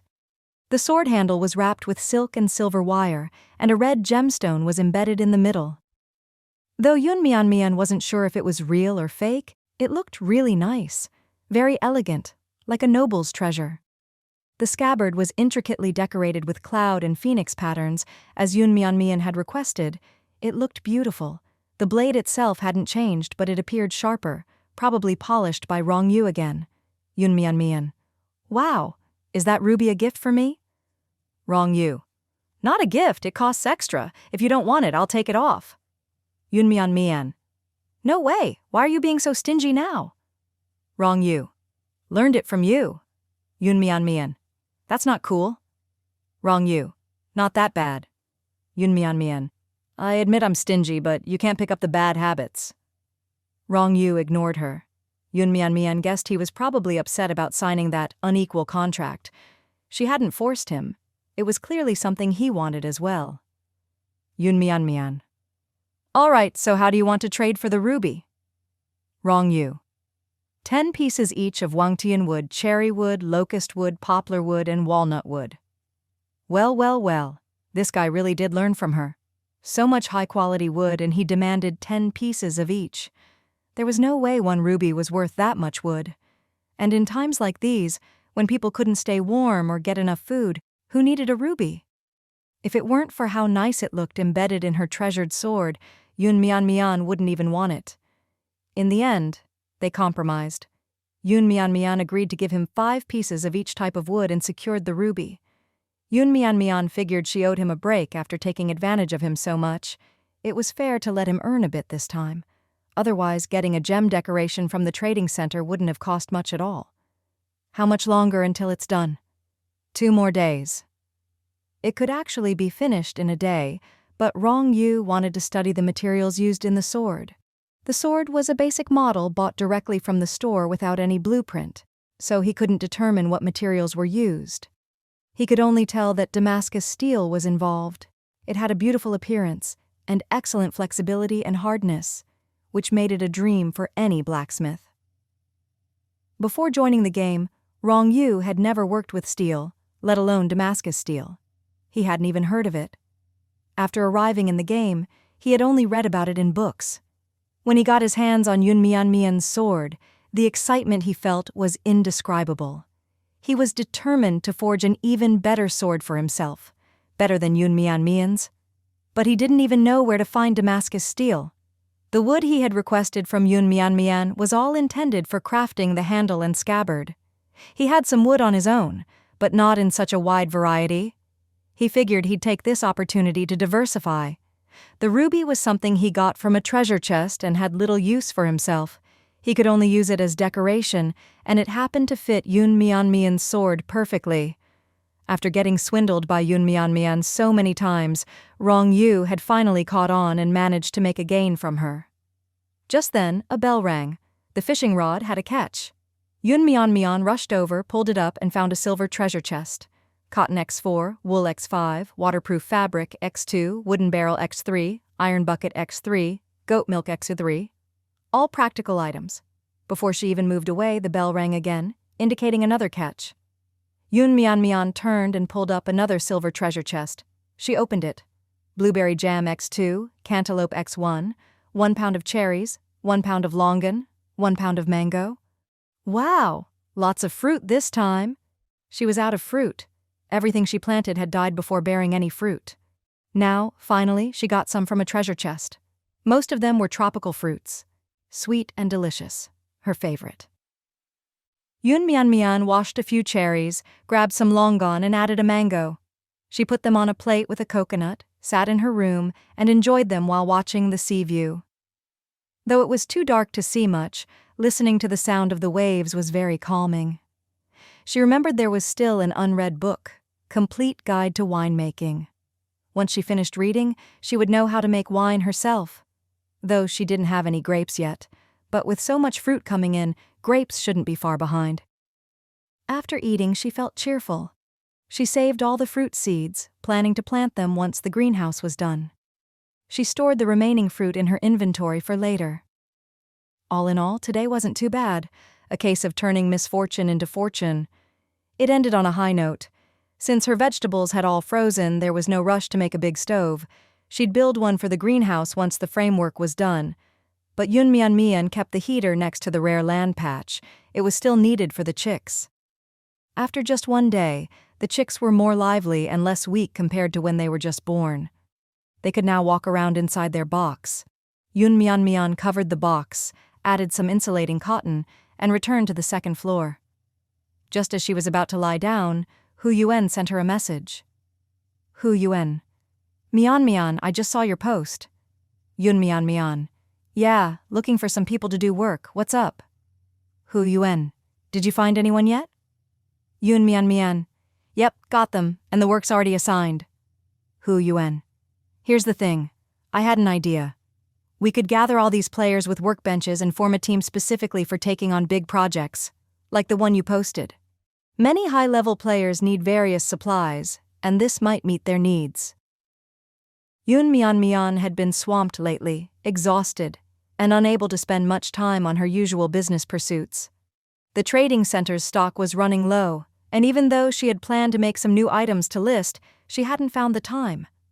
Luckily, she had partnerships with other players and was only responsible for certain individual items, no big impact if she missed some. She checked Hu Yuan and Ni Yangguang's trading centers. Both were well stocked with supplies. Especially Hu Yuan, it's like he has obsessive-compulsive disorder. Every product's quantity is neatly stocked, as if he restocks every day. Hu Yuan made a fortune selling wood and iron nails a couple of days ago. By trading with new players for that batch of wood and nails, he got a lot of good items, and today, by reselling them, he acquired a large amount of materials for upgrades. From the moment he entered the game, he began building his network, observing in the chat channel to see who had items for trade, then maintaining contact with them. That's how he got to know Mian.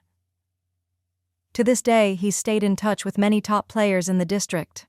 They have abundant resources, and whenever Hu Yuan needs something, he can ask around to see if anyone has it. Today, with the resources he just acquired, he made another trade, and now he's nearly ready to upgrade to level 5. But because of this, his entire inventory is filled with upgrade materials, leaving no extra room for anything else. That's why he was looking for a new business opportunity. After seeing Mian's post, he thought of this idea. Mian thought it over. First, we don't even know if there are enough people who need this on a large scale. Second, once we gather them, if we get a big order, do we take all the profit and pay them a wage? Or do we take a commission off their share? Hu Yuan. Paying wages up front isn't realistic, we should do a commission. Mian. But why would they agree to give you a commission? Unless all the jobs come from you. Hu Yuan was silent for a moment. Let me think about it some more.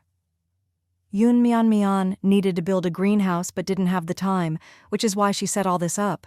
But in District 3, how many people would do the same? Mian. All right, think it over. If you find a way, it could work. Let's split the trading center's resources tomorrow. It's been quite a few days and there should be a lot stored up by now. Hu Yuan. All right? Mian was woken up by a rattling sound.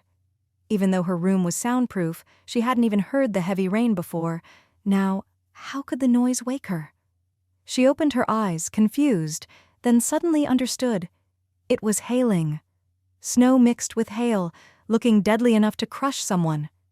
Mian's expression turned grim. In this weather, she still had to go into the water. She could really die. Mian opened the chat channel. All the players were crying out in misery.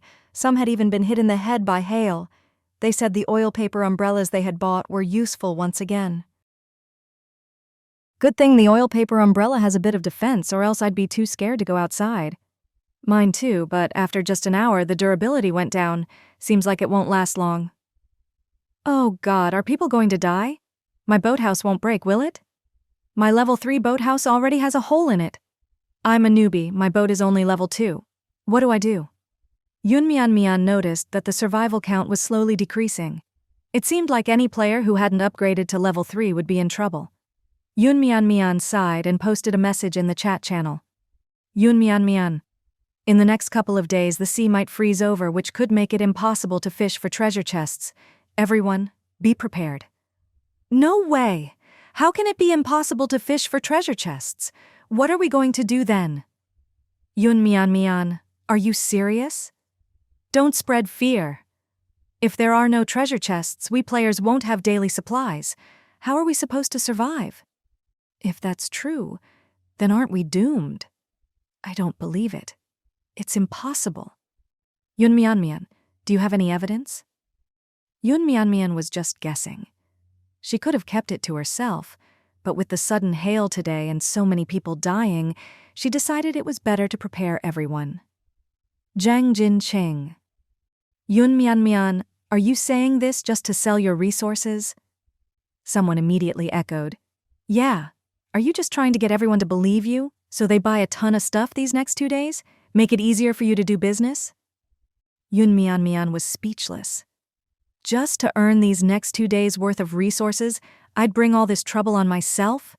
Am I not planning to stay in District 3? Zhang Jincheng had been absent for a long time because he'd gotten seriously ill after narrowly escaping death in the deserted island experiment. He had used most of his supplies to buy some life-saving medicine, and only when the new players arrived did the medicine become more abundant. He managed to get enough and was almost recovered now. But due to the damage he'd taken in the experiment, his faction had mostly disbanded when he returned, leaving only 1 or 2 followers. It was pointless. So he dissolved the faction. Today, seeing Mian speaking in the chat, he couldn't help but feel bitter, remembering how miserable he'd been during the deserted island experiment while Mian came out on top as number 1. It was unfair. Why had he fallen so far while she rose to the top, becoming the boss of District 3? Every day he saw old players explaining all the good things Mian had done to the newbies in the chat channel. And now she was saying, "You couldn't fish for treasure chests anymore. Such a ridiculous idea." Zhang Jincheng. Who knows what you're up to? So you're saying we won't be able to fish for treasure chests soon, and all the players will just have to wait to die? Mian. I don't need to explain myself to you. I'm just trying to remind everyone to be thrifty with resources. Think about it. If the temperature keeps dropping and it reaches 30 degrees Celsius, the sea will freeze. Where would the treasure chests come from? Prepare for the worst. I just want District 3 players to survive. Zhang Jincheng. You have so many resources. If you really want everyone to survive, why don't you donate your food? Zhang Jincheng ranted, as if he was holding the moral high ground. Mian ignored him. She wasn't obligated to explain. This was a survival game. Although District 3's well-being affected her, having more survivors would be better for her. But she wasn't about to sacrifice her own interests to help others. Mian had a lot to do today. She first took out the lucky dice to see how her luck would be today. Great. The number is 3. Everything goes well. Looks like today will be a lucky day. Mian sent 2 messages in the rich and powerful group. Mian. Let's organize the supplies and distribute them later. Did you see what I just said in the chat channel? I think the sea will freeze soon. You should prepare early. Ni Yangguang. Saw it. I'm battling Zhang Jincheng right now. That idiot must have been kicked in the head by a donkey. I thought he died in the last survival experiment, but he survived somehow. Heard he was seriously ill and disappeared for a while. Turns out bad people live long. Mian ignored Ni Yangguang's fight with Zhang Jincheng. Instead, she continued. Don't waste your breath on him. Smart people will think for themselves. Those who don't believe, let them be. You can't wake someone pretending to be asleep. Hu Yuan. In my opinion, Mian, you didn't need to say that in the chat channel. There are bound to be people opposing it. They don't want to accept reality and can't grasp the current situation. Even with such heavy hail today, so many people died, yet they still have illusions. Mian. It's always better if one more person survives. Mian wasn't a saint. She did what she did with a clear conscience. It benefited others and also herself. Hu Yuan. I almost finished organizing the supplies last night. Let me know when you 2 are done. Ni Yangguang. Okay, I'll go organize them now. Mian didn't have much material stored in the trading center because she hadn't listed much recently. She had been busy surviving on a deserted island and was occupied these past few days, unlike Hu Yuan, who made a lot and sold a lot. While Mian was organizing supplies, she received a message from Luo. Luo, I found an energy stone. Mian. After waiting for days, finally news of an energy stone. Mian. How did you find it? Luo. My brother went underwater today and dug it up from the seabed. Mian. In such cold weather, how did he go underwater? Luo. He got diving gear in his starter kit. He went down yesterday and again this morning. Mian. Okay, I'll trade something for it. What do you want? Luo. No need. We agreed before that I'd give it to you when I found one. Yun Mian Mian. That won't do. Your brother found it, so he should get something in exchange. What does he need? Luo Luo thought for a moment. Then just something warm would be good. When he came here, he thought it wouldn't be too cold. After all, we weren't afraid of the cold before and only wore a sweater in winter. But now… Yun Mian Mian understood. Martial artists might not fear the cold, but even they can't withstand temperatures of -20 or 30 degrees. Coincidentally, she got a military coat yesterday. Yun Mian Mian gave the military coat to Luo Luo. Luo Luo. Thanks. Does he need anything else? Yun Mian Mian felt a military coat alone was a bit too little for an energy stone. Luo Luo. Let me ask what else he wants. Yun Mian Mian. All right. After a while, Luo Luo replied, he said he'd like some hot soup. Yun Mian Mian. Sure, no problem. Yun Mian Mian had some fish head soup left and gave 2 servings to Luo Luo. Oh, by the way, ask him what the situation in the sea is today. Yun Mian Mian also needed to go underwater, but it was so cold, she was really worried she wouldn't be able to endure it. She hadn't expected Luo Luo's brother to be so tough, diving early in the morning. After putting on the polar cold-proof suit, she put on a helmet before leaving the room. As soon as she stepped out, the hail hit her helmet, and even through it, she felt pain. In this weather, everything was troublesome. She first went to check the live animals on the ship. They were all freezing, shivering uncontrollably. It seemed they wouldn't last much longer. She had only just obtained 1 energy stone. It took 2 to make a radiator, so she couldn't make one for them yet. Otherwise, she would have made one to keep them warm. She had no choice but to move all the animal cages to the first-floor cabin and gather all the radiators there. She also moved the workbench there. No other way. For now, they'd have to make do, even though it was a bit smelly. While the sea hadn't frozen over yet, she quickly went fishing for treasure chests. Who knew if it would freeze over tonight? Yun Mian Mian set up the fishing rod and decided to wait since luck was on her side today. Maybe she'd get something soon. And since today everything was supposed to go well, she thought about what good things she wanted while fishing. 10 minutes later, Yun Mian Mian felt the rod move. She quickly reeled it in. The first one was a golden chest, as she expected. But this one was locked. Yun Mian Mian was surprised. It seemed like this was the first locked golden chest.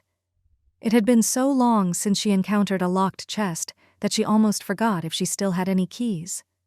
Those rare items that didn't need preserving were not kept in her backpack anymore as they took up too much space. Yun Mian Mian hurried to the storage room to check. Turns out, she found 3 key fragments. Great. Just enough to make 1 key. Yun Mian Mian quickly combined them. Soon, a complete key appeared in her hand. Without thinking, she opened the chest immediately. A golden light shone. Congratulations. Good fortune happens. Whatever you wish comes true. Obtained. Sealed boiler blueprint. X1, barbecue grill. Blueprint. X1, grinder blueprint. X1. Iron ore X10, glass X20, plastic X20. Among them, Yun Mian Mian wanted the sealed boiler blueprint the most. Isn't that just a fireplace? With this, she didn't have to design it herself. It saved a lot of trouble, and she could be sure it would be done well. With all the materials gathered, she could make it directly at the workbench. Yun Mian Mian worked non-stop, immediately starting the production, leaving the fishing rod on the automatic device. Sealed boiler, craftable at advanced workbench. A dual-purpose boiler that can boil water to generate heat and cook food. It has a multi-fuel grate that can use firewood, charcoal, or wood chips, and comes with a damper to control airflow. Required materials: iron ore X12, glass X5 daily consumption, coal X20 or firewood X30 or charcoal X20. To keep the entire greenhouse warm, it would need 2 boilers. The greenhouse was about the size of a bedroom, roughly over 10 square meters. To keep the entire room warm, she would also need to install insulation layers in addition to the 2 boilers. Excuse me, what do you need this glass for? Any specific requirements? If not, I'll just make it as usual. Zhao Fuyun messaged. Yun Mian Mian looked at the greenhouse book again. Make it into double glazed glass for me. If materials aren't enough, just let me know. Double glazed glass? That will consume a lot of materials. Yun Mian Mian. It's fine, just make it. She didn't tell him it was for the greenhouse. No need for that. Zhao Fuyun only thought Yun Mian Mian was being a bit wasteful, using so much glass to make double-thick glass panels at times like this. What could she need them for? According to her requirements, to make all the glass panels she wanted, it would take 70 to 80 pieces of glass. Making it double-glazed would require at least half as much more. 100 pieces of glass could have been used for upgrades. How extravagant! Zhao Fuyun felt it was a waste. Wouldn't it be better to use it for upgrades? Or perhaps she'd already upgraded everything. But she was the boss, and if she didn't say, he wouldn't ask. He would just follow orders. In fact, the reason Yun Mian Mian wanted to use so many materials to make double-glazed glass was because of its superior insulation effect. Single-layer glass would lose heat quickly. It was expensive, but since she was using it, she wanted the best. Since she needed 70 or 80 pieces of glass for single layer anyway, she figured she might as well make it double-glazed. If everything went smoothly, her greenhouse would be ready tomorrow or the day after. It seemed there were also aluminum mines in the coral reef, though she didn't find any yesterday. Aluminum could be used to make aluminum products, which might also help with insulation. Right now, Yun Mian Mian was preoccupied with keeping warm. She could apply all the knowledge she read about from the books. Exactly, it wasn't just the greenhouse that needed insulation, her house needed it too. Otherwise, she herself would be cold. She had to lay a foundation, gather materials, cook meals, practice her skills, make heaters, produce items, and most urgently, she had to dive to find that U-shaped island. Yun Mian Mian wished she had a cloning technique to turn into 3 or 5 versions of herself and do everything at once, and then combine back into her original self. Yesterday, the turtle said the island had been submerged, so she would have to dive to find it. The tar was on the sea surface, but she didn't know its exact location and had to find the island first to locate the tar deposits.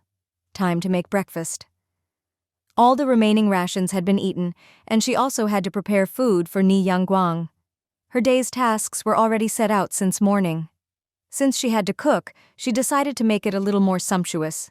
Yun Mian Mian took flour and the stored potatoes from the storage room, along with some wild onions she picked during her experiments on the deserted island. She hadn't planted them, but there was still a bit left. She shredded the potatoes, chopped the onions finely, mixed the flour with water to make a pancake, placed the shredded potatoes and chopped onions on top, and flipped the pancake when it set. Lastly, she sprinkled some spices and salt. The golden potato and onion pancake was easily finished. There needed to be both a vegetarian and a meat dish. Yun Mian Mian took some wild boar meat from her backpack, cut part of the leg, minced it, mixed it with wild vegetables, added seasoning, and then pan-fried the meat mixture into patties. Fragrant meat patties and potato-onion pancakes. She made 5 of each. Finally, she cut a quarter of a cantaloupe, plated it, and arranged everything on the dining table. Yun Mian Mian took a screenshot and sent the picture to Ni Yangguang. Ni Yangguang. Wow, damn, Mian Mian, you're trying to make me drool to death. Yun Mian Mian. Breakfast's ready. I'll give you 4 pancakes, is that enough? Ni Yangguang. More than enough. Yun Mian Mian. I'll share some cantaloupe with you too. Ni Yangguang. Knew you were the best. Ni Yangguang had just woken up, still wrapped in his blanket, unwilling to get up. It was too cold outside with hail falling, so he didn't want to go out. That's why he hadn't pestered Yun Mian Mian for food. Seeing the delicious breakfast, he immediately climbed out of bed. With a full belly, he wouldn't feel cold and could get to work. Ni Yangguang also remembered what Yun Mian Mian said about the sea possibly freezing, so he decided to catch treasure chests early. Yesterday, Yun Mian Mian had given him food for the whole day. He thought it was a lot and shared some with Wen Yushi and a few other friends. As a result, he didn't have enough for himself. But everyone said it was extremely delicious, thanked him profusely, and gave him gifts in return. Today, Yun Mian Mian only gave breakfast. Ni Yangguang, drooling over it, realized it wouldn't even be enough for himself, so he decided not to share it. Yun Mian Mian ate 2 pancakes, finished the cantaloupe, and felt full. She left the rest in her backpack to eat later for strength. After all, diving consumed a lot of energy. Before diving, she needed to cook 2 large pots of pig trotters. Pig trotters stewed with soybeans, a great dish for nourishing the body in cold weather, replenishing both energy and blood. She used soybeans she obtained a long time ago.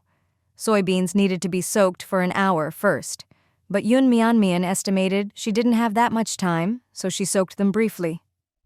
While soaking the soybeans, she put the pig trotters in water with ginger slices and brought it to a boil to remove the foam.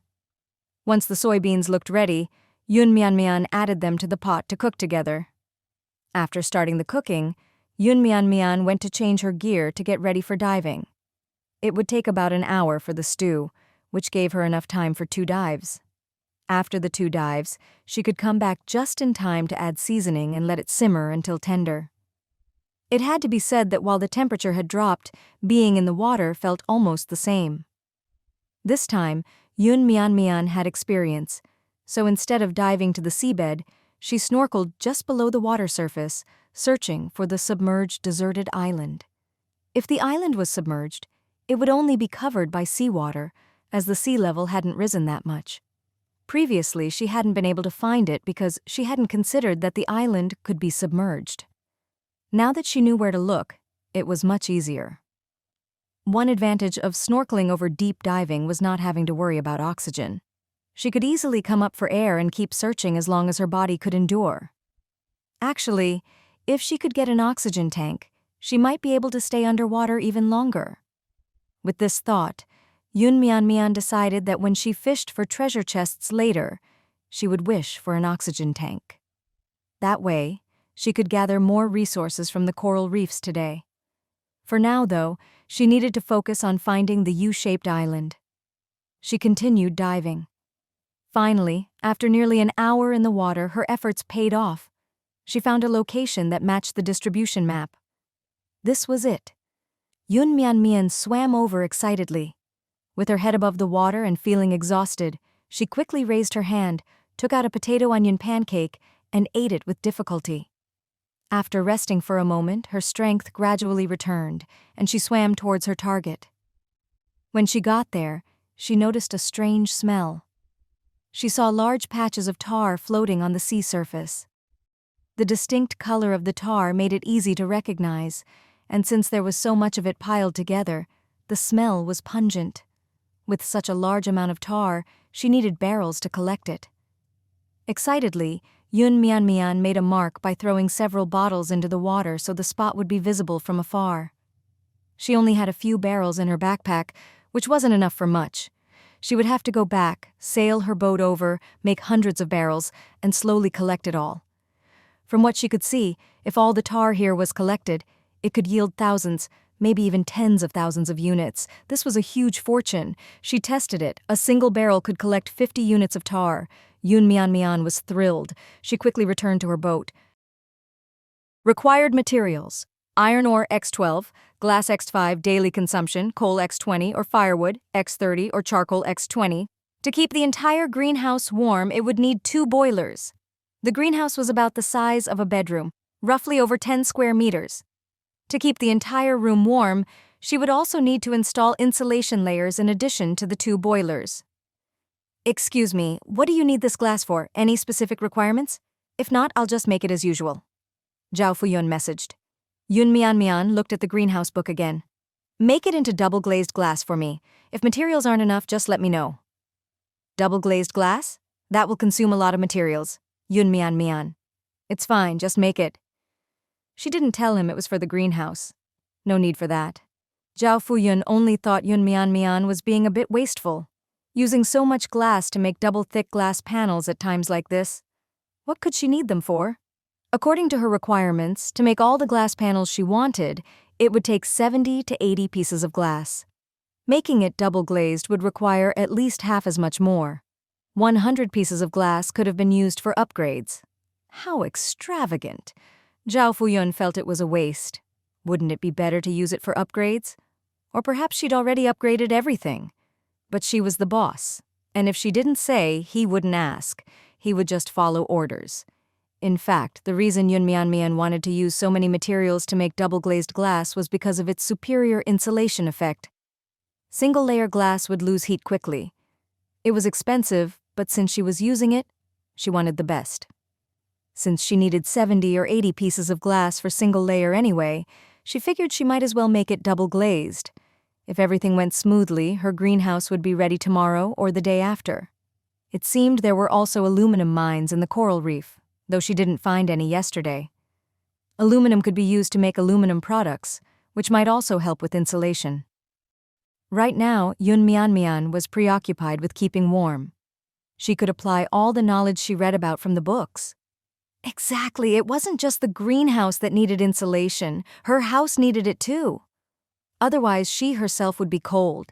She had to lay a foundation, gather materials, cook meals, practice her skills, make heaters, produce items, and most urgently, she had to dive to find that U-shaped island.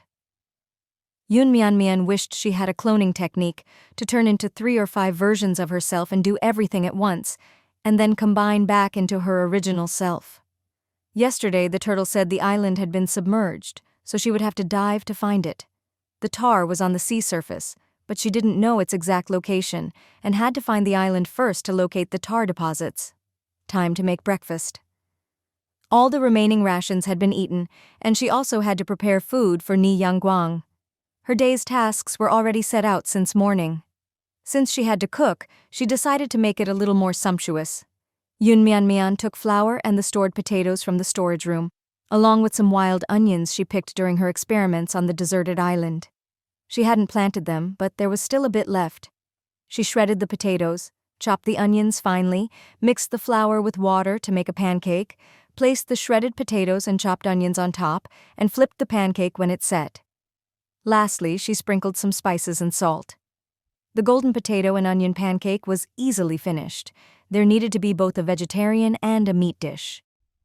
Yun Mian took some wild boar meat from her backpack, cut part of the leg, minced it, mixed it with wild vegetables, added seasoning, and then pan-fried the meat mixture into patties.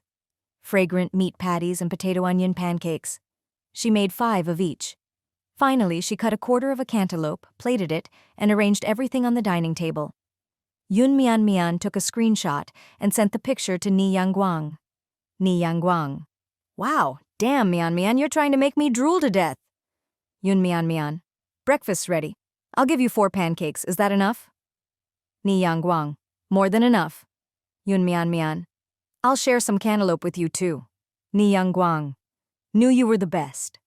Ni Yangguang had just woken up, still wrapped in his blanket, unwilling to get up.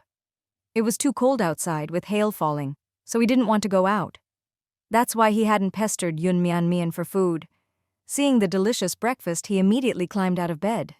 With a full belly, he wouldn't feel cold and could get to work. Ni Yangguang also remembered what Yun Mian said about the sea possibly freezing, so he decided to catch treasure chests early. Yesterday, Yun Mian had given him food for the whole day. He thought it was a lot and shared some with Wen Yushi and a few other friends. As a result, he didn't have enough for himself. But everyone said it was extremely delicious, thanked him profusely, and gave him gifts in return. Today, Yun Mian only gave breakfast. Ni Yangguang, drooling over it, realized it wouldn't even be enough for himself, so he decided not to share it. Yun Mian ate 2 pancakes, finished the cantaloupe, and felt full. She left the rest in her backpack to eat later for strength. After all, diving consumed a lot of energy. Before diving, she needed to cook 2 large pots of pig trotters. Pig trotters stewed with soybeans, a great dish for nourishing the body in cold weather, replenishing both energy and blood. She used soybeans she obtained a long time ago. Soybeans needed to be soaked for an hour first, but Yun Mian estimated she didn't have that much time, so she soaked them briefly. While soaking the soybeans, she put the pig trotters in water with ginger slices and brought it to a boil to remove the foam. Once the soybeans looked ready, Yun Mian added them to the pot to cook together. After starting the cooking, Yun Mian went to change her gear to get ready for diving. It would take about an hour for the stew, which gave her enough time for 2 dives. After the 2 dives, she could come back just in time to add seasoning and let it simmer until tender. It had to be said that while the temperature had dropped, being in the water felt almost the same. This time, Mian had experience, so instead of diving to the seabed, she snorkeled just below the water surface, searching for the submerged deserted island. If the island was submerged, it would only be covered by seawater, as the sea level hadn't risen that much. Previously, she hadn't been able to find it because she hadn't considered that the island could be submerged. Now that she knew where to look, it was much easier. One advantage of snorkeling over deep diving was not having to worry about oxygen. She could easily come up for air and keep searching as long as her body could endure. Actually, if she could get an oxygen tank, she might be able to stay underwater even longer. With this thought, Mian decided that when she fished for treasure chests later, she would wish for an oxygen tank. That way, she could gather more resources from the coral reefs today. For now, though, she needed to focus on finding the U-shaped island. She continued diving. Finally, after nearly an hour in the water, her efforts paid off. She found a location that matched the distribution map. This was it. Mian swam over excitedly. With her head above the water and feeling exhausted, she quickly raised her hand, took out a potato onion pancake, and ate it with difficulty. After resting for a moment, her strength gradually returned, and she swam towards her target. When she got there, she noticed a strange smell. She saw large patches of tar floating on the sea surface. The distinct color of the tar made it easy to recognize, and since there was so much of it piled together, the smell was pungent. With such a large amount of tar, she needed barrels to collect it. Excitedly, Mian made a mark by throwing several bottles into the water so the spot would be visible from afar. She only had a few barrels in her backpack, which wasn't enough for much. She would have to go back, sail her boat over, make hundreds of barrels, and slowly collect it all. From what she could see, if all the tar here was collected, it could yield thousands, maybe even tens of thousands of units. This was a huge fortune. She tested it. A single barrel could collect 50 units of tar. Mian was thrilled. She quickly returned to her boat. It was impossible for her to make all the barrels by herself in a short time, especially since she had to stay by the workbench. She needed to place an order with others. At least 80 barrels to start. 100 barrels would yield 5,000 units. Mian was in a hurry and didn't even have time to sign contracts with everyone. She had to ask her friends for help. She sent messages to Luo, Hu Yuan, Nie Yangguang, Rong Yu, Shi Nancheng, all the people she knew. The message was the same for each. Urgent, do you have time to help me make 10 iron barrels? Metal containers were best for storing oil because they were opaque, oxygen-resistant, and kept the oil fresh. Iron barrels were the easiest to make at the moment, requiring only iron blocks at a basic workbench. Mian also privately messaged a few players with workbenches she had contacted yesterday. She asked them to stop what they were doing and make 10 iron barrels for her first. 10 barrels would take no more than 10 minutes to make, and Mian promised them 1 unit of tar as payment. They quickly agreed. After all, tar was selling at a high price. Her friends also replied, saying they'd give her the barrels as soon as they were done.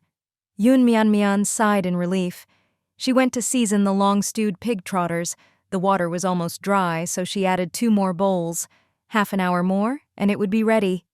Then she quickly made a few iron barrels to use right away. With 1 barrel in each hand, Mian tied them with ropes, threw them into the tar-covered sea, and pulled up a barrel. She thought it would be pure tar. But when she checked the details, she found that this method wasn't ideal. It was mixed with seawater. To collect pure tar, she'd have to skim just the floating layer, which meant diving into the sea. That would be too time-consuming, though, and she'd have to jump into the water each time. In the end, Mian decided to collect it like this and separate it later after it settled. However, this meant she would need even more barrels. Mian immediately messaged those people again, requesting they each make 30 more barrels and offering increased compensation. With everyone's help. Within half an hour, Mian received a total of 100 iron barrels, and she gave the agreed tar payment to the workers. For her helpful friends, she gave each a half barrel of separated tar. Half a barrel of tar amounted to 25 units. They were all surprised when they received it. They hadn't expected to get so much in return for making just a few barrels. They all said it was too much and that they wouldn't need so much. But Yun Mian Mian had no time to reply to them. She was so busy she didn't have time to eat. The pig trotters were ready, but she just scooped a bowl and sent it to Ni Yangguang for lunch. Then, she continued collecting tar. Yun Mian Mian threw the barrels down, pulled them up, and repeated the simple action hundreds of times until she was exhausted. 4.5 hours later. With Yun Mian Mian's tireless efforts, she managed to collect over 300 barrels of tar. Although the tar still needed to settle and separate, it was already enough for 10,000 units. She cleaned up the tar from the entire sea area. But Yun Mian Mian felt that 10,000 units were just okay. Making 10,000 tar lamps, how much could she sell them for? That was still uncertain. Deciding on a price was also a problem. If only the system could take them back. Selling them to the store. In the store, 1 unit of tar cost 3 starfish coins. Yun Mian Mian could sell 1 tar lamp for 3 starfish coins, which would be 30,000 starfish coins. But it was just a thought. The system certainly wouldn't want her tar. Anyway, having all this tar meant she now had a significant asset. Yun Mian Mian sat on a chair to take a breath, sipping some pig trotter soup. The pig trotter was cooked until it was overly tender. It had simmered for so long that when Yun Mian Mian picked up a piece, it didn't need to be bitten. Melted in her mouth, the gelatin dissolved, and with a light bite, the meat separated easily. The broth was extremely rich, with the aroma of both meat and soybeans blending together. After drinking it, she took a long, deep breath, feeling completely comfortable. What a comforting pig trotter soup. Since she added ginger slices, it also warded off the cold. Yun Mian Mian drank a big bowl. The big pot would be enough for her for 2 days. However, she still had to feed Ni Yangguang. She didn't mind eating the same thing for breakfast, lunch, and dinner, but if Ni Yangguang had to eat the same, Yun Mian Mian felt it wasn't fair. So Yun Mian Mian decided not to worry about others' meals anymore. When she got busy, she barely had time to take care of her own meals, let alone handle someone else's. It was too much trouble. Just as she finished eating, the fishing rod on the automatic device moved. Yun Mian Mian's sharp eyes noticed it, and she walked over to the rod just as the bell rang. To her surprise, she pulled up another golden chest. Good things just kept coming. So satisfying. This time, the chest wasn't locked, so Yun Mian Mian could open it directly. Before opening it, Yun Mian Mian made a wish silently, repeating everything she wanted in her mind. Wish granted. Good things will definitely happen. Obtained. High-pressure diving oxygen tank. X1, exhaust fan. Blueprint X1. Cantonese cuisine cooking manual. X1, cast iron pot X1, glass wool. 10. Just what she needed, the oxygen tank. The exhaust fan was also for the greenhouse. The manual would increase her cooking skill. The cast iron pot was handy for stewing dishes. Glass wool was an excellent insulation material. Yun Mian Mian stored everything away. With the oxygen tank, Yun Mian Mian decided to make the most of the last 2 hours before nightfall to dive again. She planned to dive deeper this time and gather more resources. In 2 hours, she could definitely collect a lot of minerals. Yun Mian Mian made up her mind, not to return until she had collected enough. The oxygen tank could last for several hours, more than enough. Yun Mian Mian drank another bowl of pig trotter soup before diving, replenishing her strength. The seabed seemed even darker than yesterday, but Yun Mian Mian had her headlamp, so she wasn't worried about visibility. The seawater was very clear, and visibility remained high. She had grown accustomed to the pressure in the water, so diving down wasn't as difficult as before. This time, she spotted a giant octopus again. She remembered killing an octopus last time and obtaining ice marrow. Yun Mian Mian's eyes lit up. Although octopuses were difficult to kill, they provided ice marrow. That was her hope for reaching level 6. Yun Mian Mian decided to take the risk and kill another one. Besides, a giant octopus provided a lot of meat. Just as Yun Mian Mian was about to attack, the octopus cried out, "Please don't kill me." Yun Mian Mian paused in surprise. This one was different from the last one. Its voice was soft, weak, and even a bit cute. Mian wasn't sure if it was just her imagination, but it sounded like that. The last octopus had been aggressive with a harsh, grating voice, and it had tried to kill her. But this one spoke gently and looked about the same size. Definitely a giant octopus. It was just as ugly, with intimidating tentacles, but hearing it speak made Mian feel that it somehow looked more agreeable. Mian didn't stab her knife. "Don't kill me. I can take you to find treasures." Treasures? Mian was intrigued. It wasn't convenient to speak underwater, so Mian thought about taking it back to her boat. But she hadn't gathered resources from the coral reef yet. Forget it, she'd take it to the boat first. She wasn't worried about wasting a little time. Maybe it could really lead her to something good. Mian grabbed it, which startled the octopus. Its tentacles, like ropes, wrapped around Mian tightly as if trying to do something. Mian took out her dagger, and it immediately backed away. Mian, don't kill me. Mian put away the dagger, grabbed one of its tentacles, and pulled it upwards. The octopus resisted at first, but seeing that Mian didn't seem to want to harm it, it stopped moving. When they reached the surface, Mian could finally speak. "I won't kill you, but you have to listen to me." "I'm taking you to my boat. Behave yourself, and don't mess around with your tentacles or I'll cut them all off." Mian intentionally tried to scare it, not expecting it to start crying. "Whimper. No, please don't." Mian. "All right, behave and I won't cut them." "Okay." Mian really couldn't understand why two giant octopuses could be so different. Maybe the one from yesterday was an old male octopus and this one was a young female. But it was huge. Once on board, Mian realized it was even larger than the one from yesterday.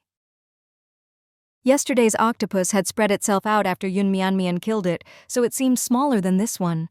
The one in front of her was still curled up, yet it looked larger. If it spread out, it would be enormous. Once on the boat, Mian dried herself quickly, or she'd freeze. She took the octopus to the first-floor cabin, where there were radiators so it wasn't too cold. Once they were inside, Mian asked, "What treasure are you talking about?" "This place is so comfortable, so warm." The octopus started moving around, its tentacles sliding across the floor, leaving wet trails. It pressed itself against the radiator as if seeking warmth. Its enormous body spread out even more dramatically now. Mian felt a bit uncomfortable looking at it. Mian. "All right, answer my question." She was in a hurry. "It's the treasure at the bottom of the sea." The octopus replied quietly.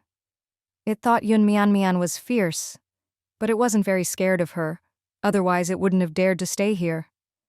Mian. "Where is it?" "At the bottom of the sea, very, very deep." Mian. "Have you been there? Can you take me?" "I think I've been there." Mian. "What does the treasure look like?" It thought for a moment, then described, "It glows."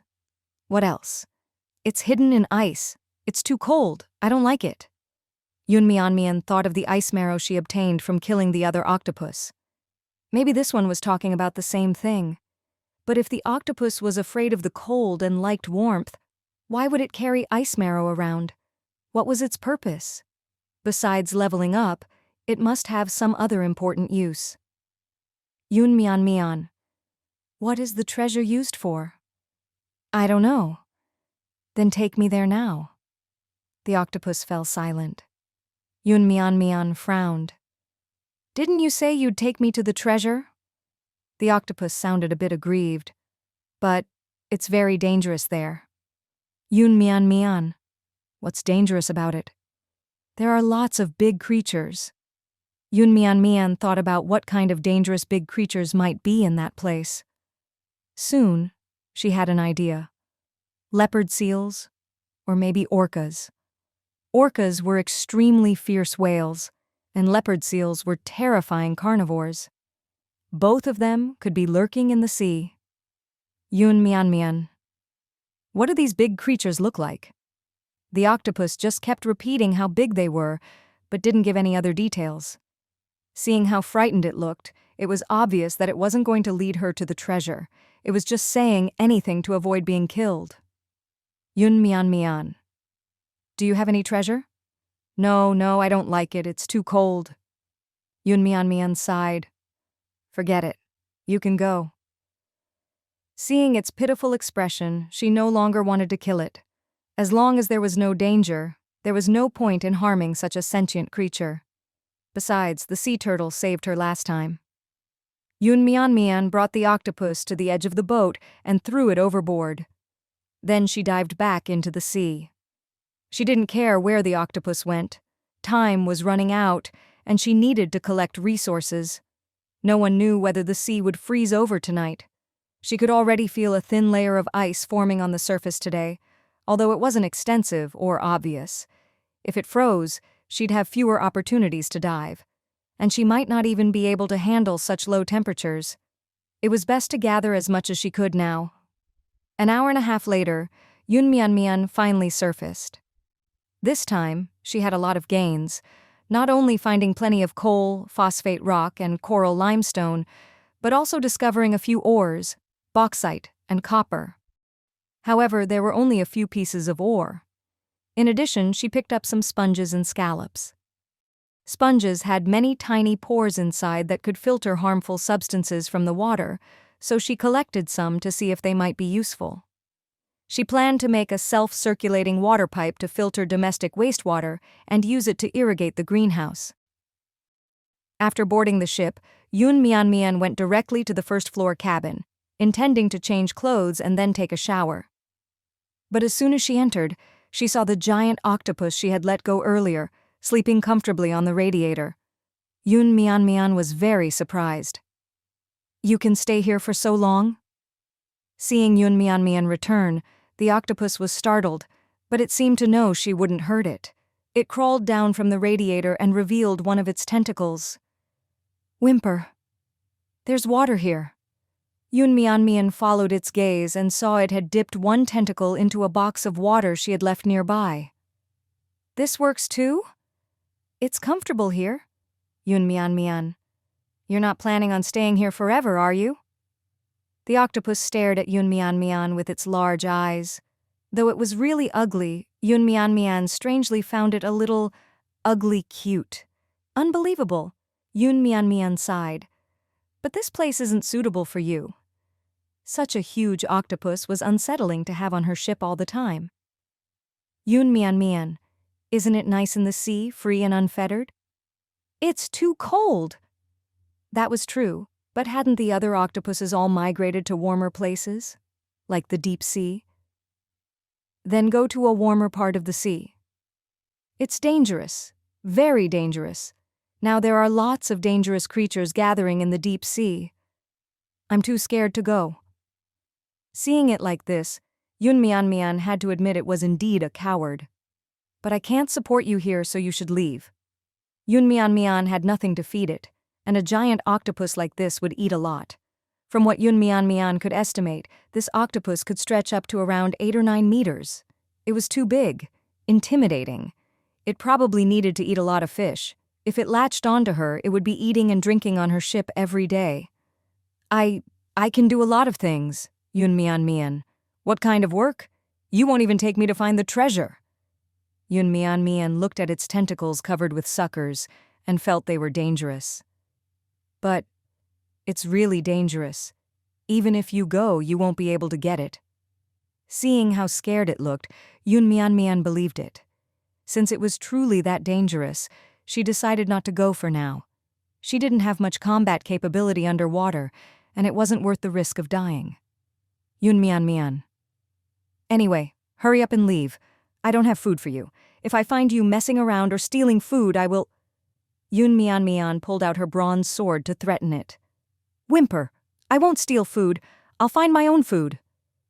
Nothing on the boat is allowed to be eaten. Yun Mian Mian worried it might eat her chickens or rabbits. Thinking about it, she quickly went to check if they were still alive. Luckily, the chicks had grown a bit and were behaving well in their box. As for the 2 rabbits, Yun Mian Mian caught the female rabbit to check on her. Her belly was bigger. She was definitely pregnant. Since she was expecting, she should eat better. Yun Mian Mian gave her some vegetables. Previously, Yun Mian Mian fed them hay and leaves, which she got from the trading center. After all, some unlucky players often ended up with things like that. Since it was hard-earned material, they were reluctant to throw it away and instead put it in the trading center, hoping to exchange it for something else. Yun Mian Mian often picked up these items, using 2 pieces of wood or a single nail to get them, just enough to feed the rabbits and chickens. They seemed to enjoy it. Hay and leaves weren't very nutritious, so eating vegetables should help them grow better. Yun Mian Mian planned to grow some radishes when her greenhouse was ready. If the chickens and rabbits multiplied, she'd even make a separate house for them. After feeding the chickens and rabbits, the sky was completely dark. Although the hail had stopped since noon, the temperature was still dropping. She decided to first make the sealed heater. She also wanted one in her bedroom. Yun Mian Mian went to the workbench and placed the necessary materials. For such advanced items, the crafting time was relatively long. After placing the materials, a countdown timer appeared. 15 minutes. While waiting for the 15 minutes, Yun Mian Mian continued organizing the resources earned from the trading center. She had been the one to suggest dividing the resources today, but now Hu Yuan and Ni Yangguang were already done while she hadn't finished. However, it was quick for her to sort. She just needed to separate the things she had traded individually. She hadn't been trading much in the center recently, so it didn't take long. Yun Mian Mian opened the rich and powerful chat group. I finished sorting the resources. I'll send them out now. You guys take a look. Since new players joined, we got a lot of good stuff. Everyone's treasure chests are yielding more, so there's a lot more variety in resources. Ni Yangguang was the first to reply. Okay, I'll send mine too. Got a lot of stuff I've never seen before. Hu Yuan. Alright, same here. You guys go ahead, I'll go last. Yun Mian Mian. Silk thread, X3, intermediate fishing rod blueprint, X1, tote bag, X2, backpack, X2, apple sapling, X1, lettuce seeds, X1, watermelon frost lozenges, X1, flashlight, X1, lamp, X1, spray bottle, X1, sunglasses, X2, knitted scarf, X2, silk cloth, X3, cough syrup, X1, whetstone, X1, storage cabinet blueprint, X1, fireworks, X1, flare gun, X1, horn, X1, owl clock, X1, crystal hourglass, X1, lucky cat, X1, foldable dining table blueprint, X1. A large number of items came out, making everyone's eyes blur. Ni Yangguang also posted 70 to 80 different types of resources. In addition to basic materials, there were many medicines, furniture blueprints, a few weapon blueprints, and some special items. Yun Mian Mian noted a few notable items. Kung Fu punching bag, X1, whip blueprint, X1, 3-layer bookshelf, blueprint, X1, mini robot, nunchaku blueprint, X1. Hu Yuan's contribution was even more impressive. Who knew how many things he had made recently? His collected resources were about as much as Yun Mian Mian and Ni Yangguang's combined. She flipped through 2 pages to see everything. Most of what he had collected was materials. That made sense. The items he sold were mostly basic, so what he received in return was also relatively simple. They had agreed beforehand that Yun Mian Mian would pick first, taking 60% of the resources, and the remainder would be split between the other 2. Yun Mian Mian took what she needed, only taking a small portion of the basic resources. Roughly estimating, the items she took amounted to only half the resources, leaving more for the others since she hadn't been selling much recently. Hu Yuan had been selling more. She mostly took seeds, blueprints, and special supplies she wanted. She also took items like the robot and lucky cat, wanting to see if they had any special uses. If not, they could be decorations. The ship was currently empty with few decorations. Adding some might increase the ship's rating. She also took an intermediate fishing rod blueprint to give to Luo Luo. She had gotten an energy stone from Luo Luo in the morning, one that her brother found, and Luo Luo only asked for a military coat. Yun Mian Mian felt it would be better to give a bit more. As for the weapon blueprints, Yun Mian Mian thought they might come in handy. Other than food, she had little to trade with Rong Yu now, so stockpiling some of these items couldn't hurt. After dividing the resources, Yun Mian Mian had to sort her own items. Honestly, Yun Mian Mian really didn't want to sort through them. She had so much stuff. But she had to do it. She couldn't remember everything she had and needed to go through it all, exchanging the unnecessary items for something useful. She sorted out everything that could be used. Her backpack also seemed almost full. Yun Mian Mian checked the requirements for expanding her backpack. To upgrade to an advanced backpack, she needed Tier 3 Wolf Pelt X20, Golden Silkworm Thread X10. Luo had given her 10 wolf pelts last time, so she was still short 10. As for the golden silkworm thread, she hadn't seen any yet. Wolf pelts could be traded for at the trading center, though they were a bit expensive, but they were a necessity. As for golden silkworm thread, she could try fishing for a treasure chest. Who knows, it might show up. At that moment, the sealed furnace was ready. Yun Mian Mian took it down, added fuel, and lit it up. The fire burned quickly, and soon the flames were rising, the heat gradually spreading, and the surroundings seemed to get warmer. The octopus didn't seem to like the furnace. The flames were dangerous to it, so it stayed far away, huddling in a corner. In its eyes, the furnace might be warm, but it was also dangerous. Radiators felt much safer. Yun Mian Mian warmed herself by the fire, then took out a few sweet potatoes and potatoes, tossing them into the furnace. Just using it for heating would be a waste. She could also roast some food or boil water. Yun Mian Mian fetched a big pot of water and set it on the furnace. As the water boiled, the rising steam would help form a heat cycle as long as the cabin was well insulated. Once she fished for a treasure chest, she'd renovate and upgrade this level of the cabin. To avoid getting too busy and forgetting, she went fishing for treasure chests. Yun Mian Mian put on her polar protective suit and went outside. When she glanced at the octopus, it looked pitiful, as if it really didn't want to leave. Yun Mian Mian sternly said, "If you really won't leave, I'll just eat you when I run out of food." "No, no!" After dark, the sea was eerily silent. Although there was the sound of wind, there were no waves. Yun Mian Mian cast her fishing rod, the hook sinking into the water. She waited for a long time without any movement. "Why hasn't anything come yet?" Yun Mian Mian muttered. Just as she spoke, the fishing rod moved. Yun Mian Mian. Got one, got one." She quickly reeled in the line. Why was it so heavy? Yun Mian Mian used all her strength and finally pulled the chest to the surface. Her voice had attracted the octopus. The treasure chest emerged from the water. In the moonlight, the chest glimmered brilliantly.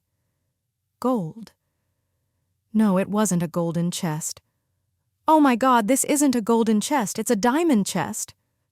The diamond's luster was so beautiful, reflecting off the boat under the moonlight. The octopus also leaned over the ship's railing to look at the chest. It seemed very curious, waving its tentacles in the air.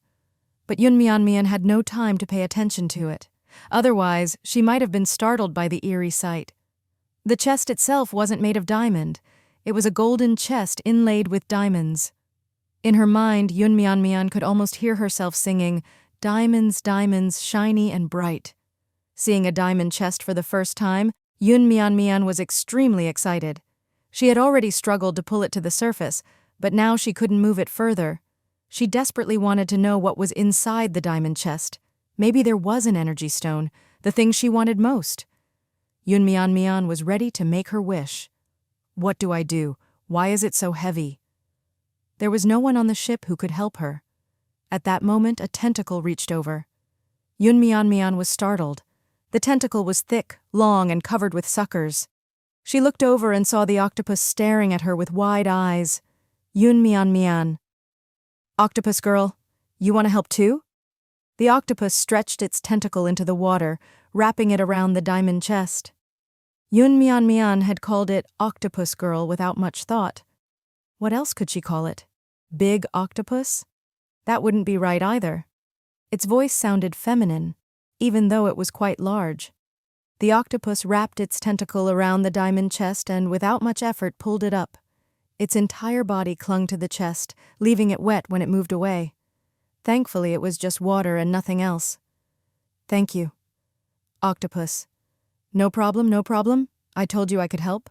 Mian, you're quite strong. Octopus. I'm super strong. It seemed keeping it around might actually be useful. Maybe it could do some heavy lifting, like feeding the chickens and rabbits, or even cleaning. With so many tentacles, it should be able to do a lot of things at once, right? Mian pictured the octopus busily working on the ship, red tentacles flying everywhere. What an absurd sight. She didn't dwell on the thought. Opening the diamond chest was more important. The sparkling diamonds, who knew what they were for? But the contents inside were what she was most interested in. When she opened the diamond chest, a very ceremonial white light appeared. Obtained. Island landing card, X1. Energy stone, Bet5. Wind turbine blueprint, X1. Irrigation system blueprint, X1. Cabinet fish tank, X1. Wool sweater, X1. Down vest, X1. After so long, Mian had finally gotten another island landing card, and the energy stones she'd been longing for, though there were only 5. But with the one Luo gave her, she could now make 3 radiators. And she also got a wind turbine. This was exactly what she wanted most right now. With a wind turbine, she could power so many things. She hadn't made things like an oven or range hood yet. Without electricity, they wouldn't work. Things made from blueprints weren't like those from the system. They needed electricity to work. For things she made herself, if they required power, Mian simply didn't make them. She just stored the blueprints. She took out the blueprint for the wind turbine, and half of her excitement faded. Why did this wind turbine need 10 energy stones? She had only 6 now and had been planning to use them for radiators. It was too difficult. But at least there was an irrigation blueprint. Mian opened it to take a look. Irrigation system, suitable for irrigating vegetable plots or watering plants. Required materials, copper blocks, X10, valves, Bet2. This wasn't too hard. Bronze chests could be broken down into bronze blocks, but Mian hadn't saved any since they weren't useful before. She could trade for them at the trading center, or ask Ni Yangguang or someone else if they had any bronze chests that hadn't been broken down. As for the valves, Mian could make them at the advanced workbench using iron blocks. She just wasn't sure if she needed a blueprint. She could try later to see if she could make it without one. With this, the greenhouse plot could be irrigated automatically. But what was the use of the cabinet fish tank? For raising fish? Mian took out the fish tank to see what it looked like and how big it was. As soon as she set it down, the octopus climbed in on its own. It seemed to really like it. Mian. The fish tank was quite high-end, even equipped with a heater. A large number of items came out, making everyone's eyes blur. Ni Yangguang also posted 70 to 80 different types of resources. In addition to basic materials, there were many medicines, furniture blueprints, a few weapon blueprints, and some special items. Mian noted a few notable items. Kung Fu punching bag X1, whip blueprint X1, 3-layer bookshelf, blueprint X1, mini robot, nunchaku blueprint X1. Hu Yuan's contribution was even more impressive. Who knew how many things he had made recently? His collected resources were about as much as Mian and Ni Yangguang's combined. She flipped through 2 pages to see everything. Most of what he had collected was materials. That made sense. The items he sold were mostly basic, so what he received in return was also relatively simple.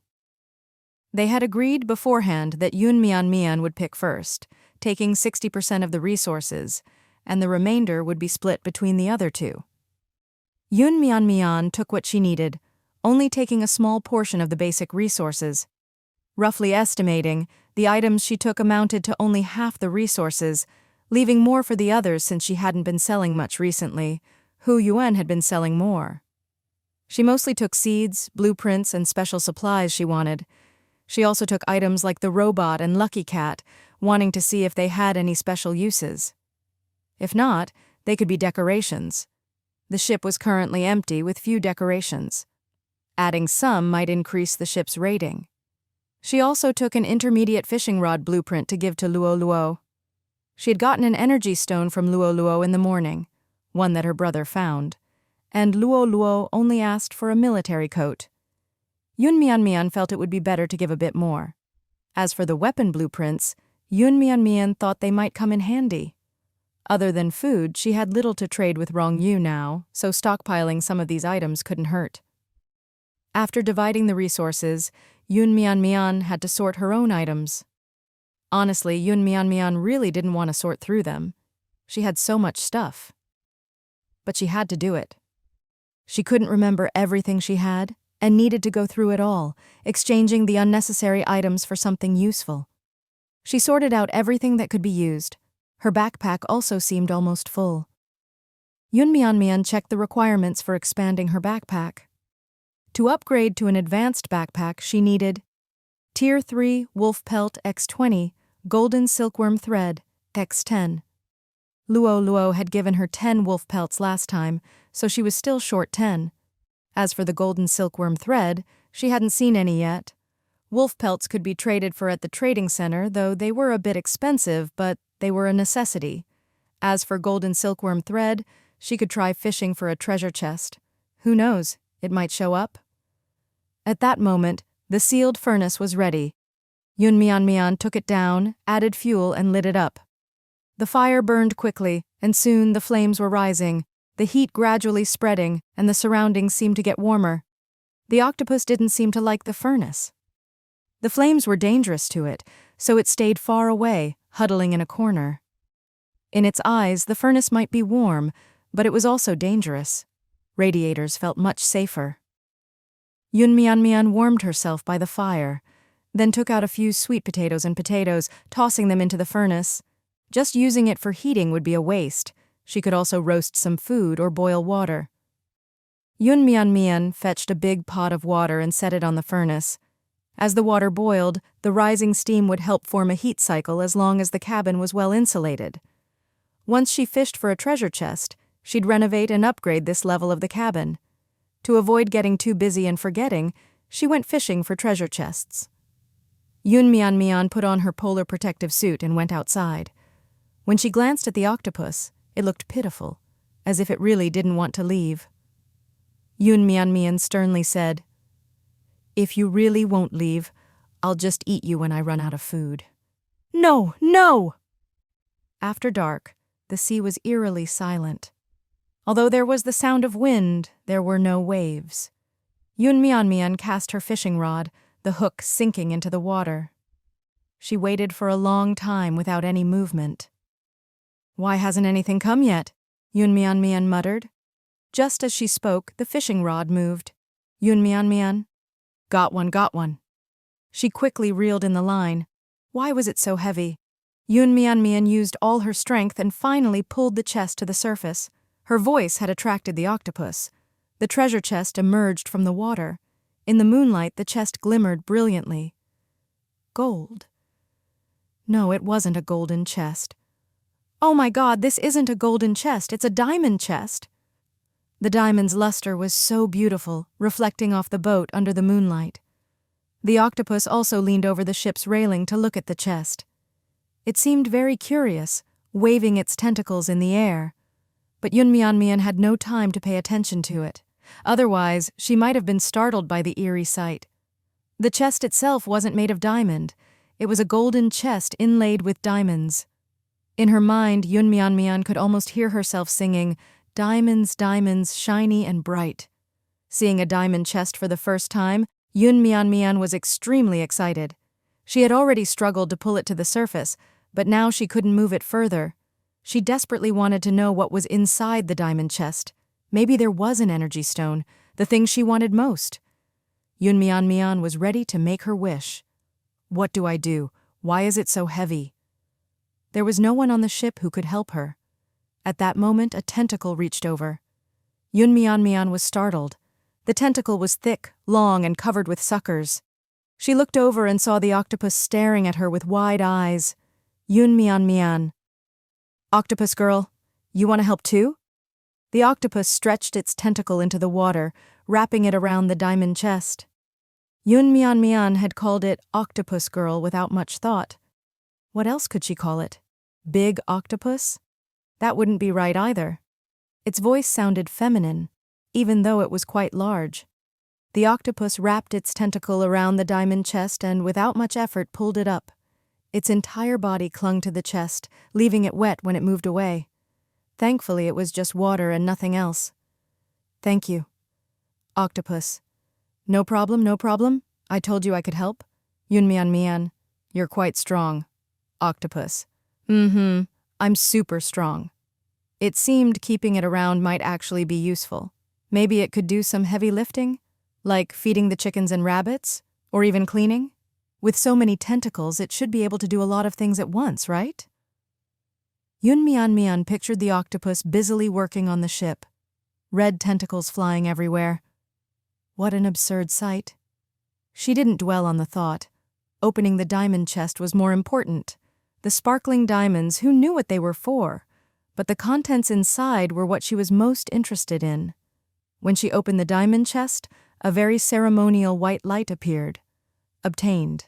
Island landing card, X1. Energy stone, Bet5. Wind turbine blueprint, X1. Irrigation system blueprint, X1. Cabinet fish tank, X1. Wool sweater, X1. Down vest, X1.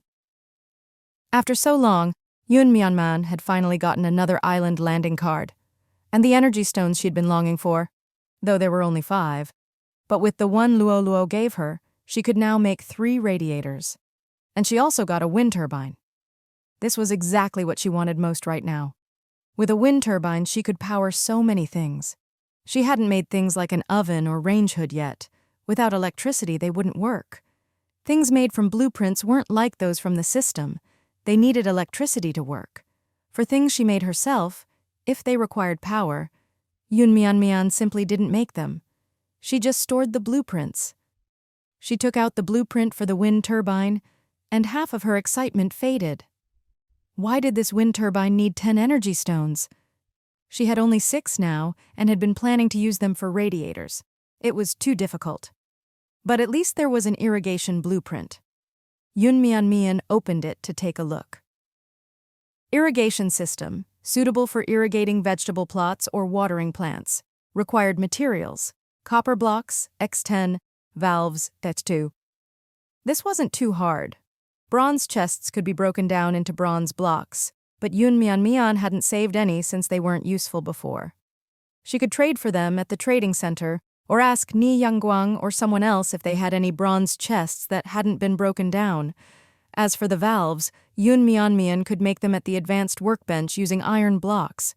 She just wasn't sure if she needed a blueprint. She could try later to see if she could make it without one. With this, the greenhouse plot could be irrigated automatically. But what was the use of the cabinet fish tank? For raising fish? Yunmian took out the fish tank to see what it looked like and how big it was. As soon as she set it down, the octopus climbed in on its own. It seemed to really like it. Yunmian. The fish tank was quite high-end, even equipped with a heater. It didn't require a blueprint, so she could press the switch to heat it up. Yunmian looked at the octopus. It really seemed suitable for it. All it needed was some seawater, and it could live in there. No way. Why should she keep it in there? Was this diamond chest meant for her or for it? Yunmian had a suspicion that the octopus had a high luck stat. When it helped to pull up the chest, it might have been hoping for something it wanted to be inside. Yunmian decided to put the fish tank back in her backpack and not let it use it. But the octopus refused to leave, and Yunmian couldn't put it away. Items with living creatures in them couldn't be put into the backpack. "What are you doing in there? You're not coming out, huh? Please give it to me. I want it." It was so excited it couldn't even speak properly. Yunmian. "This isn't yours. It's mine. If you want it, trade something for it." The octopus twisted back and forth in the fish tank, looking very odd, but somehow Yunmian didn't find it as weird anymore. Maybe she was just used to it. "What do you want? I have nothing." Yunmian. "If you have nothing, then why are you clinging to me?" The octopus was actually stronger than Yunmian, and if she didn't threaten it with a weapon, it probably wouldn't come out. But considering that it had helped earlier, Yunmian let it stay. She had too much to do to keep watching it. Yun Mian Mian needed to finish building the foundation of the greenhouse. It had been delayed for too long. The foundation required a lot of materials, so Yun Mian Mian used coral limestone to make cement and quicklime. She then prepared sand, cement, and stones. Stones were made from rocks, just by smashing them into smaller pieces. By the time she was halfway through these materials, Yun Mian Mian was already tired. Hearing the bell ring, she remembered she still had a chest to fish out. She quickly ran over, but the octopus had already helped her pull up the chest. The octopus even wanted to open it for her. Yun Mian Mian quickly stopped it. "Don't touch it!" The octopus paused, its tentacles stopping in midair. All of its tentacles froze, and only its head and eyes turned to look at her. "I'll open it myself, not you." The octopus looked disappointed. "But I want to help." Yun Mian Mian was having a lucky day today. However, she noticed that this chest was only a silver one.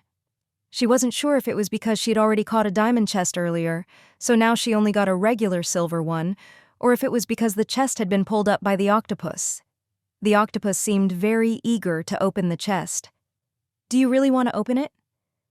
"Mm-hmm, Yun Mian Mian. What if the things inside aren't good?" The octopus thought for a moment. "I'm very lucky." Yun Mian Mian. "All right, give it a try then." She was mainly curious. What would the octopus open from the chest? Could it also have its wishes fulfilled? Yun Mian Mian watched as it placed a tentacle on the lid of the chest, which opened quickly. Crab X5, giant river prawn X10, oyster X15, scallop X10, Yun Mian Mian. "Wow, you really are something. All your favorite food, right?" Was it remembering when Yun Mian Mian said she wouldn't give it food? As expected, the octopus was overjoyed when it saw the contents of the chest, dancing in excitement. Its 8 tentacles flailed wildly, like a chaotic dance. Yun Mian Mian snatched the chest and closed the lid. "Not for you." Octopus. "Whimper, please give it to me." Yun Mian Mian ignored it and turned to leave. Though the items weren't particularly useful, Yun Mian Mian hadn't had any of this food before. Giant river prawns, crabs. She wanted to eat them herself. The octopus wrapped its tentacles around Yun Mian Mian, trying to prevent her from taking the chest away. Yun Mian Mian turned back and scolded it. "Behave yourself, or do you not want to stay here anymore?" Hearing that it could stay, the octopus obediently loosened its tentacle and followed Yun Mian Mian. Yun Mian Mian. "That's enough for today. I'm going to sleep now." Octopus. "I'm hungry." Yun Mian Mian. "If you're hungry, drink seawater." The octopus stared at her in disbelief. What kind of suggestion was that? Drink seawater. It had drunk plenty of seawater since it was young and had never felt full from it. Yun Mian Mian put the box of prawns and crabs in the water. She wasn't sure if they'd freeze to death overnight, but it didn't matter. She could eat them even if they froze. "No stealing. If I wake up tomorrow and find less, I'll kick you out, and no messing around on the boat." After saying that, Yun Mian Mian went back to the second floor to rest. The next morning, Yun Mian Mian got up, and as soon as she walked out of the cabin, she saw a layer of thin ice on the sea surface. Although the sea wasn't completely frozen yet, it was close. Her guess had been correct. The chat channel was in chaos, and it was clear no one had expected Yun Mian Mian's prediction to come true. Cold was one thing, but the sea surface freezing over meant they couldn't fish for treasure chests. Everyone was asking the same question. Yun Mian Mian didn't have time to help them with their questions. She still had work left over from the previous night. The weather was getting worse, and she needed to get the greenhouse done immediately. But first, she needed to eat. You have to be full to work well. Thinking about the octopus, Yun Mian Mian went to the first floor cabin, opened the door, and found that the cabinet fish tank was inside too. She hadn't put it there, so it was clear the octopus had dragged it in itself. The big octopus was sleeping in the tank, which was already filled with water. It looked very comfortable. Yun Mian Mian checked on the prawns and crabs she'd left in the box yesterday. None of them had disappeared. It seemed this guy hadn't stolen any food. The octopus opened its eyes when Yunmian entered. Yunmian went over and touched the fish tank. It was warm. This guy knew how to turn on the switch to keep itself warm. Even she wasn't as comfortable as it was. The octopus seemed happy to see Yunmian stretching its tentacle out of the tank to twirl her hair. "Whimper, you finally came." Its pitiful expression was really funny. It couldn't be helped. It was just a bit ugly. Yunmian couldn't help but laugh. "What do you want now that I'm here?" "Hungry." Ugly and trying to be cute. Yunmian, "Work first." "Whimper." "Stop with the whimpering. You're huge and you're pretending to be weak." Yunmian mercilessly exposed it. It stopped whimpering and asked softly, "What do I need to do?" "Feed the chickens, feed the rabbits, and later help me mix cement." That was all Yunmian could think of for now. "Octopus. What can I eat then?" "You'll eat what I eat." Yunmian was just about to make breakfast. But the octopus didn't like human food. It was reluctant but didn't dare to say anything. Yunmian then said, "You can eat prawns and crabs." "Wow, great! That's awesome." Yunmian asked, "You're female, right?" "Mm-hmm." "Then I'll call you Octopus Girl."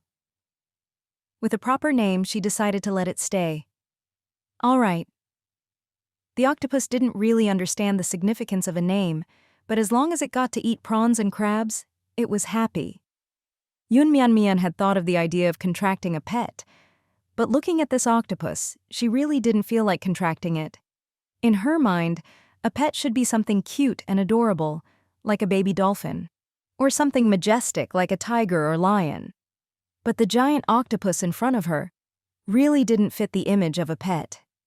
If there were a pet contest in the future with others riding tigers or whales and she brought a giant octopus, the picture that came to mind wasn't too appealing, but Yunmian felt this octopus seemed quite smart and she could communicate with it. Moreover, Yunmian was considering that if she were the first to contract a pet, she might get some amazing rewards. Should she make a contract with it? Yunmian was in a dilemma.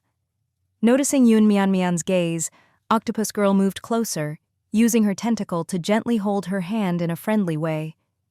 The octopus's tentacle was smooth and soft, and it felt rather pleasant. It wasn't using its suckers, so Yunmian didn't feel uncomfortable. Seeing it act like this, it seemed a little obedient. Yunmian asked, "Do you want to make a contract with me?" Octopus Girl, "What's the use of making a contract?" Yunmian took out a pet contract book. Basic pet contract book. Can only contract low-tier pets. Success rate 30%. Once contracted, pets and players become connected mentally. Pets can sense the player's thoughts. Loyalty level reaches 90, and pets become more obedient. Contracted pets have a chance to unlock special skills, greatly aiding the player in gaining more resources. Of course, players must train their pets for them to level up quickly. Advanced Pet Contract Book. Can contract pets of any level. The higher the level, the lower the success rate. Maximum success rate is 70%. The other descriptions were the same. After contracting, pets might have skills. Yunmian looked at the octopus in front of her, thinking of a few possibilities. Would its skills be tentacle attacks or ink spraying? It seemed suitable for combat. Though ugly, it had decent combat power. Yunmian gave a simple explanation. "After the contract, you'll be bound to me. I'm your master. You can stay here, you help me work, and I give you food." Okay. I want the contract." Octopus Girl liked this arrangement. All right then. Yunmian prepared to use the basic pet contract book, but she was met with a notification. Unable to use, high-level creature unable to use. Yunmian. Octopus Girl was a high-level creature? She was dumbfounded. Are you very rare among octopuses? Yunmian took a closer look at Octopus Girl. She noticed its tentacles were somewhat different from those of the octopus she killed before. Its eyes were larger and its suckers were golden. Before, its body had been reddish-brown, but now it looked a bit different. Right, it could change colors. The previous octopus she encountered in the water had blended in with its surroundings, and now Octopus Girl's color seemed to be a bit golden. "I am the prettiest," Octopus Girl said shamelessly. Mian truly hadn't expected this. Now she had to use an advanced pet contract book, and her feelings were complicated. Just moments ago, she had been dismissive of it for being ugly, not wanting to make a contract. But now, it turned out to be a high-level pet. Even with the contract book, the success rate wasn't high, so there was no guarantee of success. Perhaps it was best to roll a die first to see how her luck was today. Mian took out her lucky die. Silently praying for good luck, she tossed it up and waited for the number to appear. It was a 6. Super amazing luck. Mian was overjoyed. That meant she had half the battle won. She directly used the contract book. The contract book floated into the air, emitting 2 beams of white light, connecting Octopus Girl and Mian. Mian didn't dare move. Now all she could do was stare into Octopus Girl's eyes, both of them standing there awkwardly. After about 5 minutes, the light finally dimmed, and the contract book transformed into a pet growth record book. Pet name, Giant Octopus. Invertebrate, its body can contract, has 9 brains controlling 8 tentacles, possesses a strong sense of smell and high intelligence. It is a rare high-level pet. Pet nickname, player sets it personally. Level, 1, upgradable, pet skills, skill 1, brute force warrior, upgradable, strong tentacle suction that grips the enemy, preventing escape, while squeezing and causing damage once attached. Skill 2, black mist confusion, upgradable, sprays ink, creating a cloud of black mist that lasts for 1 minute, usable up to 6 times per day. Mian wrote Octopus Girl as its nickname. As for its skills, Mian studied them for a moment. They seemed pretty powerful. The brute force warrior was a binding skill that could help her control enemies, making them easier to attack. Black mist confusion was useful for escaping, which was also nice. Mian was very satisfied. It turned out to be a good decision to contract it. Congratulations, player. You are the first to contract a high-level pet. Rewards: Energy Stone, X10. Tar Chemicals Extraction and Application, X1. Thermostatic Refrigerator, X1. Electric Drill, X1. There really was a reward for being the first. However, Mian noticed it was a reward specifically for contracting a high-level pet. It wasn't just for contracting a pet. This meant that someone had already contracted a pet, but it wasn't a high-level one. Octopus Girl was high-level, but a low-level pet could be something like a rabbit, cat, or sheep. With these 10 energy stones, she could now make the wind turbine. It was really a lifesaver. There was also a book about tar. Seeing this, Mian's eyes lit up. She was practically the tar tycoon now, with 10,000 units of tar. She had originally planned to make tar lamps to trade, but after seeing the book, she opened it immediately. She hadn't expected so many uses for tar. Besides being used to produce fuel oil and tar gas, it could also be used to make petroleum. Petroleum, that was a valuable thing. In addition to that, it had many other uses. Mian flipped through the table of contents, finding over a dozen. It was involved in fuel, medicine, steel making, environmental protection, construction materials, and could even be used to produce various chemical products. The one Mian cared most about was making petroleum. Having petroleum meant having power. Many machines relied on petroleum to operate. It could even be used to generate electricity. Mian was thrilled. She couldn't help it. The day's gains were just too exciting. Seeing the increasing challenges of the glacier season, she had felt a lot of pressure, but now these items gave her renewed hope. The thermostatic refrigerator and electric drill would normally be things that could make her happy for half a day, but compared to the other 2 items, they seemed less significant. However, the thermostatic refrigerator could be used to store food that wouldn't fit in her backpack. The electric drill could be used to make holes, and it would definitely come in handy when renovating the greenhouse. All of this was thanks to contracting Octopus Girl. If Octopus Girl weren't so big and heavy, Mian would have picked it up to celebrate. After the contract, Octopus Girl's colors became even more beautiful. Its body, once covered with some ugly patterns, now had a more uniform color, and its big eyes looked cuter. "All right, I'll teach you how to feed the chickens and rabbits. Once you learn, you'll have to do it every day." Yunmian led it to the chicken and rabbit cages, showing it what rabbits ate and what chickens ate. They were placed in separate spots. "Got it?" "Mm-hmm." "All right, I've already fed them today. Now go keep an eye on the fishing rod for me. If the bell next to it rings, help me pull it up. But you are absolutely not allowed to open the treasure chest yourself." Yunmian emphasized that part. "Okay." Octopus Girl looked a bit disappointed at not being allowed to open the chest, but Yunmian wouldn't soften her stance just because of that. In a good mood today, Yunmian realized it had been a while since she'd had rice, and she had just received a new cast iron pot. Anyone who loves cooking has to try out new cookware. So she decided to make clay pot rice today, served with the seafood she got yesterday. Yunmian took out 2 cups of rice, washed it, and soaked it in water. Then she prepared the giant river prawns and crabs, putting them in a steamer with some ginger to remove any fishy smell. Next, she washed some potatoes and vegetables, heated up the new cast iron pot, and used pork fat to grease the surface. She then poured in the rice, added water, and brought it to a boil. Once the pot boiled, she covered it with a lid. To lower the heat, she added a baffle inside the sealed furnace, which kept the fire from getting too strong, reducing it to a low flame. She cooked the rice over low heat until the water evaporated, then placed sliced potatoes on top, followed by seared tender pork and beef, covering it again to let it continue steaming.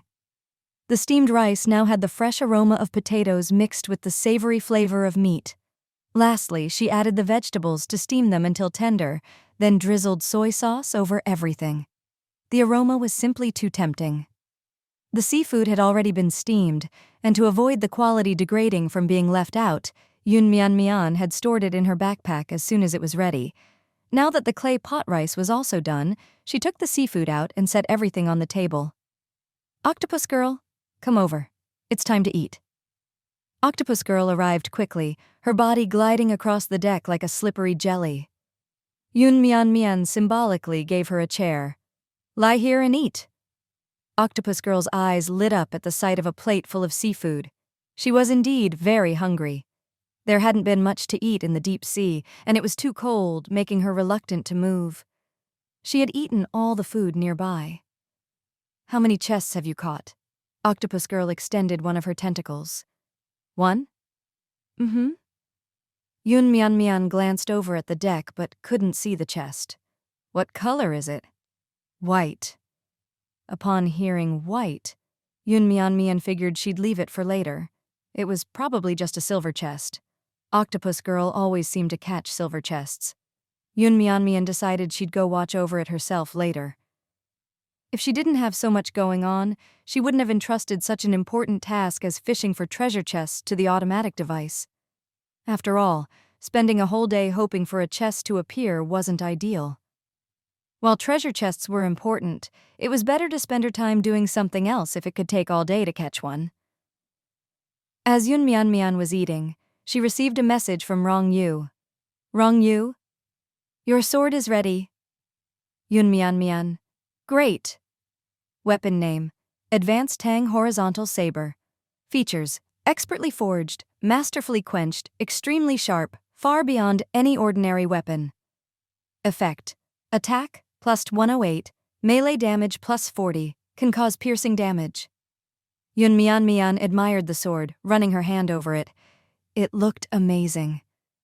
Every pattern on the blade was to her liking, and the scabbard was beautifully crafted. It felt like holding a work of art. She had to admit that Rong Yu had done an excellent job optimizing the sword for her. Its effect was also great, more than twice as powerful as her dagger, and now she could replace the bronze sword. Yunmian tried it out. The feel was perfect, the weight well balanced in her hand, and she could feel the blade slicing through the air when she swung it. Without hesitation, Yunmian sent Rong Yu a bowl of clay pot rice as thanks. Yunmian, "I'll make you 2 steel billets later." "Okay." With the new weapon in hand, Mian didn't care that her polar gear made movement difficult. She still practiced on the deck for a while. She was looking forward to the next deserted island experiment. However, as good as the weapon was, Mian wasn't sure if her swordsmanship could keep up. She needed to quickly finish the radiators so she could properly practice her sword skills. Though swords and sabers were different, Mian knew that as long as her footwork was solid and she handled her weapon well, the effect would be similar. After all, she wasn't some kind of martial arts master. After eating, Mian had Octopus Girl work alongside her. Whatever she needed, Octopus Girl would fetch. After a full meal, Octopus Girl looked sluggish, her entire body lazy. But working wasn't hard for her since she had multiple tentacles. Her body lay in the fish tank while her tentacles extended out to help Mian. Seeing her like this, Mian almost wanted to pull her out of the tank. First, she made the steel billets she had promised to Rong Yu. Using 5 iron ores, she forged 2 moderately sized steel billets. Making a sword or saber required more than just 2 billets. For now, Mian didn't have plans for another weapon. These billets were a gift for Rong Yu. Next up was crafting the wind turbine. This was now the top priority. Name: wind turbine. Function: generates electricity by converting wind energy through a large fan rotation. Required materials: energy stone X10, wind blade, support frame, iron ore, X10. The wind blades and support frame needed to be made. Mian decided to use aluminum ore to make the wind blades.